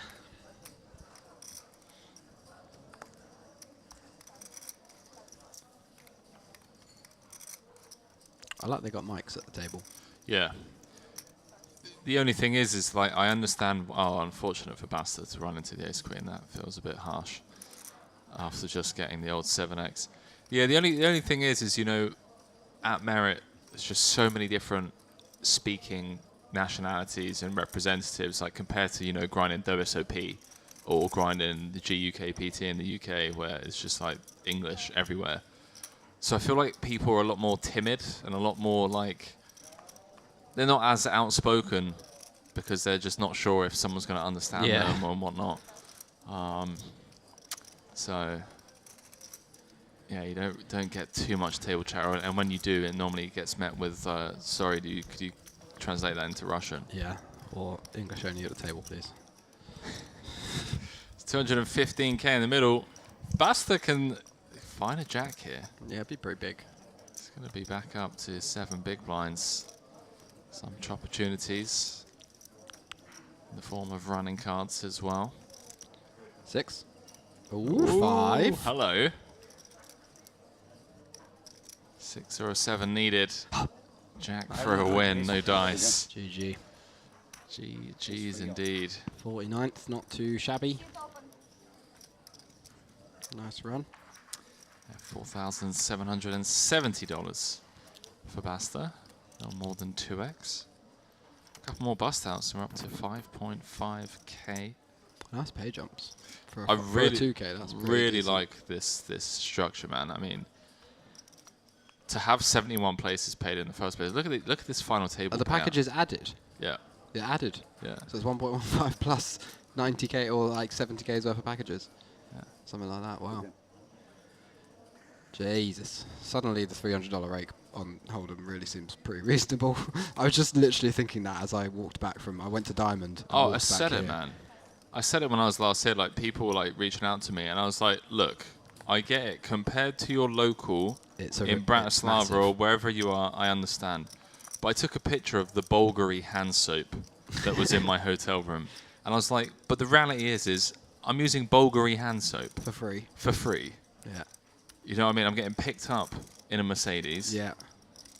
And you're just in a 5-star resort, beach. It's unbelievably like pretty everywhere you look. It's just unreal. It's hands down. I have never experienced hospitality like I have since I've been here. Like everything is absolutely spotless, perfect. They don't miss anything. You never see rubbish. No. You never see a mark on the floor. You never see a filled table. I saw 5 guys, literally 5 cleaners on top of the roof outside the Royal, just like all with mop buckets, clean like the roof of where the parking is. Yeah. Like the glass ceiling. It's immaculate everywhere, and it's such a like beautiful looking hotel as well. The whole complex is so nice. It seems so quiet for the amount of work they're doing all the time. It's just like, I don't know how they're doing it. It's like being in Charlie in the Chocolate Factory. I think it's like a magical little factory. They get it done quietly. They get it done. They get it absolutely done. You just like casually walk through the hallways and you just see some random person with like some polishing cloth just like wiping down one of the bins. Just whatever it is. And I'm just like, oh, that's how they do it. They just send their spies out. Just walk around with like polishing cloth and it's like, oh no, none of that. It's unreal, honestly. The buffet is just it's ridiculous. Like it's absolutely ridiculous.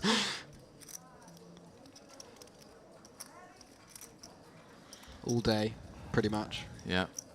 The whole spa setup, You've been to the spa? Multiple swimming pools, unreal massages. Massages are cheaper than the ones you get everywhere else as well. Even though they're just like in a 5-star hotel, it's still cheaper. Yeah. No, I love it. That's so good. Good value. Everything's just it's just 800 would be just great. value. Yeah, right. We are taking a quick 3-minute break. Even though this table is as we better are than the others, waiting for, we have more space. I believe it's the final. Yeah, I'll do 300. Final 6 table rebalance. 48 left. I do hats up too. 6 tables of 8. My math checks out. That does make 48. Does indeed. Gonna get a quick scoreboard coming up to show you all. Yeah, well, our man busted in 49th, I think. So maybe a little bit. Okay. Or 50th, and then it was on 49. I'm not sure how quickly they updated that. Yeah, so we are waiting for someone. What you're waiting for? And Smoker's like double espresso. Oh no, you just ordered. Did you get? Oh, you did. Yeah. Is that the one that I ordered for you? No, you went and got your own. When I got my own. The first thing I did when I walked out of this room was I went up to a waitress and said, "Please, can you take a double espresso to my friend? He's straight through those doors." But they didn't do it.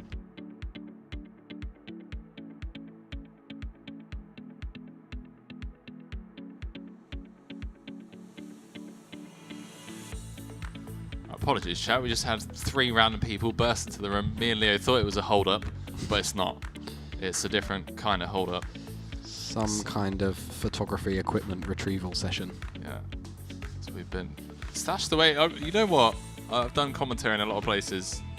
It's not bad. It's not bad at all. It's not bad. We got a big room. I've been put in cupboards before. Yeah, okay? I've been in prison cells. Yeah, literally. You know, we've seen some shady ones as we wait for another player to be brought over to the feature table, rebalancing the final 6 tables, chat, of the warm-up event from the Merit Poker Vintage Series. And what a start to the series. I'm expecting a lot of our friends to come to the upcoming series. I will be doing my very best to convince them. Yeah, that because this is exactly what they should be doing with their time. You look at the blind levels in the structure.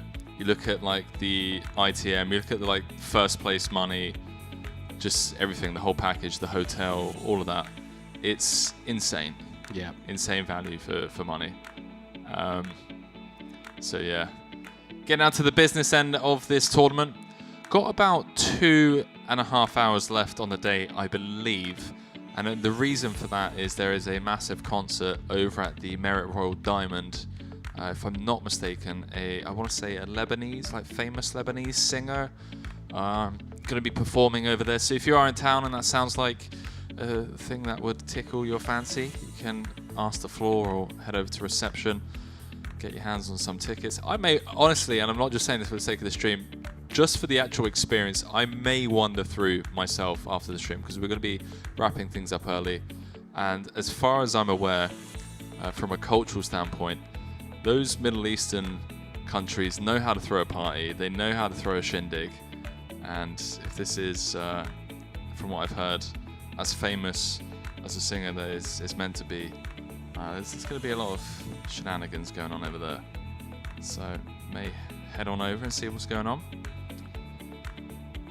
And then tomorrow, I'll be bringing you what I assume is going to be final 4 table coverage. We've got 48 left. Would make sense to get down to the final 32 tables and call it a night. It shouldn't take us too long, another 2 hours. Sounds about right, as the average stack has decreased quite a bit since we made our way into the money. Can do the math real quick actually. Was it 626 total? Something like that. Times 100k. Divided by 48. So average stack is 40 big blinds.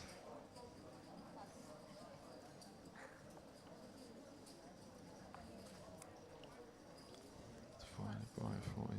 Yeah. 1.3 million. Big blind 30k, about halfway through this level.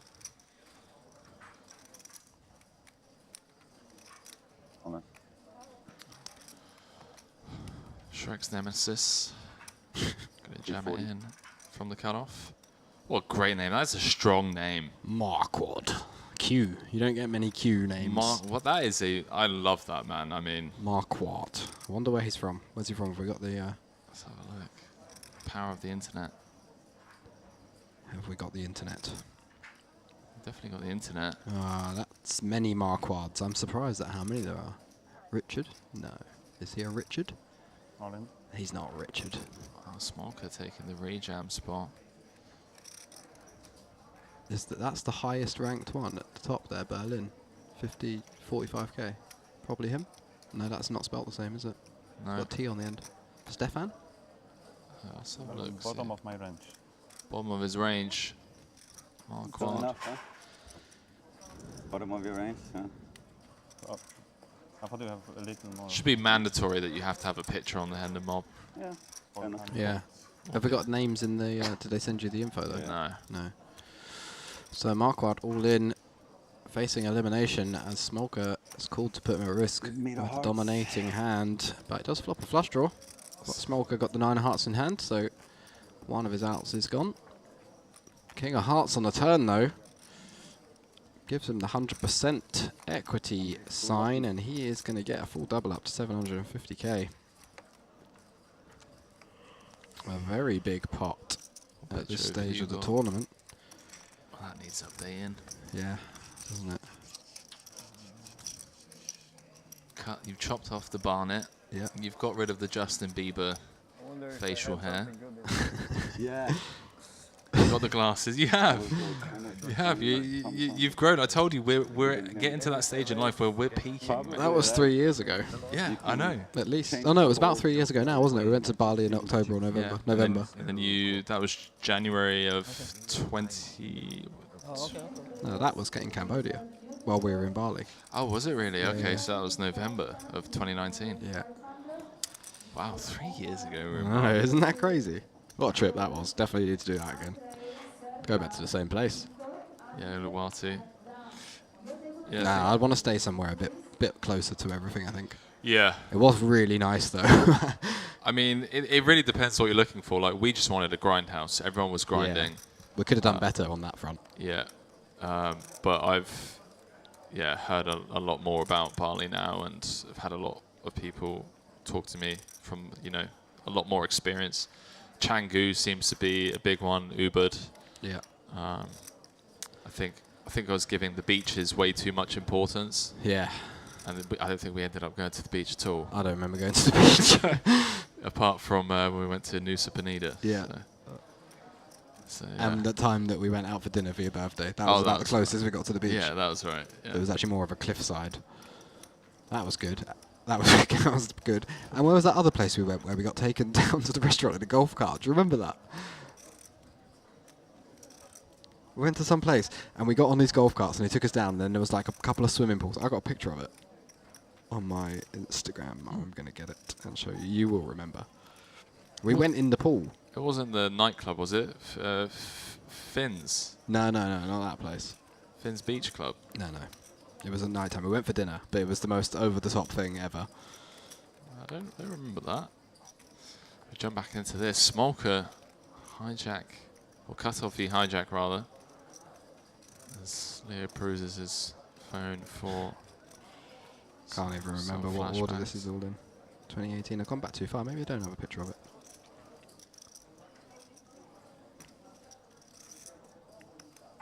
$25 bigs effective. Marquardt did just double the ace-3 against the ace-9. Smolker. Absolute end boss. We went in the pool. We went in this pool. I wasn't there. I left early, remember? Ah, you left early. Why on earth would you do that? I had to go to Paris. Oh, I had to go to Paris. And Marquardt does make the fold. Smolker with the pickup. You're picking on me, huh? David Smolker, 222k in total live earnings. I just went a little in return.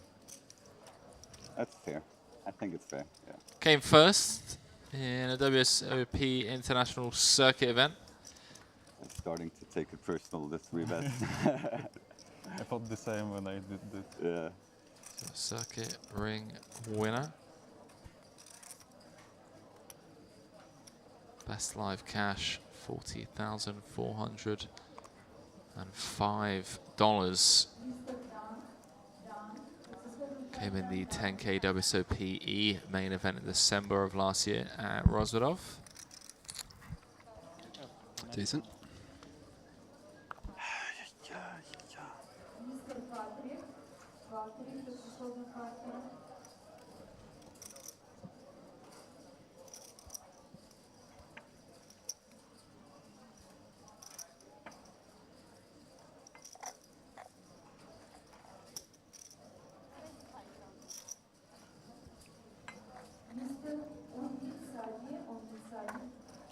Few nice scores. Whoever that is you were just looking at. Yeah, Ilya Savevsky just won a bracelet.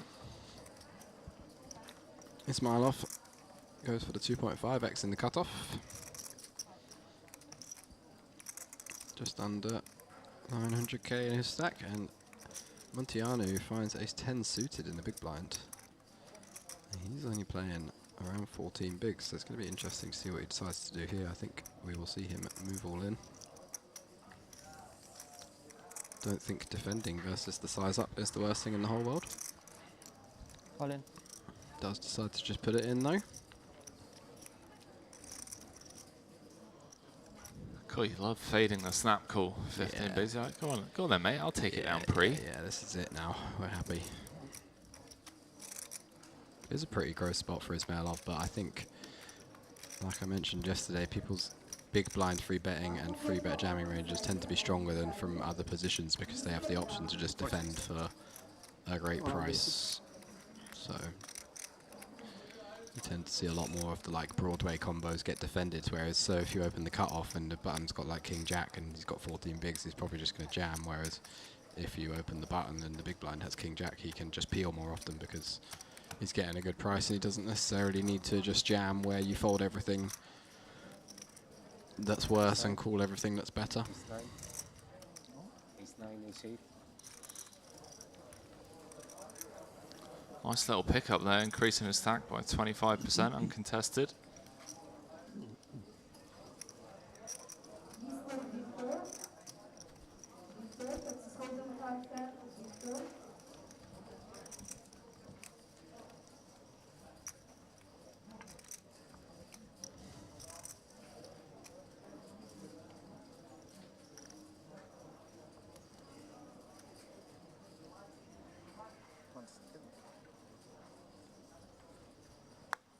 We were talking about Levy yesterday, weren't we? If I'm not mistaken. Yeah, he was on the fitch table for a while. So Levy, 640k in total live earnings. That's right, he came run deep in the main. Yeah, he got like 13th or something. 19th. 19th. That's rough. Smoker. +2 it makes it 60k with the King Queen suited and Ismailov. Suits dominated and a worse connector. 27 big blinds or so. See how he decides to continue with this one. Goes for the call. I think ideally we fold this one. I'm not 100% sure, but I think it's a fold. Just some queen or jack.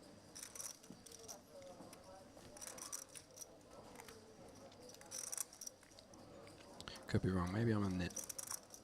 Maybe I'm about to learn something really. No, maybe I'm about to have one of those moments, you know, where you discover a nice leak in your game that you can plug. Not flatting the 10-9 off of. Yeah. Was it 20? I mean, I think I would peel 10-9 suited. I haven't looked yet, so I'm not like cheating, but I feel like I would peel, but I definitely don't think I would peel 8-9 suited. 10-9, 27.3 bigs. It's just hijack versus +2. It's a bit. I don't know. Hijack v low jack. Yeah, hijack v low jack. Hijack. Smoker. No, hijack versus MP, not low jack. One before low jack. How many bigs has he got? 27. 27. I could do 27.5.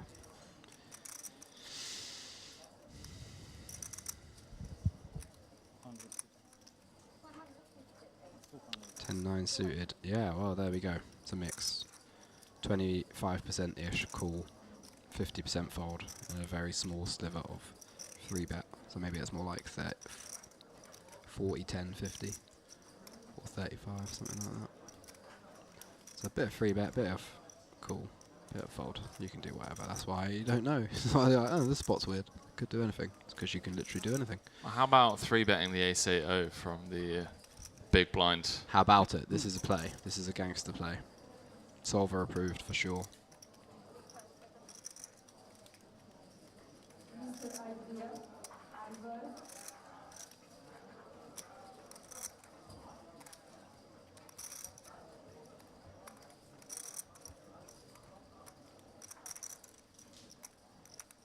See what Smolka comes with. King Queen suited. Just saw Nataliev 3-bet the King 3 out the big the previous hand, and he does say run it. All in announced.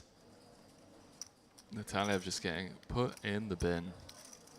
Absolutely binned here. Binned. Yeah, this is also a very gangster play. On the feature table. That's one of the ones that you don't want to to make the cut on TV. No, you do. Not with the ace 8. Yeah, you played it well. It's a good play. Yeah? Mm-hmm. We'll see. I don't know. I'm pretty confident. It might be. You might need slightly worse ace-x, but I am pretty confident that that is a solid one. So it was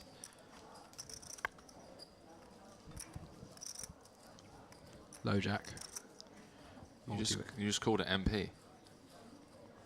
When I said that. Well, that's because this player's not here, though. I didn't realise that, so they haven't adjusted it, but he is. Yeah, so technically the low jack. Low jack, high jack, 40 big blinds effective against the big blind. Multi-way though, wasn't it? Yeah. Can't solve it. Yeah, you can. Oh. I'm just going to take a quick picture of the scoreboard.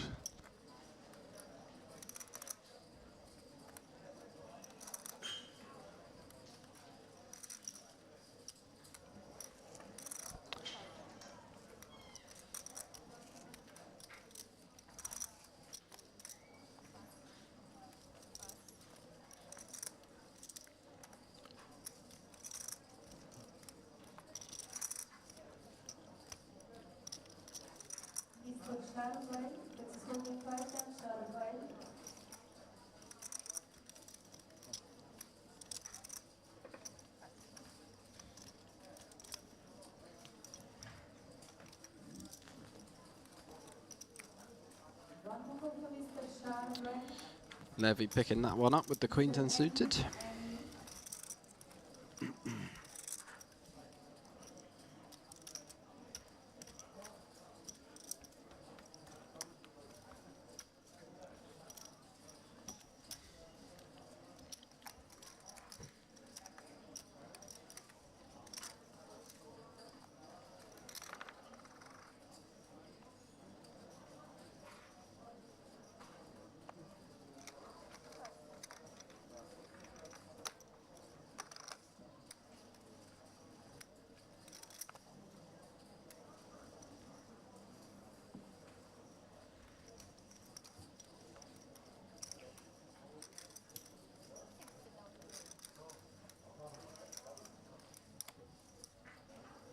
Ismailov picking up jacks under the gun +1. Had a couple of hands so far. Richie taking a second before folding the 6-5 off.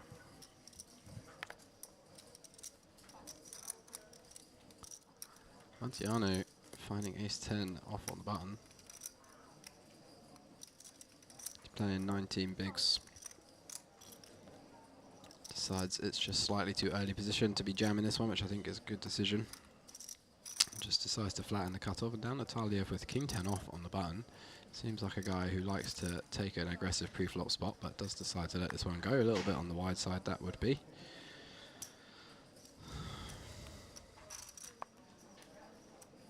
It is actually, I checked, and it is actually worse ace-x, like I thought might potentially would be. Ace-8 actually a fold. Felt like a bit of a too good. Yeah, overly aggressive. But you do use ace-4, ace for free, ace-2. So he was close, and I think it's probably going to work. What about three betting aces from the big? Is that a thing? That is a thing, but so is calling.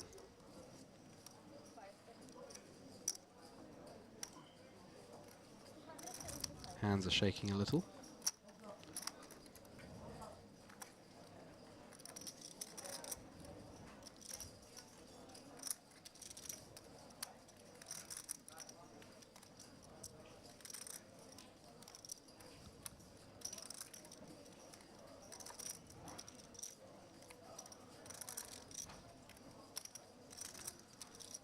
Shaky hands with aces. A little.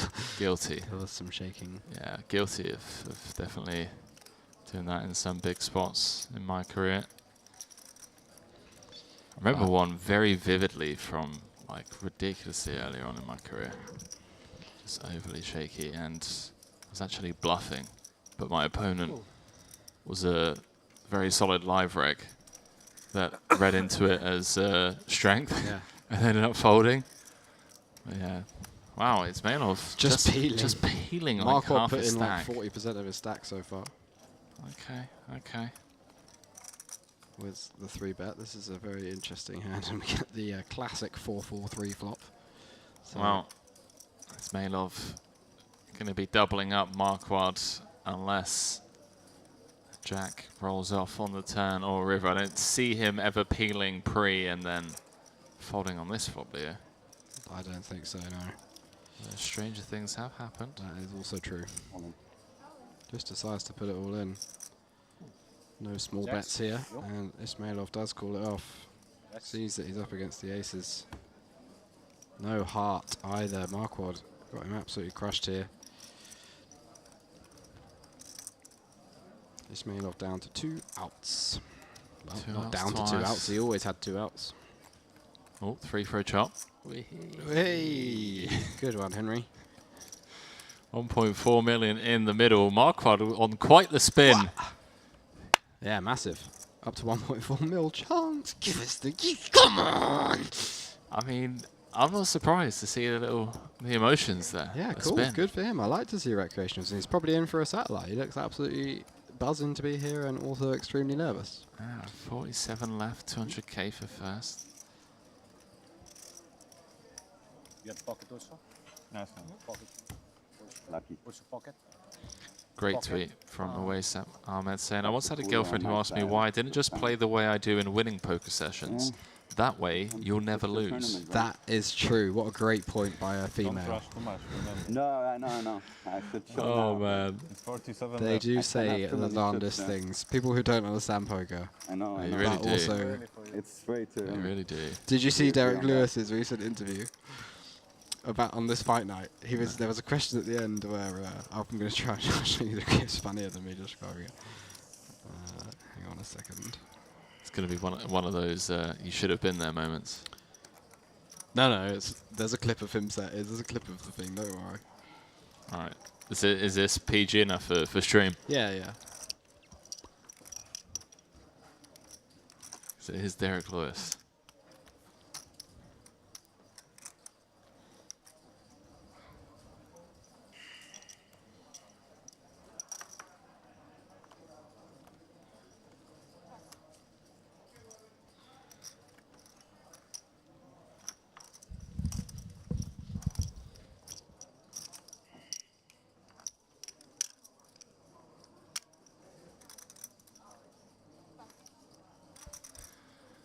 Andrea Ritchie, by the way, chat, haven't had the chance to talk too much about him on stream other than just telling you guys about the year that he's had. Let me give you some more facts. 1.34 million in total live earnings. Came third in the 10K high roller here back in September. The one that Tony G actually ended up winning for 257k. UK Alex Peffley rather, came second in that. Stephen Chidwick came fourth. Pretty sick final table, not gonna lie. Came first just a week prior in the 500 La Notte degli Assi, part of the Luxon Pay Mediterranean Poker Pie for 50k.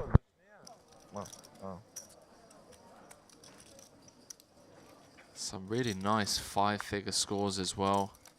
Fourth in the bracelet event Colossus for 70k.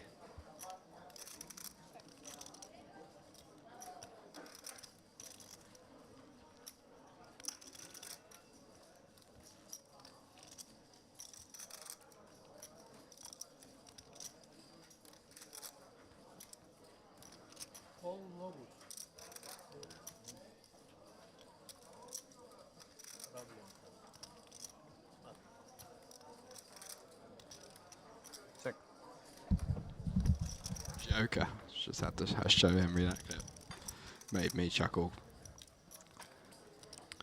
Back to the action. Smolka has a pair to go, sorry, a flush draw to go along with his pair. Currently a very high percentage chance of a chop, but Smolka does have a much bigger share of the remaining equity than Levy does. Levy cannot win this hand, he can only chop.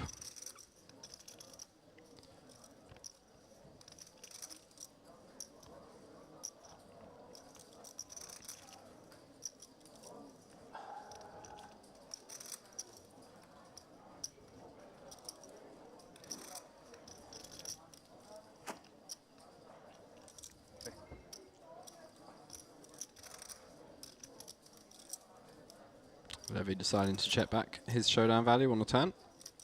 No diamond on the river means this one is going to be a chop, unless somebody takes it away with a bit of well-timed aggression.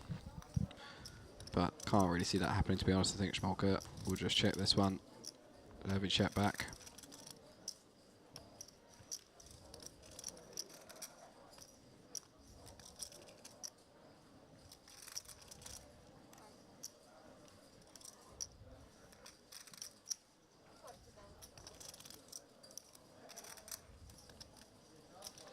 Schmolka does come in for the block.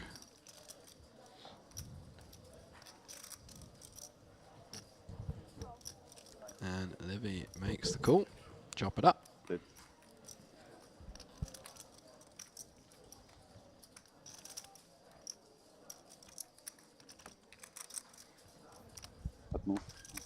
These guys make poker seem so easy.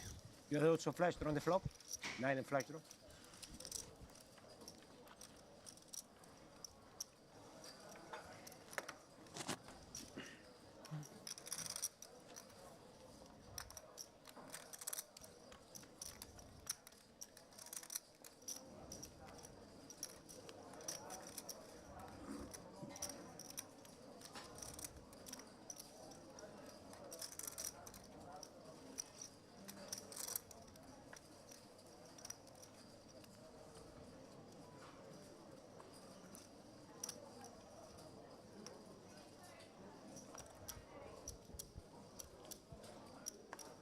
$60.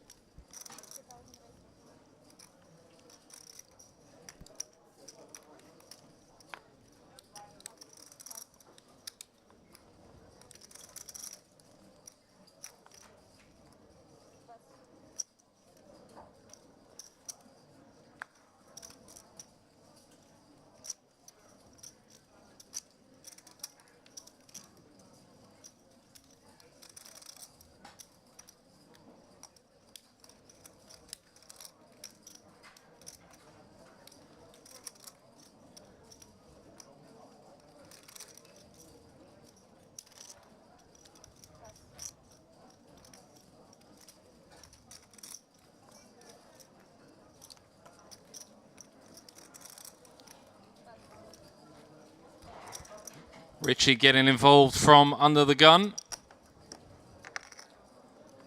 King 10-0 is Mailov in terrible shape. It's final 45 bigs.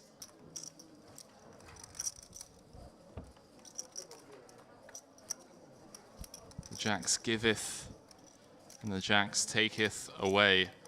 It's Mailov doubling up with the jacks against the ace jack, then running his jacks into aces. Hello, 5 on the turn.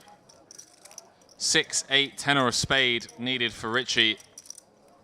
And there's the 6 of clubs on the river. Good game, man.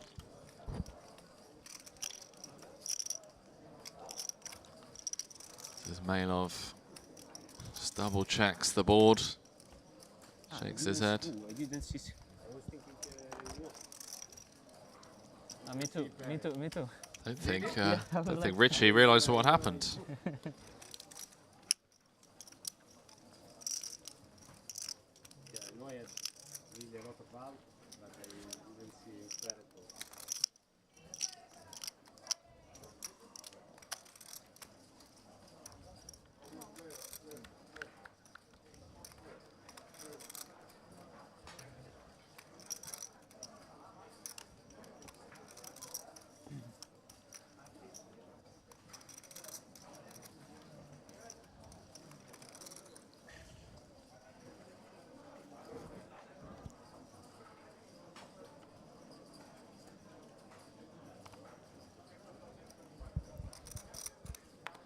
So dropping like flies here, chat.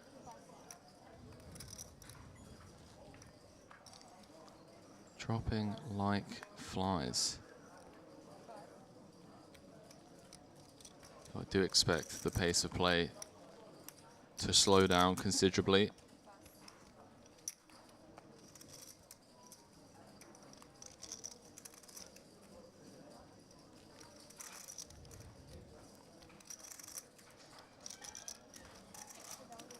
how much to play, David?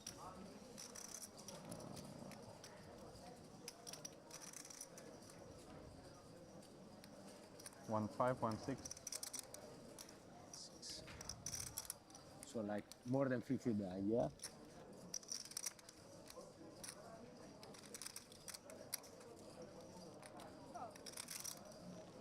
$60?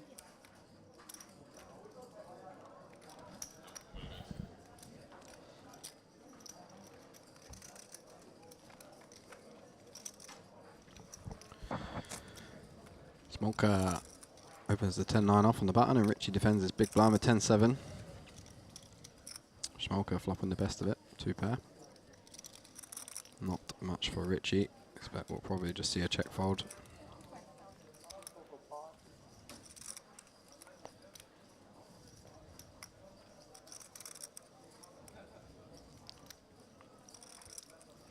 Maybe he's thinking of getting funky though. Got some potential good future blockers.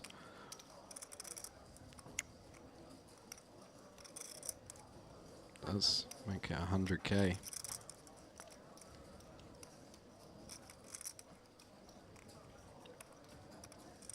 Richie going to have a lot of Queen X in his range, obviously. He's going to defend a whole bunch of it. Big blind versus button. But Smolka going to be pretty well protected himself. Definitely not going to be folding a 9 just yet.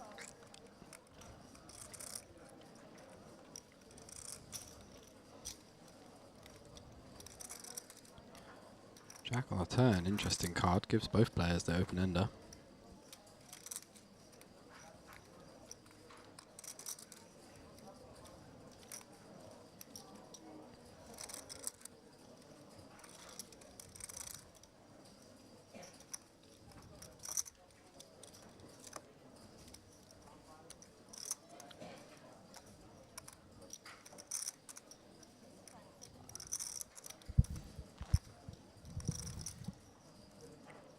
Richie going to continue with the aggression.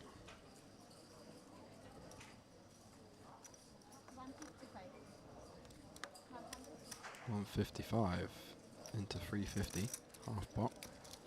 Yeah, if there's ever going to be a turn card on which you fire again, you know, put open ender, blocking Queen 10 of hearts. Yeah, and a lot of the bluffs that he would choose on the flop have made a good hand now. He would could potentially choose something like King 10 or 10-8 to be a bluff on the turn. And also his like Jack X that he uses, if he uses something like Jack 8 of spades or something, that's going to have turned a pair as well. So Smolka does decide to let it go. Thinks that that turn is just a bit too good for Richie's range. Yeah, Richie gets a nice pot through. Yeah, gets a nice one through there. I hope you have it. You will see in the camera.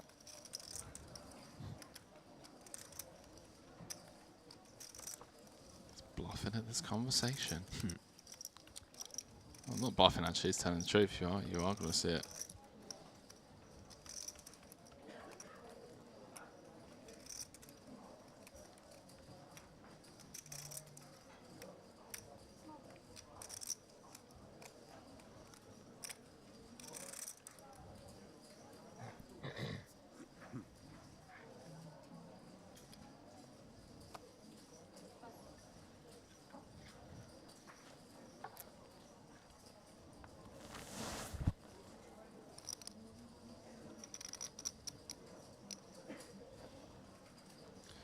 Facebook chat's really quiet today.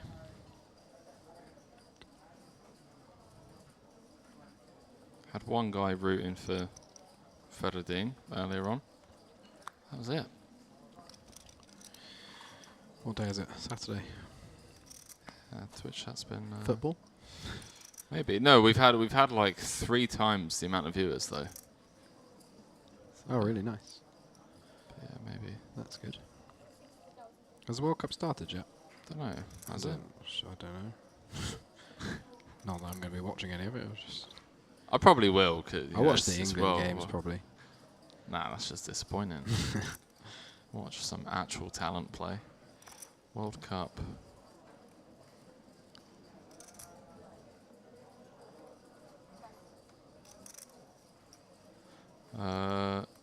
Tomorrow. Sorry. Kicking things off, Qatar against Ecuador. Monday, England against Iran. USA against Wales. Senegal against the Netherlands. Cool. Cool, cool, cool. Cool, cool, cool, cool, cool, Cool, cool, cool, cool, cool, cool. No doubt, no doubt. He's so good. He is such a great actor. Cool, cool, cool, cool, cool, cool, cool.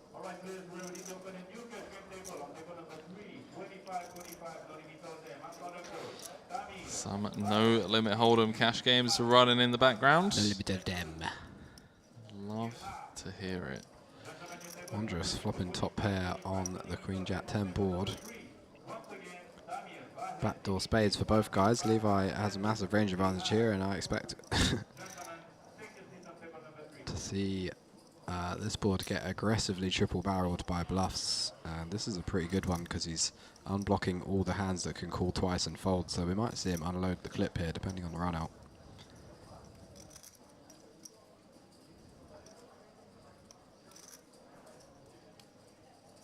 Already sizing up. Bets half pot.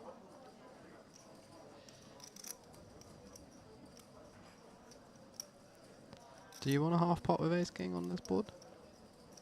I don't think so.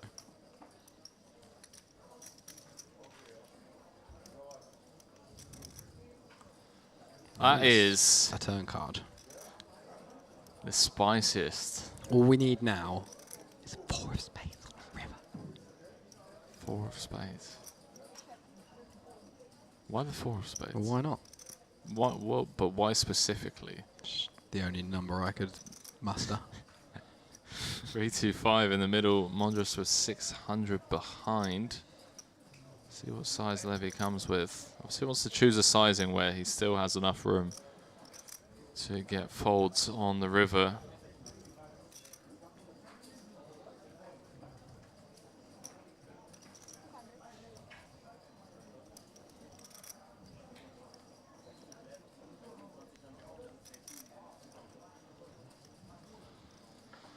He's gone for a sizable bet. 200k into 325.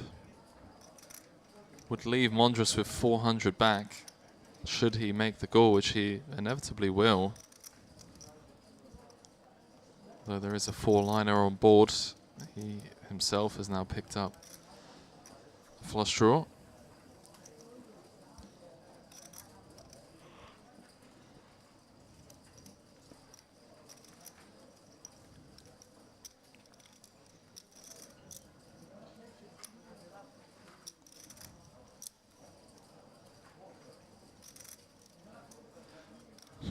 Learn something new every day. What did you learn today?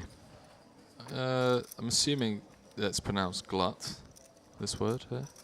Yeah. Glut, yeah? Didn't know what it meant until I saw George YMB put a tweet out. Like gluttonous. That's what I assumed from movie 7 of Morgan Freeman. Is that not what it is? Sorry? Is that not what it is? Well, yeah, it's the definition of the word glut is an excessively abundant supply of something. For example, there is a glut of cars on the market. Like being gluttonous is having too much food or whatever. Yeah. Yeah. So surplus, excess, overabundance. Yeah. As we dive back into this, Mondros does make the call. 725 in the middle, 400 behind. Let's see if Levy can pull the trigger on Brick Rivers. That is effectively a brick, doesn't really change anything. Like Is, the showdown value that we've picked up is not relevant. Yeah, I think so many people make the mistake of like, well, you know, the interesting thing is like he does now beat Ace-4. Well, Ace-4 of spades. Yeah, but it's actually a good river for him now because he blocks some hands like Queen-5 of spades or 10-5 of spades that would have called twice, and have improved. So hands that could call. So interesting to see what he decides to do here, but I think we'll see him go for it. I would certainly be jamming. Yeah, sicko. If it does move all in. These guys are so good just finding these spots.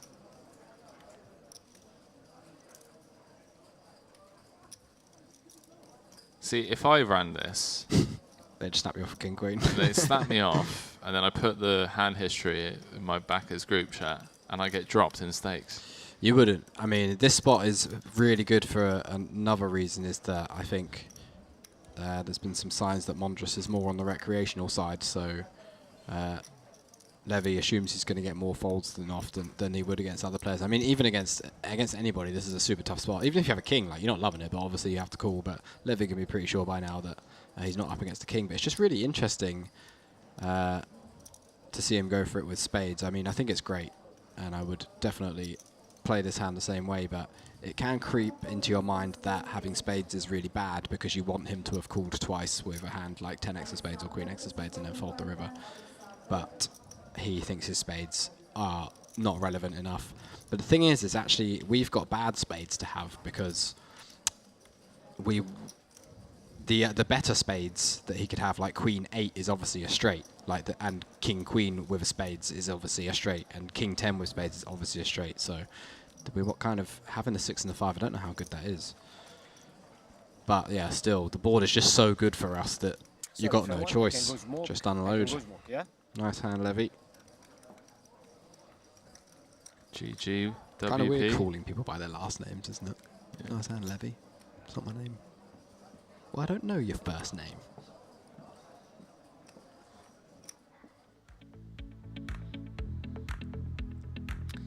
Talking of Levy, Sir Levy. There we go, Sir. Sir, we're just going to call him Sir Levy. Sir Levy. Out in front. General Levy. 74 big blinds. That's the kind of spot you want to find yourself in when there's 210,000 for first, down to the final 5 tables here. Andrea Ricci on an absolute tear over the last 12 months. He's really putting in a ton of volume on the live field and getting the results. Joshua Marquardt on a bit of a spin up to 36 bigs. Doubling with the ace-3 against the ace-9 and then holding with the aces against the jacks. David Smolka, 33 bigs, that really cool 4-bet jam with the king-queen. Oleg Nataliev down there around 25 big blinds. Yes, let's go guys. I'm working on it. Yes. Blinds, 20,000, 40,000 now. No, I just can't wait to go to the buffet in a bit. That's actually what I look forward to when I wake up. Bet, you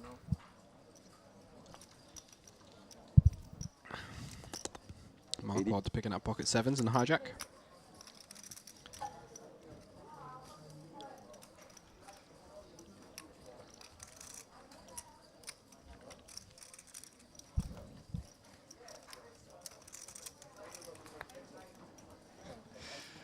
I got to tell you this story, man, because it's just quality.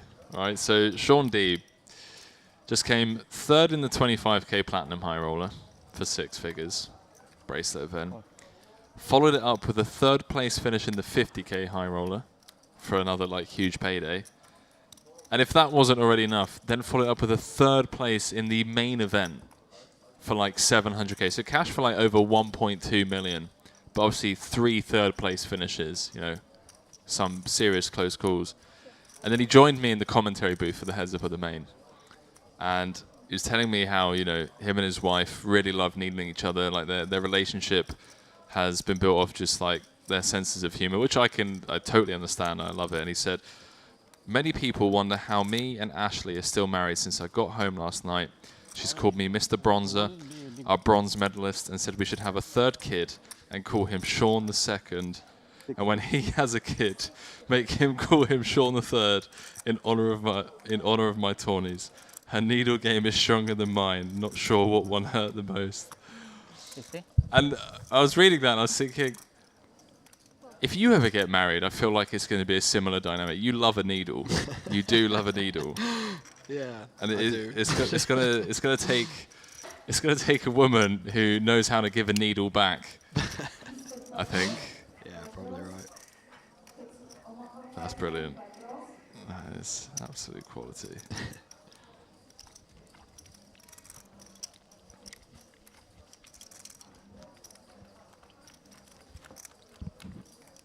If I ever get married, that'll be the day. I like your flower. Yeah, right? Very shiny. I'm sun running, He is sun running. You got to admit it. Thank you.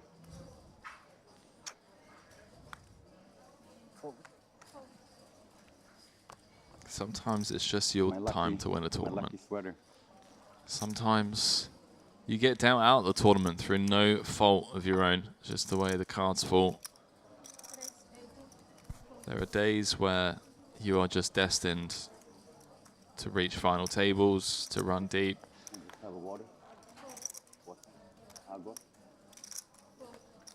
That's the beautiful thing about this game. It's the reason why it is as popular as it is. It's the reason why there is as much money put into it as there is. Because if it came down to hard work and dedication, it would be the same old guys winning. If it wasn't for the luck factor and the variance, this game wouldn't exist. Interesting flop. Hijack v big blind, modern day cooler. Smolka flopping top. Nataliev with middle pair. This ace 8-7 tray. Hijack open against a very aggressive opponent in Smolka. Wouldn't be surprised to see Nataliev lose quite a few chips here, especially on this board texture. Yeah, tough to get away from spots like this in these positions. I'd like to see Smolka size up. What size did he go? 135 into 220. Yeah, I like that. 135. These are boards where we do size up, draw heavy, and we have a big advantage because of all the overpairs. Yeah, I remember you pointing that out yesterday on a similar board texture, and it's certainly a mistake that I've made through observing in the commentary booth. Always felt like, you know, because we have overpair range advantage and set range advantage, we're meant to just continue small and wide. But it does make a lot of sense with these draw heavy boards to. You choose sizes based also, like, it takes into account how your frequencies are on a board like this. So it's not a board that you always want to bet. So when it's a board that you range bet, you're always going to use a small size. But if it's a big bet board, if it's a board that you're going to check sometimes, then you also can use a big bet. But if it's a board you're going to range bet, you don't often range bet big. So there are some. Can we just talk about that fold there? Yeah, I love it. From Nataliev, just getting away from it. Flop middle pair. Not sure how much of a fan I am long term, but hey. Population read, he just understands that people, when they size up on boards, that, like you were saying, most people default to 1/3. So when something pops into their mind that goes, actually, maybe I should bet bigger on this board, generally that is because they have a good hand. It's not like you look at that board with like a nut flush draw and go, I should bet big. You're just happy to bet small so that if you get check raised, you can continue. Or you look at it with king, queen off and go, yeah, I should bet big on this board. Like, it doesn't naturally occur to most people. So if they've played a few hands together, I think it's just a really solid read that he's comfortable following. I got a lot of respect for that. Yeah. He's definitely not a nit, so like he's just made a good fold. He's a guy, he's not the kind of guy that doesn't know you're supposed to continue flops with pairs. I mean, he looks about as reggy as regs ever look. Finely tuned intuition. Exactly. From Nataliev. Got to wrap up this hand with you, mate, and then I am going to hit the gym. 45 minutes. Cool. Sounds good. Do you want me to grab anything on the way back? No, when you're back, I'm going to go and raid the buffet. Nice. Yeah, I assume it's like, what time does it go till? 10? Yeah, we're going to, I'll tell you what, I'm going to put a we'll be finished, won't we, before? I believe so. Yeah.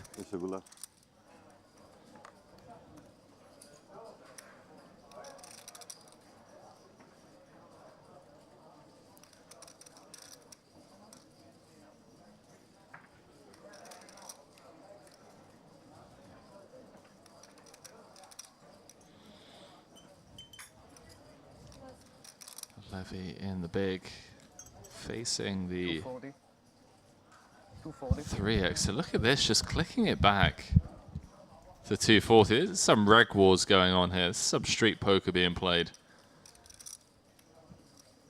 So Levy, deep run in the main this summer, out in Vegas for career best cash. This is one of those spots where you're in the small blind. Obviously his hand is trash and I expect him to fold, but this is one of those spots where you're like, do you actually ever do this when you got a good hand? Like, who min free bets? What kind of reg min free bets here? Yeah. If they got aces or something, they just peel or whatever. Like, you just don't really see hands things like that for value. But Nataliev just had such a bad hand that he couldn't know anything about it. But I don't doubt that he probably had a similar thought. Just fuming at the idea of letting your opponent get away with one. Yeah, exactly. Right, I'll be back in an hour's time, mate. Sweet. Don't do anything that's gonna get us fired.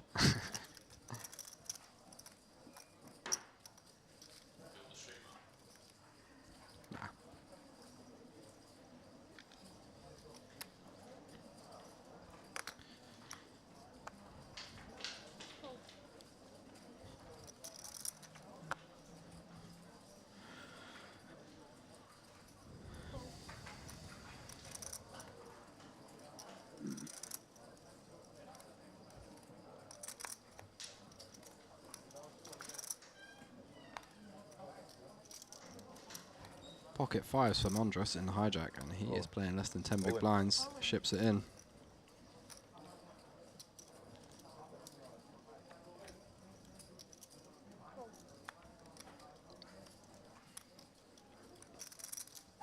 Levy ace-8 offsuit in the small blind. Pretty close one.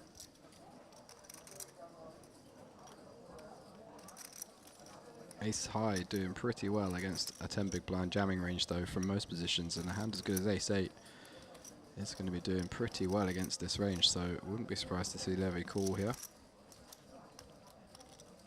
But does let it go. I think ace-9 off, he is definitely calling. 6-4 suited for Marquardt in the big blind. Nice one to defend, but not to call all in with.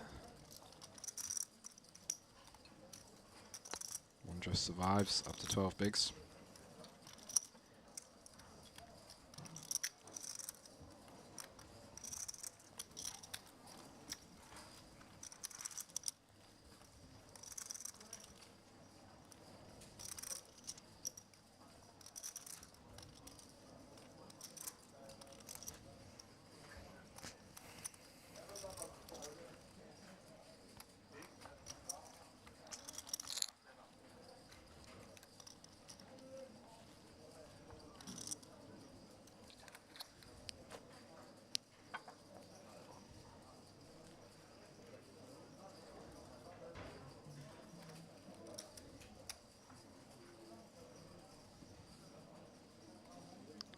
Richie finding Queen Jack offsuit under the gun.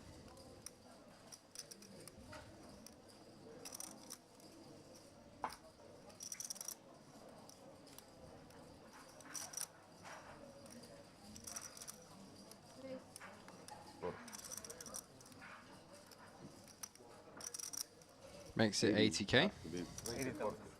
80 minimum. Make it.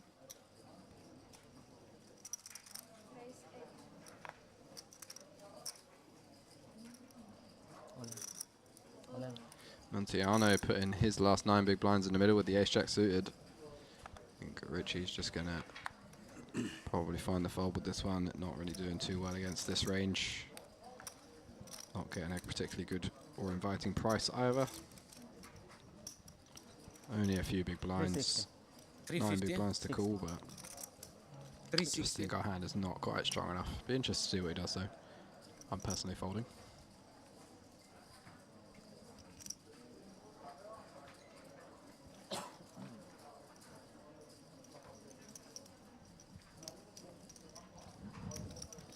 Queen Jack kind of interesting though, because I don't think it matters too much. I was going to say like getting it against Ace King and pairs is you got decent equity against that kind of range, but it's not like it's only Ace King. It's going to also have a bunch of other King highs and Ace highs that dominate us.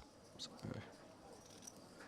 don't really dominate anything. I think maybe like Queen 10 suited goes in occasionally, but I doubt it, to be honest. Not that quickly either. It seemed like a kind of snap all in. Calls. Yeah, I think this, I'm not 100% sure, but I think this is a fold.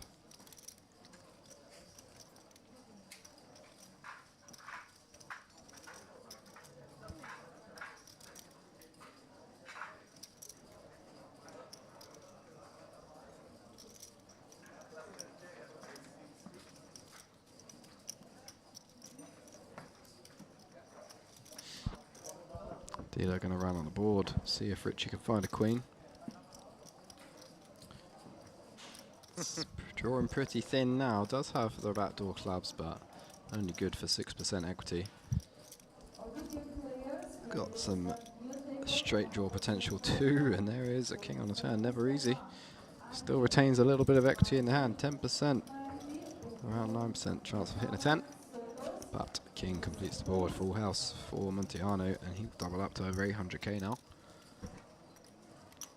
Bit of breathing room. 40, 50, 65. Such a nice stack yesterday, right? Yeah? What happened? Me? Yeah. Yeah, and today, good job. He bluffed it. He bluffed it away. Yeah, man. It looked like really nice, though. Not your day so far, huh? Yeah, not of finished course. yet. No, of course. It's 2 hands and you're there again, right? This is my ticket. All the chips. This is not mine. Crazy. Oh, this is mine. The kid. Okay. It doesn't matter, you just can't bust. I didn't take it. Can't bust and Take. it doesn't matter how much. Yeah, exactly. Professional. I mean, just survive, you know? Totally. Yes. Okay. You survived. Just over 40 players remaining in this warm-up event. 500k guaranteed, but they absolutely smashed that, getting 1.15 million in the prize pool. Over 600 players and over $200,000 for first place. So absolutely massive tournament here at Merit Poker and Casino in Cyprus, Northern Cyprus. There are plenty more festivals next year here at Merit. There's going to be a Western Series in January with a very similar layout of tournaments, 2.2k with a 400k guarantee, or 500k guarantee, excuse me, and then a 3.3k main event with a $1.5 million guarantee. And we do have a main event of this series coming up later this week. He's big blind. Oh, it's big. Yeah, yeah. But we will be covering day 4 of this tournament tomorrow before we get to the main event.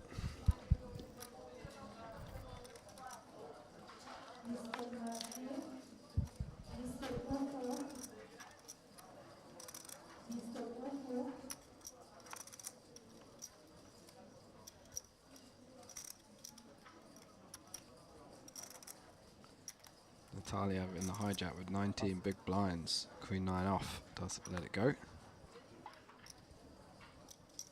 Play like 500? 9. 9? Oh, yeah. Makes sense.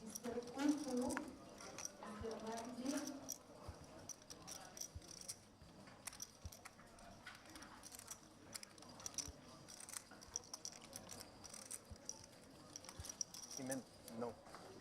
He meant to say no in your language. 9? Does he know I'm playing? No. Before you fold, you must put it here, and you see it, and then you fold.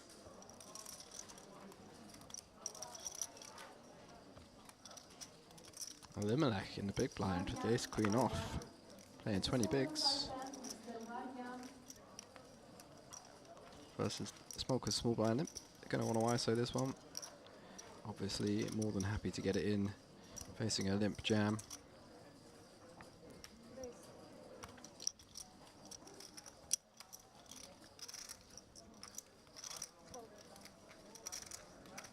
Goes absolutely massive, makes it 190k, almost 5x. Next time I'm just gonna ask you. You probably know exactly. But it's not allowed, huh? To ask other people for this guy. Probably not. Yeah.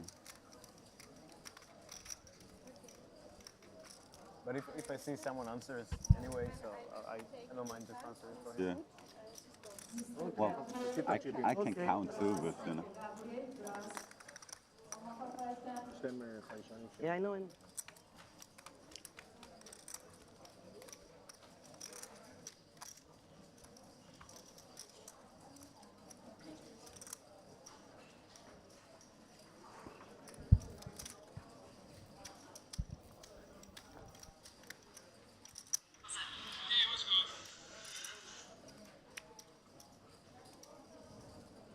That's right.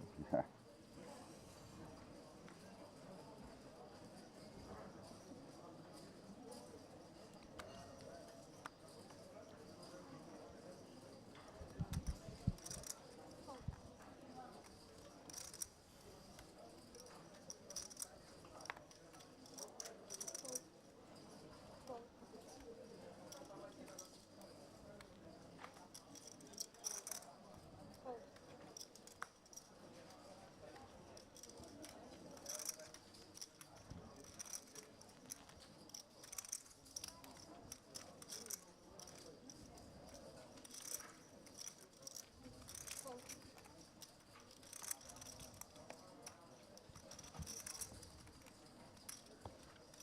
Smoker picking up King 10 offsuit on the button.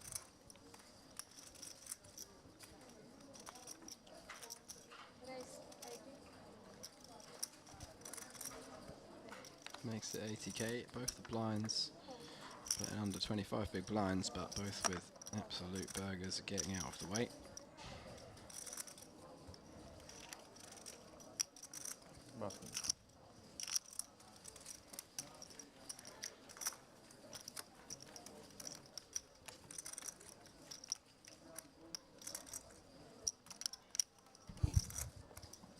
Mr. Robert, what is headed by 10 Robert? Mr. Robert.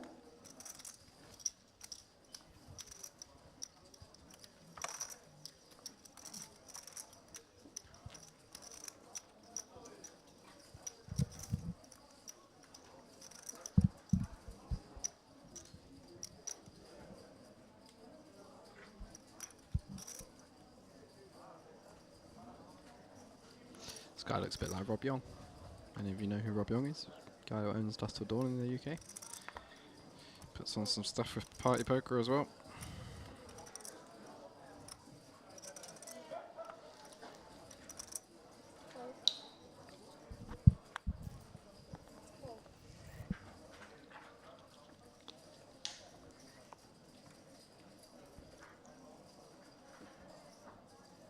Marquardt finding himself another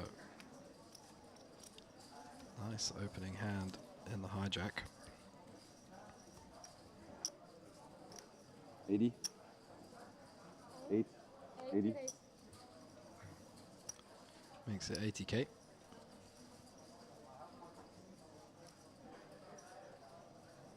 Ace Jack for Smolka in the cutoff. Both these guys playing very similar stacks. Around 35, between 35 and 40 bigs. Smolka decides to just call, doesn't want a 3-bet, face a jam with a hand as strong as Ace Jack. Because it would be a disaster to be folding against a hand like this. That's a good example. And Ashkenazi in the small blind decides to complete with the 7-6 offsuit.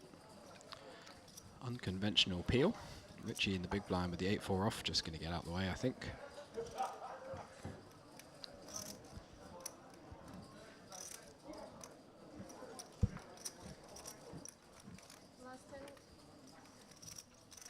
Not. Decides he's going to peel this one.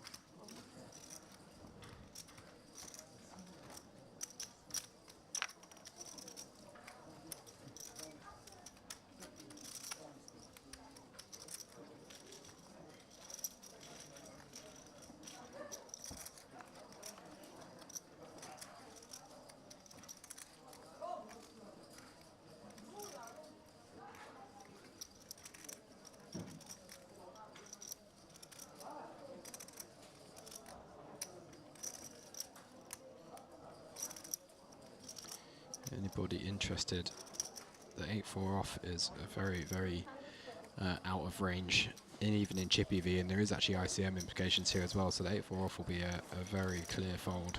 8-6, 8-5 off even getting folded, 9-6 off, 10-8 off, even Jack 9 off, Queen 9 off, King 9 off get folded in this spot pre-flop from the big blind. How much, sorry? 140? Very, very suited, combination heavy. Obviously we're raising, we're jamming a lot of our value. 8s plus, Ace 9 suited, that type of stuff, King 10 suited, Ace Jack off, but yeah, those offsuit disconnected hands have so little equity against 3 ranges, so they just really end up getting folded. Because if one person has a pocket pair, we're just in absolute dire shape. Like a pocket pair better than 4s, we just have absolutely terrible equity. So I'm surprised to see that from Richie, that defender.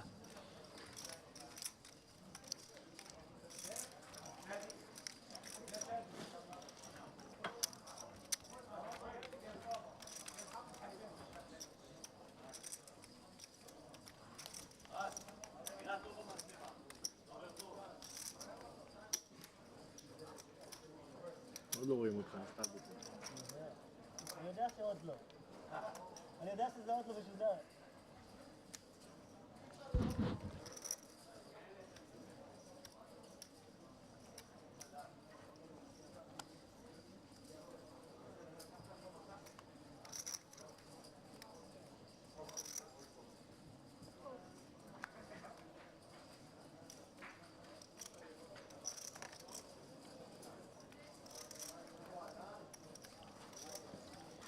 quad, finding Jack 8 off.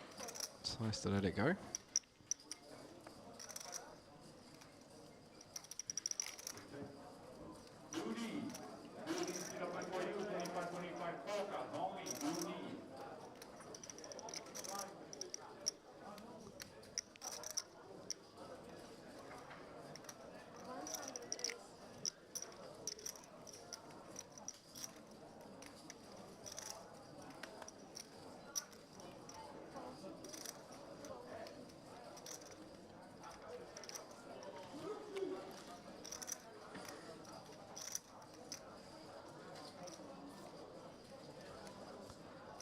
Smolka opening the ace-10 off in the hijack. Richie getting out of the way of the small blind. Wondrous in a big blind with a 5-4 off. Different, completely different when it's heads up. This we definitely want to be defending. It's not dominated too often. Yeah. Your threshold for stacking off when you've got 10 bigs is much lower. So we want to have defended that one, but that is okay.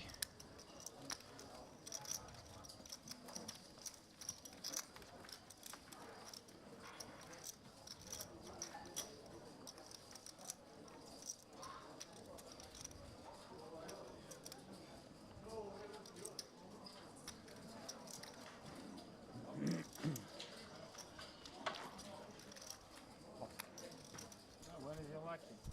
Yeah, yeah. Well.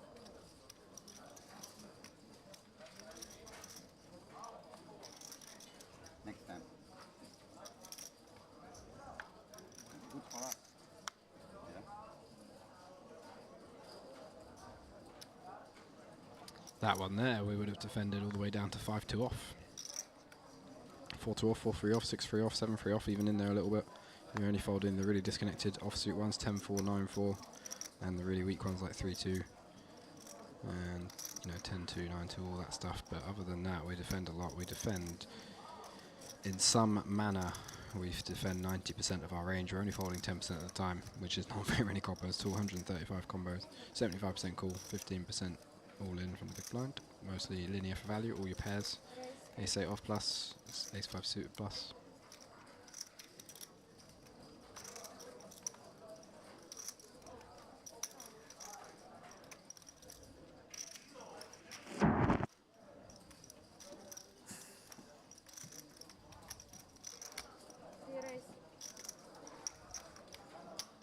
Smolka 8. Opening up the Queen 10 suited under the gun +3. And Ashkenazi putting in the absolutely massive free bet in the cutoff. Puts in 350k, well over 4x.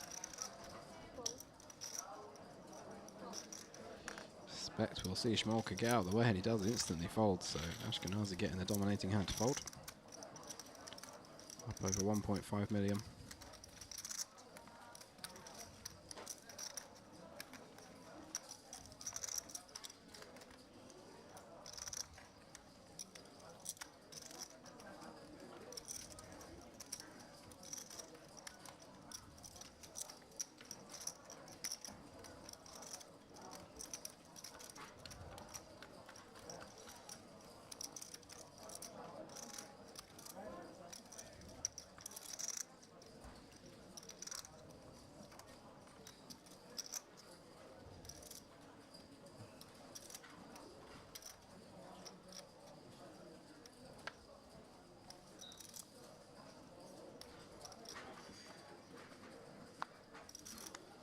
Pocket threes under the gun for Levy, and he is playing a very healthy stack indeed. 75 big blinds.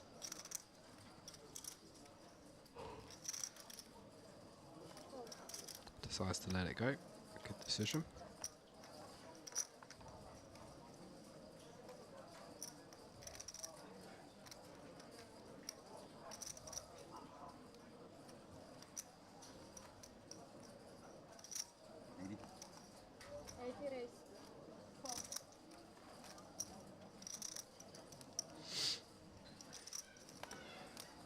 Marquard opening Queen Jack suited under the gun +1.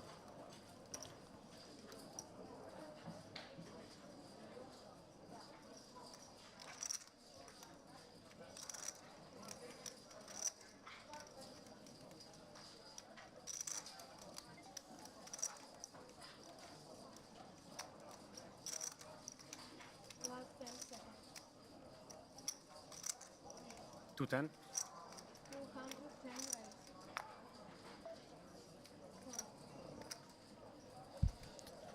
Richie in the cutoff, putting in the 3-bet makes it 210k. Love this, but perhaps ill-timed as Montiano finds jacks in the small blind, and he does not have a stack that's going to ever consider folding. Moves all in. They're going to get it through everybody.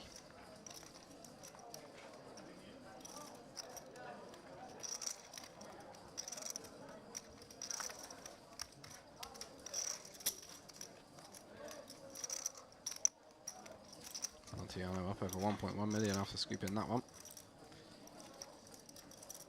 Really good, really nice. The last couple of orbits for him.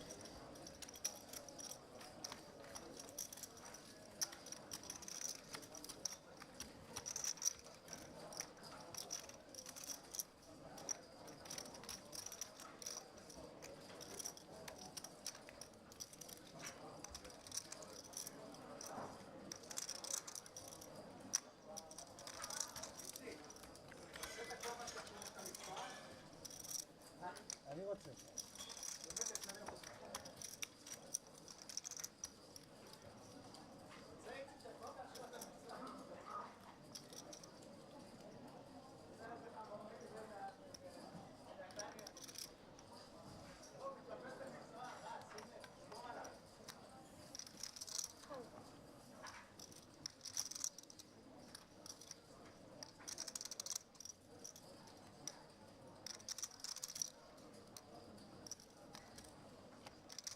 80.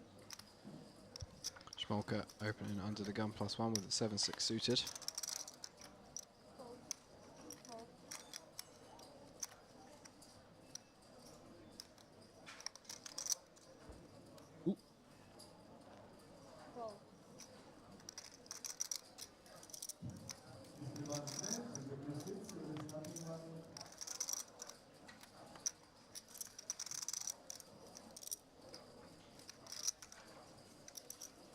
10-8 off in the cutoff for Mondros. Into the muck. And Montiano found himself a pair of queens on a right old heater. Raise. Unlikely to get action out of Schmolka though. But he has made it pretty small, 215k, just over 2.5x. So Schmolka may feel compelled to call versus this small sizing. He's got a good hand to take up against the kind of 3-bet value range. Not going to be dominated very often. These hands are pretty powerful. So wouldn't be surprised if we see a call here.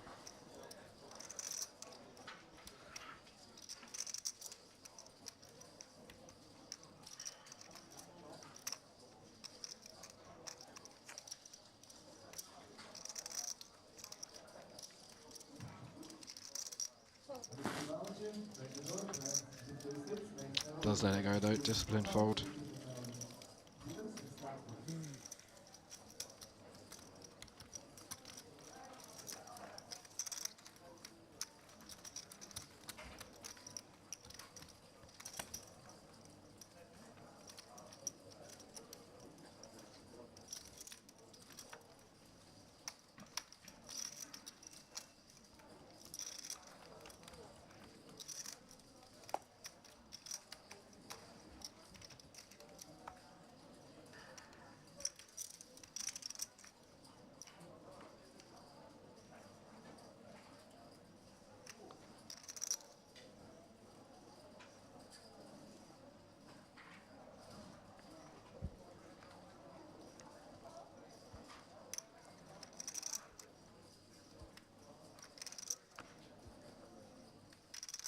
Smolka picking up a nice one. King Queen suited under the gun.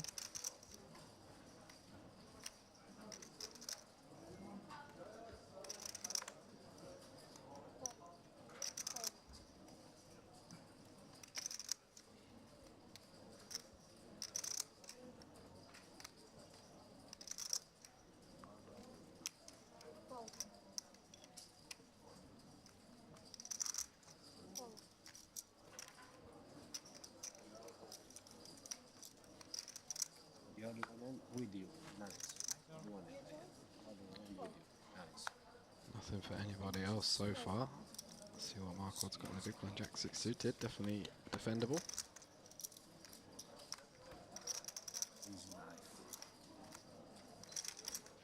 Easy life. Lets it go though, very tight fold there for Marquard. Like I said earlier, I think he's probably in through some kind of satellite or something. Seems to be a pretty big spot for him, judging on a couple of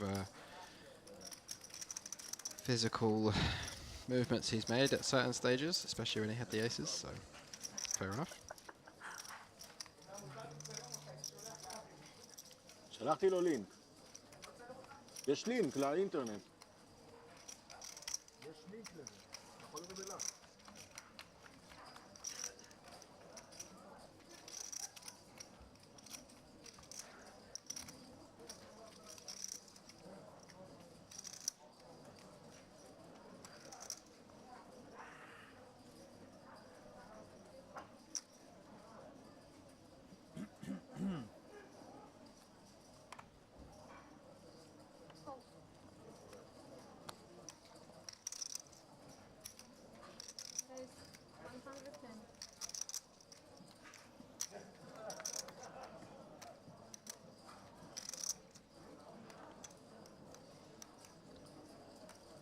Ashkenazi just in there with the 10-9 off as well under the gun. Peeled the 7-6 off earlier, just absolutely loves it. Goes for almost a full 3x as well, and Richie +2 with the ace-10 offsuit. Interesting decision here, but Alex to let it go, seems reasonable.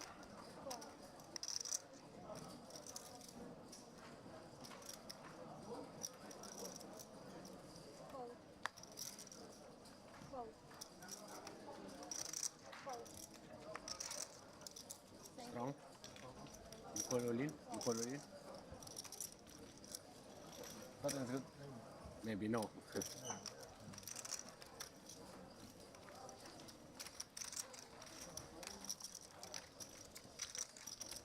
Gets it done with the 10-9-0. Not here to fold.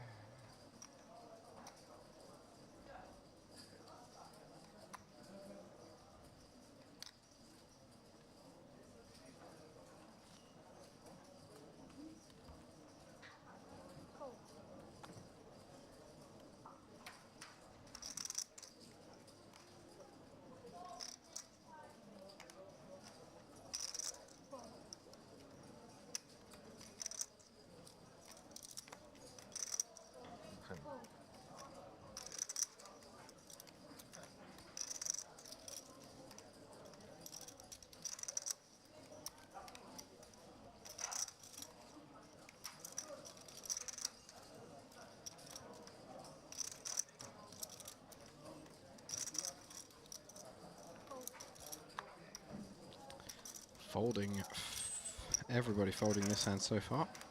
No opens. Marquard on the button though with the Jack 6 suited. Didn't defend it out of the big blind, facing the open, so we'll see if he opens with it. He does decide to open. Perhaps wants to take his chances in position a bit more.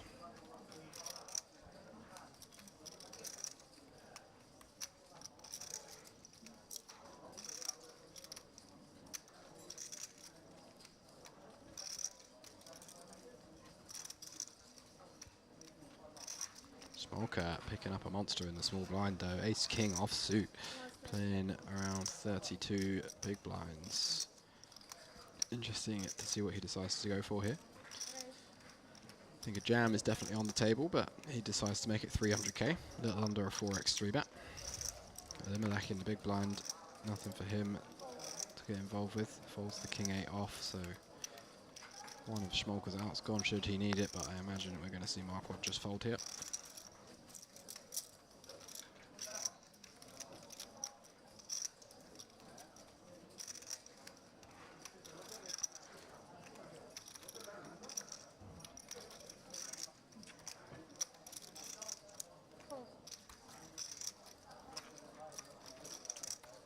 Does just let it go. Smolka back up to the 1.5 million chip mark. Now I had the best hand out of all of the 3 bets. Probably, I believe you. This was the best out of all the 3 bets? Want to get back? But I'm terrible in live sizing. Yeah. I noticed, like, it was pretty big, so I was like, I wanted to call you then. Make it a little cheaper, come on, man. Let me in. Interesting bit of table talk there. Live sizing is like cosmetics. I should delete the online, you're just clicking buttons. All hotkeys.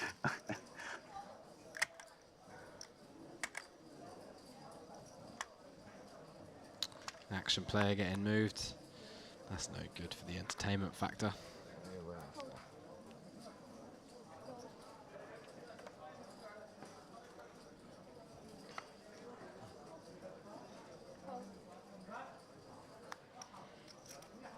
Levy finding pocket sixes in the hijack. Definitely going to be opening. Nice. Don't look nice on the camera. Marquardt in the cutoff for the Queen 9 suited. Could definitely go for a free bet here, but we've seen him on the Schneider side. Decides to let it go. Can I take this?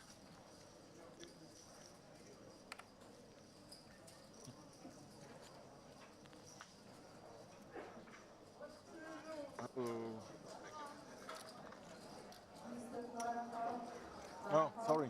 No problem.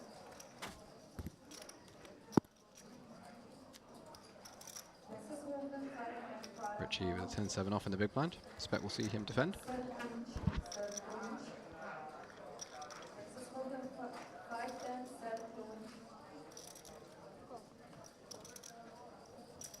Does peel. Pretty much a flip. See who flops the best of it. 8-5-2-2 spades. Pretty strong flop for Levy's hand. Only one overcard. And he's got spade in his hand too. A couple of backdoor straight draws. So hand definitely going to be strong enough to bet and call a raise should he face one. So I expect we'll see a c-bet here. Count stacks. Yes. All the tricks. Pretend like it's all bigger the decision. Yeah, I would do it. You 4-bet me 4 times. I get an idea, you know. Oh, I'm so weak now. He used to tank. Nothing personal. We can get a drink later. Of course, man. All good. I'm just joking. All fair game. You're in position. Makes it 70k on flop and takes that one down. Wrong about 3 Very comfortable stat for Levy over the 3 million chip mark. Definitely going to have his eyes on the deep run here.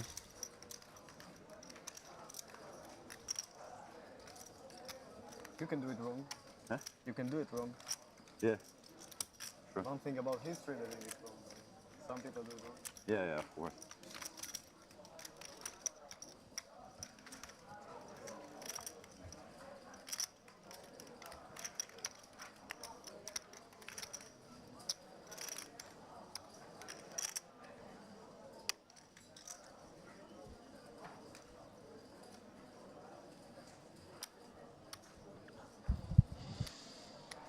Tiano going to be sending this one into the muck. Nataliev not going to be sending this one into the muck though. A few too many big blinds to jam though. Still playing over 16 bigs, so expect to just see an open.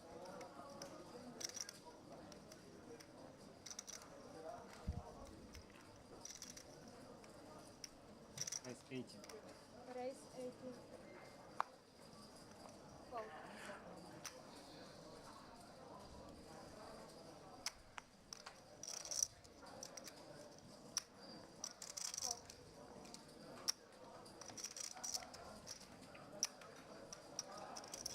Elimelech. Pocket fours on the button, not deep enough to peel. Lets it go. Richie in the small line though, the pocket eights. His hand is definitely good enough. Can be interesting to see. I think we're just going to see an all in here. And then we'll see Nataliev eventually get out of the way. King Jack suited, not going to be strong enough to call a jam. All in.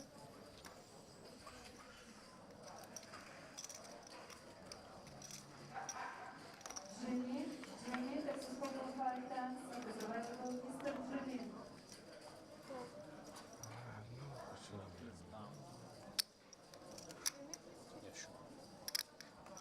Vitaliev asking for a count, but I think he can see from there that he is covered.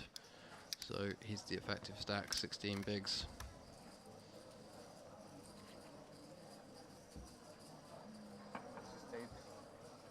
Is there a dinner break now?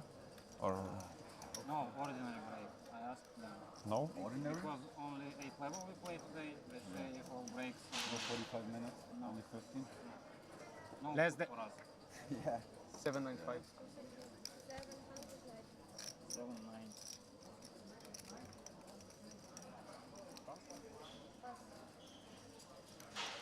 Vitaliev does eventually get out of the way. Richie back up to close to 1 million chips.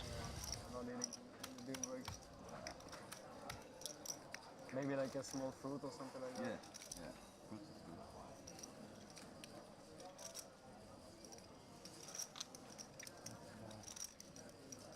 So we play down to final table today? Yes. 8 levels. 8 levels? I was told so. From what level? 25. 25? After 25. 25 we finish? So after this, 2 more. Okay. More 2 levels. Shorter than yesterday.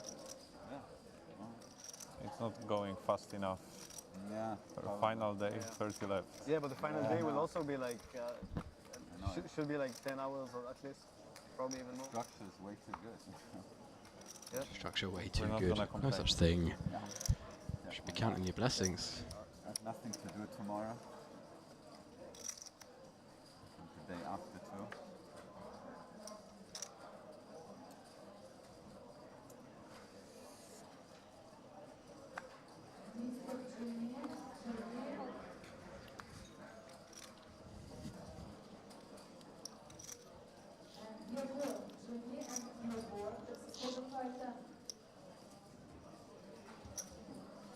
Levy finding Jack 10 suited on the gun +1.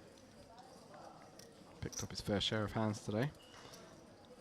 Marquardt also with a nice one. Ace Queen offsuit.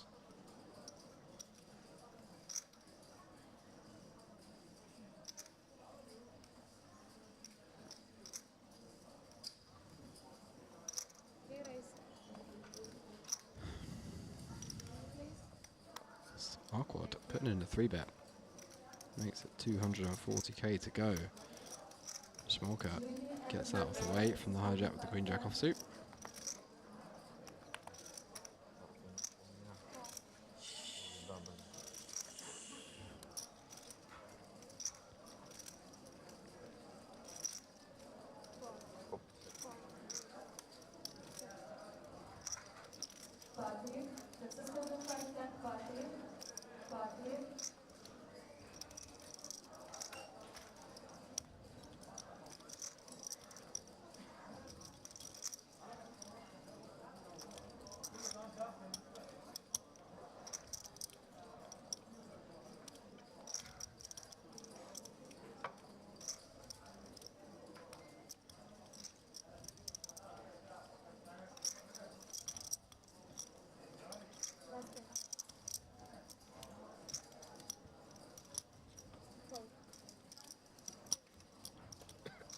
I'm not late.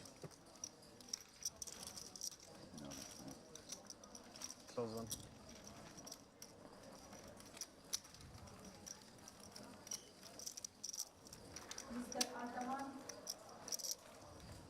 I'm not like my neighbor to the left.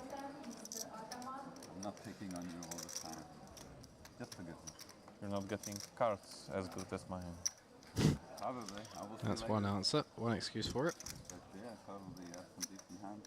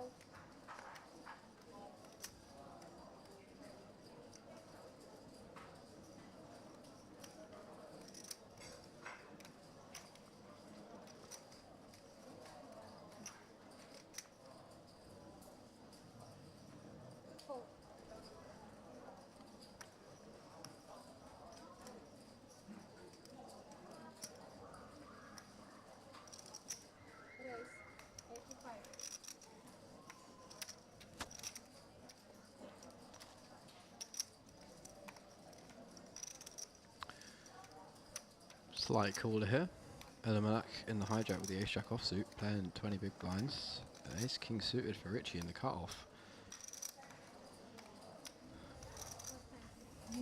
Elimelech could definitely believe he has the best hand here, some of the time at least. And Mondros finding pocket fives behind with 7 bigs. It's another very interesting spot for him.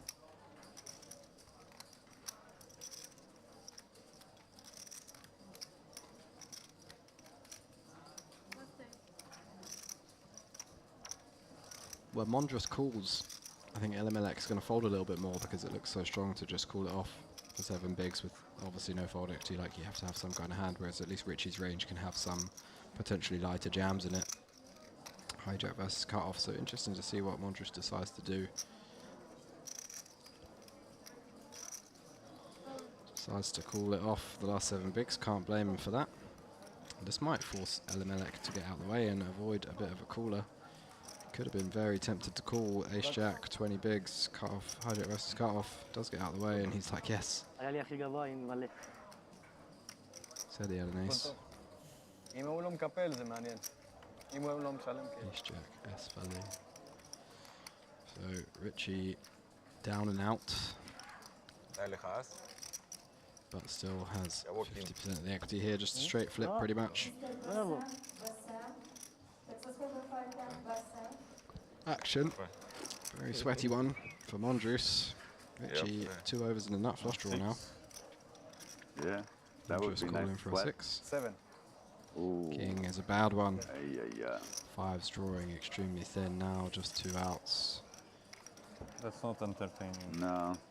Jack on the river. Seals it for Richie as he moves up to 1.4 million. Is the turn. Should pick. Or queen. Yeah. Yeah. Dinner break now? Oh. 5 minutes. Yeah. Still play, right? Sometimes they're gonna stop the clock, but Lucy, it's no penalty. It's no penalty.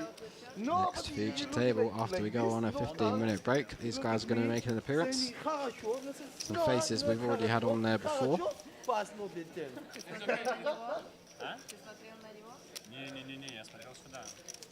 Lucy, дай. Some pretty big stacks in some of those seats. Ooh, especially that one, 2.5 mil at least. Way more actually. You can see what the other one. Stop. No. In penalty, we need to stand up. Penalty. Stand up. Go small.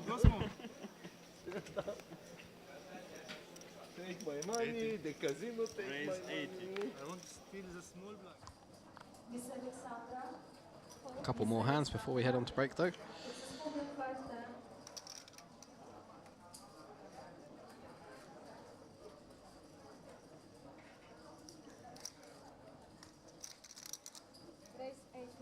Smoker opening it 10-8 suited under the gun +1.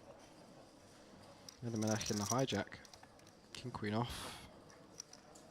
Another pretty close one for him, an interesting spot. Depends on your perception of Smolka. So what you can do here, but King Queen makes a fine jam. I think call would be okay. I think fold at small frequency would be okay as well.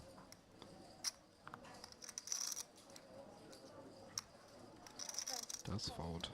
I'm gonna have a look at that one because I'm not sure.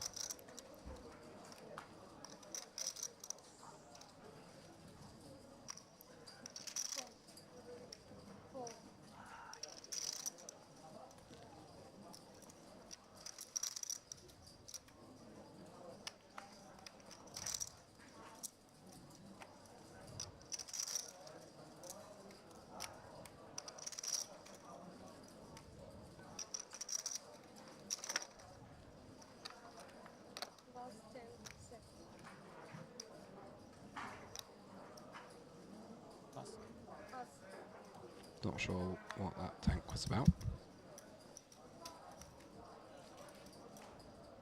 Whether you've aced enough in the big blind. Imagine we just defend here. Seems a bit too good to 3-bet bluff.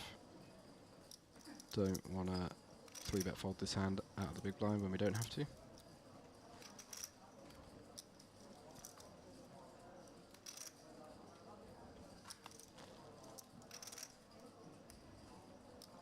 Looks like he is going for the 3-bet though.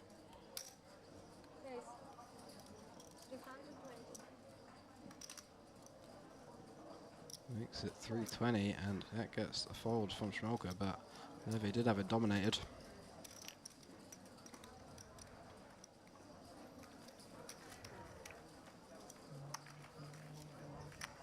Mr. Moxen, Omaha 510.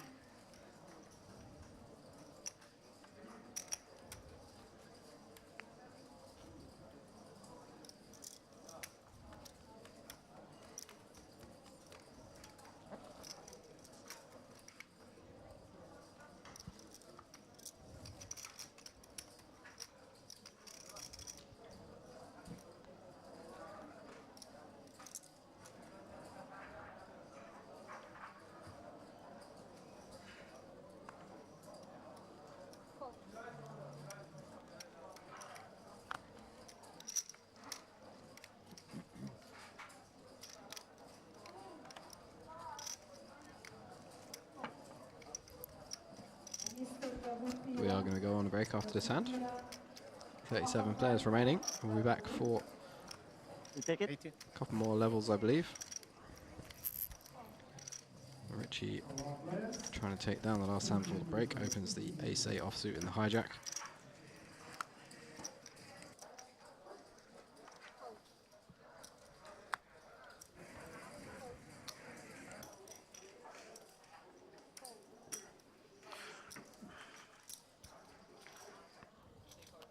Does take that one down pre-flop. That's going to see us head on a break, so we will be back in 15 minutes.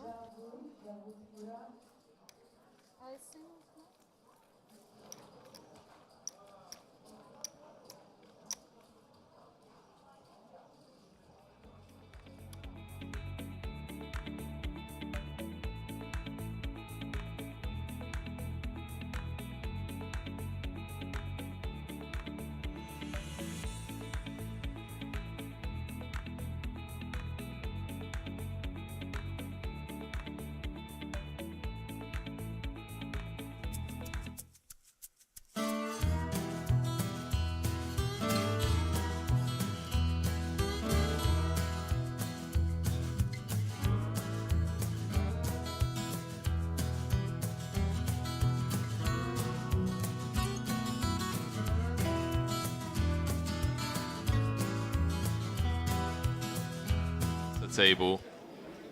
So just waiting for all of the hands to play out on every table before cards go on their backs. This could be a very short bubble here. I was expecting us to be sat here for a good 30 minutes or so. Yeah, looks like it's going to be a quick one. Plenty of all-ins. This is literally hand number one of hand-for-hand play. Things you'd love to see. Huge prize pools and short bubbles. Although it depends, if you're the chip leader, you kind of want it to keep going. You do indeed.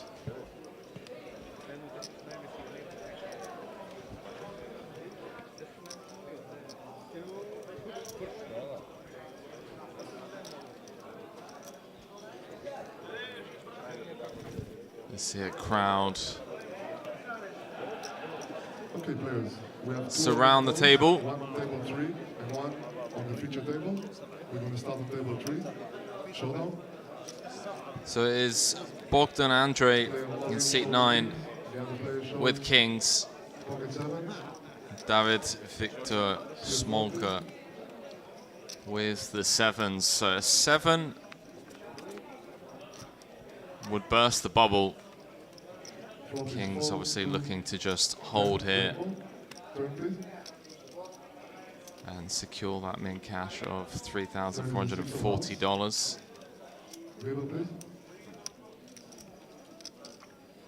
Is a 5 of diamonds. So a clean run out for the Kings. Nice. Bogdan, Andre, Montano gets the double. Back over to our feature table. Got King, Queen, O all in against Jack 10 suited. Короче, вот такое мне сообщение пришло. Привет.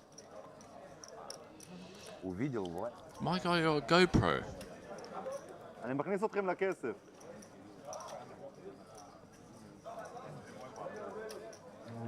He's GoProing the bubble. What a lad.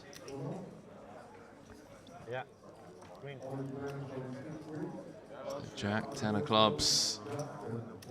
Full of money. 40% of the time, we are going to beat ITM. 72 left, 71 paid. Lek, the all-in player at risk, come all the way from America. And well, 10-9 deuce. Lamani flops top pair. 3 of spades on the turn, and we are 1 card away from being in the money chat. Deuce of clubs is going to seal it. Our American friend, Lek, Even you would have won from aces. eliminated on the bubble. Brutal, but what can you do? 7 bigs, just jamming in the King, Queen, O. Yeah, might be a fold, honestly. No, that was a light shuffle. Could very well be a fold. I have a lot of friends short stick.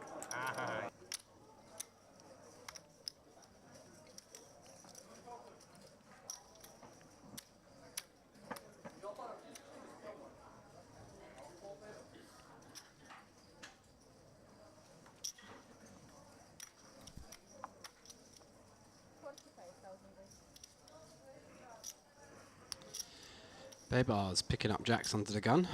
Pops it to 45k.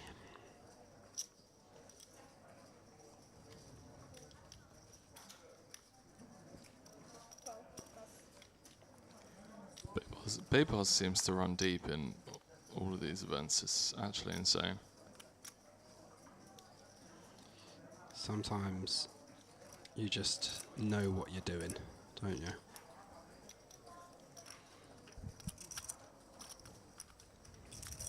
Let's have a look at Baybar's Headland mob. Little Baybar's.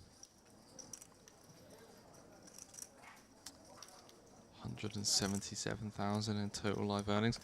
55th on Turkey's all-time money list. We all know who the leader is of that list. Yeah, look at this, just super consistent. Since 19th of September, first saw him back at the Party Poker live event here. FT the PLO. Good spot for you. One day mini main event, 3k, and he won it for 25k. Yeah. Wow, must have got very few runners. FT. So we've got some stuff going on here. Everybody fancies a piece of it. Baybar's opening the jacks. Vati under the gun +1 just puts in the call with the ace-9 offsuit. Lamani in the hijack, peeling the queen-9 suited. Both of those a little bit of a wide peel, you might say. Nikitin in a small blind with the 7s, pretty standard. Now Pankov in the big blind. Jack 8 using a time bank. Oh, nice. The time bank chips have been called out. Love that. So we've got a clock in play now. Yeah, I think Pankov just wants to fold this one. Again, it's one of those types of hands that flops a lot of second pairs or gut shots, and the SPR is going to be so big for us. We're literally going to have SPR of 1 if we defend. So we're going to be forced to go broke on kind of jack high boards or 8 high boards where we rarely have the best hand. So I think I'd make a nitty fold here. Dominated a lot. You can see Baybar's has him absolutely crushed. Wow. There it is. 8, Wow, 7, wow. 3. This could be some fireworks. Pankov flopping top pair out of the big blind. Good luck, Baybar's. And I would have expected... Is it still his turn? Yeah. I would expect to probably see a donk jam here from Pankov. His Just hand never getting away from it, right? No. His hand needs a lot of protection. If he does have the best hand now, he can't check fold an 8. This is the whole reason that you can't. Yeah, it does just go for the shove. You can't peel these hands if you're not going broke on a board like this. So does go for the donk jam, and now Baybar's potentially go for the rejam here. 495k. He's only got 25 bigs behind in his stack. Already 470k in the pot. So expect to see him rejam here, unblocks all the draws. Obviously needs a lot of protection. You know, the craziest thing about all of this, Leo, is as Pankov jammed, Nikitin, who sat there with the middle set, said, good luck all in. Did he? Yeah. He's just like, good luck. Good luck all in, I've got set. There's 3 people behind left to act. He's waiting in trap 4 to just snap call it off. Yeah. Savage.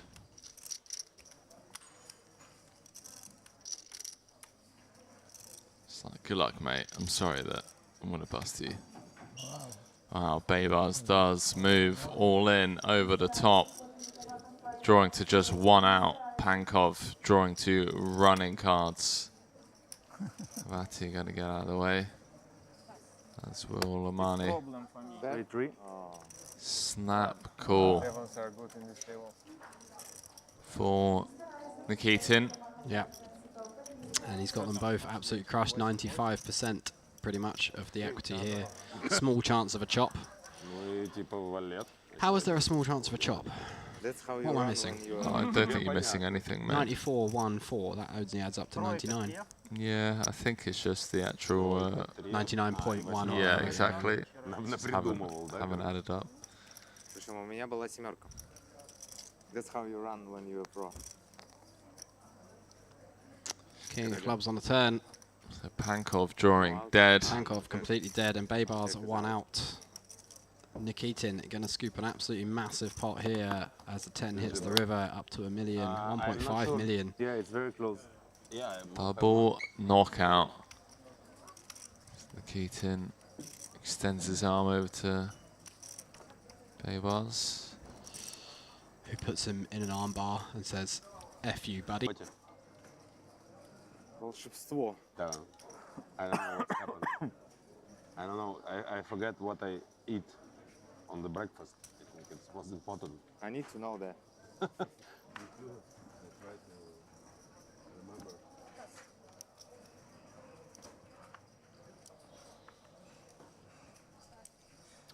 For those of you just joining us, we're in the money.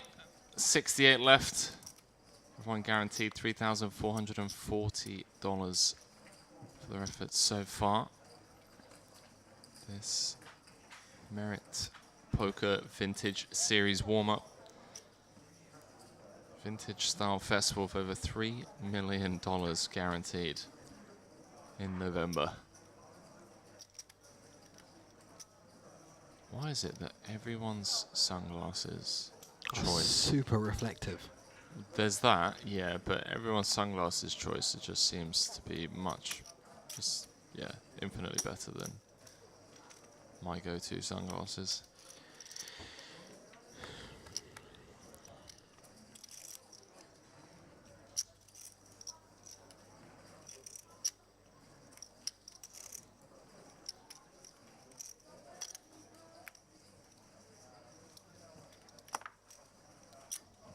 I just look like Sloth from the Goonies every time I wear glasses. Have a look at this. Jack 3-3.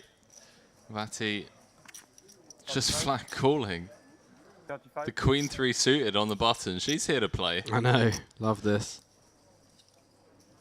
And fortunately, it's just ace high. This is why people play tournaments, chat. Absolutely. This is why people play tournaments. Also, shout out to just never use Wizz Air, just in case you were wondering. Unrelated, but don't do it. Could you not get sued for that statement? This is. It wouldn't be slander, would it? It would be. It would be telling the truth. No comment on my part, because I'm not trying to get dragged into this legal case. Yeah. Sue me. What are you going to do? What's the term? It is slander, right? Slander or libel. Libel's That's written. No, libel's written, I think. Slander is. Slander is the one. I mean, it is slander. I'm going ahead and slandering Wizz Air. They are absolutely trash, garbage people. There we go.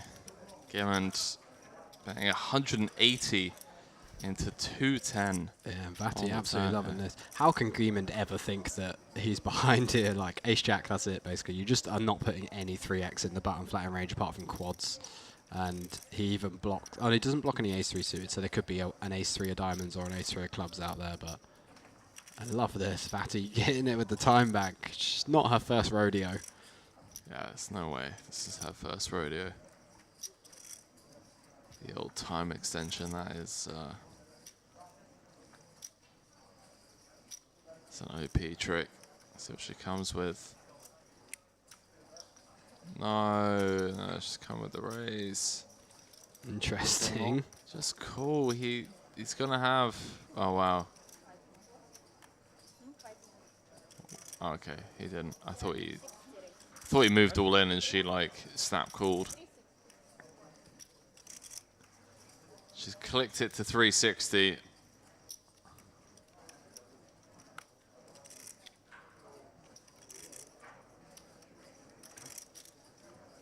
So given about 180 into 210.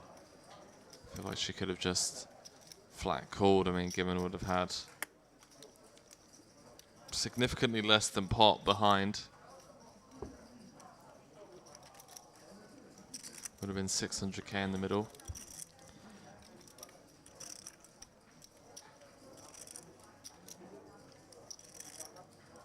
Does also have the King of Hearts in hand, so he's blocking some of the hands, like not many, but like King 10, King Queen of Hearts.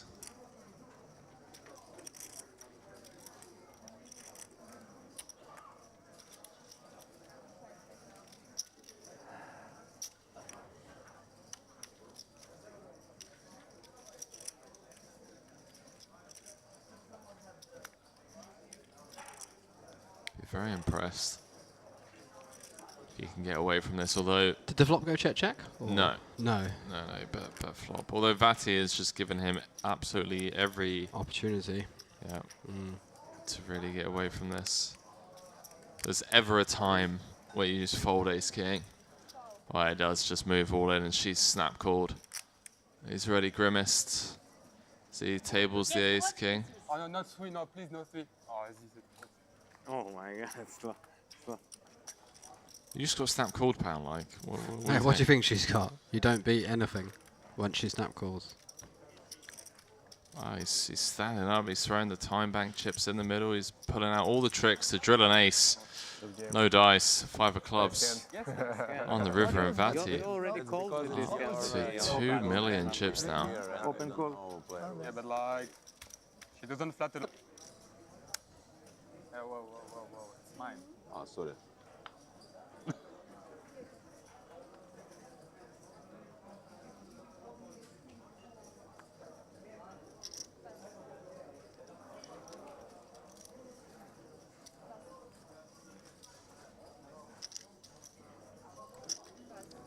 $170k. That feels really sus.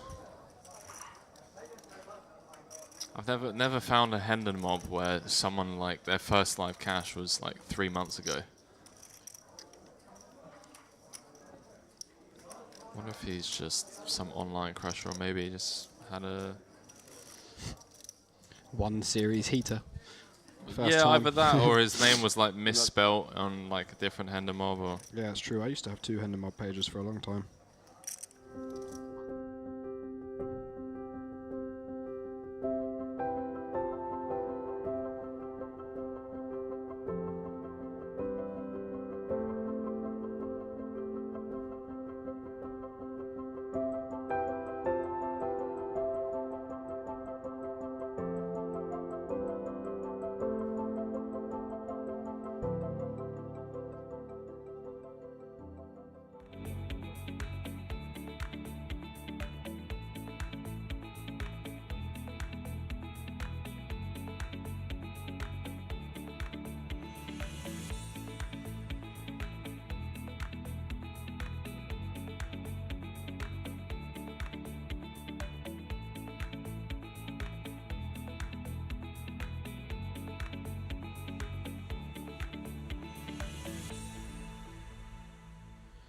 Welcome back after that brief intermission.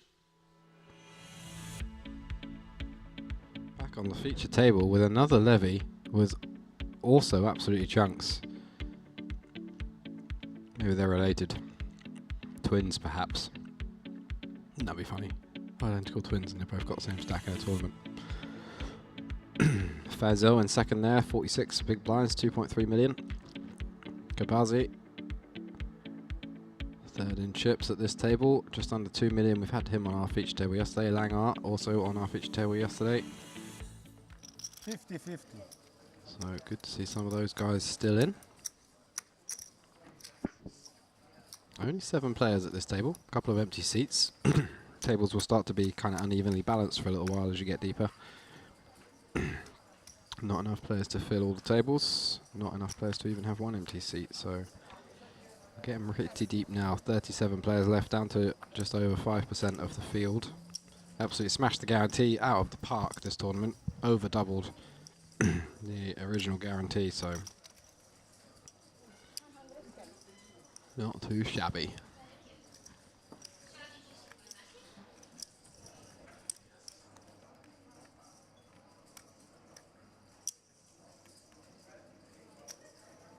All in.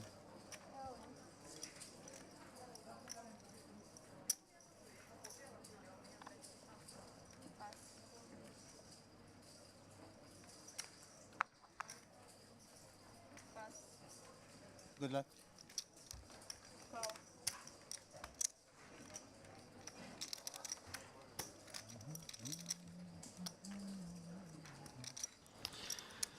And developing now a different levy. Opening the ace jack. Kleiper all in with pocket 8s for under 10 big blinds. See who wins their flips. Well, that is a pretty good flop for Levy. Flops top pair and the nut flush draw. Kleiper down to 1 out. So things not looking good for him. King of Hearts on the turn, seals it, drawing dead. Kleiper eliminated in 37th place. Not a bad run. Good game. Good game.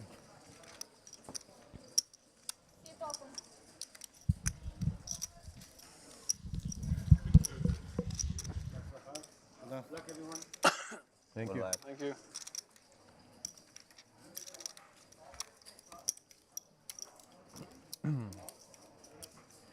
Play it out.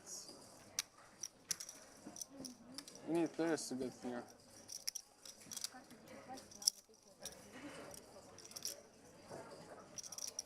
Okay.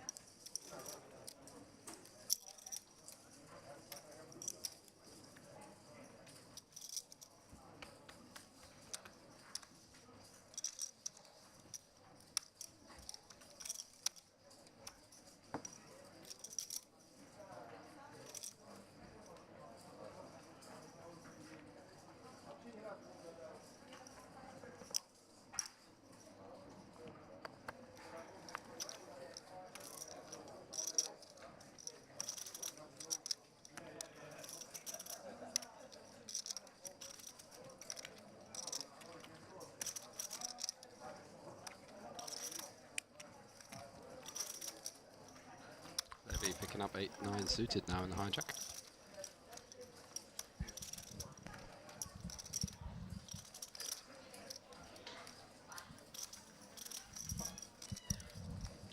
We got a new Levy, and he's also got chunks. They got like similar stacks and everything. Pretty funny. The Levy's going to play heads up. I don't know, that would be funny, wouldn't it?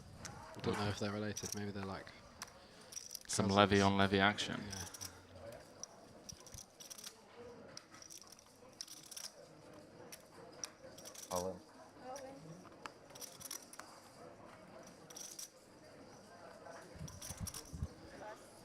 Grigorev. A little 18 or 16 big blind rejam rather from the small. There was so much respect. Like I remember watching poker 5 years ago and people just would not take these spots at all. Cool. And now people just realized that you can actually fold out.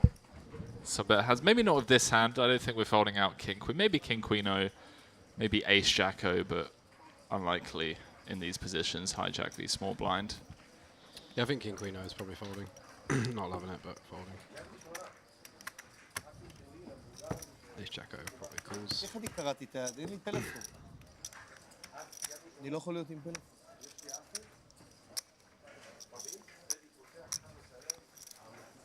So everyone currently guaranteed $6,435 for their effort. So, yeah, or they're all on that pay jump right now. I don't know exactly how many left. לא, לא, לא, לא, די, מספיק. כמה גרנטי יש? כמה גרנטי יש? 50,000, אבל 14 שחקנים. מה זה מעניין? מה שאתה רוצה? לא? אני נראה לי עושה.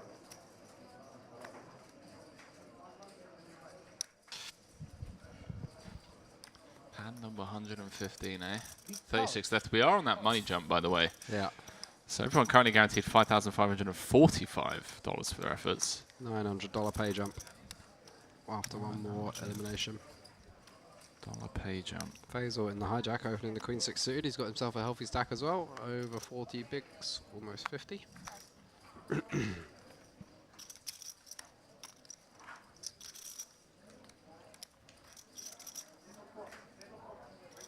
So what did I miss, Leonidas?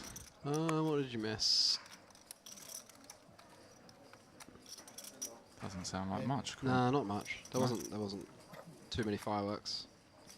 There weren't too many fireworks, I should say. Oh, disgusting English. Absolutely disgusting. Grigorev, 7-8 suited on the button. He flicks in the call off his 20 big blindish stack. Langer out the way with the ace-7 suited in the small blind.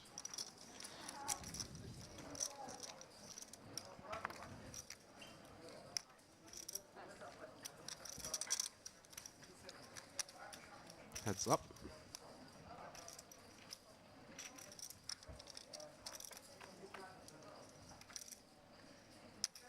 9-7-5, all spades. Faisal flopping at the bottom end of the gut shot. Grigorev with a pair at a gut shot. No spade for either player though.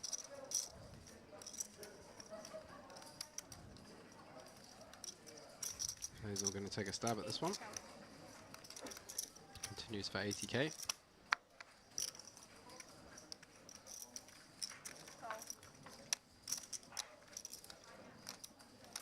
Grigorev makes the call. Doesn't look like he's enjoying it too much though. 4 on the turn. Faisal picks up an open ender. Decides to check. Grigorev checks it back.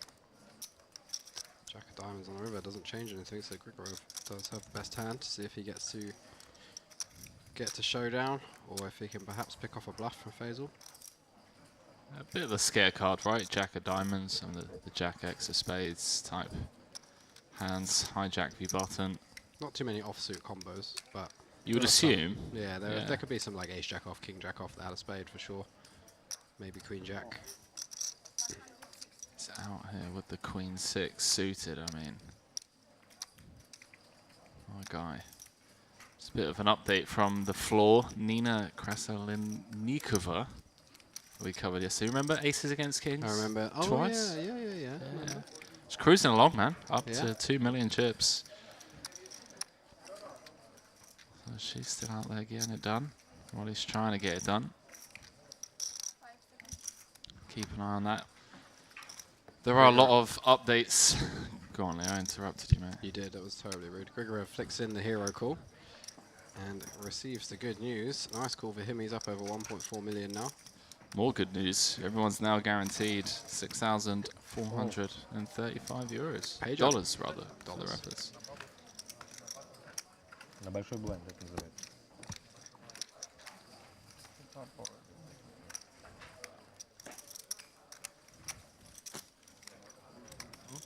Я тоже так себе делал, да?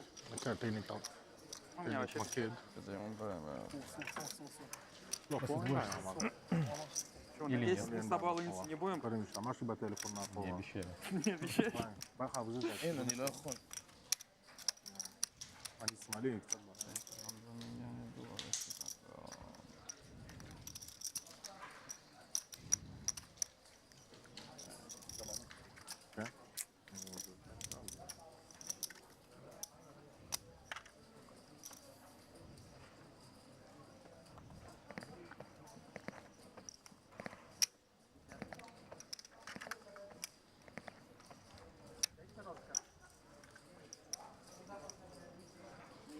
What did you snag from the buffet? Oh, mate, all sorts of stuff. Including another one of those chocolate Swiss rolls. Highlight of the evening. I actually just had like chicken and rice and like a load of greens because I was feeling like I should eat some vegetables. I reckon, mate, you drive your minivan, your bus, once it's all done up here. To Cyprus. To Cyprus. Okay. And then we just like rotate commentary playing, commentary. Live in the Merit car park in the camper van. Mate, you got access to everything. It's true. It's good. Cash games, everything. Cheap flights to European stops. Yeah. Got a place to live. True. It's not a bad idea. Ashkenazi back on the feature table. He was a fun one to watch earlier. He was doing a bit of blasting. All sorts of interesting hands, so.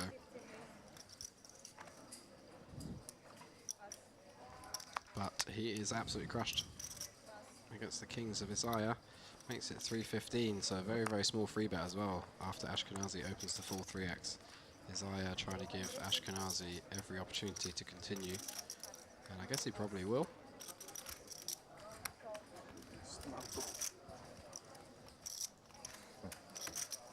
Wait, who just said snap call? He just snap called. He just beat him to the pot. I think he just said snap call at the same time as well. He was like, yes, I snap call. Okey-dokey. Ace 8-6, always an ace. Ace magnets.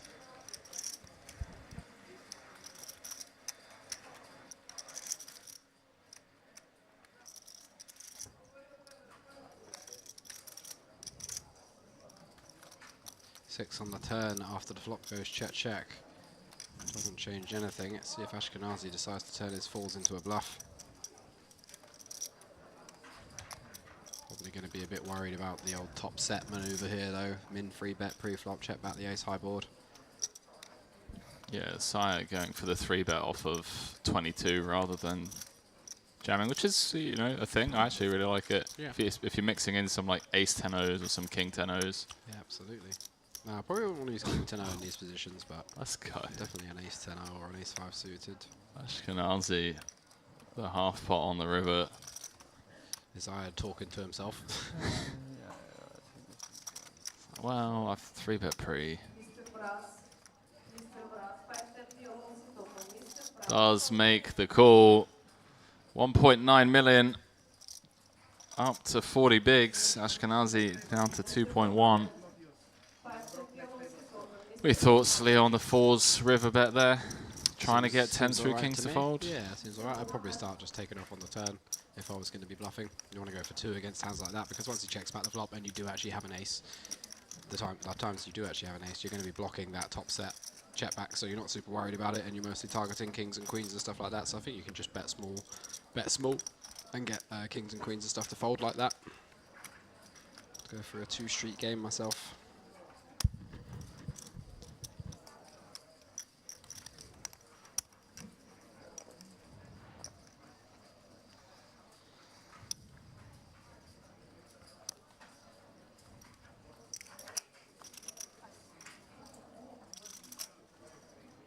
Ace-6 suited for Faisal. Opens under the gun plus 105k.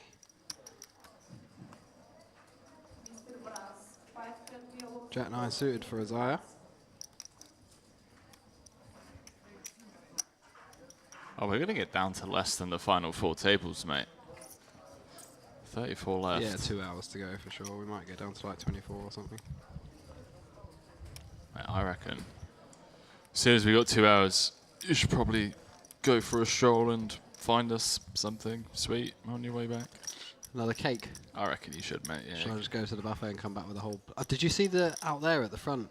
There was like a plate of stuff. Did you not see it? No, I didn't. Oh, go out. I can't.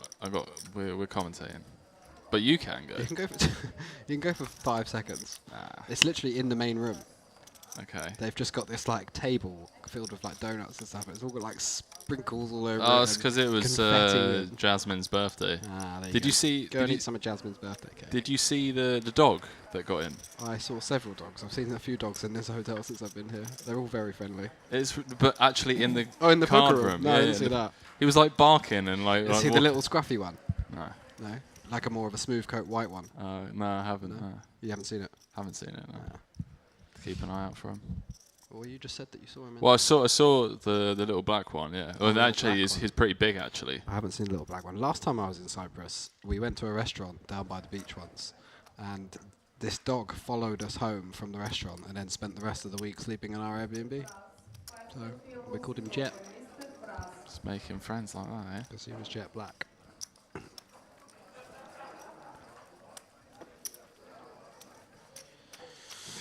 Something sweet. Henry Kilbane with the sweet tooth. Oh, I've just had cake, but I do want more. Go ahead, mate. The desserts at the buffet in here, though, are not as good as the ones at the main one. And I don't know if I can walk through the whole hotel with a plate of desserts. What do you mean the whole hotel? Like from the buffet upstairs. Right. They're not as good as the ones here. No, they're way better. The ones I'm saying upstairs. if I went upstairs, I'd have to walk through the hotel lobby with a plate of cake, and I feel like a bit of a pig doing that. I reckon you throwing out a couple of important names, just like, hey, Ashkan invited me here, or Ms. Songul invited me here. If anyone questions you, they're going to very quickly apologize and be like, I'm so sorry for stepping in front of you. Please do continue going about your day. Please eat all the cake you like, you fat bastard. Kabazi +2, ace-4 suited. Did we just see somebody fold ace-4 suited +1? I think we did, I think we did, yeah. Kabazi, ace king 10 suited though. He's definitely not going to be folding. Big fan of Kabazi. He just seems to just be very consistent. I told you he loves the great game of PLO, but he also seems to just be running deep in a lot of these. 207k in total live earnings.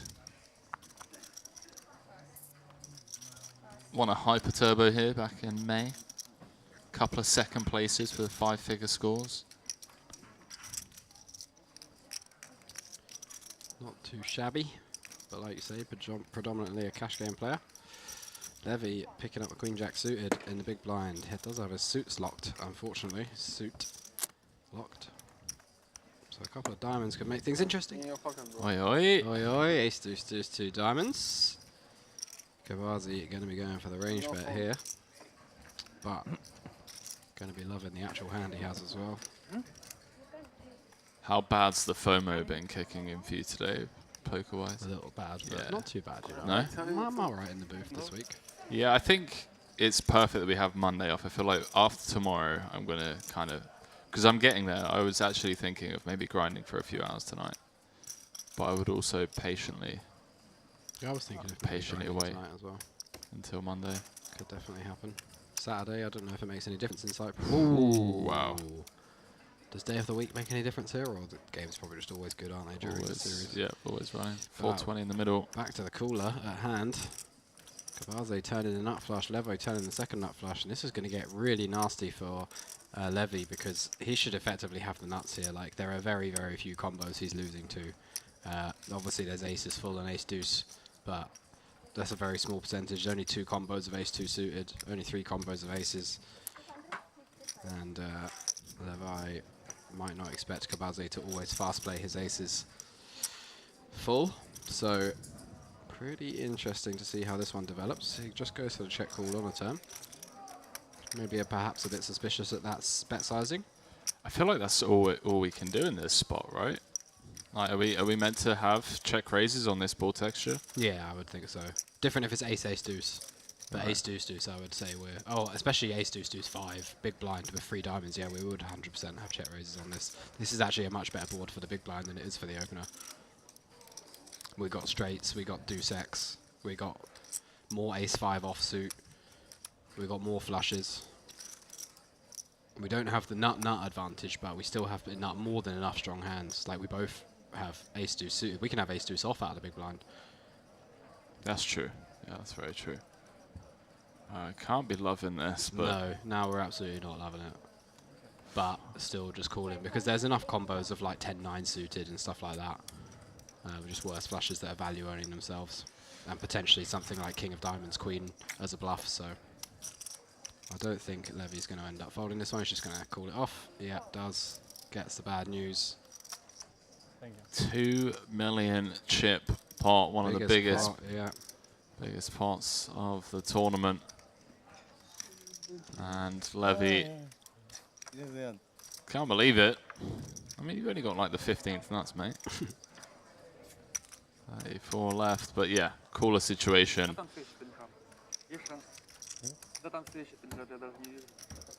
Very unlucky there. Nasty one to be on the wrong end of.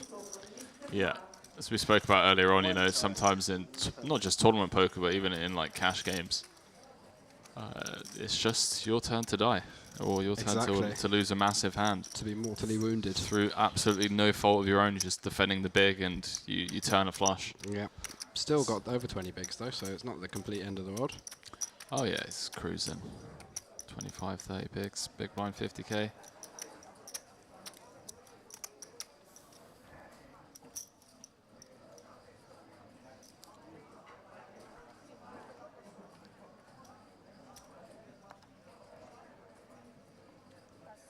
Sire, unfortunately, can't pip the 10-8 suited.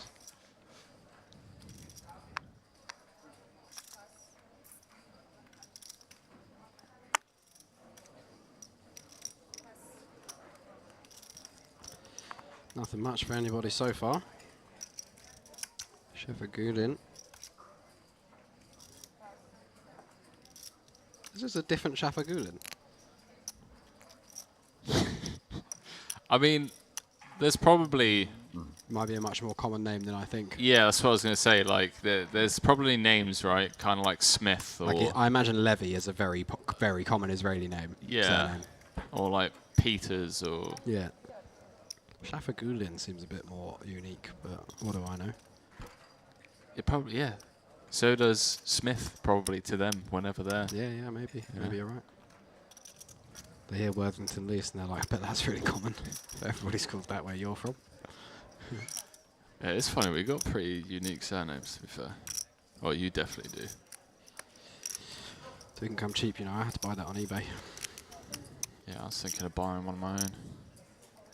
I go with Bond. Bond. Kill Bond. Seeing as we're going to potentially be going to Montenegro if we play our cards right. Oh, yes. Wouldn't that be nice? I've never been to Montenegro. I always love going to a new place.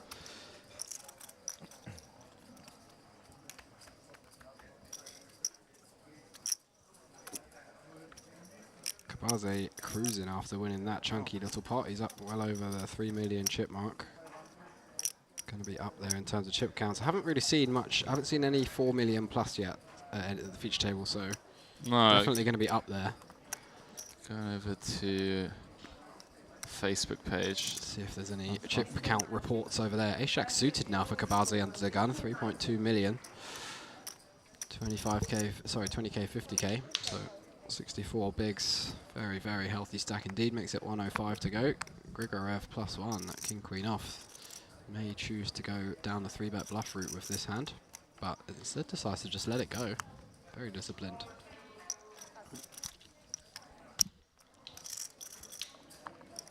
Just snap folds.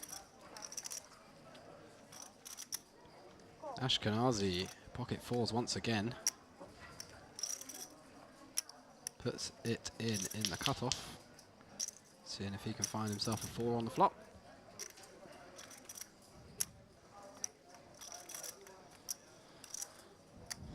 Three left, 5% in the field.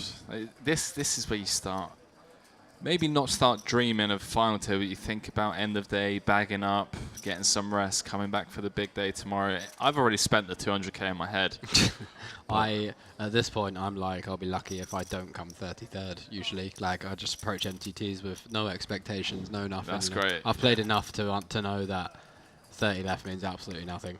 It's only really of interest to me once there's like 15 left, I think. Not of interest, but you know what I mean. Not that I can start maybe thinking, okay, how we're going to approach final tables, etc., etc. But yeah, I think even 15, a lot can change in a structure like this. It's interesting to hear you say it. Like, I love the way you manage your expectations. You're not setting yourself up for failure by being overly disappointed if you do start purchasing things for 200k in your head.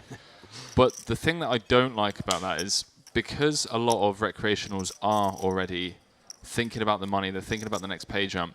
I feel like when I get down to 33, and I'm not talking from much experience, but the way that I would think a lot of elite regs view it is, okay, now's the chance. Now's the time to start really leaning into a lot of people. People are looking at the pay jumps. They're already thinking about bagging for the evening. They're already thinking about getting down to the final 3, final 2 tables. I agree. Let's start going after them. But that doesn't necessarily mean you're going to make it any deeper in the tournament. That's why, just because I'm going to start being more aggressive now or putting pressure on people doesn't necessarily mean I'm going to do any better than I would if I played tighter. So again, like no expectations. All I do is try and play every hand properly, and then see where I come. That's all you can do, really. You play your spots and you see where you end up. Yeah, that's more than fair. Kabaze, in this 4-way pot, finds himself with the best hand. Fazel with the double gutter, 2-tone board. May decide to let this one go. Hang on. Wait, Ashkenazi is called with the 4s. Yeah, got a gut shot. Okay. All right. Sorry for 5 rolls off. In before the 5 rolls off. 4 clubs. All day long. He's just going to turn the 4s. Ashkenazi got some tricks up his sleeve as well, so it might not be a I need to get there to win just type be situation. The 9 of diamonds needs to roll off. Yeah, it doesn't like that river, Kabazi. A really, really terrible river is going to be super hard for him to call, and Ashkenazi is absolutely going to get this through, so. There are so few bluffs left. Even a lot of front door spades that bricked are going to have a straight. If I'm sat there with ace jack, I'm snap calling the floor for the string bet. Snap, I'm like, no, that was 25k. Nah, they'll rule it. Dropped. I think forward motion, pretty clear forward motion in that one. I think judge rules. 100%. Go to jail. Do not pass go. Right, listen, get Judge Rinder on the phone, okay? Right. Well, if we're having phony judges, then you might get your way. We'll get Judge Judy. She knows what's up. She does know what's up. She doesn't take Absolute any nonsense. Boss, mate. Imagine Judge Judy as a tournament director. Yeah. Wow. There would be zero nonsense from like whiny poker players like Alan Kessler. Get in the bin. He'd never be able to play a tournament ever again. She'd just ban him. Oh, that's brilliant. Small size, throwing Kabaze off. Yeah, wow, does let let's it go. go. Ashkenazi. Got moves, mate. He put a massive free bet in earlier with 10-9 suited. He opened 10-9 off under the gun, called 7-6 off out the small blind, multi-way off like 20 bigs. All sorts of drama, but he is chipping up nicely now. Up to over 30 big blinds. Looks more like 40 big blinds plus, so he's more than comfortable at the moment. He's got a dirty stack, though. I hope he notices. Oh, it's a bad dirty stack as well. Yeah, where you lose 20k when you find out. Mate, what happened to your phone? It's out of battery. Your room's like 2 minutes away. Oh, it's more than 2 minutes. I'm right down the end. All right, it's like 5 minutes away. Yeah, it's about 5 minutes away. But you know you are free to leave at any point. I am, but the time my phone died was just about when we went on break, and it was a 15-minute break, and I wanted to get food. Okay. So I thought I don't have time to do both, and food is more important because next break the buffet's going to be closed. So, is it going to be closed there? I think it finishes at 10. All right, room service it is then. Your room service, or you can just go now. Get me a cake. Nah, go on. I like the chocolate Swiss log thing. Mate, I can't walk. It was leg day today. I was actually hobbling back to the booth. Tell you what we're going to do on Monday on our day off, though. We are swimming from the Cove all the way over to the Premium. It's like a 1.5 kilometer swim. It's a really nice swim. Okay, I'm in. So that's why I did legs today, so I can rest them tomorrow. I don't want to be drowning. Leo! Let's do it. Have you got your swimming stuff? Yeah. Cool. Well, not the same professional stuff that you've got, but... Professional goggles. Yeah. Cool. Cool. No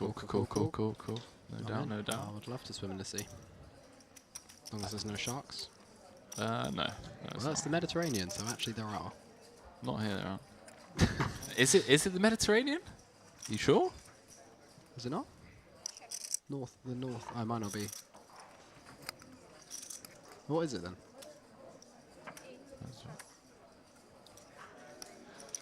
Oh, of course, we're on this side. Yeah, it does. Wow. Wow. That's the Mediterranean. What else is it going to be?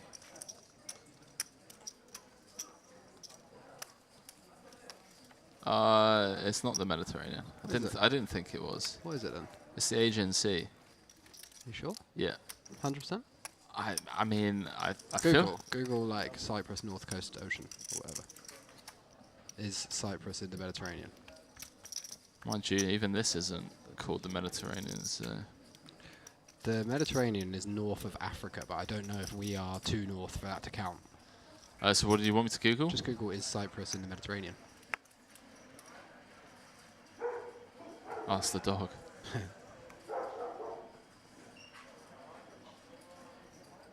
Yeah, in the Mediterranean. Anyway, 10's under the gun for Langer, or Langar.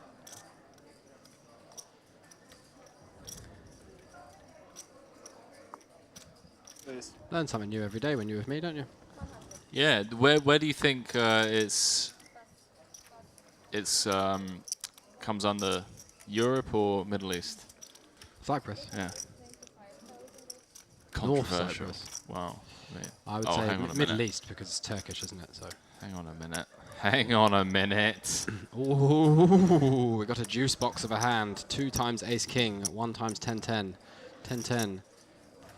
Oh, it's going to be a really interesting spot for 10s. Depends on what Faisal does, but I think Faisal's just going to jam, and then 10s are going to fold, and Ashkenaz is going to call it off, and it's going to be a chop. Going to be incredibly... I'm going to go for Middle East, am I correct?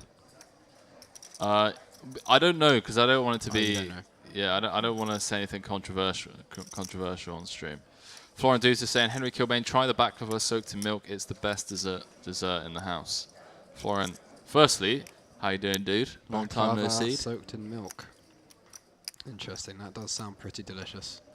Absolute legend of the game, Florian. One of the best Romanian players. Won Goliath. Did he actually? Yeah, he won the Goliath once. Oh, one absolute. How do you even win the Goliath? I know. It was after he won a big tournament in Vegas that summer as well. Right, let's jump back into the action here, 'cause this is going to be one of the biggest hands of the tournament. We've still got players behind, by the way, that could wake up with hands. Yeah, we could have a pair of queens hiding in there somewhere. Langer's just like Hating grim spot. I don't think it's 17 super grim, to be honest. I think this is absolute best possible case scenario, and every other time we're like in not amazing shape. Depends on what you think of Ashkenazi though, because he has shown his a kind of tendency to put some wild 3-bets in, so it does change things slightly. But it's very, very in depth because Faisal has to know that as well. Both players have to be acting upon that accordingly. So I imagine Langer's just going to get out of the way, but certainly always a shame to fold this kind of hand. Oh, 7 of clubs. I know. Cool. So nobody found queens. And it's back to Langer. Ashkenazi doesn't strike me as the guy to fold ace king, even if it is for 1.6. No, absolutely no chance. He's just going to snap it off.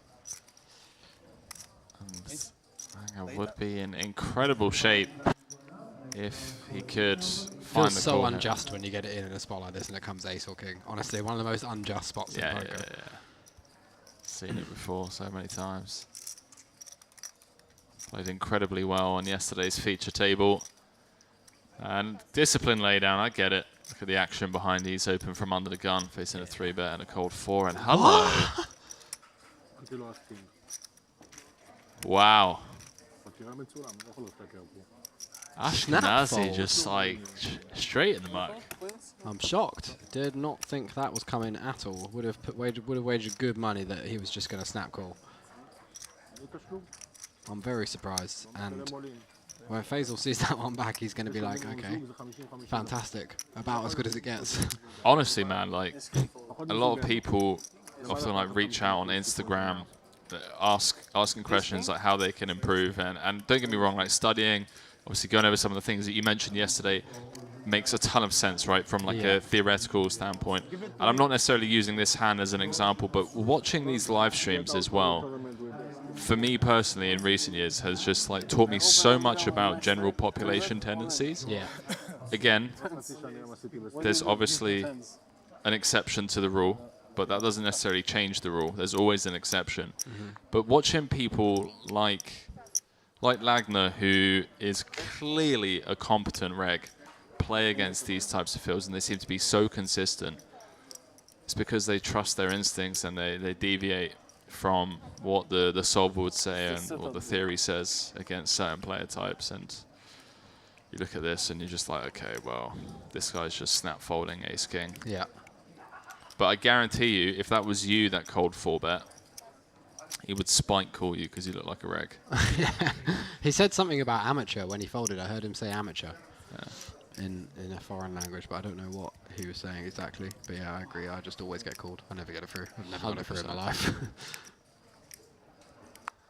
How much? 135? Gave up bluffing years ago. It's interesting for me because when I first started playing, it was just a few years before like the dawn of solvers. They didn't even exist in any form at the time.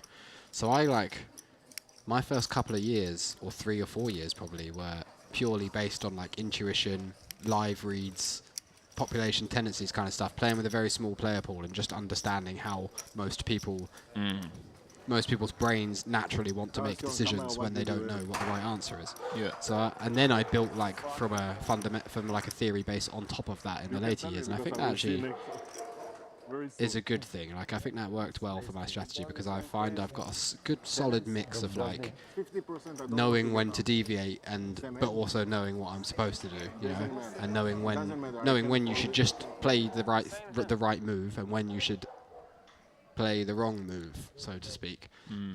There's a lot of art. You run into quite a lot of resistance when you tend to like go against the grain a bit or deliberately do something that you know is incorrect, quote unquote, because some of the new generations of people just treat solvers as if they're the holy grail, and if you don't play like a solver does, then you're making a mistake. But this is not. That is true in a situation where you're playing against a computer who's making perfect decisions. But humans are very imperfect beings, and you have to adapt to that. The very best people in the world just are exploiting the people they're playing against the hardest.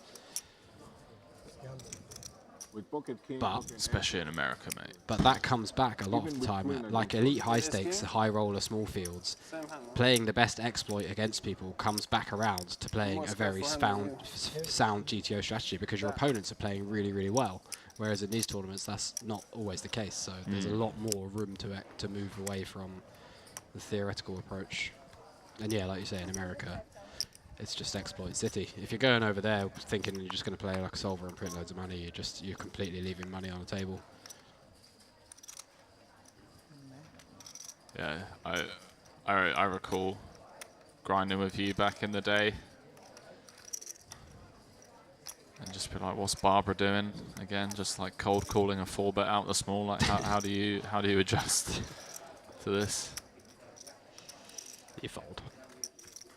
You give up immediately.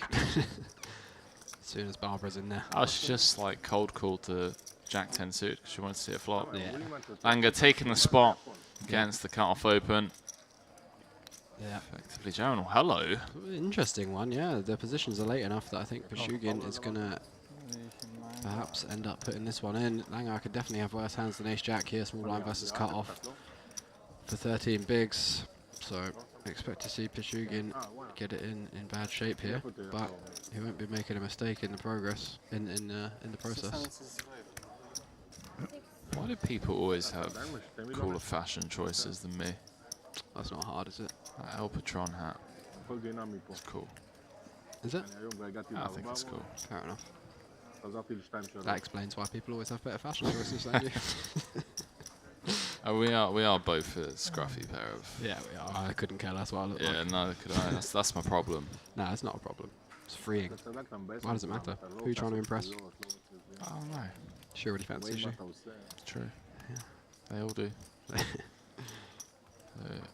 Pachugin down to its final 11 bigs. 12 effective. Big blind already in. 33 left. No pay jumps. No. Anytime soon. I've just been thinking about baklava soaked in milk for a few minutes now, so sounds delicious. But the Ace-Jack does manage to find the fold, gets away from a cooler situation. I certainly wouldn't be folding Ace-Jack there. Big blind versus small blind versus cut-off versus who I perceive to be a solid reg, and the opener I perceive to be very wide and playing a big stack. You would have to pry Ace-Jack off from my cold dead hands. And I'd probably be heading out. Out the door in 33rd. Yeah, absolutely. Another near miss. Disappointing result. Go home. Tell my family I failed. And they're just like, do you ever win? Yes, Mum. It's not very often. That's how the game works, all right? It's like, well, in chess, best players always win. It's true. That's why I don't play chess. I want to give them all a chance.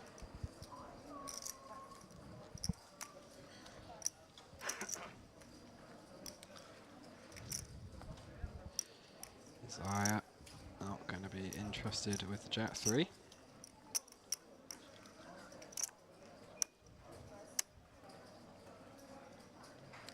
Grigorov in the cutoff with the ace-5 off. Could see this one getting opened. Does cover a couple of players behind, so good spot to exert pressure. Ace-X becomes much more relevant when you're opening into shorter stacks because you heavily block those rejam ranges, so that's super important. Like ace-5 off is a lot weaker in this spot at like 100 big blinds deep because then playability matters because you're not going to get into pre-flop battles so much, but yeah, he just goes for the shove here into 3 kind of 10 to 15 big blind stacks, which I really like. Good play. Gets it through. Up to 1.4. Alessio Asaya, old school Italian OG, by the way. Got WPT nice winner, scores. IPT winner in Italy, San Remo rather. Oh, and back in the Venice. day. Back in the day, yeah, old school. 2009, 2011. I remember seeing like there's actual WPT footage from that, like WPT actual Venice. stream. Wow, I bet that was absolutely unreal. Like actual stream. IPT, MPP came second. IPT doesn't even exist anymore. No, it doesn't. No. MPP opener event covered that 94k. So yeah, several good results. Really solid. What's the Second total for a cashes? bracelet. 2.5 million. Yeah. Nice. Very nice. What else have we got? Yeah, a lot of like healthy 5-figure scores. 1, 2, 3, 6 6-figure scores.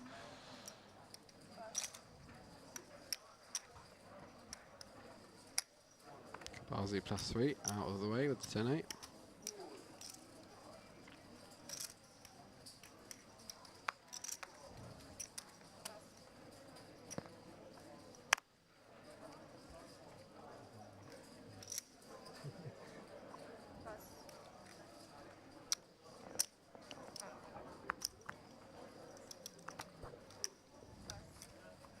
Whatever happened to Greg Merson, man?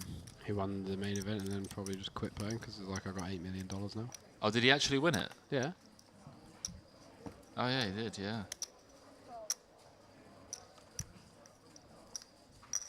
Understandable. I'd probably do exactly the same, to be honest. If I won $8.5 billion, you'd never hear from me again. It's crazy because he won the main and then. Wow, After winning 4 days before he won a 10k 6-max for 1.1 million. I didn't know that. And then just a month before that came 5th. Thank you.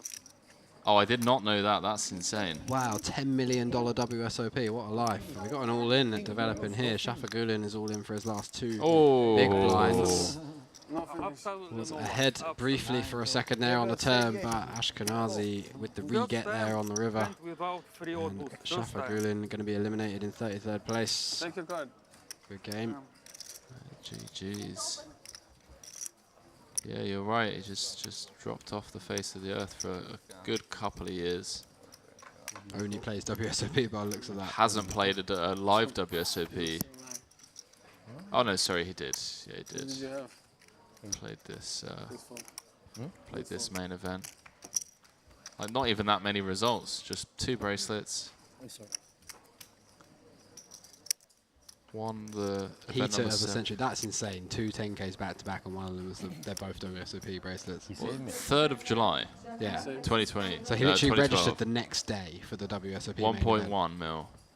Registers 4 days later because it was November 9 back then. Yeah. So don't forget that because Reg was on the 7th, but he would have won it in November. Yeah. For 8.5. And then fast forward. 3 months after he wins the main, goes to the PCA, comes second in a 25k high roller for just shy of $1 mil. Continues grinding for like a year and then just pieces out. Yeah. Don't blame him. Yeah, you're right. On life. Still 90th on the all-time money list, even though he hasn't played for like 10 years or something. That's crazy, right? That's crazy. That's what winning the main event will do for you. Kabazi opening up the King-Queen off, under the gun +2. Langar getting out of the way in the cut-off, and King-Queen suited on the button for Pichugin. playing only 11 big blinds now, so expect to see this get moved in.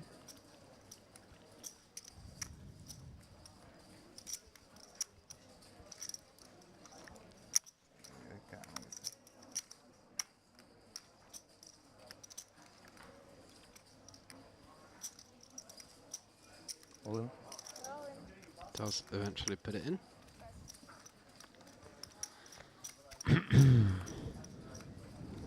Those of you just joining us over on YouTube or Facebook, this is the Merit Poker Vintage Series warm-up. Day 3, deep into Day 3. Henry Kilbane alongside Leo Worthington-Lees in the commentary booth. Tomorrow, on Sunday, 20th of November, we're going to be playing down to a winner. The eventual champion's going to be going home with over $200,000. I'm not being funny, but that's going to be an extremely long day. Tomorrow? Yeah. I don't think it is, mate. I want to look at the structure sheet. I'll have a look. It's Cabeza does make the call eventually. It's going to be a chop most of the time here, but Pashugin does have 7%, and Kabaze does have the potential to make 2 different flushes. 2 hearts. Kabaze picks up a bit of equity. Heart on the turn to make it sweaty as always. Now he's suited. 10 of diamonds. Chop it up. never easy. Final day. 10-minute clock.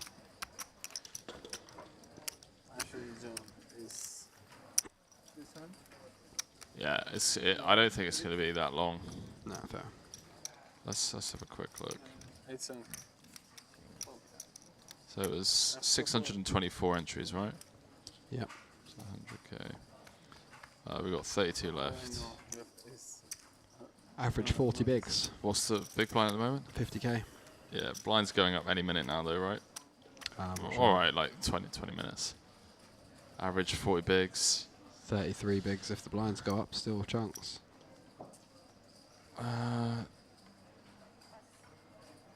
We'll see, yeah, maybe you're right. I'm sure they know what they're doing. They've run a few of these, haven't they? So. Well, it's only going to take 10 hours from now, 10 more levels, for there to be 100 big blinds in play. Yeah. 120 big blinds in play. At big blind 500k. Yeah, so that could easily be like. So that's the 2 more hours that we got now. The 2 more levels. So this level. Tomorrow. Yeah, and then yeah, 8 but then tomorrow. after 8, that could be like 5-handed, 6-handed, 120 bigs, 20 big effective. Don't be ridiculous. It could be. I mean, it could be, but easily be I've 5-handed. covered a lot of tournaments. Like, it's very rare. Unless it is like an absolute stalemate throughout the entire final team, you don't have like an overwhelming chip leader or like a bunch of short stacks, then yeah, sure. But possible. We'll see. You're going to eat your words. We're going to be here until 11 o'clock the next day. I mean, we should start prop betting in the booth. You know? Well, we're obviously not going to do that. What, prop betting? No, I mean be here till 11 o'clock. Oh, okay. We can prop bet if you want, though. It would be fun. It didn't work out too well for you before, though, did it? Wait, what? That's the old swimmer, the old swimmeroo. I regret paying you that, you know. Yeah, you think you could have? Well, you could have done it now, maybe. You've had a do. bit of practice. You've been going to the gym, but back then you're a sack of potatoes. True, that's true. Smoking 20 cigarettes every break. Literally. Yeah, I don't know, man. I don't know. Nah, you couldn't have done it. Trust me. Drawing dead. We'll see. We'll see tomorrow. Yeah, see. no, I don't doubt it now. But no, I'm curious to see what we'll do to on Monday. Is we'll both obviously we'll set off together anyway. We'll do the whole swim together. But you'll lead the way, so you set the pace for us. And I'd be very curious to see where like you think the 500 mark is. 500 meters. 500 meters, yeah. Okay. Because I would have no clue. I wouldn't know how to measure 500 it. meters in a pool would take me roughly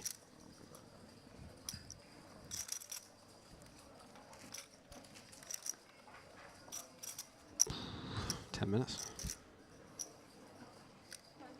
Is that like a minute in length? No, it's less than that. It's 30 seconds in length. 30 seconds every 25 meters, roughly 25 to 30 seconds per. So it's about 1 second per meter, basically. So it'd take me about 500 seconds, which is just under 10 minutes, like 8.5 minutes. That's like my very consistent pace in a pool.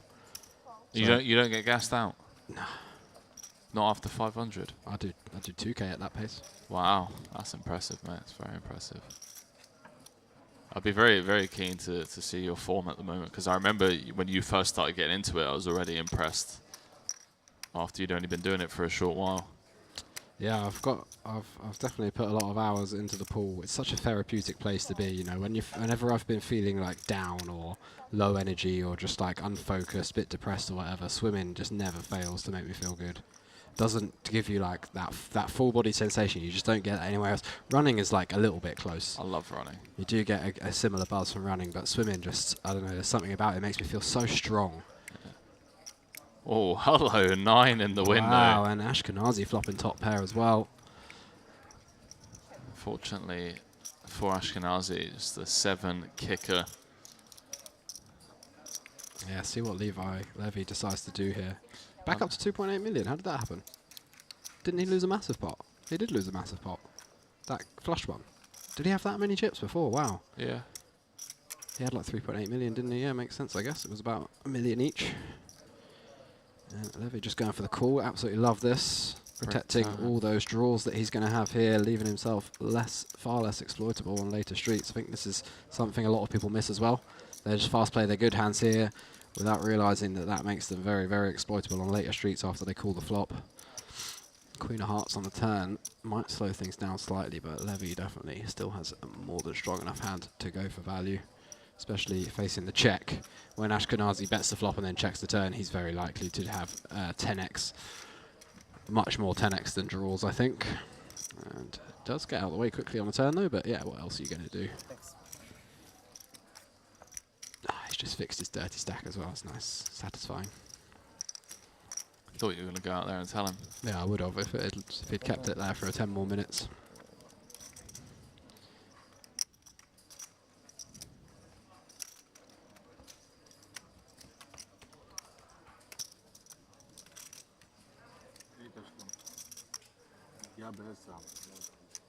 Tell me that you're out.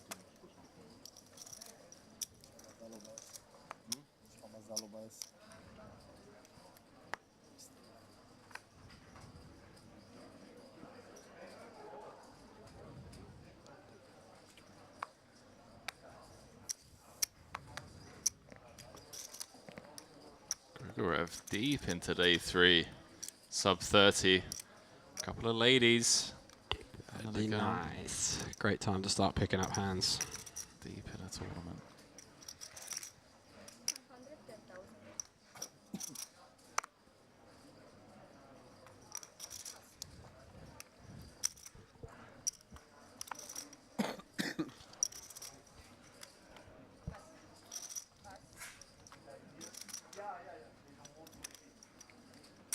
Can't wait till we all have chips implanted, and when we play poker, you just have your Google Oculus glasses on and they just pop up in front of you.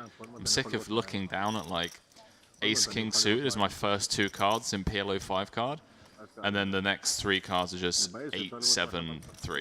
Rainbow. You just want to see them all at once. Just want to see them all at once. It's the same in Hold'em. Like just I like the peel. Nah, come on. There's nothing better than like having a first card ace and then sneaking that little bottom corner. There is nothing better. That's disgusting. Why would you want to do that? Oh, because I love peeling Queen 4 because I'm a sicko. I peeled Queen 4 the other day so many times in a row. It was unbelievable. Honestly, I was like, one of these has to be queens, surely. But no. But no. Kabaze making the defend out of the big blind with the ace-10. Whiffs flop. No club. But we're going to probably see him defend once more versus the small size. Yeah, 6th pot. It was a very reluctant, like, yeah, go on then. Yeah. 1/6 pot. No club in hand. Ace of diamonds, somewhat relevant. Ace high going to be the best hand, a decent bit here, so can't afford just yet. Hitting ace is going to be pretty good as well because it's going to be a card that Grigorev continues to bluff, but Kabalze just making a very disciplined laydown. Yeah, under the gun, opening off sub 30. Really only beating like king, queen, ace 4, ace 5 suited. Got good equity against pocket pairs though, ahead of some flush draws. It's true. Also, like just getting 6-1 or something, even versus a jack. A jack that doesn't share a card with you. You're too many layers deep though, mate. Giving away all the strat. Sorry. It's not your job. Sorry, I thought it was my job. you get text messages, I promise you. If you know how many times, like I've... Stop telling people how to play poker. Yeah, I've actually had like end bosses, and I mean proper end bosses being like, Henry, what are you doing? I'm like, I'm commentating. They're like, but why are you saying these things? Yeah. It's crazy. Yeah, I'll never give up my live reads information. I'm keeping that till I'm in my grave. But I don't mind, you know, just whatever. There's enough out there, isn't there? Oh, he sounds like Charlie Cameron, just like, hey, don't comment if you see it in the video. Don't you dare leave a comment in the YouTube comments. Yeah. But if you see it, keep it to yourself. Exactly. Exactly. Some things are better left unsaid, but a bit of strategy advice here and there doesn't go amiss, does it? That's what people want to hear when they watch these streams. I think they want to hear about our skiing adventures and your skiing adventures. What we got up to in Bali. Why you were naked in the pool? It was pretty boring in Bali, to be fair. We just had a grindhouse. Was it? Was it indeed? Nothing of note happened at all. Ashkenazi under the gun +2 bumps it up to 120 with the ace-deuce suited, and Kabazi contemplating making a move here with the ace-7 suited.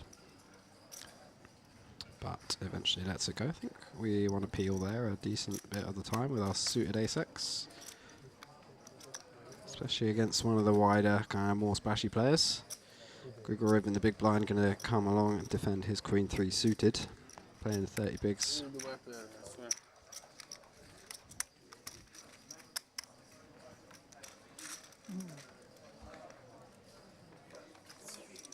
Grigorov a bit of a live tail box.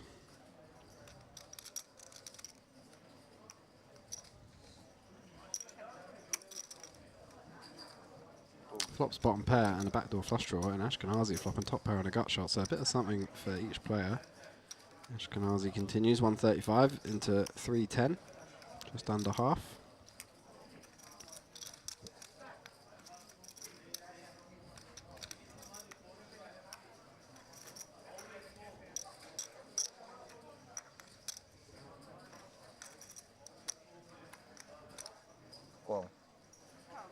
Grigorov going to continue. Grigorov with his backdoor flush draw. Prove into 2 pair, be pretty well disguised as well.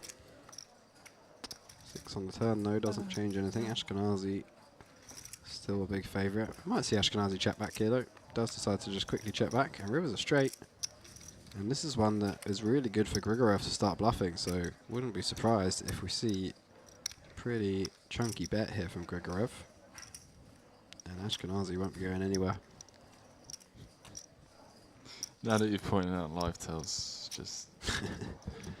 Can't stop noticing it, can yeah, no, 100%. This is the...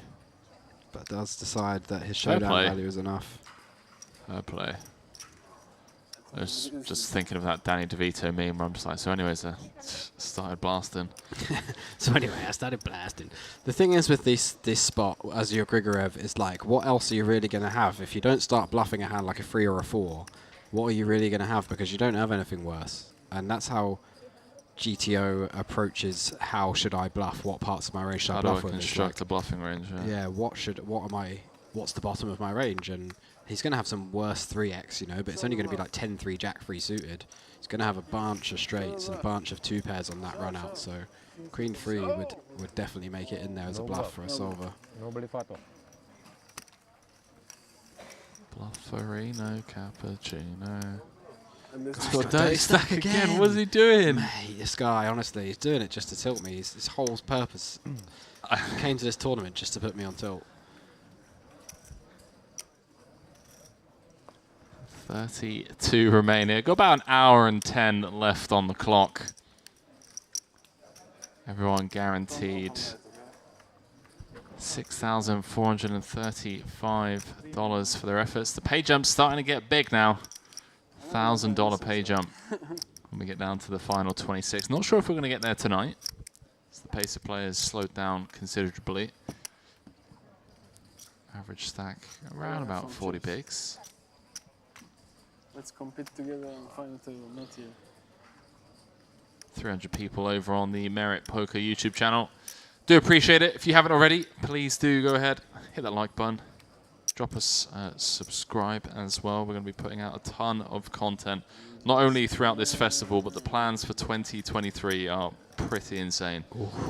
So a lot of poker content going to be released over on YouTube and on Facebook as well. Grigorev in the small blind with the King 10 offsuit, playing at 26 bigs, but it is less than that. The effective stack, I believe, Langer in the big blind only has around 15 bigs, so I expect to see Grigorev move all in here. Hello. Does, right on cue. Langer, yeah, just over 15 bigs. Queen 6 off though, into the muck.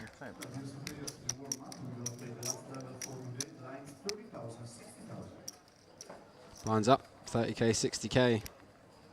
Bringing that average down, stack down a little bit to about 33 bigs. Still plenty. So quick dealer change, blind going up from to 30,000, 60,000. Yeah, so from 2050 to 3060. So what's that per orbit? You've gone from 120 to 150. It's not that big. Oh no, it's not. Sorry, I thought it was 2040 for some reason. Yeah, that's not that big. It's 30,000, 60,000 with a 60,000 big blind ante. That Traditionally, both blinds do go up. That's how it works. Yeah. So now there is 1,000 big blinds in play. Yeah. 1,000 bigs in play. I've got 400 of them. You got 400 of them? Yeah. I'm going to go back in a minute. I've just been sitting out for a while. You're doing the Sean D, but you're multi-tabling. Multi-tabling, commentary and live warm-up deep run. Hourly in here, hourly out there. You know, you just got to get that money, don't you? Get that cheddar. Get after it, even though the world's burning, doesn't matter. Yeah, exactly. It's all about paper. Am I right or am I right? Gonna buy back the Brazilian rainforest. Yeah, good luck with that. It's already sold, mate. More money than we'll ever see in our entire life. Oh my God, fix your stack, mate. I'm going to come out there, I swear to God. Oh, he actually hasn't fixed it. Nah, he's never going to see that one either. Oh no. Hopefully somebody else tells him from this side. Oh, he keeps touching him. Distracting. Levy +1 opens it. I've seen a lot of this ace-3 off type stuff opening, which is definitely not anywhere near the range we're supposed to open, but I have seen a bunch of people doing it. I wouldn't try that at home. I get it if everyone's got like 20 bigs behind, but it's not like that. Like, there's plenty of stacks that can pip here. Grigorev got one of them. King Jack suited to go along with it as well. 30 bigs on the button. Oh no, less now. Blinds up. 24 bigs. Just going to be a peel.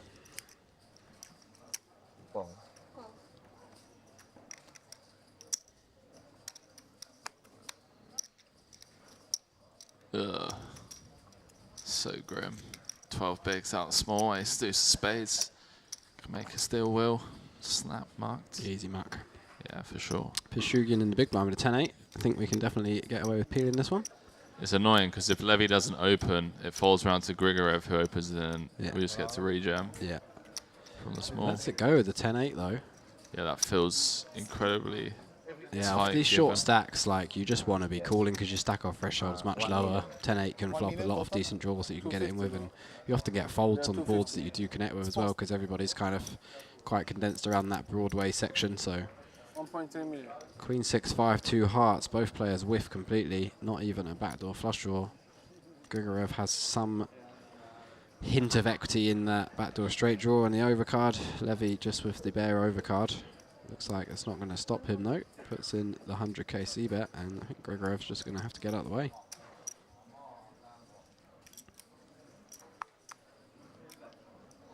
I'm telling you, the old quarter pot on any board when you've opened from early position, just getting it done. Yeah, this is not the one, but it gets it done.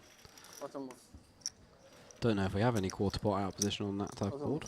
Would be pretty surprised. I think it's just a live exploit, mate. Yeah, just it's like, I haven't got a very good hand, but I want to win this pot, so I'm just going to put a little bit of money in. Yeah. And the thing is like when it works as frequently as it does in these types of fields where people just aren't floating correctly against you, like they're not even in position. Yeah, not floating backdoors and stuff. I've seen a lot of like good backdoor combos getting folded on the flop. Yeah. And like people just seem to be playing incredibly face up as well. Yeah. Just makes it really nice strategy to implement, and then it's just super easy to like give up when you just don't turn any equity or anything. Oh, what card did he turn over? He looks absolutely gutted.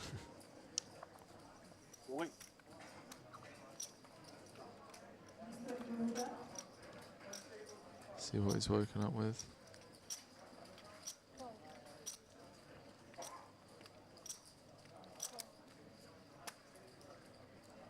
Was it 7 of clubs? Yeah, 9 or 7 or 9. Oh, not the 9. Imagine if we see the 7 of clubs now with someone's hand as well. Just like, hang on a minute. Nothing burger for everybody so far this hand. Don't think Langer's going to be pipping on the button with the 10-3. Oh, come on, min open.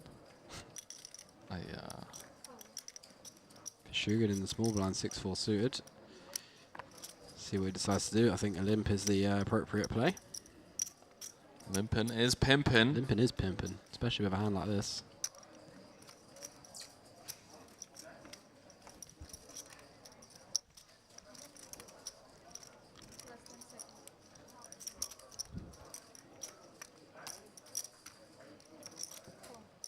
Does complete. Not Kabazi. Ashkenazi. ISO's out the big blind, the Queen 4. Love this. Great hand choice as well. One that's definitely in there. But it basically makes it absolutely massive. It makes like 4 racks, almost half the guy's stack. Just got to have a soul read, I guess. He's like, you're folding, aren't you? Like 2.5 bigs achieves the same thing there. Like, yeah. well, at least I feel like it does. Maybe it doesn't. I think it does. I think it does, yeah. I don't know if it does. Well, mate. he's going to probably peel 6-4 suited, but in terms of like creating an image for your range, it achieves the same thing. Yeah, of course. Yeah, maybe doesn't achieve the actual same physical thing, but when you're trying to get a fold. Yeah, when you're trying to get a fold. But screams, I'm trying to get a fold, really, doesn't it? It does, actually, when you think like, about why are it, you going to make it 4x with aces when the guy's only limped off 10 bigs? Like, or even, I mean, maybe some people do it with ace-king and stuff because they just don't want you to peel. But I think those can just jam as well. Like, we're going to have so many jams versus the limp.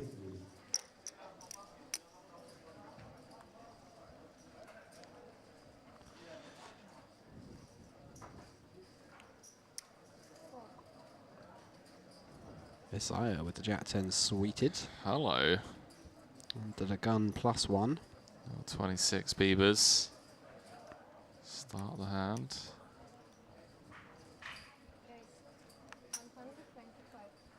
Bumps it up to 125. 1 seat over in the low jack. Cabeza. Doesn't even think about it. Just discipline fold. Ace 8 of diamonds. Ace 8 of diamonds, yeah. Grigorev. Suited 1 gapper. May want to try and peel one off. Why does Grigorev make me think of Harry Potter? Don't know, mate. I think that's a you thing. Is there a character in Harry Potter called Grigorev or something like that? Oh, you mean the actual name or the way that he looks? Yeah, no, the name, not the way he looks. Grigorev. I feel like there's a Gregor. Cedric Diggory? Yeah, I was thinking that as well, but I feel like there's a closer one. Grigorev. I don't know. Whatever. Well, there is a Greg. Oh, there's a Grigorovich or something like that, isn't there? Who's he? Why do I know that name? Grigorovich. Oh, I think you're right, you know. It's not the... It's not that... So Google it, let's find out. Maybe he's a footballer. There is as well. Mikey Grigorovich. Who the hell is that? Oh, he was the head teacher of... oh, no, he's not. He was the famous European one maker. Oh, yeah, that's right. He's in one of the last ones. Where, you know, they're looking for that fancy wand. The Deathly Hallows, yeah. Yeah. And Harry gets like a dream about him being murdered or something. I don't think he's ever actually in that big time, but Grigorovich. Close enough. Take that.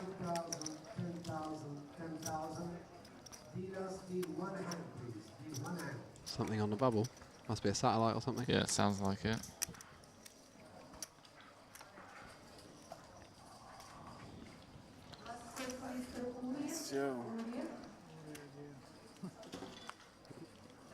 Does sound like it.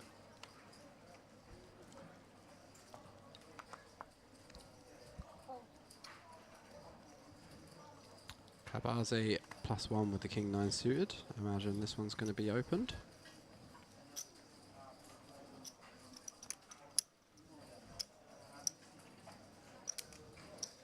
Makes it 125. Grigorovich with the ace-4 off. In the muck.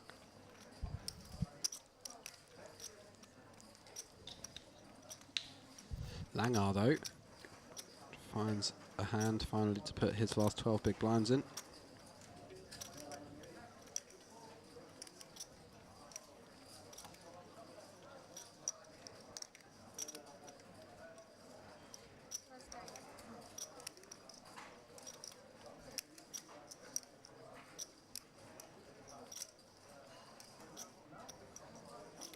All in?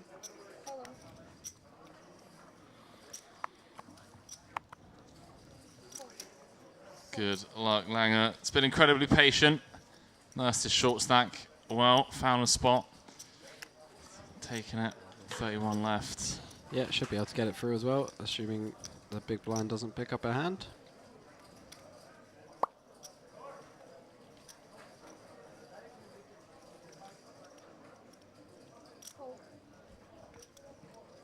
Which he does not.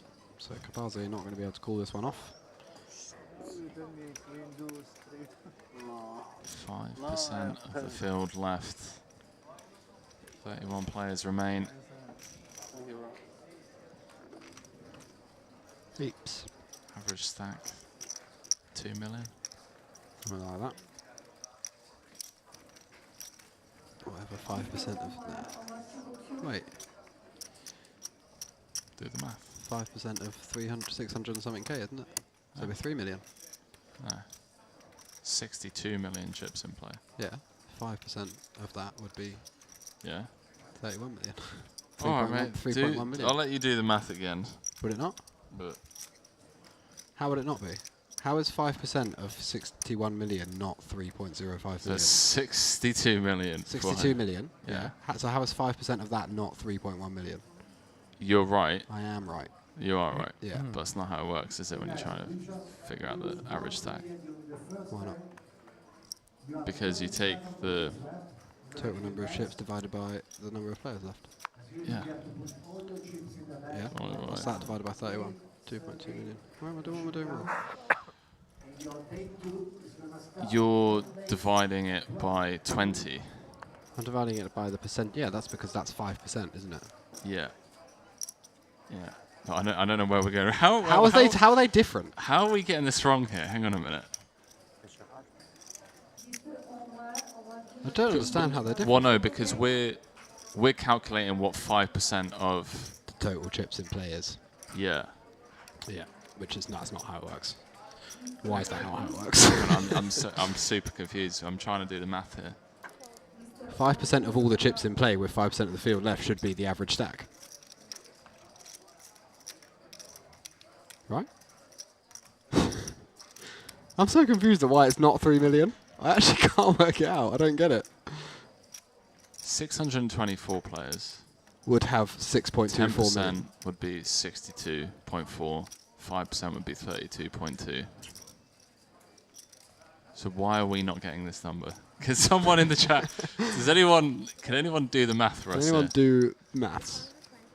I'm super confused. Why is the average stack not equal to the total number of chips divided by the remaining percentage of the field? And rather the players. 624 times 100,000 divided by no. Times 0.05? 0.05, yeah. Divided by? Times 0.05. That gives you 5%. Yeah. So that's 5% of the total number of chips in play. Yeah. Oh, right. That's because the field size is not 100. I feel like I can picture where we're going wrong here, but I'm going to struggle to put this into words. I'm the same. I know where we're going wrong, but I don't know how to articulate it.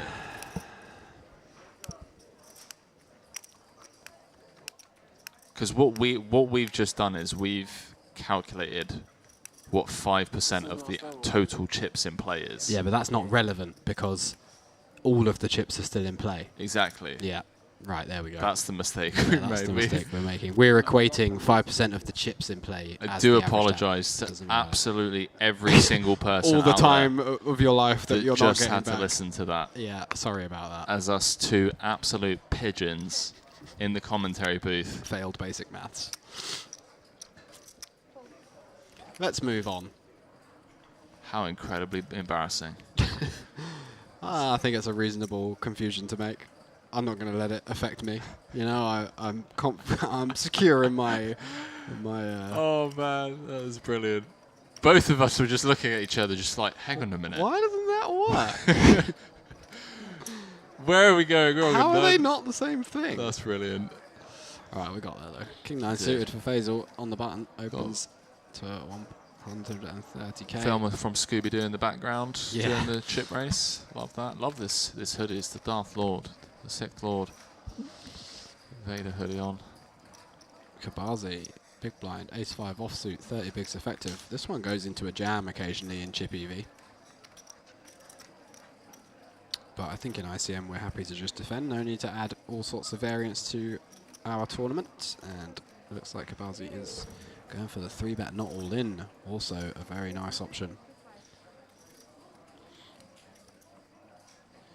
Don't know how much ace-x we are supposed to use here. I think it's a lot more like king 4, queen 6 offsuit type hands that we use in this spot. 30 big blinds, big blind versus button.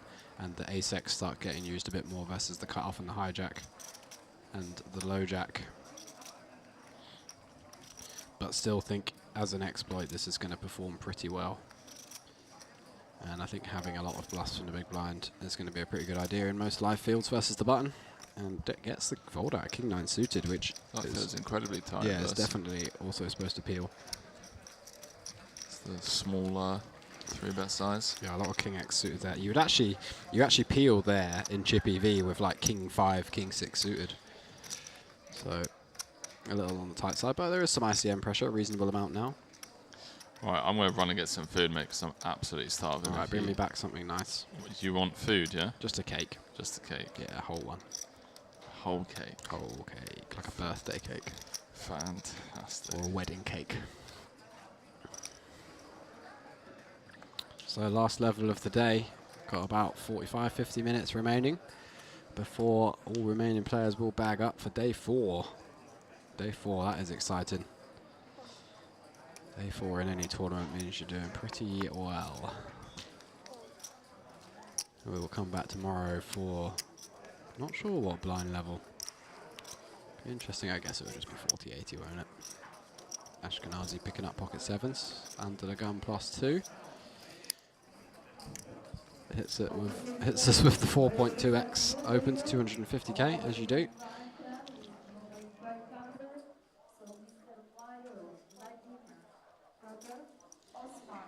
Gets through everybody so far, but Isaiah picking up ace queen suited on the button. I'm really interested to see how he responds to this massive open. Really, really interested. Wouldn't be surprised if he just peels, but this hand is so strong. He may decide that 30 bigs, he just wants to get it in now. Potentially pick up this pot pre-flop. If Ashkenazi has some raise folds for this size, it would be an absolute win for us. But yeah, it looks like he's just going to go for the call, which I don't hate. This hand plays very well in position. Unlikely to go multi-way, as Ashkenazi's given us a bit of protection with his large open. So Kabaze just moving out the way realizes that both these ranges are going to be pretty strong for this sizing. Isaiah not going to be calling anything worse than king queen off on the button, that's for sure. And Grigorev moves out of the way as well, out of the big blind. So we'll go heads up, and we've seen a queen folded.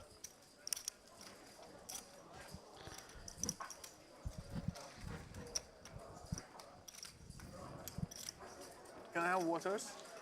Water. Cold one, please. Yeah, cold is good. Ace queen 3 board though. Isaiah absolutely smashing that flop. Now he's praying Ashkenazi has the ace king part of his range. Ashkenazi firing out the c-bet still. Not dissuaded at all by the 2 overcards. And Isaiah, I imagine, just going to call here.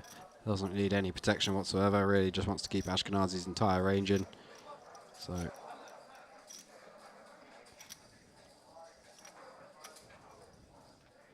very, very strong hand, no need to panic. Makes the call. 4 of clubs on the turn. Isaiah picks up the nut flush draw to go alongside his top 2 pair, and Ashkenazi doesn't want to slow down with his pocket sevens. You got to be thinking now, after our 4x it pre and c-bet the flop, there's not going to be a whole bunch of weak hands in this range that Isaiah is calling us down with. So surprised to see this barrel from a player who's previously got out of the way with relative ease in some spots. But Isaiah just obviously absolutely loving this. Absolutely nothing to be worried about. He can stack off on every single river in the deck. King, obviously the worst one, but still, we've got 2 pair. What are we going to do? And even the king of clubs is going to give us the nuts, so only 3 outs in the deck that are bad.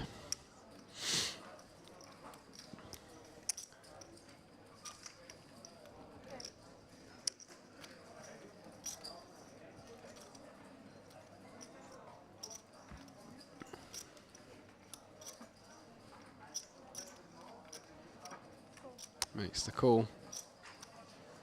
Not sure what Ashkenazi's plan is here, but you're not going to be loving this at all. Maybe river in a 2-outer is his plan. Jack of diamonds on the river completes the board. Not too much for his eyes to be worried about. It's a pretty good river. Doubt there's any king 10 in Ashkenazi's range. I mean, it could exist, sure, but if he has king 10, he has king 10, is what it is. If he's flopped a set, it's a big cooler as well when we're blocking both the sets that he's likely to have after making it this size pre. Ashkenazi just doesn't want to give this one up.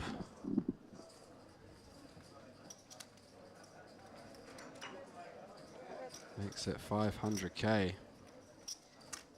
And I think Isaiah just going to put the rest in a minute. Definitely wants to try and get the rest out of ace king here.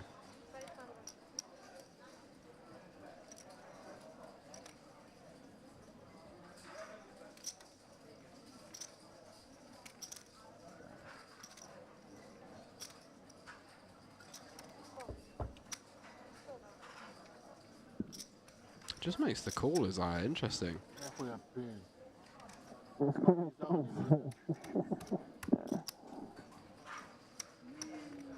Ashkenazi has just absolutely blasted it off there, to be completely honest. Not sure what that hand was all about at all. Huge pot goes his eyes way, and I'm surprised his eye didn't jam the river, honestly.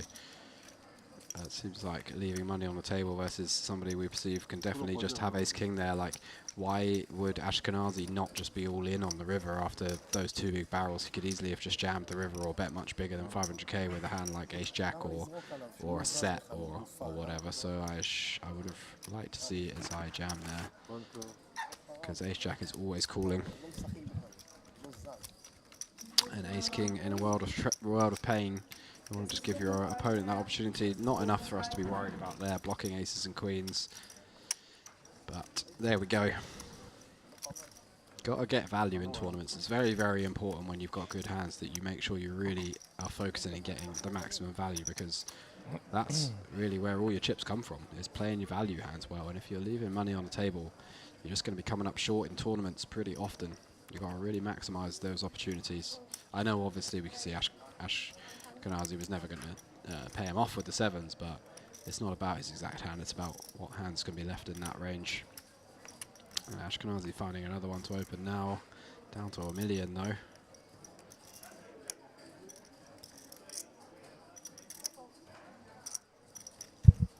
Levy getting out of the way, and Faisal picking up 7-8 suited in the hijack, but I think we're just a little bit too shallow to peel this and too many players behind. Doesn't look like Faisal got that memo though, and he decides to peel. These hands lose a whole ton of value.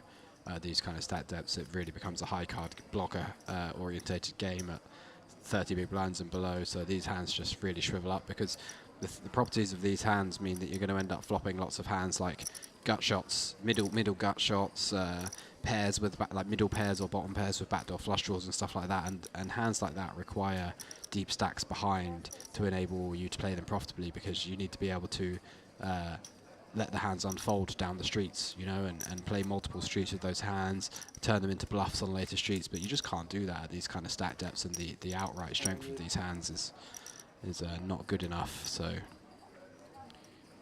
Desire overcalls in the cutoff though with his pocket twos, seeing if he can just flop a set, which I think is pretty reasonable in this spot.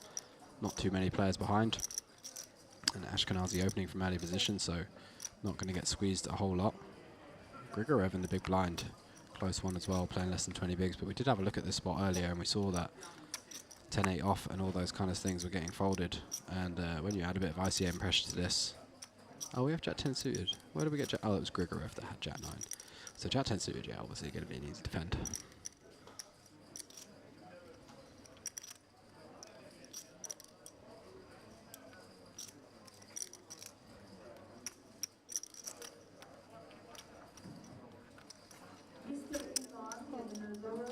That's cool.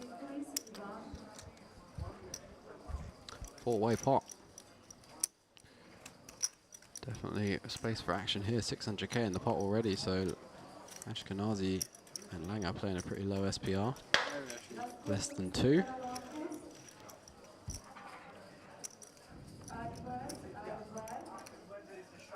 Queen 8-6. 1 heart, 1 club. Langer flopping gut shot and a backdoor flush draw with his Jack 10. Not much for Ashkenazi. Faisal as well with middle pair. Backdoor straight draw, backdoor flush draw. Not sure if it's strong enough to start betting, but looks like he is going to. Going relatively big as well, 250 into 590. 40% pot bet into 3 players.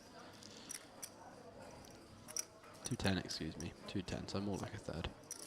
Getting the chips confused. Isaiah now with the pocket twos, just going to have to get out the way. Tough spot for Langer. Really interested to see what he decides to do here again. That's what I was saying about those 7-8 suited type hands. He's flopped one of those annoying kind of middle gut shots with a backdoor flush draw that you really, really want to peel, but we're just so shallow behind. Let's say we do peel over 1 million chips in the pot and 600k in our stack, leaving a very shallow SPR. So if we do turn a club and Faisal shoves into us, it's going to be pretty grim. But maybe he's planning on donk shoving turns that club or something like that. Guess we're going to find out. Just wants to ping off the 9 ideally, but yeah, we're not. It's tough. We don't have very many chips behind compared to the amount of the time we do actually improve in this hand. Queen on the river, sorry, Queen of Hearts on turn. Really improves Faisal's hand a decent bit, reduces the likelihood that Langer had a queen. And also, we pick up a flush draw to go along with the middle pair. I might see Faisal just check back here. Langer's range is going to contain draws and Queen X on the flop, so we don't really need to put very much money in against that range. And 6 clubs on the river completes the board. Faisal middle pair is best at the moment. See if Langer finds the bluff here, but he is probably going to be aware that he has a whole bunch of potential bluff candidates in his range, and Jack 10, not a particularly great one because we're blocking some of the potential hands we might get to fold, and we're not really blocking too much value either. So I expect this one to probably just go check, check. Faisal just hoping his 8 is going to be good and beating a draw. Jack high.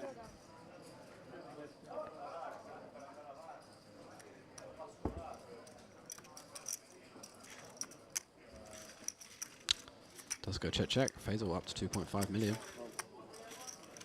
Nice pot sliding his way.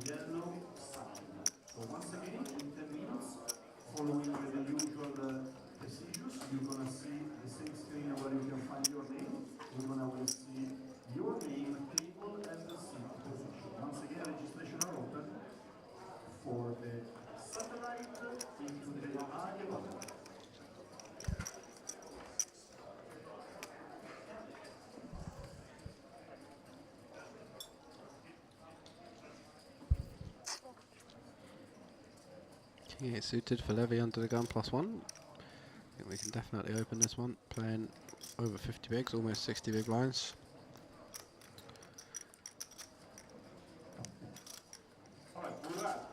So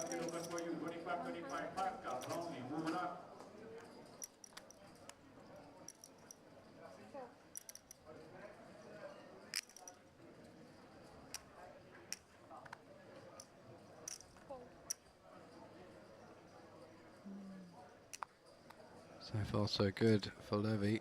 Got it through everybody. He's going to be at the very least in position should this one go to a flop. Langer with 10 bigs in a small blind, 10-9 suited, gets out the way. Discipline fold, knows what he's got to do.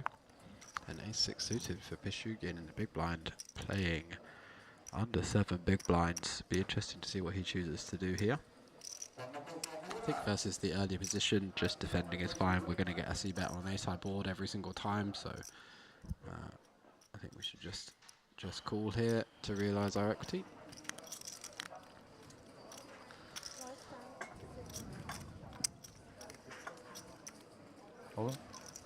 Decides to shove though. I think Levi's just got. Henry's just bought me a plate of cake. 2 cakes, shouldn't have. Levi just going to be forced to call this one off because it's not very many big blinds, and we are off to the races. You tuck into that cake, mate. I'll call the action for this one. 1 million in the middle, 15 bigs, 17 actually. So, Pichugin to get back up to 17 bigs. Top and bottom for Levi. Nut flush draw. So if he's drawing dead, he's acting that way. 10 or a heart needed for Pichugin to stay alive. 31 left. No dice. 3 of clubs on the river.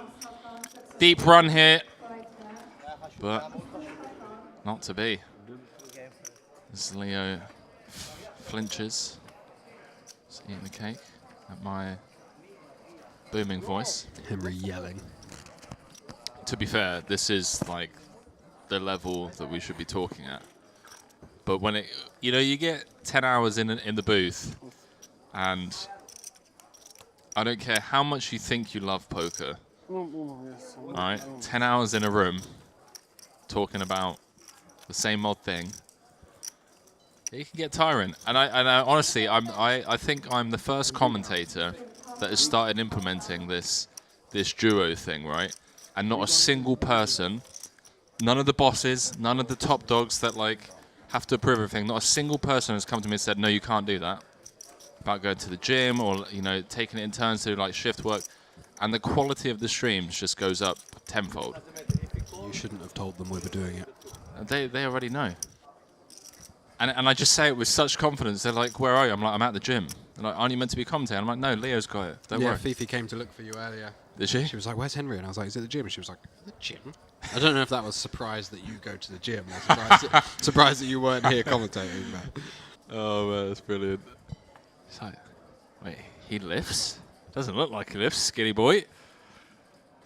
You do realise I bought those for both of us, and you just, yeah, it's all right, no big deal, it's fine. Why would you put them both on one plate and then put the plate in front of me? Well, because I was speed running to get back. Well, you can have that one because it's rough. It's rough? What do you mean it's rough? It's not for me. Nutty base, not my kind of thing. Oh, right. You can have yourself. I don't want all of them. Well, dive back into this hand. Honestly, what kind of person brings somebody cakes on one plate, puts them right in front of them with a fork, and then goes, "Oi, one of them was for me," after I've eaten half of both of them?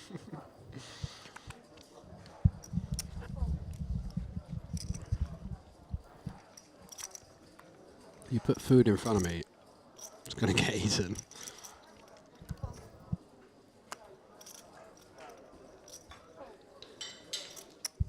Faisal opening the Jack 10 off under the gun +1. Isaiah just calls with the 9s. Oh, you missed what's his name? This guy. Oh yeah. Absolutely blast it off. Well, all of it? No, not all of it, but most of it. 30k, 60k, opens to 250k with pocket 7s. Isaiah flats the bottom of ace queen of clubs. Comes ace queen 3, 1 club. Bet call. Turns 5 clubs. Bet call. Rivers a jack. Bet 500k call. Shows 7s. Isaiah shows ace queen, and he just looks at his mate and he's like, What am I supposed to Can't do? believe he's got ace queen. Like, well, what do you think he had, mate? He peeled your 4x open pre, called the flop, called the turn. Getting pretty thin on the ground. Thin for hands there. Some people just love the game. They do. Faisal putting in the c-bet on the ace-7 deuce, 2 spades. Isaiah not ready to fold just yet with his red 9s. Makes the call. Yeah, I've got to keep him honest. Queen on the turn. Faisal picking up a gut shot. Interesting combo to contemplate barreling with twice. Yeah. I think we want a suited one, probably. Like, just helps us control our combos, and having a 1 spade is not amazing because we're blocking hands that start to fold. And we are blocking a strong continue in like King 10 suited, Queen 10 suited, Jack 10 suited, but there's going to be a lot of ace-x in Isaiah's flatting range in these positions. At this stat depth, he's going to have ace queen, ace jack, ace 10 suited at a decent clip. So we do block some of those as well. So yeah, definitely an interesting one, but just in favour of controlling frequencies, because we're not always going to want to barrel it off here with ace-x. 3x on the river. Faisal with the decision.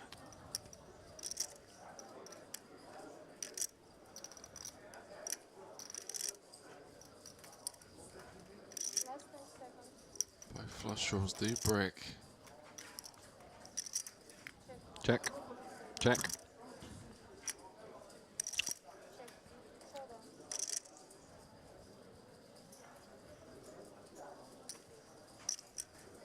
Isaiah takes that one down with the 9s. Up. Over 3.5 million now, looking up for another deep run for Isaiah. Yeah. Yeah, second place in the opener in the MPP just a couple of months back. Strong start here. The Merit Poker Vintage Series. Little 209k to kick things off. Plus a juicy little package. רגע, הכרטיסים של הזמן, מביאים לך מחדש, מחדשים את זה מחר?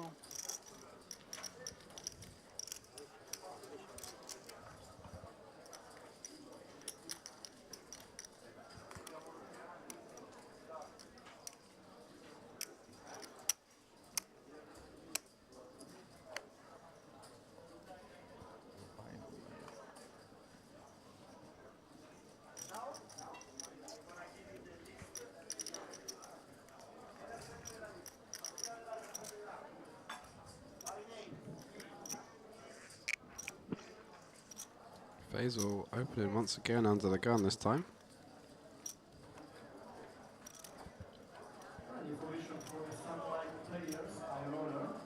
So a few more hands going to be played today. Just receiving word. A few more. Last hand of the day is going to be hand number 149. Okay. 6 more hands.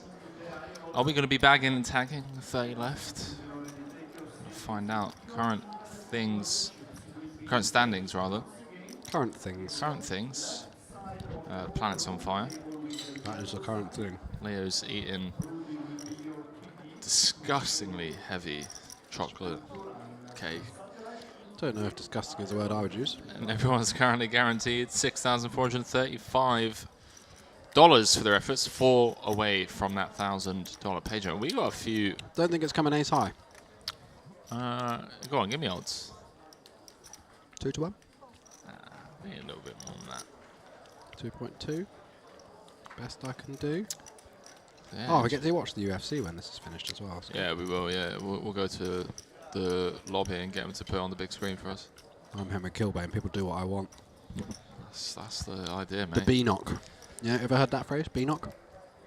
Big name on campus. Well, it depends if they got the duck through there. Yeah.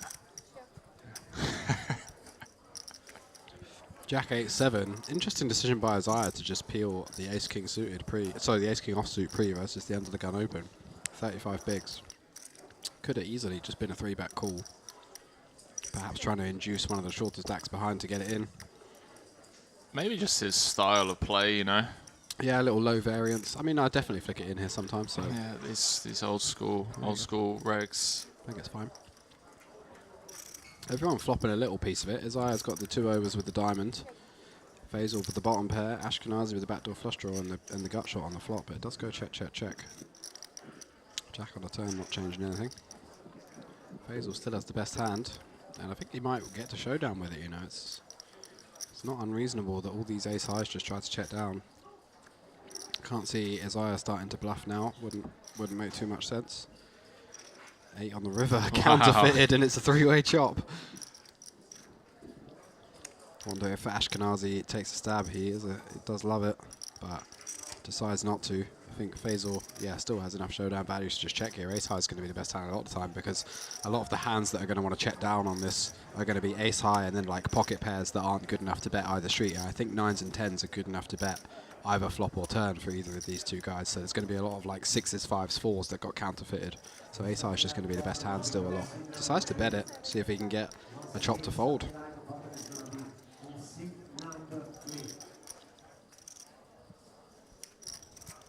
So I'm now thinking, why didn't I just 3-bet pre? Yeah, what have I done here? He may call it off here though. There's a good, I'd say there's a reasonable chance he calls here, especially for this size.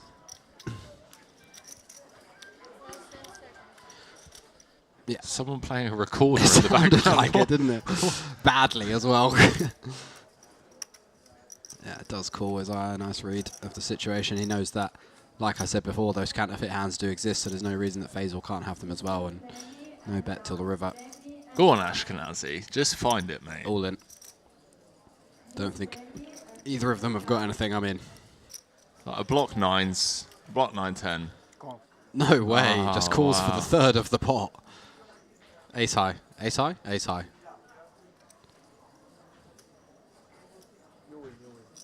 Same. Very optimistic call there, and Faisal's going to be like, how on earth have I just got third of this pot back after they both called the river? Honestly. Wow. Yeah, what a hand that was. 29 left. We got money being put in on the river by 3 players with ace high. We're playing for 200k. It's the Merit Poker Vintage Series warm-up 2k buy-in. That river call was blown my mind, ace 9, honestly. I actually think he's got a really nice bluff candidate. Yeah, of course he does, but bluff catching is just so wild when his eye's already called, as if his eyes just called him like king high or something. Like at best you're chopping with his eye. Yeah. You're calling to win 50% of the pot at absolute best. Like you never beat both of them ever. Well, I think that's what his logic was, and I don't blame him. He's like, oh yeah, Faisal can be bluffing and then I'm just chopping it with his eye. Yeah. Yeah, it's just like Faisal's opened pocket 4s and now he's trying to like, whatever. Could be that. So I don't hate it, but I want to know who was playing the recorder in the background. More important. And why.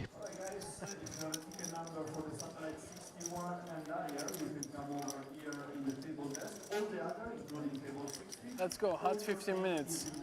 15 minutes. I don't think it's even 15 minutes, isn't it, buddy? Oh yeah, it's 15 minutes for them.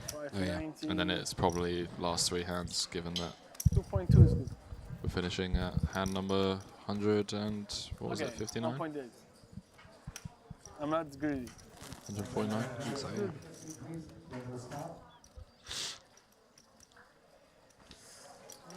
Let's run it up.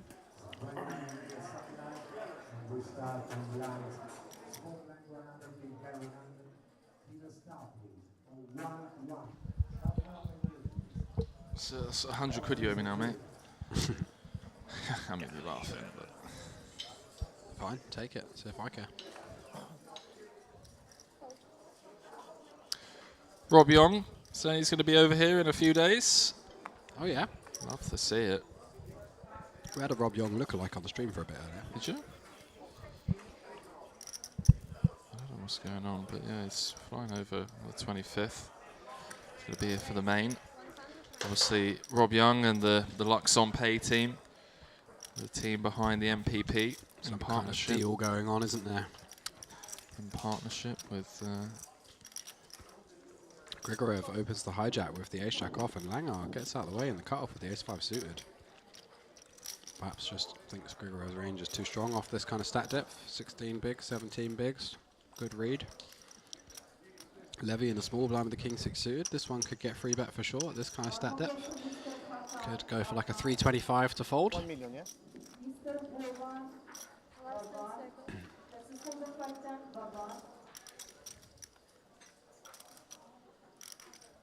But does get out of the way. Faisal in the big blind 9-4 offsuit. Think we're just going to fold this one too, and Grigoriev going to take that one down. 5 more hands to go. Fold. Yeah. Yeah. Hold on. Oh. Yes, man. Oh, we're gonna see it anyways, okay?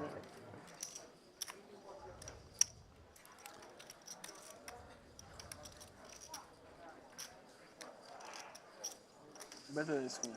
Oh. They check. If there's 10% of the field left, isn't the average stack 10 starting stacks? That makes sense. So then when there's 5% of the field left, the average is 20 starting stacks. That's what I calculated it by, yeah. and you completely threw me off. Yeah. Completely threw me off. Yeah, I threw myself off. Because normally when you like come up with a counter argument to something I say, it's normally spot on. Yeah. So like I'm like second guessing. Yeah, I'm like, hang on a minute. He's gaslighting me again on stream. Trying to make me look stupid here or what? No, I was just being the stupid one. But that's okay, it happens. I can deal with that. Won't be the last time. Say something. Oh, you got to laugh at yourself when you make a fool of yourself, and you can't take yourself too seriously all the time. I'm glad it's not whatever. Go on, Ashkenazi. I disagree with Ever. I think there's sometimes you need to take yourself seriously. Like gym, studying, all that good stuff. All that good stuff. Big up Ashkenazi. 3x with the diaper. The dirty diaper, as they like to call it in, what was it, Louisiana? Yeah. Gets it through though, doesn't he? Boss man Tings. Back up to just shy of 20 bigs. Bit of breathing room. Not going to be 20 bigs for much longer though. No, I was about to say, I feel like the same rules don't apply to Ashkenazi when it comes to breathing room. It's either 100 bigs or no bigs. Yeah, he is one of those guys. Wow, I forgot I had a muffin this morning as well. Today has not been good. But I did have 2 oranges. I only had like 2 bites because it's full cake 2 hours before bed. Although if we are going to watch, what did you call me? The B-knock? The B-knock, the big name on campus. Big name on campus. Where did that come from? The skiing No, chalets? I heard it years ago. Years and years It must ago. have been from like the skiing chalets or something. No, I think it was just from when my mates were at uni. Ah, okay. You know, uni campus, big name on campus. B-knock. That's hilarious. Include, yeah?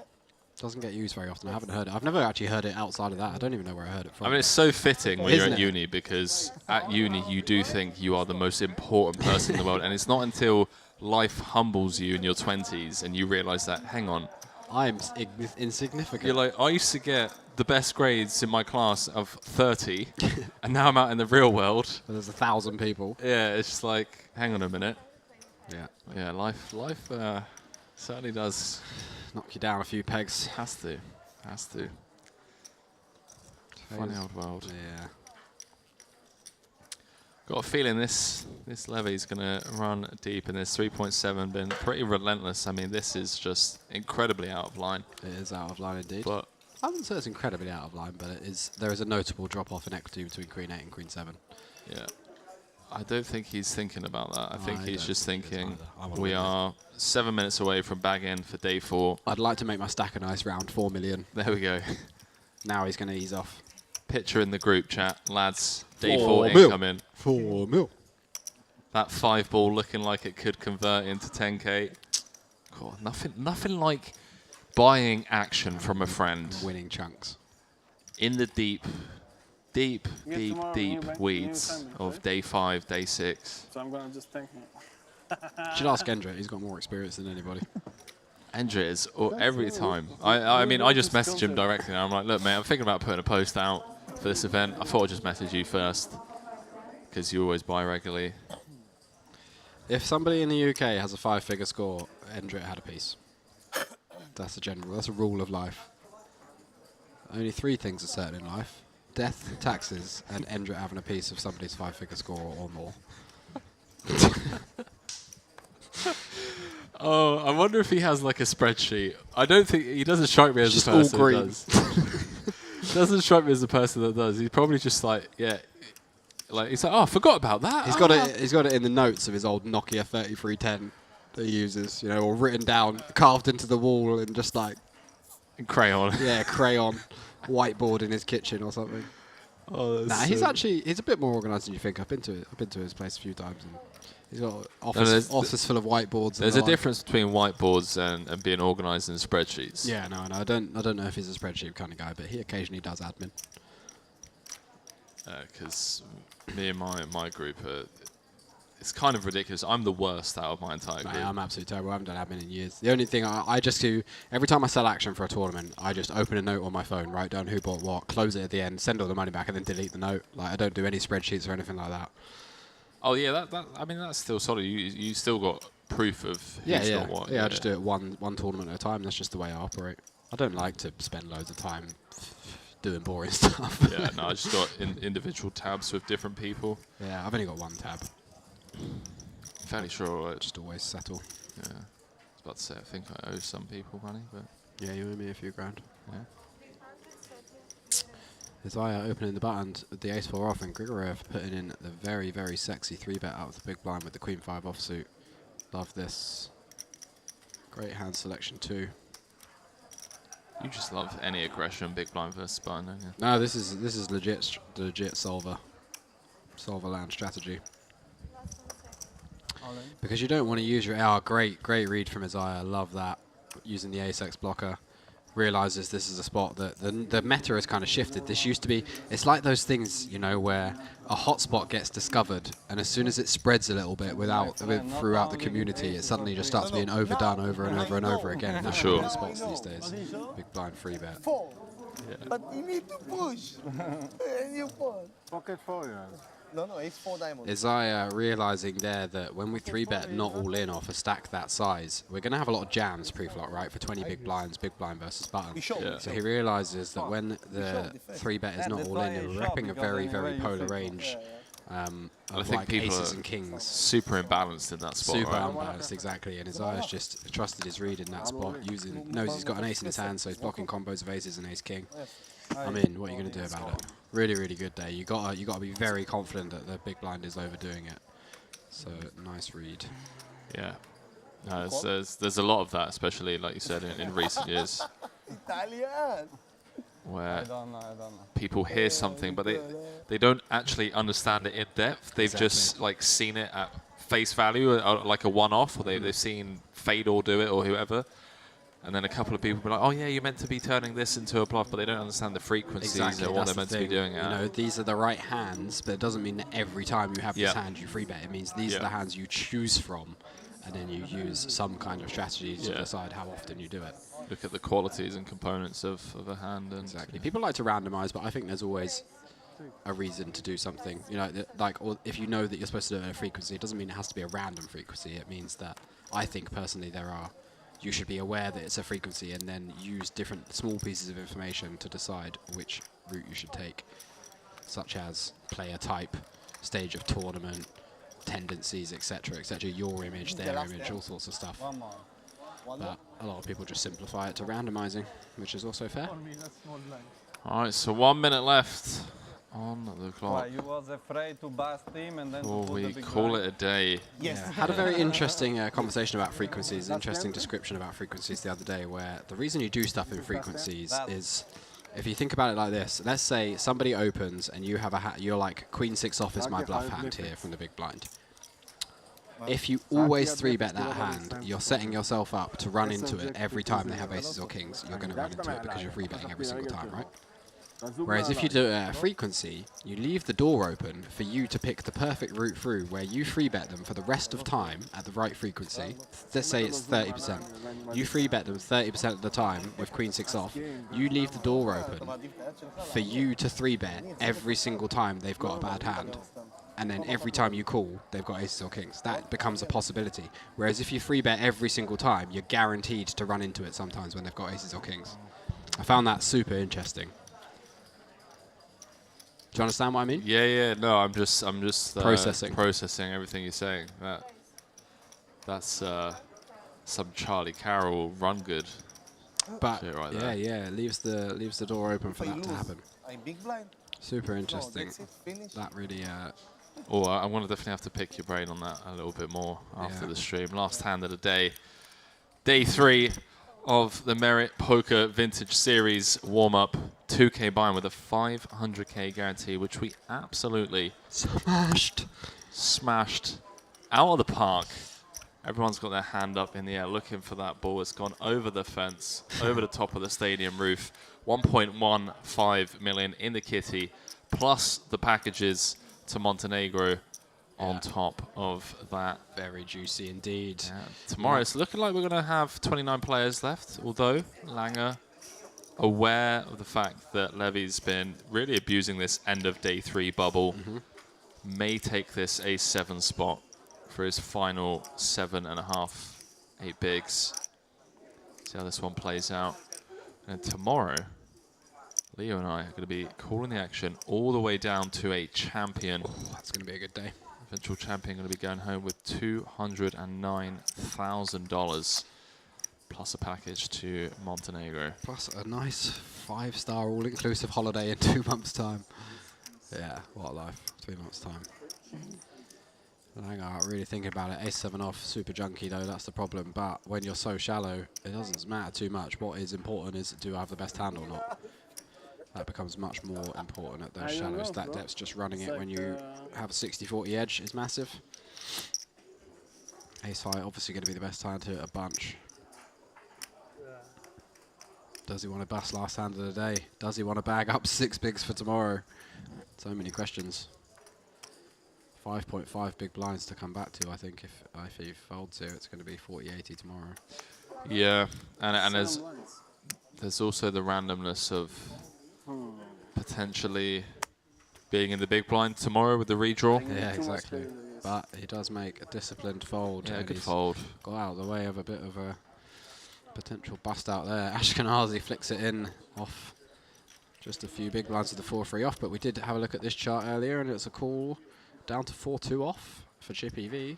That would change slightly with ICM. Well, actually significantly. These ones will start getting folded pure, but Ashkenazi flicks in the snap call on the flop. Don't think that's going to worry Levi too much, Levy. 10 on the turn doesn't change anything. Expect this one to go check, check, does. Brick on the river, check, check. 7's going to take it down. So yeah, Levy. do us. Okay. Levy up to 4.6 million. Bit of a tear there towards the end of day 3. Very nice. What an epic day of poker. Played down through the money. 97 return. We are down to the final 29 players. And tomorrow, going to be coming back for day 4 coverage of this Merit Poker Vintage Series, where Leo Worthington, Lease, and myself, Henry Kilbane, are going to be calling the action, where we are going to be, calling the action all the way down to a winner, where the eventual champion is going to be going home with $209,000. Leo, end of day 3, thoughts on, you know, how these guys are going to go study some ICM and they're just going to call it a night? Do you know, I would say that probably like less than 1% of the field will go home and study something, which is like 0.3 players at this stage, but you know what I mean. I would say probably like a couple of these guys will go home and maybe rewatch a couple of hands off the stream, you know, get answers to spots that they weren't sure about, and maybe run some spots. But I feel like most people do their studying, play a tournament, and then study again afterwards. Yeah. But yeah, great tournament, and still some interesting characters left in. So I think tomorrow is going to be a fun day. Definitely going to be a lot of fun with 6 figures up top. Back tomorrow from 12:30 Eastern European time. We'll see you tomorrow.